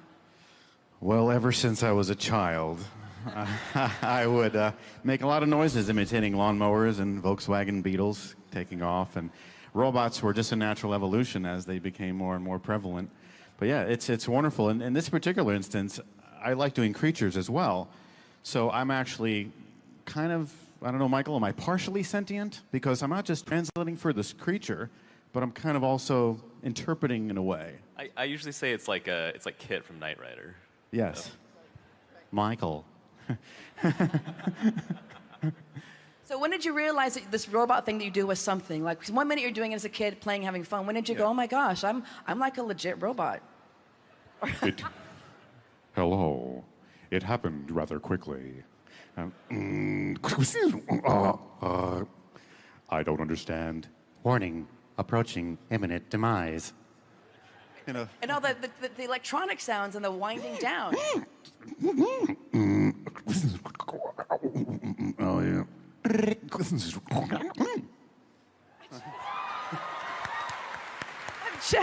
You watch it from this perspective and I still don't understand. So how did you like approaching this? I think we talked, like, you're right, he's a robot, but there's a translation aspect, so you... I just basically, I try to imagine, okay, this is now a creature being created by a genius hamster. So right away, we're in the realm of imagination. So there's really no set parameters, just like Dee's hamster isn't based on a sound effects library because he's a genius hamster, and that's an effects library. So yeah, I just basically created this character thinking that, okay, what would a pissed off hamster on a mission sound like as he talks in English? And I just try to kind of interpret what the hamster's viewpoints and motives would be, and then, articulate that electronically. Electronically. I love it. I love that you literally had to ask yourself, how do I translate a pissed off hamster in a robot? Like, that was your deep, thinking. Yeah. But you have to. I mean, working with creature sounds, you don't just go, okay, I'm being a robot. You have to think about what's actually going on in the machinations. Yeah, you try to get the context as much as you can. And then another thing about the character, too, is that he's very versatile. And I've always been kind of versatile, and I love the fact that there's so many things you could do with him. I love that, the grappling hook. That's pretty cool, right? Grappling hook fans? Grappling hook? Yeah, all right.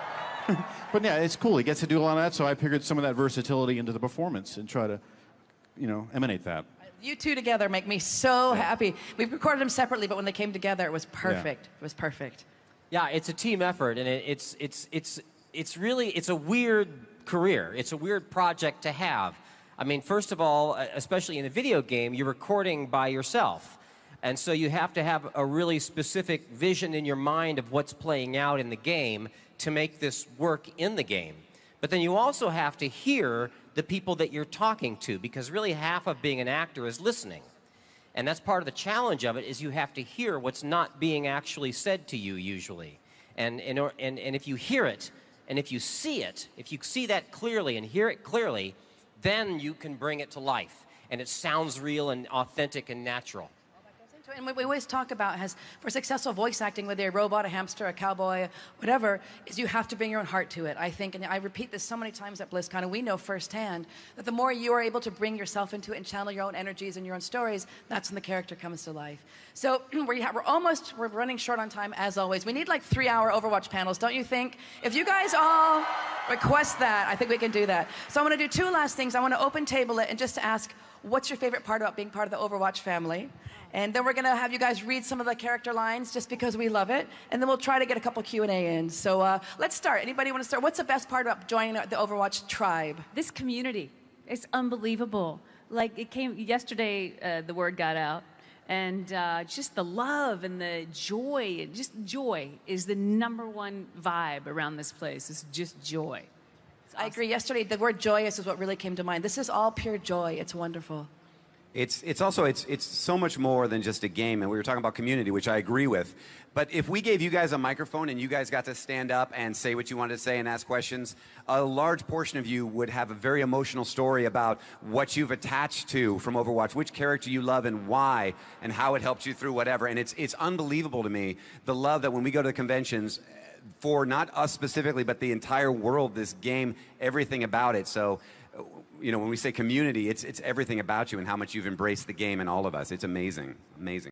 I'd say to that point too, what I really appreciate what the team is doing is they're building a game and a story in a world that is centric to the global diversity and continuing to do so.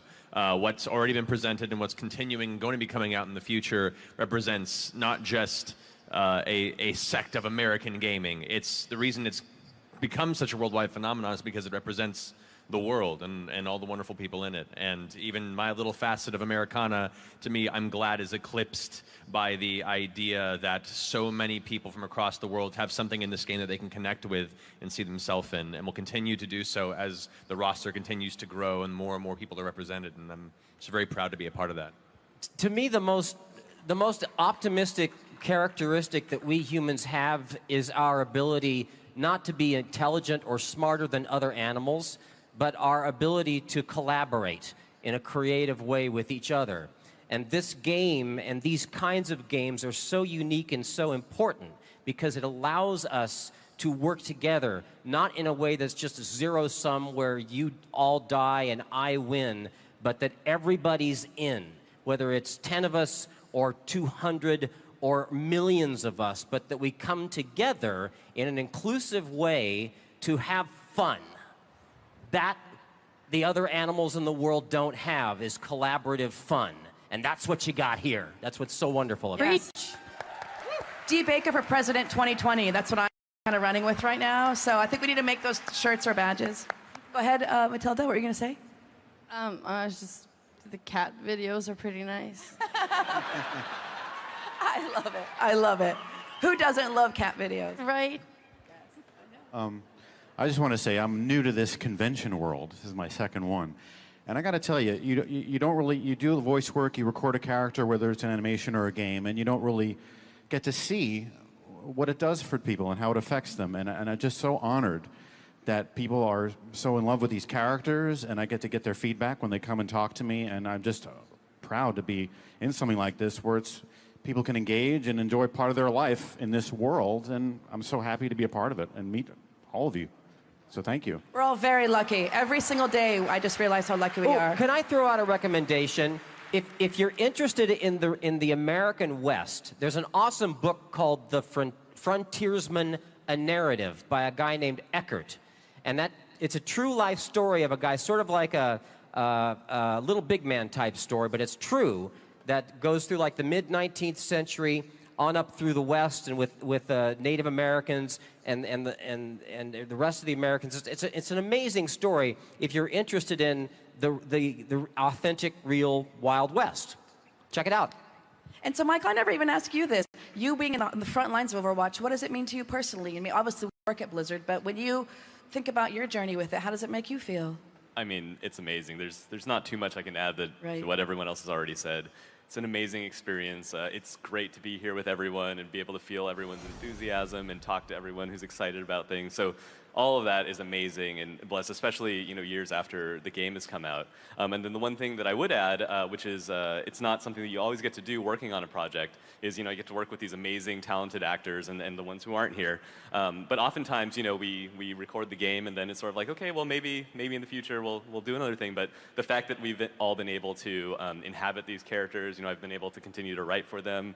You all have been able to continue to perform them, and we've all been able to share them has been like a really special thing. And I definitely treasure that. It's so cool to make an amazing world that is of our own creation and inhabit that. And a great way to do that is to vote. Well said, well played. Well said. I love that that's amazing. I just want to add from my quick thing, I think the thing that I enjoy most is the casting process, because with Michael and I working together, I really try to I go out there, we literally search the globe now for the characters. We look in LA, New York, and London, and the native country. And I love that Blizzard really believes in diversity and inclusion, and that we are trying to make things as true and honest as we can and find the right people with the right background and the right heritage to bring our characters to life. So I feel very grateful that we spend time and care and love and effort in finding the people that match our character and not try to do something otherwise.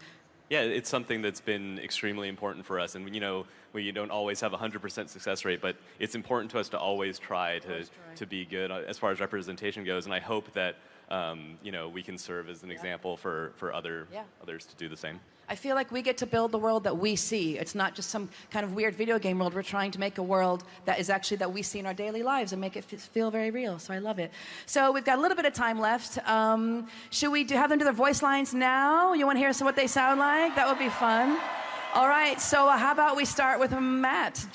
Let's just hear your Anna McCree come out. How about that? Are we just going down the list, or are we go going down? Just whatever you just. Yeah, it's great. Let her rip. Like shooting fish in a barrel. Oh, God, no, you put this one on the list. I hate you guys so much. Well, I watched a lot of old spaghetti westerns. I thought my Italian was pretty good. Bona signore, can I get you something to drink? Amazing. You did that to me, That was Michael. that was the best McCree line in Retribution for sure. Yes. Hey, it's in theme. I'm the quick, you're the dead. I'm not good, not bad, but I sure as hell ain't ugly. And the classic. It's high noon. Oh my goodness. This doesn't get old. It doesn't get old. It's too much fun. All right, cowgirl, bring it home. All right. My name's Ash. We're playing by my rules now. They say there's no honor among thieves, but that's not how things work around here. If you cross me, or if you break your word, you'll pay the price. You can count on it. Now do what I say, and this will go nice and smooth. And my personal favorite, Bob, do something! Oh my gosh. You probably can't see it, but when you turn into Ash, you get like a little nose crinkle of attitude. This whole it's just magical. I love it. We talked about naming the alt Do Something. Right. That'd be amazing. I watched that last night, and that was my favorite line, too. I loved it. I remember stopping and going, that was awesome. All right, Keith, what you got? Torbjorn, ready to work. I have big plans for you. Let's hear those guns. Oh, I worked hard on that. My baby! Hard work pays off. And an oldie, a classic oldie now, but goodie. Remember this? Come get your armor. It'll be with us in spirit. It's been retired. I love it. It's kind of shocking and freakish to see a voice actor do what they do, isn't it? I mean, it's like we don't look like we're doing that, but then we do it. It's very odd. I really do think it'd be fun to recreate a recording session, like do some acting on stage. Maybe should we do that like a radio play with Overwatch actors? Yes! You heard it here. I think this is why we're not impressive to a little kid. Because it always happens like, you know, talk to Timmy, he does the voice, like do the voice, and you do the voice, and the kid looks at you like, you don't look like that thing you're trying to sound like, so I'm not impressed by this at all. It happens all the time. All right. Yes, it does. Did it happen today, Dee? I don't impress my family every day, actually. I am Yes. unimpressive as well. Matilda, you ready? I don't know. Sorry? I don't know. Let's do it, girl. This is your family here. This is your family. Oh, they're waving your head. There's someone waving your head right there, I think. Oh my God. Wow, that's... You got this, don't worry. Let's hear it. I can start off with, hey, hey. Brigitte at your service. I am Brigitte Lindholm, and I will be your shield. Patching you up. Mace to the face. Precision Swedish engineering. And then, alla till mig!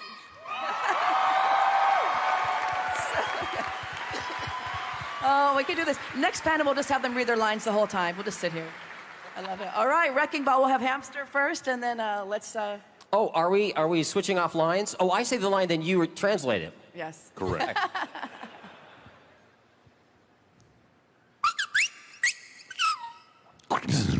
Wrecking Ball online.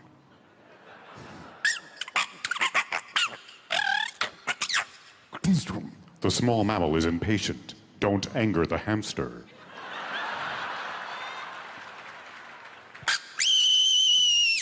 Get wrecked.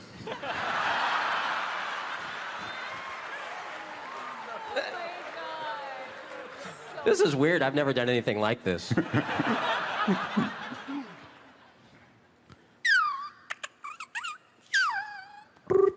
The hamster sends his regards.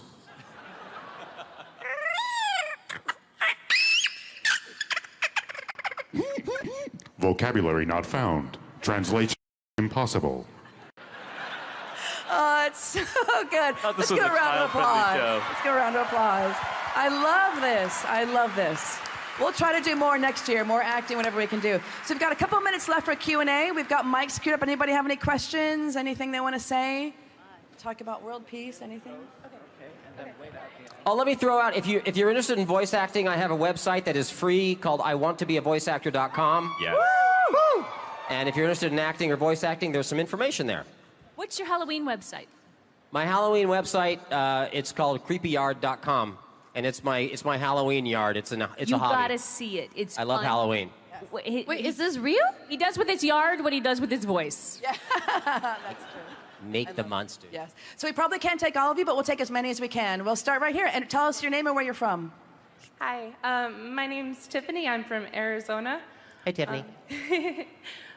This is kind of just an open question, and it may be easier for some of you to answer than others. We know that May's sorry line in the game was actually improv. It wasn't a scripted line. Do any of your characters have a line that just kind of ended up in the game even though it wasn't scripted? I think Birgitte's voice line, it's just a flesh wound. I think actually we were talking about Monty Python, and we were talking about Holy Grail, and then we said it, and it was funny, and then I think JB was like, let's just do one. Come on, just take 3. I was like, oh, okay. I love it. So many fun examples. I'm pretty sure my karaoke was improv. Oh, that's There's always true, a lot yes. of freedom to improv in voice acting. If it adds more fun or more life and it serves the story, why not? Give it a try. Great question. Thank you. Thank you. Over here. Hi. I'm Kyle from Rancho Cucamonga. And my question is, are you guys currently looking for a Bob voice? Because he's obviously going to be a full-fledged character soon. Or do any of you guys currently have a practicing Bob voice? Michael? We're looking for a Bob voice. I don't know. I kind of like him as a quiet butler for now, but we'll see. I don't need any more talking in my crew. Yeah. Someone has to. Someone's gonna have to let him talk for once. Yeah. Cool. Thank you so much. Thank you, guys. All right, over here. Hi, my name's Sterling from Portland, Oregon. I actually have a lot of friends who have speech impediments. I work with a little bit of a lisp as well. And it's really nice to see what voice acting can do to help really find a voice that you can connect to. Have you found anything like that in your past, or have you worked towards kind of correcting some sort of speech issue? I actually spent a number of years in my youth in speech therapy for a bad stutter.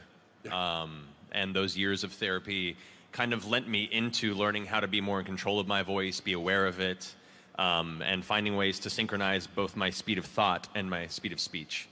And so looking back on that, I'm very thankful for it, because that's what kind of keyed me into being so in tune with my vocal cords, and eventually when I got into theater, what led me to this path here. So very much so. And having been there, and still occasionally stutter kicks in, or little things, I start thinking really intensely, or I get really nervous or anxious, I'll still catch myself. So it's still a progress. James Earl Jones, the voice of Darth Vader, I mean, he had a lisp that he overcame. But all of us, whether you have a vocal challenge that's specific or you're just learning, you start out not very good. And then as you work it and you study it or you get experience, you get better with vocal control. So if you feel you have some kind of obstacle like that, don't let that be in your way. Because all actors, all performers overcome some sort of personal or physical or psychological obstacles to become better and to become weaponized as an artist. Yeah. So yeah. And those things that are in front of you that, I mean, for me, it was anxiety. When I first started, I couldn't carry long sentences, and I really had to get a grip on my breathing, and that came from my singing training, really helped that. But for me, I've found all my obstacles are my amazing trainers, and I'm grateful for every one of them, because they forge us into the steel of who we are. You know, it's... Another thing, too, you get caught up in the performance. If you do have an impediment or affliction, something like that, you can actually get distracted by the acting. And then you lose yourself in that, and oh my God, and you do perfectly, like, what, I did it great. How'd that happen? Because you were focused on performing. It's pretty neat how that can affect it. Awesome, great question, thank you. Thank you. Matt and just Dee, big fans. Thank you. Thank you. All right here. Next. Hi, my name's Kevin. I'm from San Francisco, and I've always wanted to ask anybody in Overwatch if you guys ever go on like Twitter or Facebook and see that some of your characters might be underpowered, overpowered. Are you guys ever like, man, I'm not overpowered, shut up? I just think, learn to play. I love it. All right. Thank you so much. I think we've got time for one more question, guys. I'm so sorry. We'll go over here. Hi, my name is Zach, and my question for you guys, for each of you, is what has been the best part of working with Andrea as a director? It was magical. Everything? It was magical. I remember the first time, the directing was unlike anything I've ever experienced before in Swedish dubs, where I feel like most of the directing was like just completely different. But with Andrea, she really, really helped to just make you want to say it the way she wanted it said. Like it wasn't. She didn't put the words in your mouth or the tone there. She didn't say, oh, just do it like this, or say the line before you, which I have been through before. She just really, really worked around it and like pushed you onto the path, so you did so it came truly from within. And I haven't said this to you, but it was magic. It was amazing. She strikes this unbelievable balance that is so brilliant and such oxygen as an actor. She's got that quality where she's so connected to the material and so intelligent. I'm talking about you like you're not here. That it's intimidating and it's inspiring at the same time. But she's such a caring human being, you know you're completely safe. And she rides the perfect balance between knowing exactly what she wants and being completely open to what you have to bring to the party. It's the most, and she's got the timing. She knows exactly when to move back and let you just fly. It's so perfectly tuned. Yeah, it's an interesting balance of the fact that you do know what you want, and that's very important in director. They know what they want. But part of what she wants is the input from us. At least that's what I got, and what we bring to the table, and our creativity and imagination going into the character. So it's a great blend of those two things, and it was a complete pleasure. Am I dying today or something? Nobody's told me. Like, what's happening? Only on the inside. We can go I'm dying on. on the inside. We can Thank go you on. so much. But, you know, as we all know, Michael and I can do all we can, but these are the guys that bring the true magic. Without them, we are nothing. So let's give a big round of applause for our amazing voices of Overwatch. We love you guys. We'll see you next year. Welcome to Hearthstone What's Next.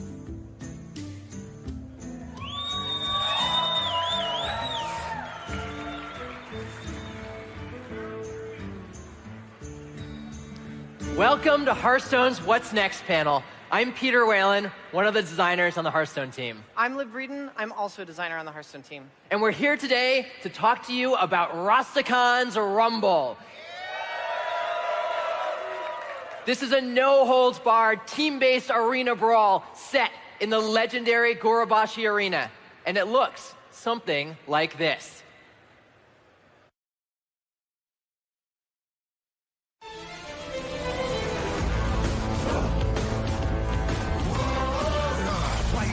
To by air, rain and fire.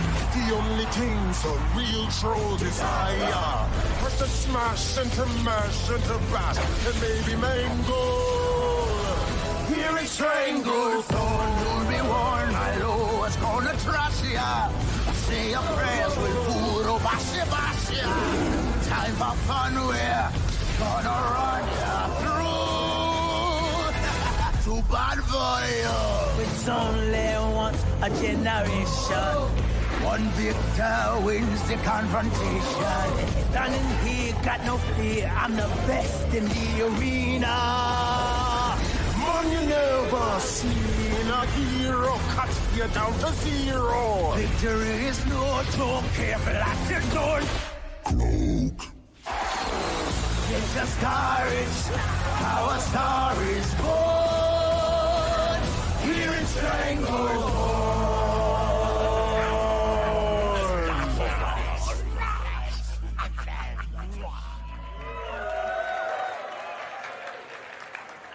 That's right. We're going back to the heyday of Gorobashi Arena, and we focused an entire expansion around the trolls who brought it to the height of its glory. And what's not to love about trolls? They're like dinosaurs. They're Mohawks. They're awesome.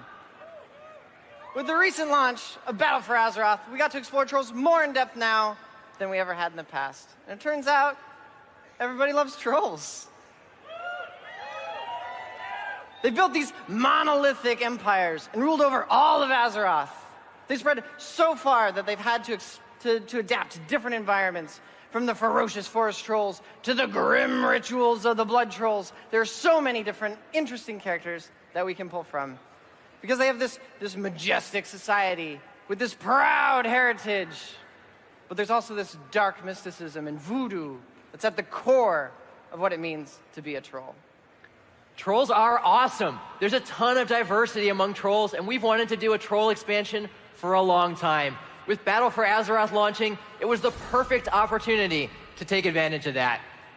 So if we're going to do a troll expansion, what are we going to do? We talked about a frosty monastery with frost trolls. We talked about doing the search for Troll Dorado, the legendary city of gold that we just made up on the spot. We talked about a bunch of different things, but one of the things we really wanted to capture was that sense of lots of different trolls, that diversity and the dark voodoo and the smashy troll axe guys, all kinds of different trolls. And what better way to do that than to have them beat each other up, smash each other in an arena, gladiator style. All right, so that brings us to Rastakhan's Rumble. We know we want a bunch of trolls in Gorobashi Arena, just wailing on each other. So we got the whole team together and said, we love trolls, you love trolls. What do you love most about trolls? What are the things from World of Warcraft we have to make sure we get in here. And people called out Zul'jin, the Hakkar Corrupted Blood event. They called out dinosaurs with giant shoulder armor. All the things that you associate and love about trolls. But one thing that everybody called out was the Loa. Loa are the primal gods that the trolls worship. They're these larger-than-life, mostly beasts, and they're incredibly powerful and cool. They also have big personalities, and that was great for us. We love big personalities in Hearthstone. So we said, all right, we're going to do the Loa, we're going to do trolls in an arena, and the Loa are going to have teams. Each of them is going to have a team with all the characteristics that go along with that Loa. So we started concepting that out. And these are some of the first concept sketches that we had. This was our very first team. These are Hakkar's Soul Flayers. Turns out Hakkar is the most evil of all of the Loa, and he was so evil we decided not to put him with a team because we thought he might eat all of the people on his team. So... But I mean, he's still going to show up, right? Like, he's going to crash the party even though he's not invited. So he's going to be a card. So he's a card, he's a neutral card, he ate his team. That's all that Hakkar can do. But the concepting here wasn't a waste at all. We figured out that we wanted to have fans with the Loa painted on their chest, like the Shark Loa. We wanted to have the colors, the blue and red that you associate with Hakkar, the wings on the shoulders, weapons that are the talons, all of these things that the whole team would derive their artistic vibe from the Loa. So that brings us to Shirvala's Tigers.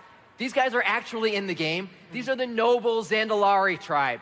These are all paladin minions. They've got the upright trolls, the glowing hammers, the gleaming yellow magic. You can see the tiger head and the brazier and the tiger symbol that's on a lot of the cards for Shirvala's Tigers. They inherit a lot of the qualities of that Loa, and we can see that with Akali's Rhinos. These are the smashy warrior minions. These are trolls that have probably more brawn than brain. They like to ram their head at walls or do all of the things that a rhino might do. They've got huge metal shoulder pads, huge metal gauntlets that they punch things with, huge metal totems that they draw some of their power from. And that, speaking of totems, brings us to Shaman. These are Kragwa's frogs, and they embrace the voodoo aspect of trolls. They love everything about frogs. The frog tongues on their shoulders. They got frog tongues on their weapons. They got frog tongues everywhere. They turn people into frogs. They summon frogs. They really, really like frogs. So, we have the characters. We have the setting. But what does it take to be a gladiator in the arena? We wanted to find a keyword that fit the fantasy of being in the Rumble. So we came up with Overkill. We decided it's not enough to simply defeat your opponents. You got to style on them. You got to show them you beat them by a lot. So what does Overkill do? Overkill cards give you a bonus whenever they deal excess damage. So Sulturaze, which we saw earlier in the opening ceremony, it's a 6-mana, 4/4 warrior weapon. With Overkill, you may attack again. So if you have Sulturaze equipped and you attack into a minion that has 3 or less health, you get to attack again. And if that minion has 3 or less health, then you get to attack again. And if that minion has 3 or less health, then you go face, because they're all out of minions. So, how did we get here? What things were we looking for when we came up with Overkill? First up, it's important to feel powerful. Gladiators need to be powerful, whether it's to defeat your opponent, to take the title, to impress the fans, to survive a single fight. You have to be powerful. So we started with a mechanic that was explored in Blackrock Mountain. We figured dragons are big and powerful, so it's a good fit for our big and powerful gladiators. So the first iteration of Overkill, excess damage dealt to a minion was dealt to your opponent's hero, which is really good for feeling powerful. Overpowering your opponent, defeating him that way, that fit that vibe. But it didn't really give us a lot of interesting choices to make. And that's something we really wanted to make important. So Hearthstone's all about taking different lines of play. Do I go face? Do I kill a minion efficiently? Do I kill a minion less efficiently and get an overkill trigger? So we wanted to play that up a little more, and we tried it again in Witchwood. This time, excess damage splashed to a random minion. Well, a random enemy minion, because we're not crazy. So, splashes to a random enemy minion, but then we had questions like, if that overkilled, did it go again? And then it felt really weird because you had to track the damage as it bounced around, and if it didn't like go on forever, then it felt like your cards could not work by jumping to the wrong minion. So we tried it again with trolls. And now every overkill card has a different output, and it feels awesome, and it allows players to show off how good they are. Because different situations call for different answers, and different overkill cards work differently in different situations. So does the better player use Sultrays to clear out a bunch of minions? Does the better player use Sultrays to go face every turn for 16 points of damage? Different situations have different answers, and we really like that better players get to show off their skill. And finally, you get to brag a little bit. It feels good to beat your opponent by it more than you need to. Trolls are a showy race, and they're all about bright colors and big hair, and letting you know they beat you with one arm tied behind their back. Overkill captures the arena vibe. It's all about trolls doing way more than they need to. But we also wanted to capture the sense of teams in the Rumble. And what better way to do that than a bit of team spirit? Spirits are a new mechanic that ties the team together. You've already seen the Spirit of the Shark in opening ceremonies. That's a 4-mana 0/3 with stealth for 1 turn. Your minions' battle cries and combos trigger twice. So all of the spirits are 0/3 minions with stealth for 1 turn. And that was really important because we wanted the spirits to be build around. We wanted you to be able to put this in your deck, and your deck feels like the Shark deck. It feels like the Tiger deck, or the Bat deck, or the Raptor deck. This was something that was critical for the vibe of the expansion. They're also resilient. If you're going to build your deck around this card, we want to make sure that you can get some output from it. We want you to be able to do your cool thing. And so stealth for 1 turn is our version of this minion will probably live for a turn. We tried a lot of different things for that. We tried some minions that were just invincible. They were dormant, they had their cool effect, they were just permanently there. Turns out that felt really bad to play against. Nobody likes it when there's a minion that they can't clear forever. So we tried, okay, minions can't attack this. They're ethereal. Also had the problem of, it's pretty hard for some decks to remove it. They last for a long time, not that fun to play against. All right, so we swung the other direction. What if they just had 8 health, 10 health, 12 health? They just had a bunch of health. The problem there was that they were really good if you were ahead on board, and pretty bad if you were behind on board. Your opponent would just attack into it, clear it out, you didn't get to do your cool thing. If you were ahead on board, again, it was pretty hard for your opponent to remove them. So we settled on stealth for 1 turn. It had a good balance between your opponent can use Hellfire or Multi-Shot. There's some answers for them to remove it, but at the same time, you generally get to start your turn with it and spend all of your mana doing crazy shenanigans with Pogo Hoppers and Lab Recruiters or Edwin Van Cleef or other powerful rogue minions. So there's a spirit in every single class, and they're all low cost. Spirit of the Shark is actually the most expensive of the spirits. There are none that cost more than 4 mana, and a bunch that cost less than that. That lets you do your really cool thing on a turn that's early enough for it to matter. It was really important to us that if your deck's going to be built around battle cries and combos and Spirit of the Shark, that you actually get to do your cool battle cries and combos before the game was decided, before it was turn 10 or turn 12, and a lot of the things had already happened. So we've mentioned Loa a couple times now, but what are they for Hearthstone? Well, they're badass gods, so they just needed to be super awesome legendaries, right? We just needed them to be awesome cards that people are excited to put in their decks. And Shirvala is the core of what it means to be a paladin.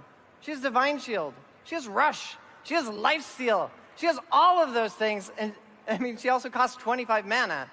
So, although she's a beating because she is so good at removal, she has such a big swing in healing, but she also costs a lot. So we wanted to make sure that the Loa didn't go in every deck. We wanted to make sure they went in the right deck.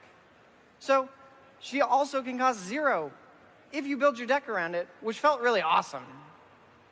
So Loa are awesome legendaries. Spirits are these build-around 0/3 stealth minions. How do they work together? And the answer is really well. So let's take a look at the Warlock Spirit. This is Spirit of the Bat. It's a 2-mana 0/3 with stealth for 1 turn because it's a spirit. And after one of your minions dies, a minion in your hand gets +1/+1. So this plays into that hand buffing theme that we started off with in Warlock in the Boomsday Project with Soul Infusion. It pairs with cards like Doubling Imp or Serenite Chain Gang, or just having lots of minions. particularly ones that replicate themselves. And that brings us to Hyreek the Bat.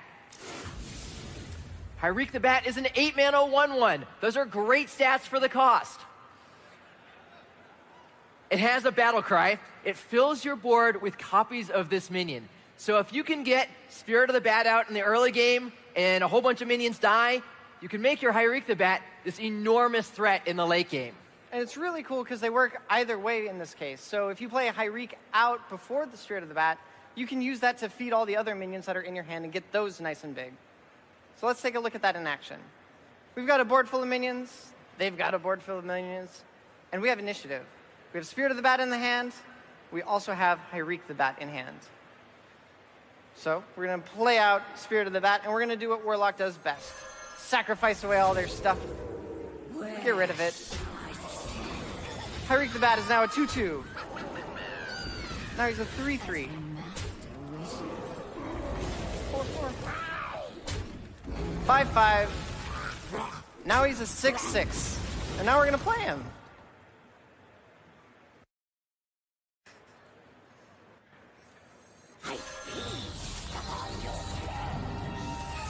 Ah, 8 mana, 36/36. That's 72 stats. Not bad for an 8-mana 1/1. It's not bad.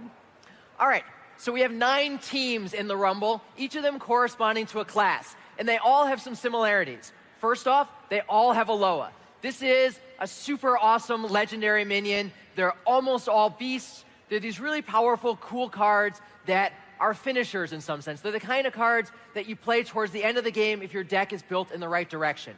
And what's the kind of deck that you build in that direction? Well, it ties into their spirit. So the spirit's a card that manifests some of the lowest powers. They push in the same direction. You saw the Spirit of the Bat and Hyreek the Bat, and they go in this swarm-type deck where you're using the spirit to hand buff your minions, and Hyreek has a whole bunch of minions that he summons. They all tie together. The image here is the Spirit of the Tiger. It goes in a similar deck as Shirvala the Tiger that you saw earlier. Okay, so we got the Loa, we got the Spirit. That's sort of the Tiger deck. We also have a Troll Champion. Those are almost all legendary minions. One of them is also a hero card.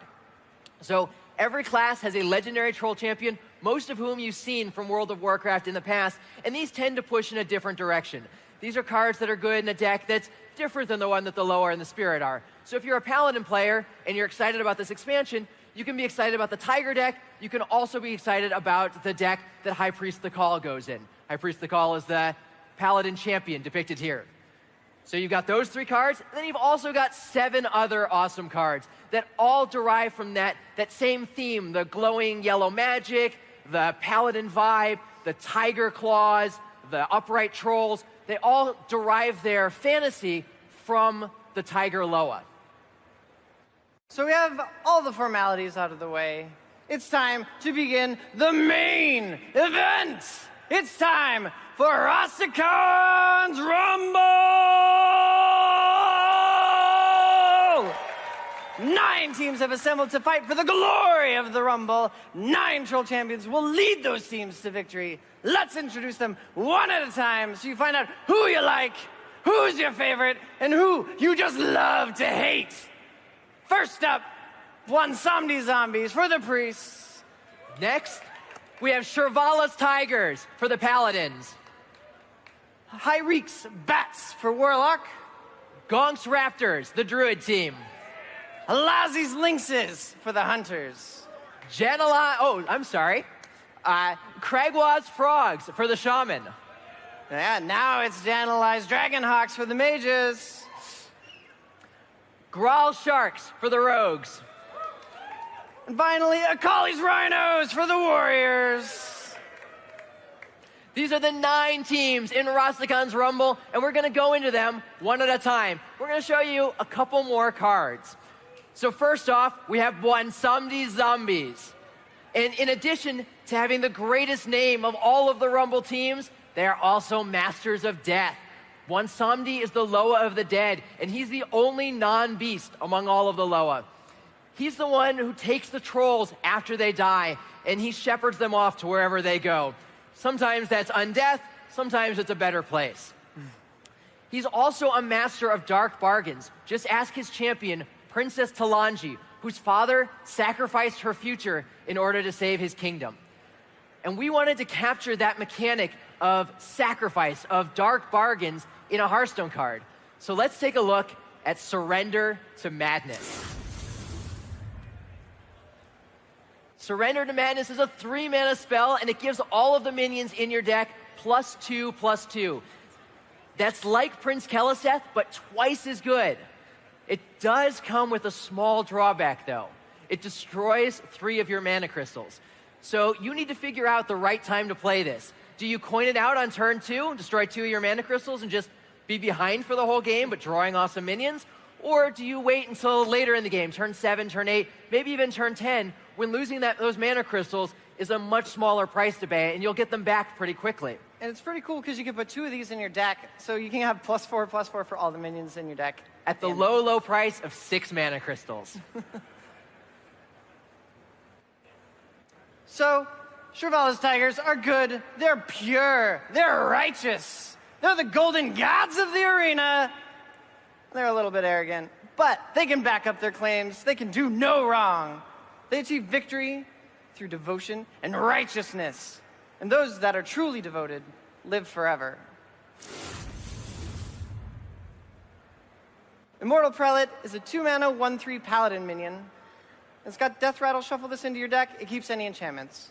So it's kind of like Kingsbane, but it's way better in Paladin because they have so many different ways to buff their minions. Whether it's Blessing of Wisdom, or Blessing of Kings, or Blessing of Spikeridge Steed, there's so many ways you can make Immortal Prelate nice and beefy.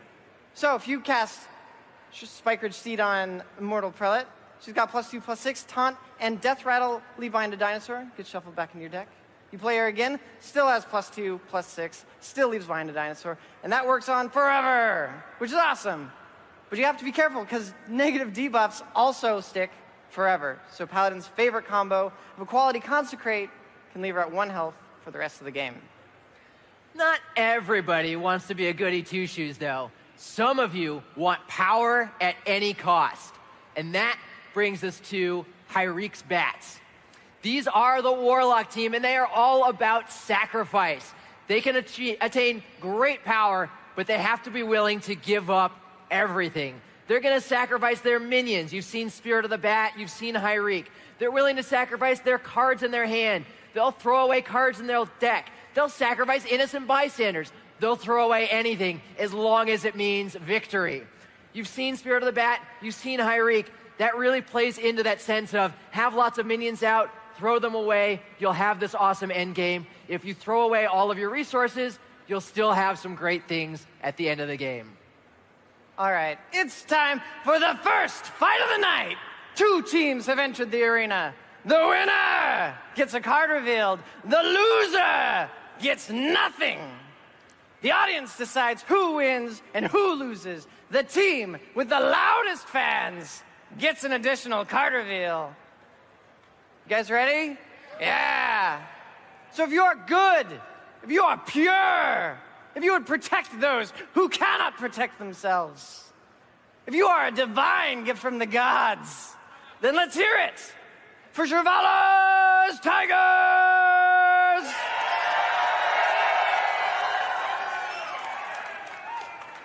And if you would crush the weak and step on them with your heel, if you would give up anything for power, if you like being really, really mean, then let's hear you scream for Hyreek's Bats! Yeah! The Warlocks win! Darkness descends upon the arena as Paladin's lights are snuffed out. Let's take a look at their card reveal.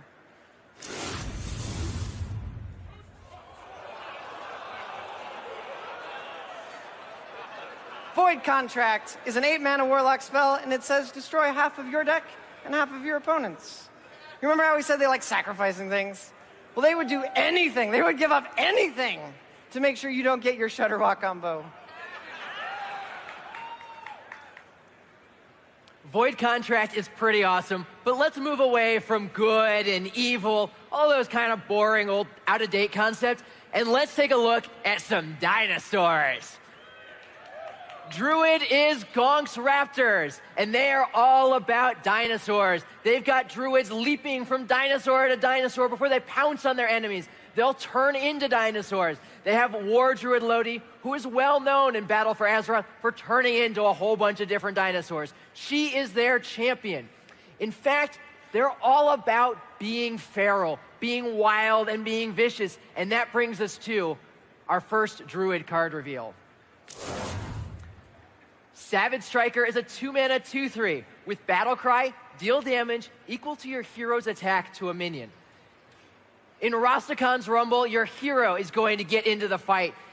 This is how we're trying to capture that sense of being a feral druid from World of Warcraft, where your hero gains attack through Claw, through Bite, through Gnash, Malfurion's hero power. You use these cards, and then Savage Striker pairs up with you to kill another minion. Having your hero get down and dirty in the arena, crush minions all on his own, it's really all about that troll spirit. Now, Gonk's Raptors are big, stompy dinosaurs, but Halazi's Lynxes are fast, ferocious, and just a little furious. They're led by the warlord berserker Zul'jin, who you recognize as a hero from Warcraft 2. He's a hero in Heroes of the Storm. And now, he's a hero card for Hearthstone. So, we don't get to see him today. We gotta leave some surprises. Sorry. So the Lynxes rely on tactics and speed to defeat their opponents, running circles around them before finding the perfect opportunity to strike. Let's take a look at that now. Springpaw is a 1/1 beast. It's got Rush and a Battle Cry, add a 1/1 Lynx with Rush to your hand. So it's a really versatile tool for hunters to use because they can split up that damage and take out 2 smaller targets. They can use them to team up and take down a bigger one. They can set up the perfect board for the most efficient trade. Or they can set up the perfect overkill trigger. Halazi's Lynxes are this ball of fang and fur and claws, and it's absolutely terrifying. Springpaw may look small, but 1 damage can be the difference between defeat and lethal. All right, you've seen the 2 wildest teams in the arena, and now they go head-to-head with a card reveal on the line. So, if you love giant dinosaurs, if you want to crush your opponents beneath your enormous paws, then let's hear it for Gonk's Raptors and the Druids. Lots of Druid fans.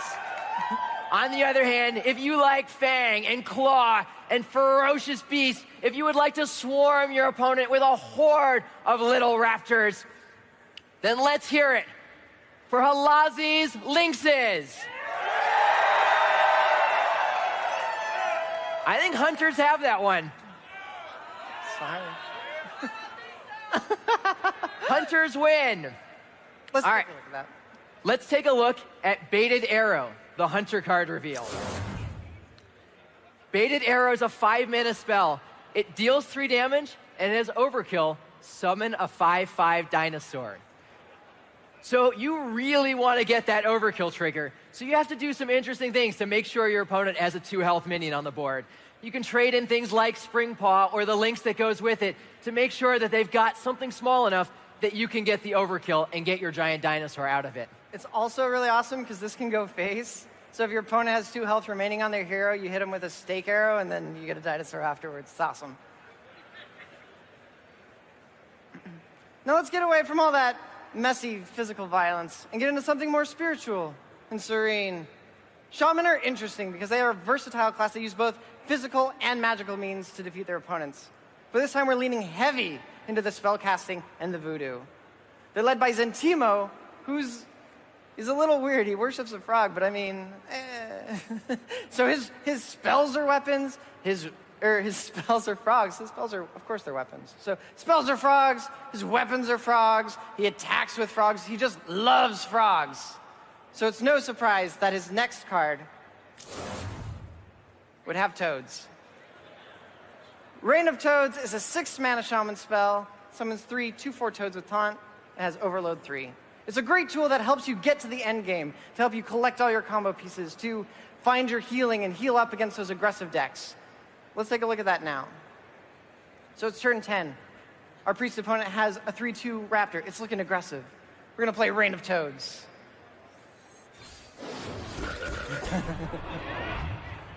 It's amazing. So, it's a great tool that helps you get to the end game, but you have to be really careful because it has such a high overload cost that you can't play your end game finishers if you're already at 10 mana. So you have to weigh between, am I going to play Shudderwalk? Do I need to like hold out another turn? Do I need to find my healing? There's a lot of interesting choices to make with Reign of Toads. All right, so shaman have their voodoo, they have their mysticism, but mages have fire. Generalized Dragonhawks love fire. They really, really, really, really like fire, like a lot. And there's nobody who likes fire more than this card. Pyromaniac is a 3-mana 3/4. She's literally on fire. And whenever your hero power kills a minion, you get to draw a card. Your hero power is Firebolt. So a lot of the mage cards for Generalized Dragonhawks tie into your hero power, either making it a little bit better or taking advantage of it when you kill minions with it or do other cool things with your hero power. So, we've seen Shaman, we've seen mages. What we haven't seen yet today is a troll champion. So, we are going to reveal either Zentimo, the Shaman champion, or Hexlord Malakras, the mage champion. So if you love voodoo, if you love frogs, if you have one of those cool frog pennants, then let's hear it for Shaman and Cragwaz Frogs. On the other hand, if you love fire, if you just really want to watch the world burn, then let's hear it for Generalized Dragonhawks. Oh man, that was pretty close. I think the mages won. I think mages win. There was more whistling. All right, we get to see Malakras. Let's take a look.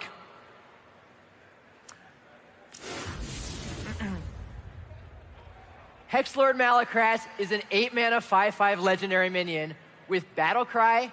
Add a copy of your opening hand to your hand.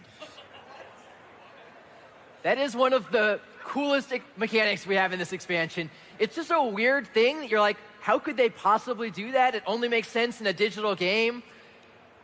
I'm pretty excited about it. It also makes you think about your mulligans differently. If you're in a matchup where you know it's going to go super, super long, you're playing against Odd Warrior maybe you keep extra copies of your really, really late game cards so that Malakras will be able to give them back to you and you'll be able to get tons and tons of value in the late game.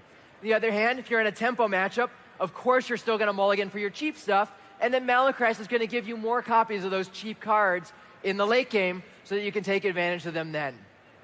It also means that you have to be pretty careful about remembering which cards you had in your opening hand and taking advantage of that in the late game. Now enough namby-pamby, spellcaster weaklings. It's time to get to the heavy metal team, Akali's Rhinos. They're all about charging in headfirst into the fray. We already saw Sultres, which is a perfect example of how they like to solve their problems by ramming their faces into it over and over and over again. Things just go away when you do that. They're led by War Master Voon, who's come all the way from Blackrock Mountain. They're all about heavy spikes, big chains, and melting faces. Next up, we have Grawl Sharks. And in an arena where there are no rules, they still find a way to cheat. They are led by Captain Hooktusk and her band of pirates. Rogues are all about cheating and doing weird, deceitful tricks.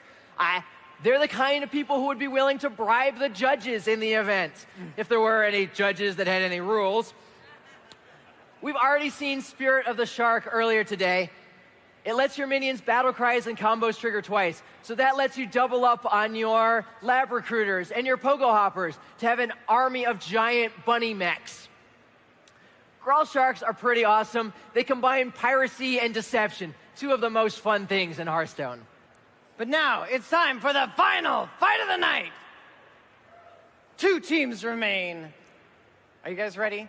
This one's for all the marbles, so make sure you give it all you've got.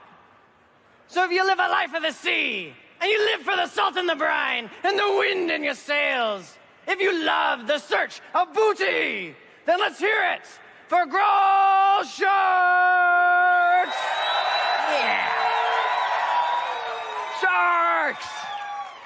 And if you'd rather sneak through the crowds, pickpocket some people, stick to the shadows, and never be seen and get out without anyone ever seeing you, then let's hear it for the Rogues! Yeah. Good effort, but I think Grell Sharks have it this time. Would you be willing to say they bribed some judges? Let's take a look at the next pirate-related card. Cannon Barrage is a 6-mana rogue spell, deals 3 damage to a random enemy, which can go face, and then all of your pirates grab their cannons and then they shoot them. It's awesome, and let's show it to you right now.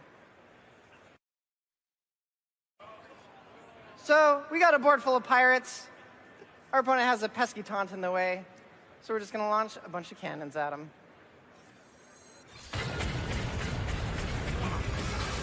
And now that the taunts are out of the way, we can attack with our pirates. It's like Bloodlust, but better.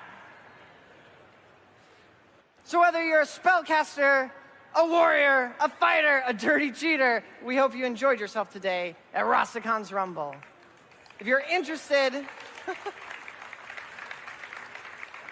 if you're as excited as we are about the missions and the upcoming solo content, we have a panel tomorrow at 4:30 in which they'll go over all the details with our mission team. Yeah? Thank you, everyone, for joining us today. Right now, you can pre-order on the website, and if you do, you'll get this cool Rastakhan alternate hero. He's a shaman hero, and you'll be able to play him immediately. This expansion launches on December 4th. We are incredibly excited about Rastakhan's Rumble, and we hope you are too. Thank you again for joining us, and have a wonderful Blizzcon. We also have Matt Cooper, who is our lead content designer. Yeah. So Matt, Joe, and I work really closely together, along with our technical director, Stas Vivikov, and our art director, Trevor Jacobs. And we all help guide and support the Heroes team in developing our game. And this is the Heroes team. Yeah, all right, let's give it up for them. So handsome. I wanted to take a minute to acknowledge these fine people who are united by a love for Blizzard and for Heroes of the Storm. No matter their role on the team, everybody is truly making the game that we want to play, and it takes all of us. So while the leadership team and I are overseeing the game, these are the people who are pouring their hearts into every little detail that we all love so much. Now, the Heroes team can be found staffing our demo area over in Hall B, as well as enjoying BlizzCon with all of you. So if you see any of us with our Heroes gear, please stop us, say hello. We would love to meet you and talk about the game. All right, and speaking of all of you, we've talked a lot over the years about how we made this game together with our community, and we still make it together. Because your feedback and your ideas are what fuels our passions and our priorities for this game. Now, whether it's here at BlizzCon, or on our forums, or via AMAs on Reddit, we love to stay in touch, and we really do strive to find better ways to tighten the communication with all of you, because that helps us stay focused on the most impactful things that we can be doing for this game at any moment. So keep giving us your feedback, keep discussing the things that you're passionate about, and keep telling us the things that you want us to do better. But at the same time, please bear with us as we work to balance the many things that we're trying to accomplish for the game. All right, so transparency. One of the challenges with being transparent about what we're thinking about doing for this game is that we don't always do everything that we are thinking about. And as I'm sure many of you know, there have been quite a few things that we've discussed over the years for the game that have not come to be just yet. Like custom map editor that we talked about back in 2014. Now, this is something we were really excited about. We thought it'd be a really cool addition, kind of take us back full circle to where we started with War 3 and this whole genre. But as we dug into it more, we realized it was a ton of work, and that was work that would take away from our ability to iterate on core things of this game that we wanted to make better. So that's something we kind of set aside, and we're not actively working on it or thinking about it anymore. But then there's other awesome things, like Party Finder and Clans. Now, these are social features that we're actually super excited about. We even have designs for them. But these are things that we want to bring to the game still. So they're not dead. There's just large amounts of work on them, and we're continually competing with that work against the many things that we're trying to do to keep leveling up core systems and core features of the game. So there's another thing here, performance-based matchmaking. So I announced that right here at Blizzcon just last year, and that's actually something that we fully implemented and brought into the game. But once we did so, we realized that it wasn't doing everything that we wanted it to do. But the good news is that the learnings from performance-based matchmaking have informed a lot of the decisions that we've made about ranked play that Joe's going to be talking about here in a minute. So we're going to keep discussing the things that we're thinking about with you, and we're going to keep trying to bring the most impactful things we can to this game, the things that impact as many players as possible. And we ask you to keep giving us your feedback, Didn't they say keep they telling us what you outsourced love, it? telling us what we should be fixing, and we're going to keep trying everything we can to prioritize those things for you. Now, I do get a lot of questions about prioritization. And one of the common ones is, okay, why do you make a hero instead of going off and making clans? That's a really good question. And the reason is because we have different parts of our team focused on different things. The content team is a really important part of Heroes of the Storm. They're focused exclusively on bringing you guys new heroes, new battlegrounds, reworking existing heroes and battlegrounds. They're also doing our awesome events that we have and bringing skins to the game. And these things, this content is really the heartbeat of the game. These are the things that keep those of us who are playing it actively really engaged with it, but they're also the moments that we are able to create that bring people who maybe have checked out or who have never played, it brings them in to check us out. So those are important things. We're going to keep prioritizing content. It's a really important thing that we do. And I want to say this has been a really great year for us for content. It's something that we've iterated on a lot, and I think we're really hitting our stride.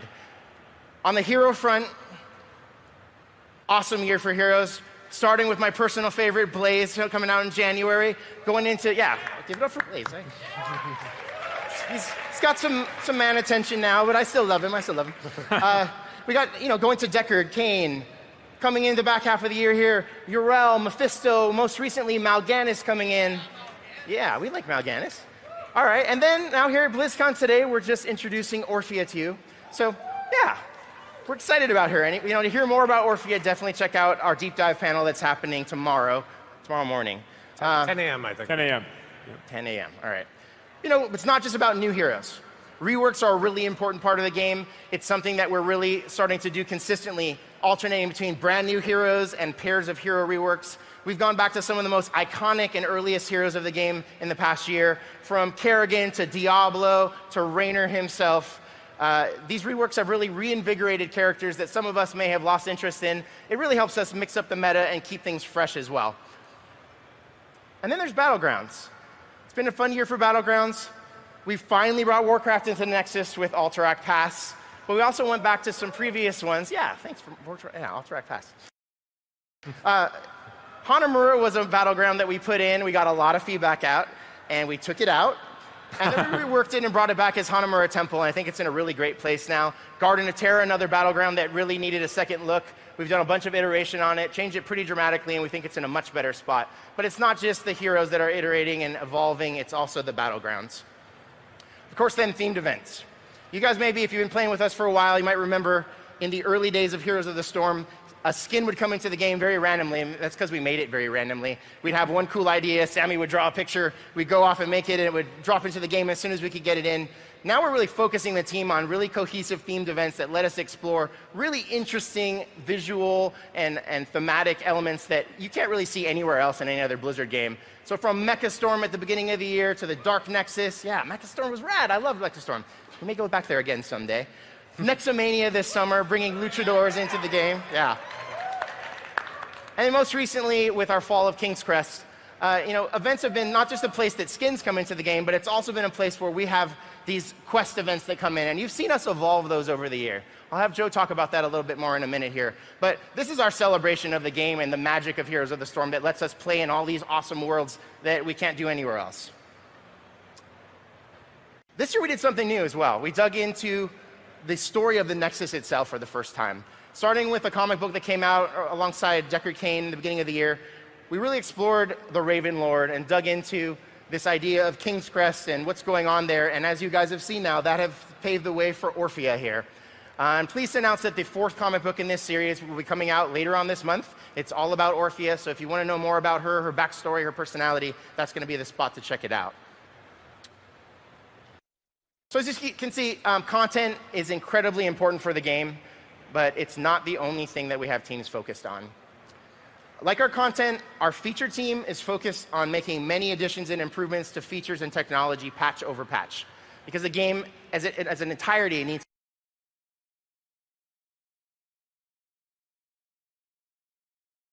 to keep evolving for us. So while, as I said, we didn't hit all of the things that we've talked about, it's still been an amazing year so far for our features as well. From voice chat, which was a long time coming, and I think it's been an excellent addition to the game, to third bans, which again, something we've been asking for a really long time, and our continual, never-ending effort for matchmaking, which we've actually made giant strides on this year, and we will continue to focus a lot of effort on. And then most recently, we made some big changes to Team League, and Joe has some really cool information about that as well. But these are things that, core parts of the game, new additions, we're going to keep working on them, but it's been an awesome year for features as well. But we're here to talk about what's next. So I wanted to set the stage for that stuff, and let's get Joe up here now. Let's start talking about features coming soon for Heroes. Thanks, Ko. Hello, Heroes. I'm Joe Pipora. I'm the lead system designer for Heroes of the Storm. I joined the team in October last year.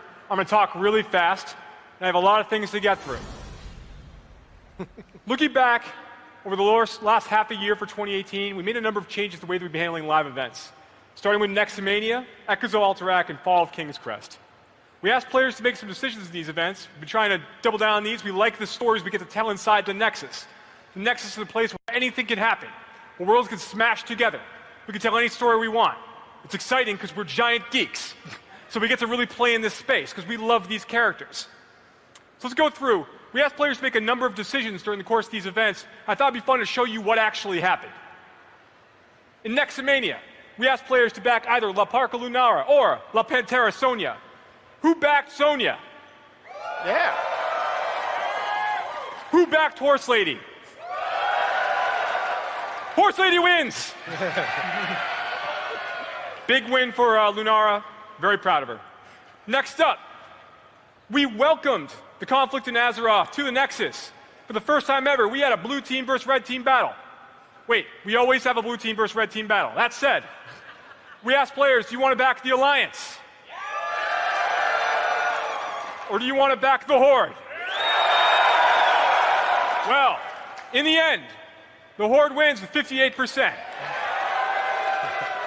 Congratulations to all combatants. As an Alliance player, I salute us. Go blue team.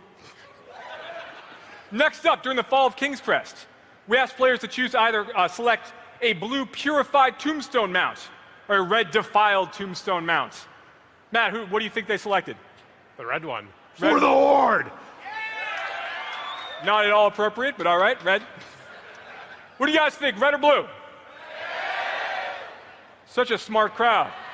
Such a beautiful crowd. Thank you very much. 64% decided to go with the red one. I think it's because it had horns.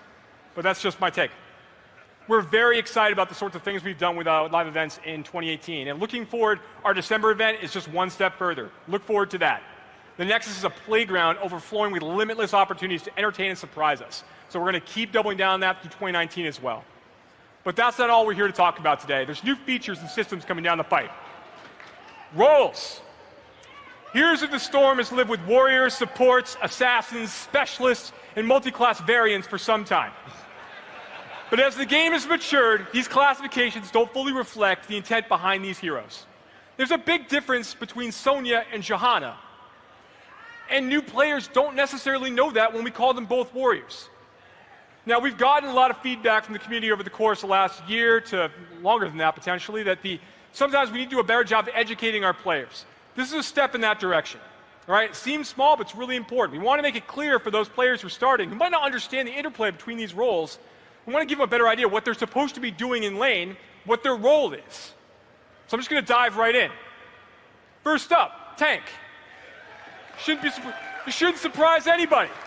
Of course we have tanks. They're not bruisers. They're different. All right, it's like a Nubarak. This is Murden. This is Stitches. Okay, they're going to dive in. They are formidable juggernauts to protect their team by absorbing attacks from the enemy and blocking their retreat. Then we have bruisers like Artanis, Sonya, Chen. You know, they're tough fighters, capable of getting in the thick of it and dealing out some punishment. And we got healers, like Lieutenant Morales, Brightwing, Rhaegar, my personal favorite, and focus on restoring health and aiding their team. And we have supports. Supports like Abathur, Medivh, or Zarya focus on boosting their allies and kind of providing unique advantages to their team. Lost Vikings can soak 3 lanes. That's really good if you bother to do it properly. Melee assassins such as Illidan, Kerrigan, Valera, these are high-octane damage dealers that jump on their enemies to really lay on the pain. And then we have our ranged assassins, like Orphea today. Jaina, Li Ming, and Sergeant Hammer. They're hard-hitting damage dealers that attack their enemies from a safer distance. We think this is a big step forward for heroes. There's more that we're going to do in this arena, but looking forward to 2019. You can look forward to seeing these soon. Next. This is big. Here's the Storm has several game modes, but our most popular one is Quick Match. Quick Match is great when you want to play a specific hero and not have to worry about a drafting phase or a picking phase. We love this aspect of Quick Match. It's a simple drop-in-and-play mode that allows players to find a casually competitive experience. However, sometimes you end up with some pretty bad comps.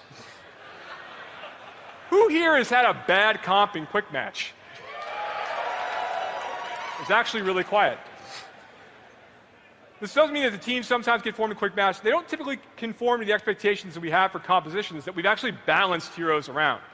This, for example, is a horrible match. 2 assassins and 3 specialists means that no one's following up on dives, everybody's back into pools constantly. People are going to be just staggered out all over the place. It's going to be a pretty bad match. Now, you might end up in a comp against that's also got 2 assassin specialists on the other side, but that still doesn't make a great game for anybody. We want to improve all that. Call of the Nexus, we're changing all of it. Once it goes live, we're going to ensure that every Quick Match game is a tank, a healer, and a ranged assassin for each team.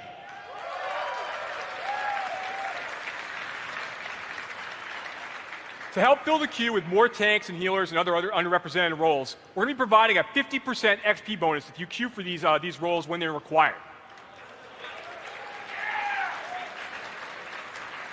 All told, we're really excited about Call of the Nexus and eagerly anticipate it coming to the game later this month after Orphea's launch. So it is coming real soon.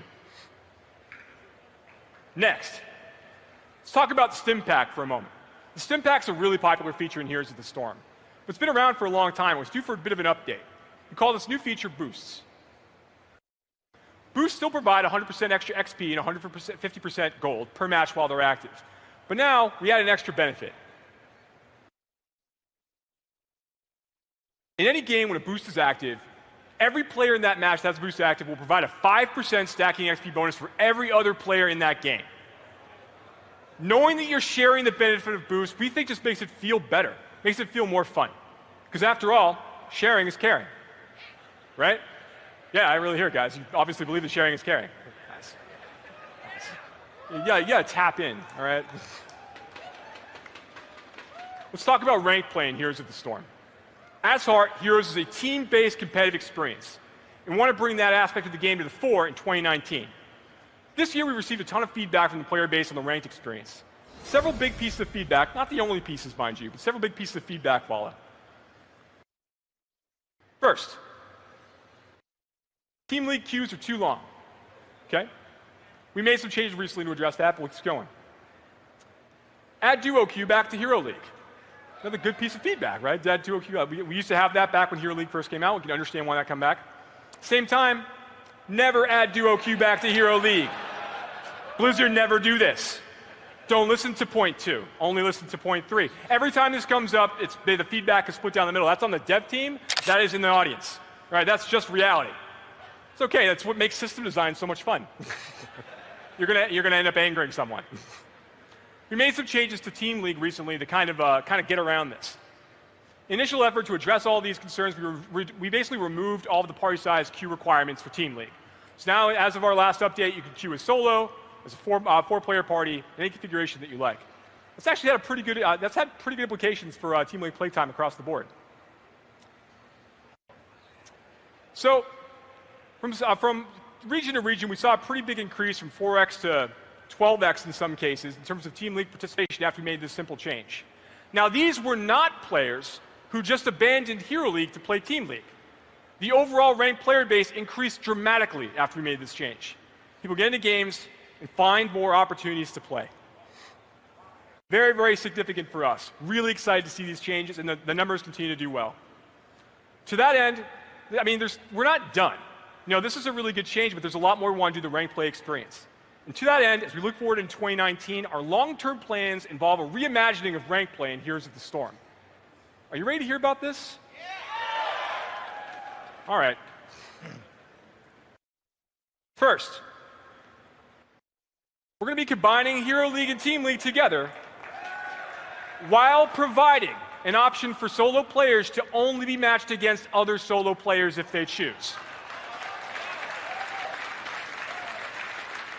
This will allow for more flexibility in the matchmaker to find each player opponents of appropriate skill.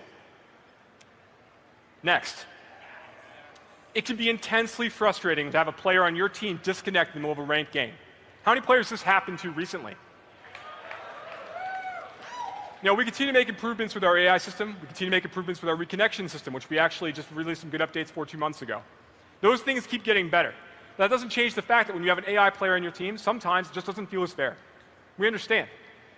In any ranked match, when you're playing and one player on your team disconnects and doesn't return for a significant length of time, your defeat in that game will not result in a loss of MMR or rank points. Leavers who abandon their team in the moment of their greatest need, those people are going to be, they're going to be penalized. If it happens, now you can't control every time that you have to leave a game. Sometimes your kid wakes up if you're my age. You know, sometimes your computer falls apart. You know, sometimes it just happens. But if it happens regularly over the course of a season, you will start seeing stacking penalties over time. Next, right now at the beginning of every season, for the uninitiated, you have to go through 10 placement games. It ends up being about 3.5 hours of you waiting to start seeing your points change, but not seeing them change yet. Seeing your points change is part of what makes ranked play fun. We recognize that. I feel like a bit of a chore sometimes to go through this many placement games. So we're reducing that number from 10 to around 3. But at the same time, we're going to be adding a new seasonal rank quest. Now, the idea here is that when we do this, players are going to, when they finish their placement games, their 3 placement games, they're going to get a quest line to ask them to finish a set number of games inside rank play in order to earn their end-of-season rewards. So, you don't just get your end-of-season rewards for finishing your 3 placement games and then never coming back. Right? You're going to have to finish your season quest line to get the rest of that stuff, along with a few extra goodies along the way. I agree. I feel the same way. Next, we're going to remove promotion and demotion games. Honestly, what it comes down to is that the anxiety surrounding promotion and demotion games is not fun. It ends up, like looking at the data, a lot of players will hit one of these moments and stop. And they don't return for the season because they don't want to have that feeling of like, I'm Diamond 5, I'm a Diamond player, I'm on your demotion game, you had a bad night, and you got that demotion game lingering in front of you, and now you're going to get dropped down to Platinum, you don't feel that you want to deal with that. Like, it's a reason why players don't come back and bother to play. They don't want to let themselves down. That doesn't feel good. We don't need it. We're going to be removing that. Performance-based matchmaking. KO mentioned this earlier. Last year we talked about performance-based matchmaking, and the idea was very simple. It was a way for us to evaluate player performance based on the hero and the map that they play. It's a way for us to kind of give you a guideline, like this is how well you're doing. But the way we were using it before was we're trying to use it as a way to kind of ascribe where your skill level really is. After a long investigation, we decided to pull back from this feature and invest instead in creating a smoother, more transparent experience within ranked play. Now that said, KO's right. We had the entire system implemented last year. It was running in December. We've had it running in the background the entire year since last BlizzCon, looking at the data, evaluating it, thinking about it, how we want to use it, what's the best way to use it for the player base. What we found is the learnings from that have been really valuable. And we feel that there's great potential here to use this feature to educate players rather than form ladder position. So imagine you finish a match, you're playing Tastar, and you've never played Tastar before, you don't know Tastar from Tastar, right? If you can use this evaluation, performance-based matchmaking, and you can use the data from the system to kind of evaluate, well, am I shielding and healing enough? Like the average winning Tassadar player, how well do they do? Being able to judge yourself by that is useful, but doesn't necessarily need to move your MMR.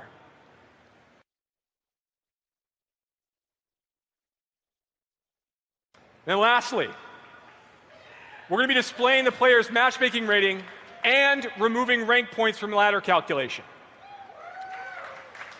Instead, your matchmaking rating, or MMR, which is a very boring term, will map more directly to a granular ranking system. So if your MMR is 1644, your rank would be Diamond 50. Winning or losing matches will raise or lower your MMR, which would result in an adjustment of your rank. These changes represent a seismic shift in how we approach competitive play in Heroes of the Storm. And we're really very excited about delivering these improvements over the course of 2019. That said, I'd like to welcome the singular, the epic, Matt Cooper up to the stage to talk about content. Thanks, man. Hey everyone, so I'm Matthew. I'm the lead content designer on Heroes of the Storm. Super awesome to be here. Who here has had a chance to play Orphea? Well, I mean, I have. Awesome. You should check her out. She's awesome. We have a deep dive panel that's going to go into more detail about her tomorrow. Definitely check that out. So I often get questions from players, from you guys, why we rework certain heroes. What are our goals? What are we trying to accomplish when we're updating a battleground or a hero? So I did want to shed a little bit of light on that. So the game is always evolving, and we're learning so much more about the game over time. When we release a new character into the game, we have a chance to play maybe hundreds or maybe even 1,000 games internally of that character as we're kind of developing it. But as soon as we release that character live to you guys, start playing alongside you and getting your feedback, that's when we really learn how this character fits into the meta and what talents are viable. And so these are great. This is a lot of information for us to use to really update these heroes and improve them. So if you take a character like Brightwing, for example, she's been in the game for a while, and then over time we've added a bunch of new characters, they've changed the meta, they've added new play styles, and really over time Brightwing might kind of fall out of favor. She might not be the best healer, or she doesn't do something unique that other healers don't do anymore. And so we really want to use this opportunity to rework her, which we did back in September. And when we rework heroes, oftentimes we're looking to update talents. We want to make sure that there's multiple viable talent builds. You feel like you can play the character in multiple ways. And in some cases, we'll even update the core kit and adjust core mechanics. So in Brightwing's case, we gave her an active cleanse on her trait. Now, this being a What's Next panel, I did want to share our next reworks. So these are coming in December. They're still a few weeks off. So we're just going to take kind of a high-level look at them. And first off, we have everyone's favorite Hook character, Stitches. Hook character.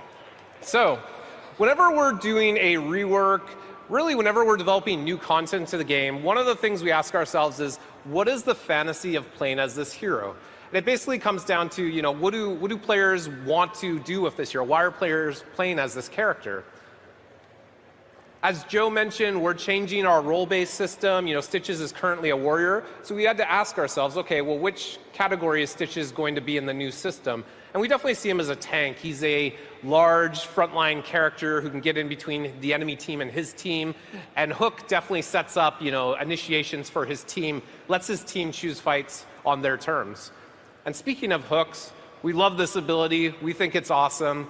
And what do we mean by epic hooks? This is a good example of it. This is, Towers of Doom, where poor little Chromie's trying to capture some points for her team at the altar, and Stitches has Fishing Hook. Oh, poor. He has a lot of range on this.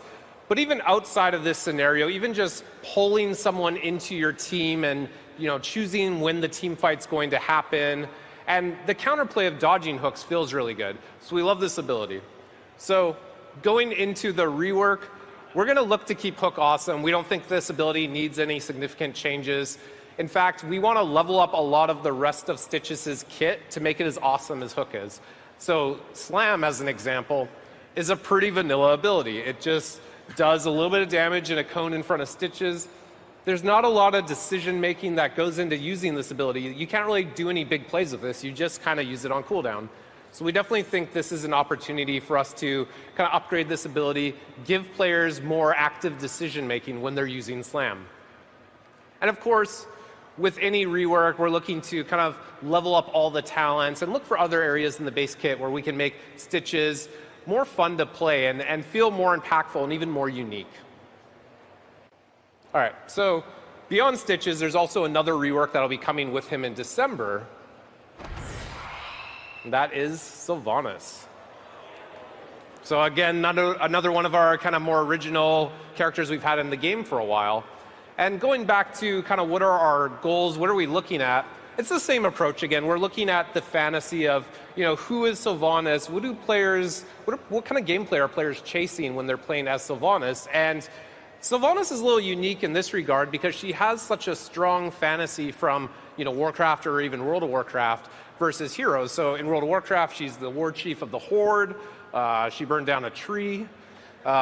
In Heroes, she's a character that, has a very unique playstyle. She's a specialist character, and we did say specialist is going away with the role updates, so we'll talk about that in a second.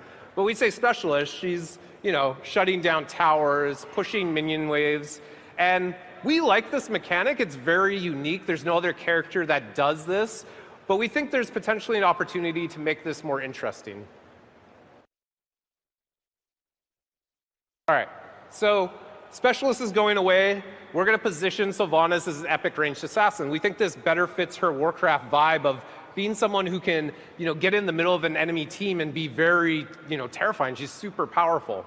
And we're going to kind of approach this by looking at her talent tree and looking for options where we can introduce a lot of really powerful talents. For example, she has her Windrunner talent on her Haunted Wave, where she can use that to, play really aggressively and then actually get more damage out of that. And we think that's a really fun play style. So we want to look for more opportunities to add talents like that to her. Now, talking about her trait a little bit, Black Arrows, where she can push down a lane until the enemy really deals with her. She could potentially go all the way to the core by herself. Again, this is really unique. There's no other character that has this playstyle. We really like that you can build whole team compositions around this, and there's a lot of strategy associated with this. So we want to keep aspects of it, but we do want to level up and give players a little bit more decision making. The fact that this trait is always active, the fact that there's not always a lot of counterplay in some situations, we think we can do better, level this up, and give players more choices. All right. So both those reworks will be coming in December. We'll be talking about them more in the next few weeks, so stay tuned to learn more of the details. So moving on from Heroes and Battlegrounds, let's talk a little bit about kind of the core gameplay. So we look to, again, with content evolving over time, us learning new strategies, we look to how the game is playing as a whole and see if there's areas where we can level up that game experience, especially at events like this, at Blizzcon, where we have our HGC finals, our best Heroes players in the world, which I hope you guys are checking out, today and tomorrow competing. We're going to see strategies that we haven't seen before. We're probably going to see team compositions and so on that we didn't anticipate. And so these are all great tools for us to look at how do we make changes for this game? How are we going to improve this game and make it better? And so when I'm talking about gameplay updates, here is some of the stuff we did last year. We pulled out the camera to give players a wider view of the battlefield so you can be more strategic. Regeneration globes turn neutral after a little while, and this allows you to maybe play aggressively and pick up more globes. And then tower ammunition, we removed this. We think it cleaned up a lot of the lane matchups. Now, overall, we're pretty happy with all of these changes. We have heard player feedback regarding tower ammunition, making some of the solo lane matchups a little more static and not as dynamic. We think that's totally valid feedback. We're not going to go back on tower ammunition, but we're going to look for other ways in the future to make those solo lane matchups more interesting, potentially with like some of our mana changes we've done earlier this year or other things. And so looking forward for this year, our major focus for gameplay updates was around making games close. We feel like the best game experience is when you have two teams that are evenly matched, the game is very back and forth, and it feels like both teams have the opportunity to win. Every little decision matters throughout the course of a match. These are the epic matches that we like, and we want to chase more of these. And so when we look at a game like this, and this is probably a quick match comp because the teams aren't great, but kind of you can tell that the left team, red, is winning. They've won the map objective. They've got map control. But kind of the main thing we're focusing on here is the difference in team levels. So in this case, they're up 3 levels. They're up that really powerful level 16 talent tier. And even then, they're probably starting to get close to level 20 by the time blue gets to 16. So we wanted to look at our experience system and see if there were ways where we could keep games closer instead of them snowballing out of control. We found that, in general, we award a lot of experience from destroying structures. So if you take a front wall or a fort or a keep, you actually earn your team a lot of experience.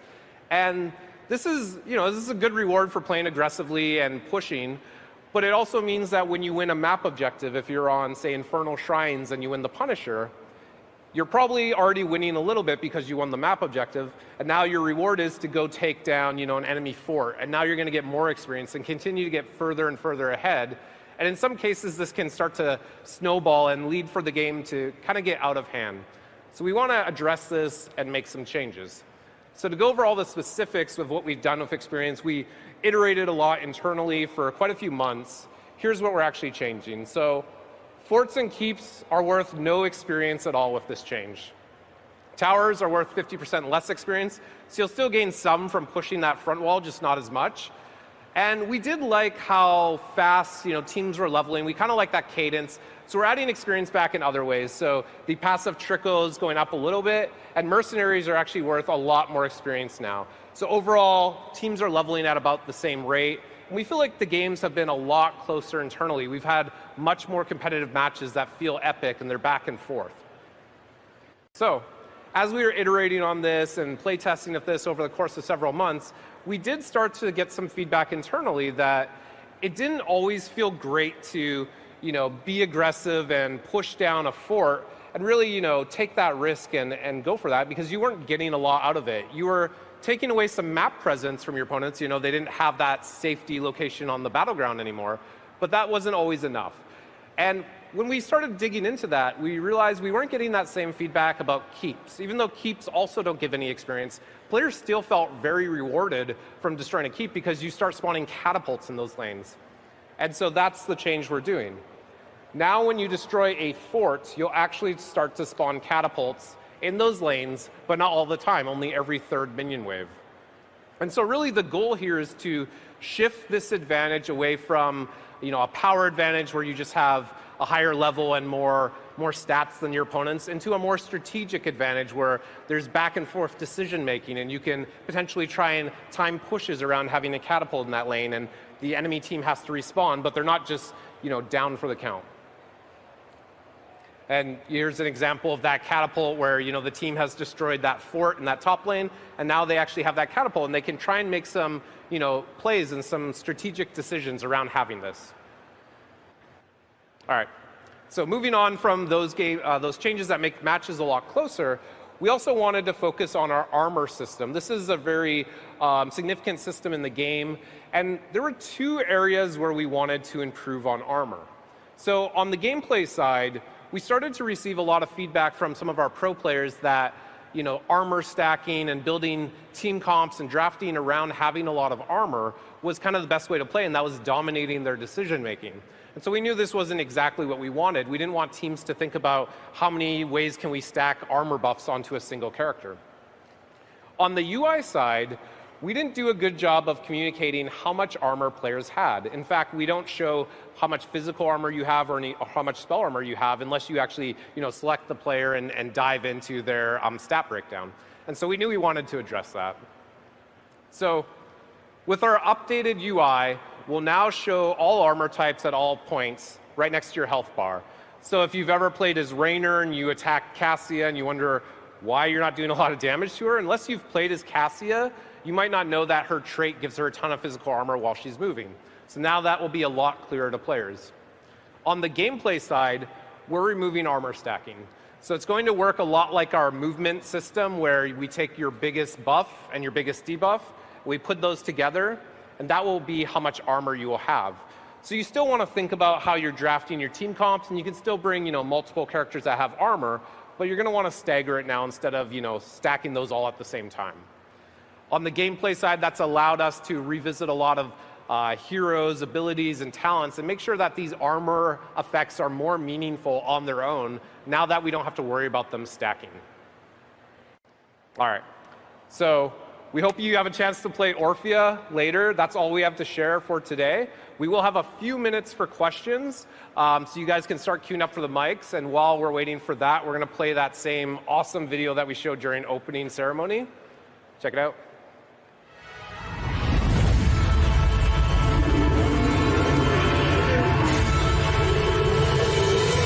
You really want to see what I can do?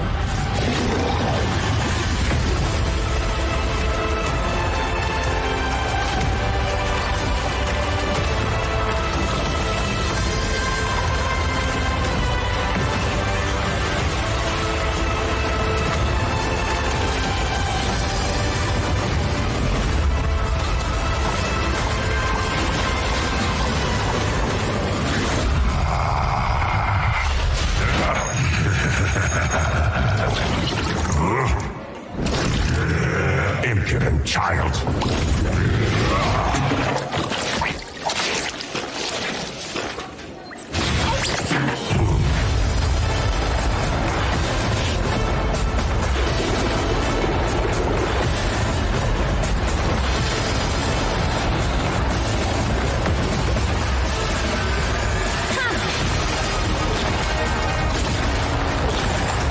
Someone should probably stop us. I'm Kevin from the Heroes Dev Team, and I'm here to announce your game.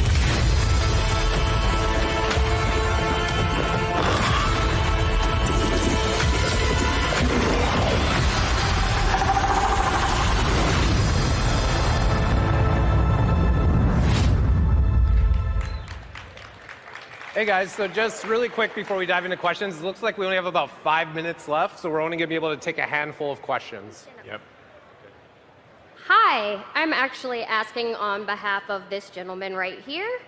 He was the gentleman from BlizzCon 2015 who asked for the clock on the dashboard screen. Thank you for that. His dashboard screen question this year is about post-game analysis notes section. Could that be a reality? That's a great question. So post-game stat tracking is one of the many things we'd like to start looking at as part of the education systems in Here's the Storm in 2019. We've got, right now, there are APIs built in place that some sites take use of, but they're very minimal. There's a lot more we want to do in terms of investment on that as well. So look forward to seeing some of these changes. I don't have a date for them, but look forward. These are things we're talking about. This is stuff that we want to include in the game. Good question. MMR question. About how old does the MMR you keep on your account before it gets rid of? So if you have someone who's been in the alpha, is these stats from the alpha gone? So if the last time a player played during the alpha, it was like, let's say it was like years ago, when the last time you played the game, your MMR doesn't like erode over that time. Different points in time during different seasons of rank play kind of handled like the idea of reseeding a player back into rank competitive play differently. Most recently, we try to go back and use the last good MMR that we have, the last known MMR we have, going back to the previous seasons, and that's what we decided to seed the player back in at. And one follow-up question with the armor stacking. Tyrande talent lets her stack spell armor. How does that work on the new stacking system? Yeah, so our design team went through all of those abilities and talents, and for characters that, a talent allowed it to stack with itself, we've kept a lot of those. It's just if Tyrande's giving you armor, Yrel won't also be able to give you armor to stack from two different sources. So we've kind of gone through and done it on a case-by-case basis. Hello, I'm super pumped about the UI updates around armor, so really appreciate that. What other things are you thinking about improving clarity? One thing that comes to mind is merc camps and understanding when to get those merc camps. Yeah, that's a good question, actually. This is the thing that the live balance team talks about, the hero team talks about, the UI teams talk about, my teams talk about. So showing like merc timing is the thing we've talked about. We've actually done a lot about experimenting with like reducing the size of like health bars and hero selection rings, doing more to kind of reduce clutter on screen. We experimented with like things we could do with like the maps themselves, like reducing maybe the number of bushes and things that we find, just to kind of just to see what it feels like to play the game in this like with a slightly more, I won't say barren, But like streamlined. Yeah, a little more streamlined experience. It's been interesting. Yeah, I don't have anything specific to announce yet, but it's anything with the hero selection screen? There's a lot of heroes now. So right now, what we're doing is we have changes we'd like to make to Hero Select. We actually, I can't talk about the feature yet. There's a feature we're talking about for Hero Select. It's a very different interface that we're probably going to be talking about, looking at later next year. Gotcha. But I don't want to mention anything just yet. It's Blizzard soon right now. All right. Thank you.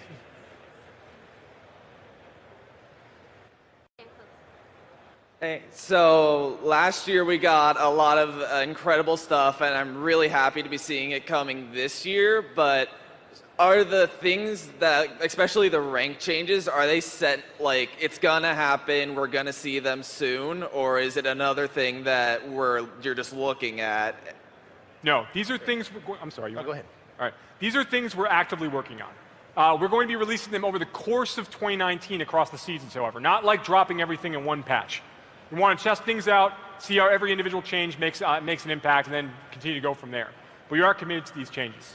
Awesome. Also, you showed a Dark Nexus Dehaka skin. I'm still waiting for that. Noted. Noted. And we have time for one more. Yeah, sorry, guys.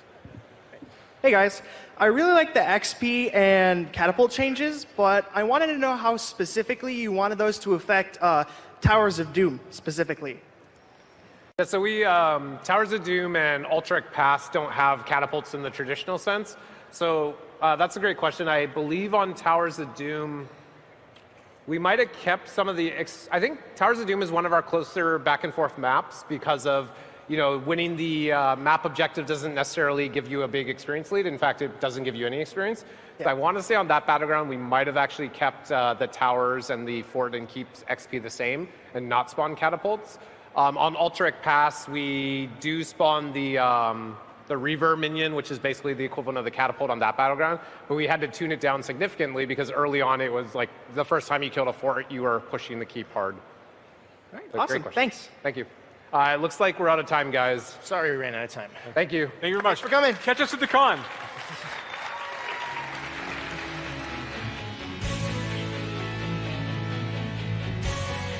Thank you for attending Heroes of the Storm What's Next? Up next, Heroes of the Storm Deep Dive.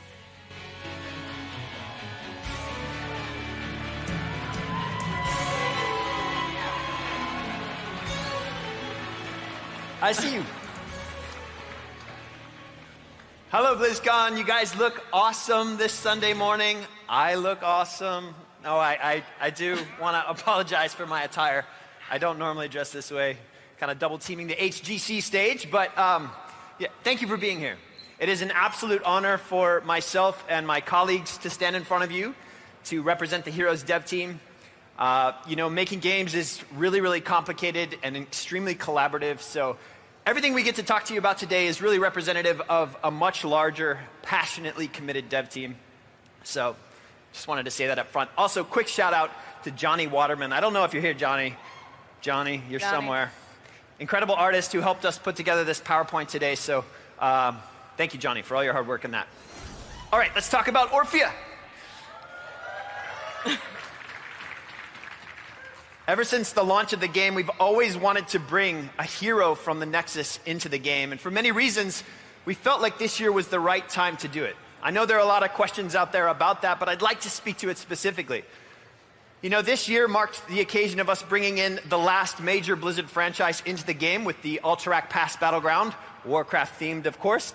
And in the wake of that milestone, we really felt like creating a Nexus hero was both a fitting creative challenge for us, while also serving as a great opportunity to shore up the individual and specific identity of Heroes of the Storm as a standalone game. Now, I'm going to talk a little bit to you today about this character's background from both a dev perspective as well as her in-game character story. And then I'm going to pass it off to Lana, Kyle, and Alex to talk a bit more about how all that relates to her in-game art design, her game design, and her various play styles that you'll find if you've played her on the show floor. All right, let's start things off by talking about how Orphea takes us back to our roots. How many of you played Heroes all the way back in Tech Alpha? We got some OGs in the house. Do you remember this screen? That's like total blast from the past, right? It's crazy. Well, those of you that have played the game for a long time have known that Heroes has always been a game that's had a strong mix of original fantasy ideas, non-traditional fantasy ideas, while also serving as that home for that Blizzard crossover fantasy that we all know and love. You know, when the game initially launched, our first 8 battlegrounds were all non-traditional Blizzard fantasies, brand new. And, you know, we love this. And when thinking about creating a Nexus-born hero, we wanted to go back here. We had created a lot of really cool and awesome characters here. Characters like Blackheart, or Nethys, the Spider Queen, Ka, Reyna, the Lady of Thorns, and her sister, Lady Nightshade. But there was one character in particular that stood out. It may have been his, humorous narcissism, that arrogance in Cursed Hollow, maybe even this background key art by Peter Lee. Very evocative. You know him as the Raven Lord. Or we might call him the Realm Lord of Ravencourt. But I am getting a little bit of my head of myself there, because not only is Orphea a return to our roots, but she's also entirely new. You know, when we began to seriously discussing the idea of a Nexus-born hero, probably a little over a year ago, we knew that it was going to present some unique opportunities and challenges. Where does this character come from? How exactly do we introduce a new character, a Blizzard character, in a way that would allow them to stand shoulder to shoulder with the Kerrigans and the Thralls of the Nexus? What even is the Nexus, right? So as you can see, we knew there were a lot of conversations to be had and discussions to sort of get through in order to introduce a new character worthy of joining the Blizzard roster. And these conversations weren't just about the character themselves, but about where this character was coming from. We did have one starting point, though. For some reason, we were extremely attracted to this phrase, the Raven Lord's daughter. But even so, what does that mean? Who exactly is the Raven Lord? We know he has this ability to become the spectral raven, right? But what does it mean? Who is he? And what does it mean to be his daughter? Early on in our process, we passed these ideas, the ones that we were aligned around, off to our art team to see what they would come up with. And they produced this amazing piece of concept art by Oscar Vega. So cool. We loved it. The silhouette was incredible, but it presented so many new questions. What's up with this box on her back? And this monster, where is it coming from? We had a lot of work to do to unearth this character's story. In fact, we had a lot to do in regards to story in general to help explain how we perceived the Nexus and the characters that filled it. You know, internally on the dev team, we've been defining rules and plans to approach the Nexus more narratively for years now, but we needed to catch the world up on how we viewed things and how it all worked together, and we needed to get it all done before we introduced Orphea to the public. So we set about to introduce a narrative across 2018 that would both set up the fundamental rules of the Nexus as a place and help set up the character of Orphea within that world. In short, we set out to do this. It was an ambitious plan. Maybe even an overly ambitious plan, but that's kind of the hero's way. We like to tackle big challenges. And there's obviously a lot to talk about in a slide like this one, but all in, we really needed to kick this whole plan off and set it in motion before we really knew who the character was, what her abilities were going to be. You know, a BlizzCon cinematic like the one you saw in opening ceremonies, it can take over a full calendar year to create. So we really had no time to lose. And all this to say, basically, that the process of making Orphea was extremely collaborative across game design, story development, cinematic development, comic scripting, art. It all happened in real time across the year. All right. I want to take the next portion of my time here to talk a little bit about Orphea's character story, as it'll be relevant to everything my colleagues will share with you in just a moment. And I want to start with a few words concerning the nature of the Nexus itself. The Nexus is a universe of universes. It is a stable anomaly at the center of a cosmic, chaotic storm of potential. The potential energy of the storm is stored up into realms, some more stable and some older than others. These realms can be controlled, and for lack of a better word, lorded over by individuals. These realm lords are basically the demigods of the Nexus. With access to and control of the heart of their realm, we call it a singularity. This singularity represents the health, well-being, and life of the realm that it's tied to, but it also opens up the opportunity to delve deeper into the mysteries of the Nexus itself, should its possessor wish to do so. Now, Orphea is the daughter of a realm lord. Her ancestry represents the long-standing lordship over one of the oldest realms in the Nexus, Ravencourt. The current realm lord being her father, Oberon, or as you know him, the Raven Lord. So in short, Orphea is a member of a royal bloodline, and specifically the only child of an extremely powerful and somewhat mysterious man that has been plumbing the depths of Nexus knowledge for the majority of her life. She had a lonely upbringing as an only child, but her one solace was a strong connection to the magic of her ancestry.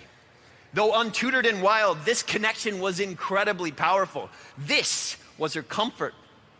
This was her grounding. This was where she felt the true meaning of home. Now, as we've mentioned previously, Orphea is a true Nexus-born hero. She lived her whole life in the Nexus, and her path to becoming a hero was incredibly personal, and it was an introspective journey. She has watched her father on his campaign of power, his progression of power, become more and more withdrawn and consumed by his studies. A bit of new information for those that have been following this story. Orphea's mother, Aline, she left the family when Orphea was very young, disturbed by the dark turn she saw in Oberon. As a small child, Orphea felt a stronger connection with her father and remained by his side, but as she grew older, she too began to fear the interests of Oberon. Interests centered around a forbidden power known as the Dark Nexus. It was this interest that ate away at what remained of Orphea's family. Following her mother's departure, Orphea made her father promise never to tap into this power. She knew that even if the mere potential of it was enough to drive her mother away, then it must truly be something to fear indeed. But as fate would have it, the Raven Lord moved closer and closer to these mysteries, prompting Orphea to run away, taking with her the one source of comfort she had and a particular relic of her family. Soon after, the Raven Lord would unleash the Dark Nexus and set himself on a campaign of control and power that he deemed necessary to save the Nexus from a far greater threat. Through a chance encounter with Deckard Cain, Orphea sought refuge in the neighboring realm of King's Crest. This is home of Dragonshire and the Garden of Terror. It's also ruled by Reyna, the Lady of Thorns. It was here that Orphea witnessed firsthand the horror of her father's arrogance as she watched the realm of King's Crest fall to his ambitions. Orphea knew she may be the only person in the Nexus capable of talking her father off his crusade, growing ever more concerned for his dark path. But as you know, if you watched the cinematic from opening ceremonies, the Raven Lord was not interested in conversation. He's a prideful man. Rather than acquiesce to her father's wishes, Orphea stood her ground. She fought back, forever changing her fate and establishing herself as a hero of the Nexus. Of course, if you'd like to learn more about Orphea's story, you can check out our dedicated webpage produced by our talented, very talented web team, or the 4-comic series that we spoke about briefly earlier. That 4th issue will be coming just prior to Orphea's live launch in the live game. Lots of lives there. So please stay tuned for that. We're really looking forward to both telling you a bit more of Orphea's backstory with this issue while also closing out this year's storyline. All right. Now I would like to invite up the talented Lana Wyszynski to talk a bit about how all this relates to Orphea's in-game art design. Thank you so much for your time.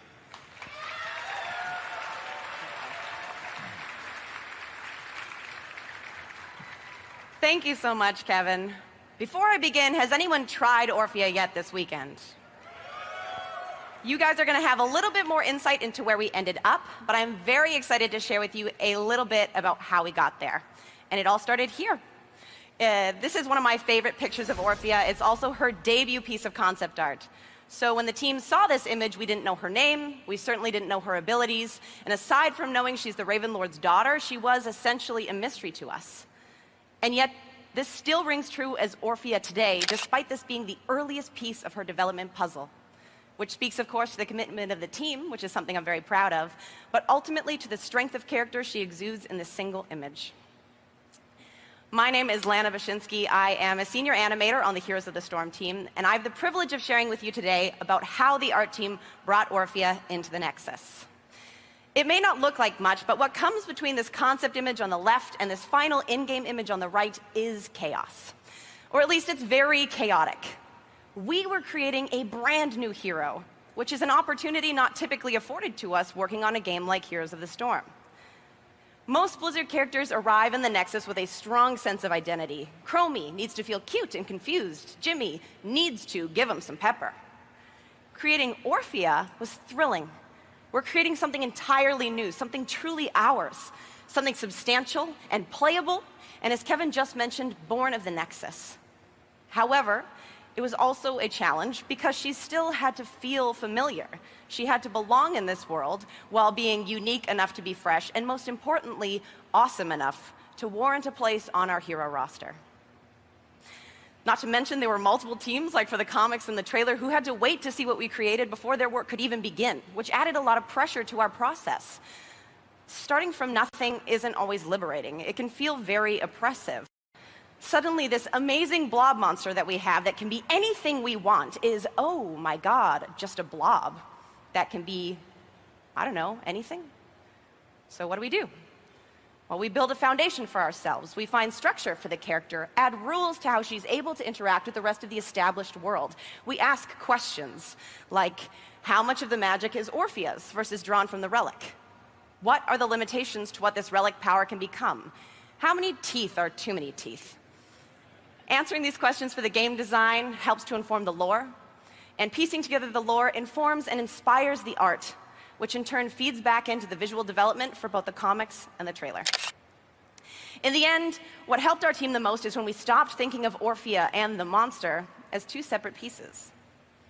Rather than seeing Orphea or her monster, we realized that this dark ancient magic is actually an extension of Orphea's power. So if I were to hold on to this relic, for example, we might see radiant beams of sunshine. But for Orphea, this is a look into her depths and her personality. The relic affords her power, but how it manifests is an amplification of Orphea's own feelings. So how do we translate this concept visually into a playable kit? Luckily, despite hearty amounts of exploration over the course of many months of work, there was one ability that stuck to the team right from the very beginning called Chomp. I'm going to let Kyle get into the specifics of this ability in just a few minutes, but the inspiration for Chomp was pretty straightforward. If we've got a giant monster to work with, it's going to take a bite out of something. Even from paper design, Kyle's pitch was so visceral, I could immediately picture this ability. So much so that I was already drawing on my copy of the pitch before he'd finished giving it.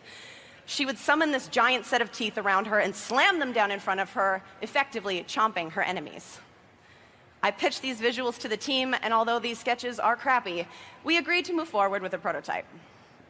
Working with one of our amazing character artists, Vadim Lamar, we fleshed out this temp model for Chomp, or as we lovingly came to know them, the dentures, and moved forward into prototype animation.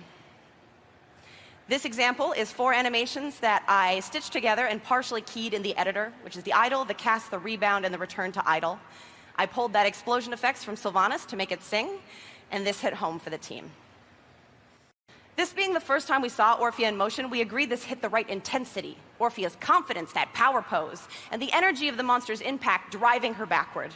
We could even feel a bit of the relationship between the two of them, where Orphea's in enough control of the dark magic to have it do her bidding, but not really aware of her own empowered strength. This example is our effects team's first pass at all of her early abilities to Orphify them. You can see Chomp is in the bottom left-hand corner. And if you've played her already, you can see how far we've come from here. We also ended up pulling the knockback out of Chomp from the base kit. Alex is going to dive into that more in just a few minutes. This temp work read super well in a vacuum, but as soon as we started play testing, she felt very detached from her abilities. We have this spry, youthful character and these dark, heavy effects. People are asking, why aren't we just making a monster hero? What is the point of Orphea aside from just being a relic holder? That is where our tandem development and a collaborative environment really paid off.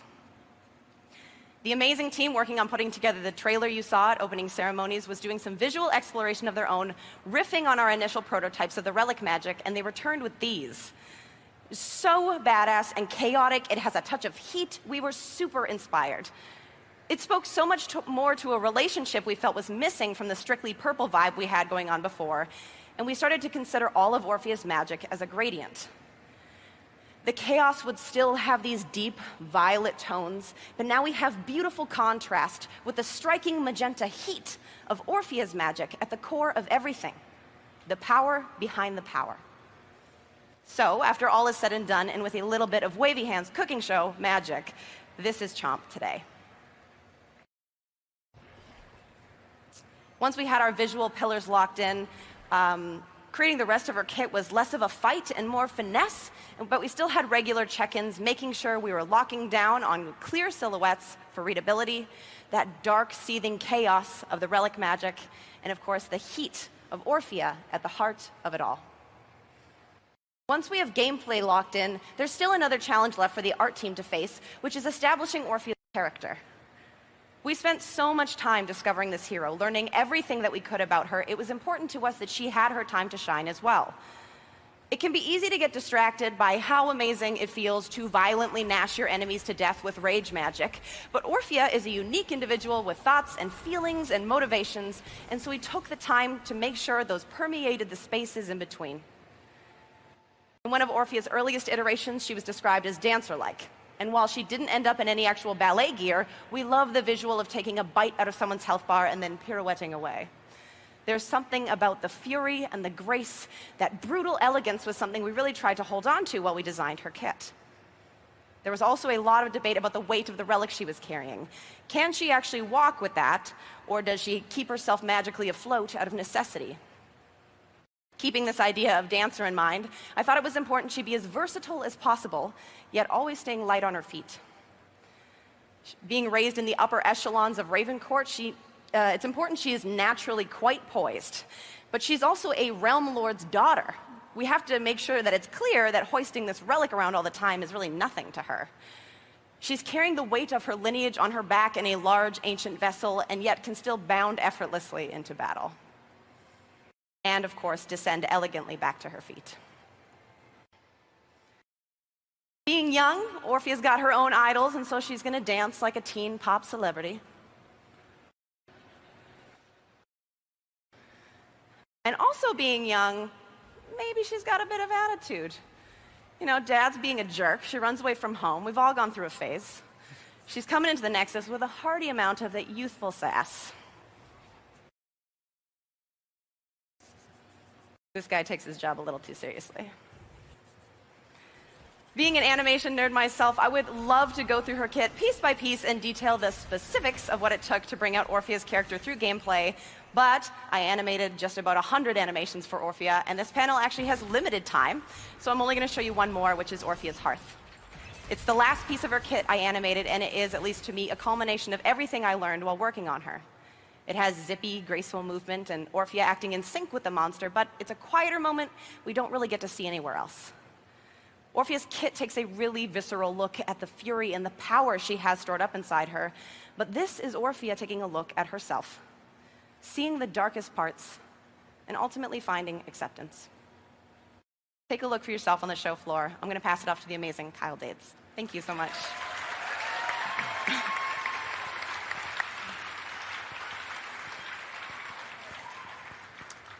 Thanks, Lana.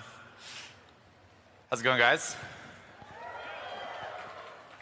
So I'm super excited to finally be up here and be able to talk to you guys about how we took all those great ideas that you just heard for Orphea's character and turned them into a playable hero in the game that you can play today.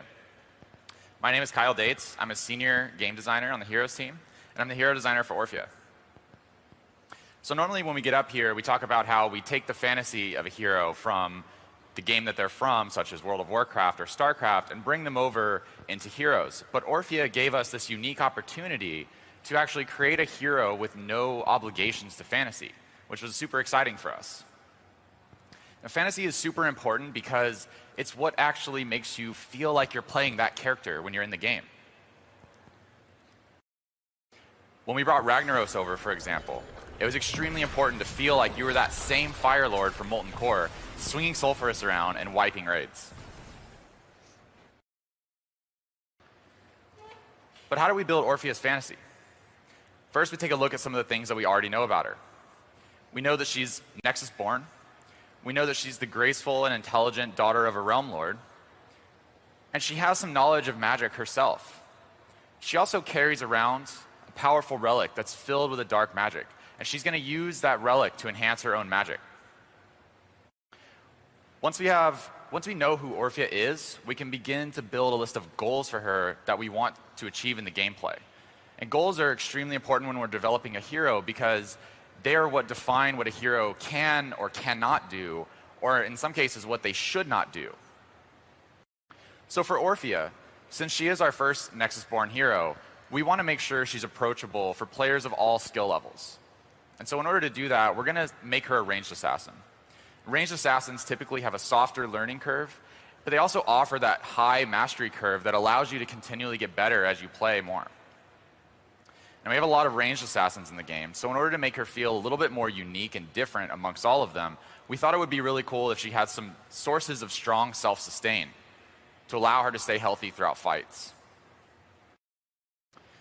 Once we have a list of goals for the character, we can begin to build her base kit. So for Orphea, I'm first going to start talking about her trait, but her trait was actually one of the last pieces of her kit that we developed.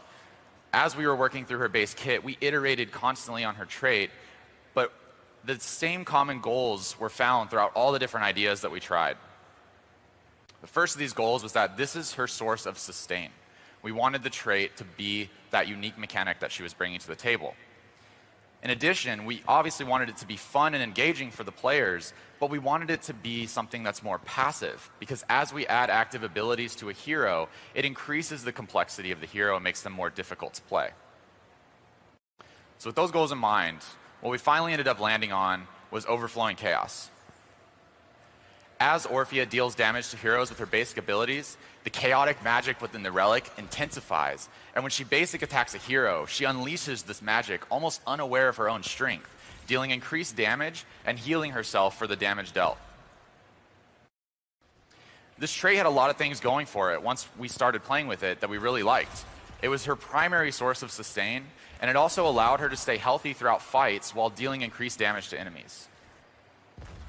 In addition to that, as you get better at playing Orphea, you begin to find moments where you can hit heroes, multiple heroes at once with your abilities, and then you start to find ways to spin that chaos on the most threatening heroes. And this actually created a really cool basic attack weaving gameplay style that felt super fun and engaging, despite the ability being a passive. So next up, we have Orphea's Q ability and my personal favorite ability, Shadow Waltz. After a small delay, Orphea deals damage to all enemies in a line in front of herself. If she hits a hero, she gets a cooldown reduction, and she automatically dashes a short distance as soon as she moves. Early concept art of the Ravenlord's daughter portrayed her as a dancer of sorts, and so I wanted to enable the opportunity for graceful motion in her gameplay. This is a common thread that you'll see in her talents, which Alex is going to be talking about shortly. Now, we've heard your feedback about mobility, and we're careful about the ways that we add mobility to the game. We knew that in order to be a dancer, we needed mobility, but making sure there was counterplay for the enemies was extremely important to us as we worked on Orphea. Conditional mobility is the main consideration that we had when building Shadow Waltz. It's mobility that is granted as a reward for fulfilling a condition. Orphea must hit a hero with Shadow Waltz in order to gain the mobility, which gives enemies an opportunity to dash out of the way, dodge out of the way, or interrupt her cast. Once it felt satisfying, not only for the Orphea player, but also for her enemies, we knew we landed in a good place, and we moved on. Now, once we started playing with this ability, it was extremely fun. The team loved it. The low cooldown created a trait fueling machine where she's continuously gaining chaos to stay healthy throughout the fights, and then she's using that chaos to stay healthy and dashing out of the way of the more powerful AoE effects with the mobility that she gets. This brings us to Orphea's second basic ability, which is Chomp. You heard Lana talk about this a little bit earlier, so let's dive right in and take a look. Orphea materializes a vicious maw around herself that slams down on enemies in front of her, dealing heavy damage. The concept art that you saw earlier showed off this super awesome monster that we just knew we had to use as a part of her base kit. Once we got it in the game and we were testing it, it felt like a super awesome fantasy moment, and the big delay before the damage made it feel extremely satisfying and visceral to land. Combined with her Q, her kit was starting to feel amazing. A typical playtest had Orphea dashing around the edges of a fight with Shadow Waltz before dashing in on an unsuspecting enemy and sealing the deal with Chomp. When you finally hit with this ability, you really feel like you earned it, and your enemies should too. This brings us to Orphea's last piece of her base kit, which is her E ability, Dread.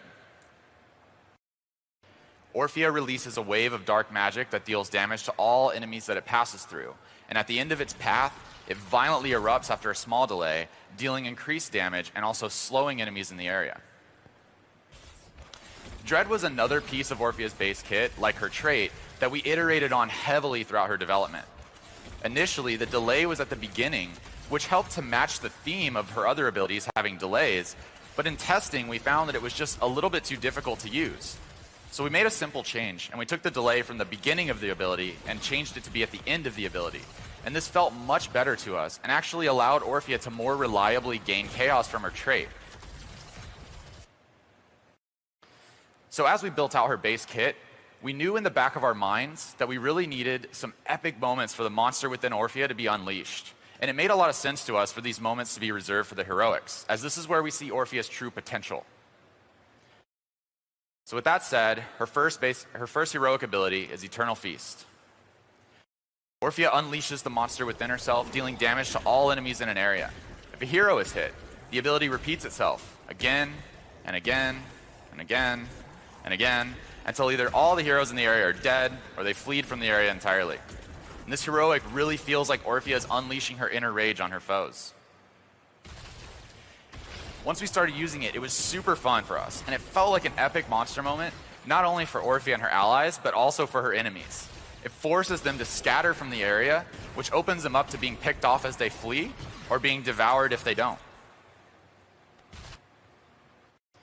For the second heroic, we knew we wanted to still use the monster, but we wanted it to feel just as epic as the first. Initially, we tried an idea very similar to Eternal Feast, except that instead of repeating forever, the monster would grow to an enormous size and deal heavy damage to everyone in the area, as well as stunning them. However, once we started playing with that, it felt a little bit too vanilla, and it kind of felt too similar to Eternal Feast, so we made two simple changes. One of the changes we made was we changed the shape from a circle to a rectangle, and then we thought it was really cool, we added a pull before the stun went off. This is what we ended up today. Orphea manifests a set of crushing jaws at the targeted location, pulling enemies together, damaging and stunning them. Now, where Eternal Feast is great for providing disruption and damage in team fights, Crushing Jaws is great for setting up big plays and initiating on enemies. Orphea already had really cool combo moments in her base kit with Dread and Shadow Waltz and dashing in with Chomp, and we really wanted to enhance that combo and give Orphea a way to have some self-setup of her own. So I hope you all enjoyed this look at how we created a brand new hero born from the Nexus. Now that we have a base kit and heroics finalized, it's time to jump into talents. Alex is going to be talking you through some of her talents, builds, and play styles. Thank you.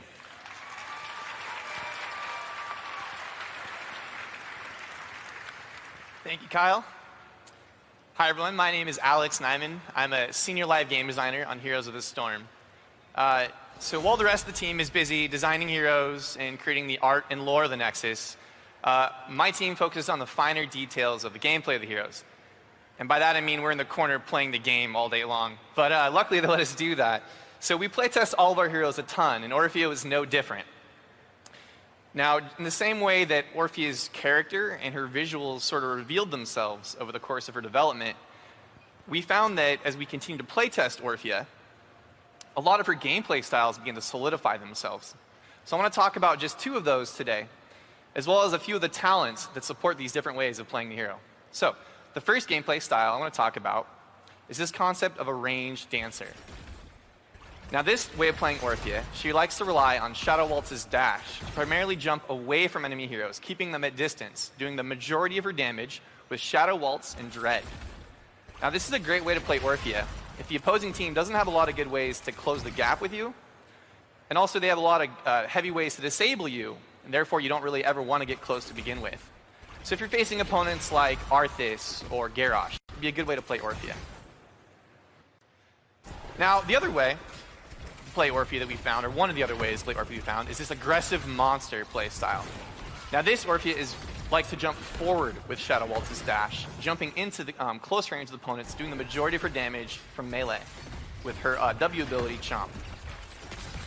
Now this is a great way to play Orphea if you can't really afford to kite opponents because they're just too mobile, or if they don't have a lot of crowd control to punish you if you do try to jump in close. So if you're facing opponents like Genji or Lucio or Zeratul, it's a great way to play Orphea here. Okay, so let's talk about a few of the talents that support the ranged dancer playstyle first, starting with On Point and Allegrissimo. So these are 2 talents that augment Shadow Waltz, giving it increased benefit if you hit with the end of the ability, kind of the end claw of your skill shot.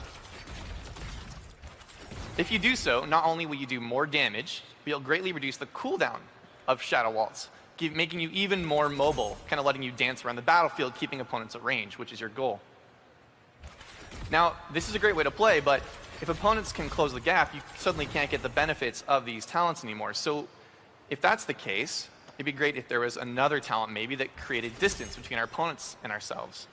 In that case, we brought back something from an earlier part of Orphea's kit during development, but this time as a talent the players can opt into. So the Backbiter talent makes it so the sheer force of chomping enemy heroes propels Orphea backwards, putting her at distance once again to get the benefits of a talent like On Point. So Orphea will be dancing around the battlefield once again with Backbiter, but this is all great and all, but what if we don't just want to use Chomp when we're playing this sort of ranged dancer playstyle to protect ourselves? Occasionally it'd be great if we could take a Chomp out of opponents from range. In that case, we have the Lurking Terror talent. So now this causes it so that after casting Dread, for a couple seconds after it explodes, you can activate your 1 key to cast Chomp from a distance. You'll see here in the video. So not only will this deal big damage on unsuspecting opponents, but it's actually a big surprise because you also still have your Chomp cooldown preserved. It's a separate cooldown entirely, meaning you can still get the benefits of the Backbiter talent we discussed previously. So all of this combines with this graceful dancer Orphea. She maneuvers around the battlefield, dodging enemy skill shots, and as long as she can continue to land her Shadow Waltz, she'll continue to be very maneuverable, being a headache for opponents to deal with on the battlefield. Okay, so that's one way to play Orphea. But what if you like to be a little more aggressive? All of us, every once in a while, like to let out a little bit of our teenage angst and give opponents a little bit of lip, and maybe a lot of teeth, too. So we have the aggressive monster, might be right up your alley. So we can see here, Orphea's going to be very, very aggressive, jumping toward enemy heroes, taking a bite out of them and Chomp. So let's look at some of the talents that support that way to play the hero. First, we have the Insatiable talent. So you have a hunger, and you want to chomp people all the time. The Insatiable talent is for you. This causes that whenever you chomp an enemy hero, they reduce the cooldown of the ability to just 2 seconds, meaning you can chain these chomps together. Now this is great, and you can chain them all together for not only lots of damage, but also a good amount of trait stacks overflowing chaos that we're going to need since we're so aggressive. It's our way to keep ourselves alive. So there's also another talent called Abyssal Symbiosis that also synergizes with how often we're casting Chomp. This causes it so that now that hitting Chomp on an enemy hero doesn't just give 1 stack of overflowing chaos, but the maximum, all 3. So as long as you can continue to weave basic attacks in between each of your Chomps, you'll be doing lots of damage as well as healing yourself a lot. Really important since we're so aggressive with this way of playing the character. Now, since we're chomping so much, we're in the middle of the enemy team fairly frequently too. So it'd be great if we had another talent that could take benefit from that.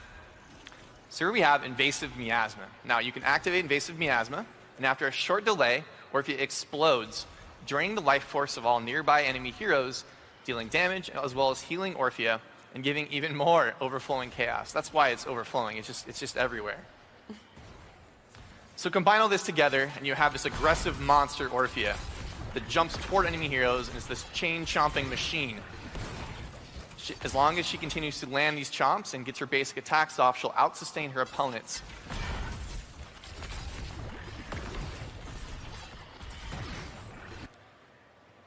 So that's it for Orphea. Just a second before we wrap up, we're going to take your questions. So if you have any now about our live game design, about our hero designs, or about the art and lore of the Nexus, please line up at one of the microphones and we'll answer anything we can. Now, we had a ton of fun creating Orphea. We hope you have just as much fun playing her. You can play her right now on the show floor, or if you don't have the opportunity to because you're not here, or maybe you just are busy, a lot of things going on this weekend, we get it, you can play her starting next week on the PTR.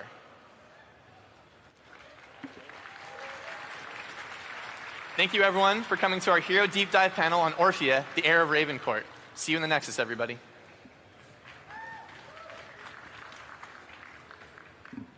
Let's do this. I don't think we have too much time, so go ahead. Hi, I just have a simple question. You keep referring to Orphea as the first hero of the Nexus. So does that mean that we're going to have more heroes of the Nexus?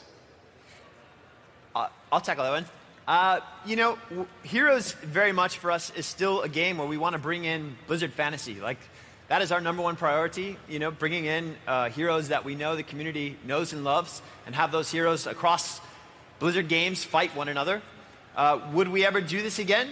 I'm not going to say no, but our priority, I think, is to get back to, get back to business, bringing in heroes we know the community wants.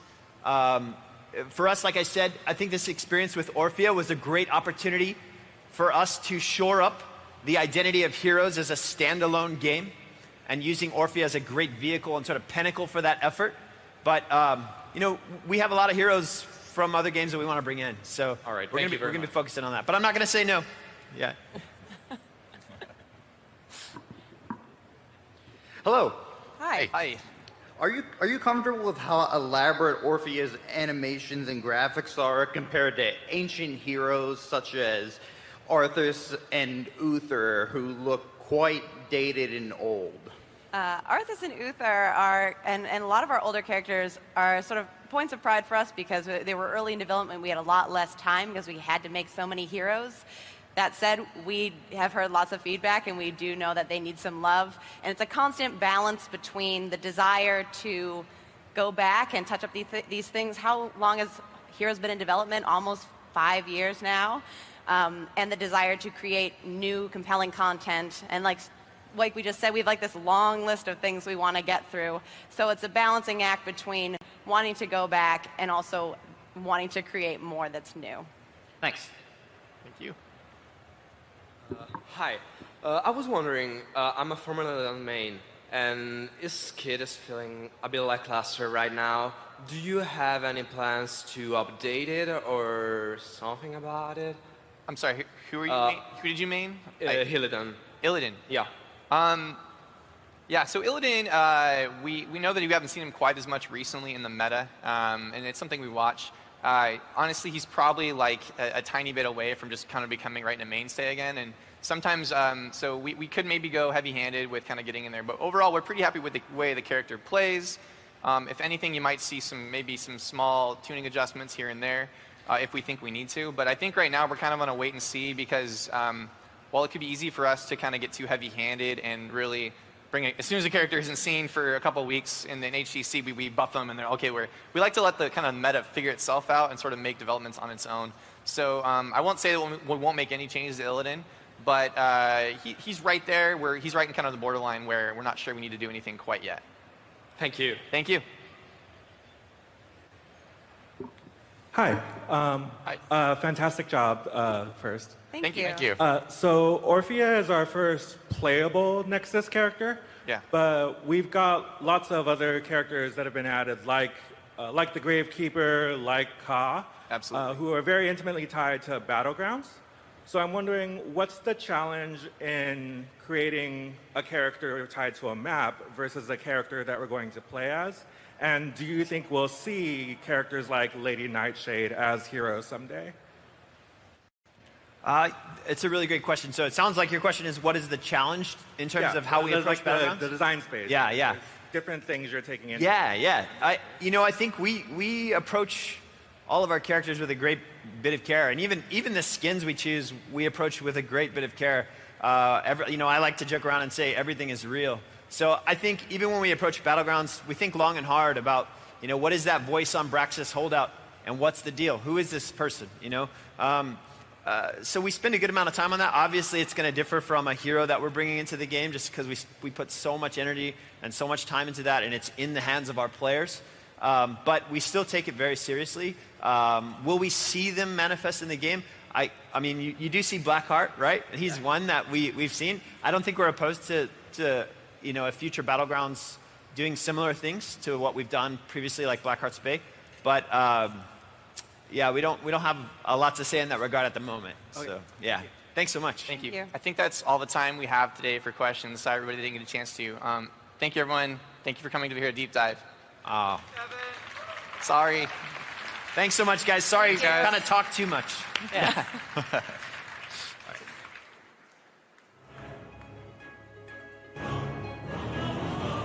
Thank you for attending Heroes of the Storm Deep Dive.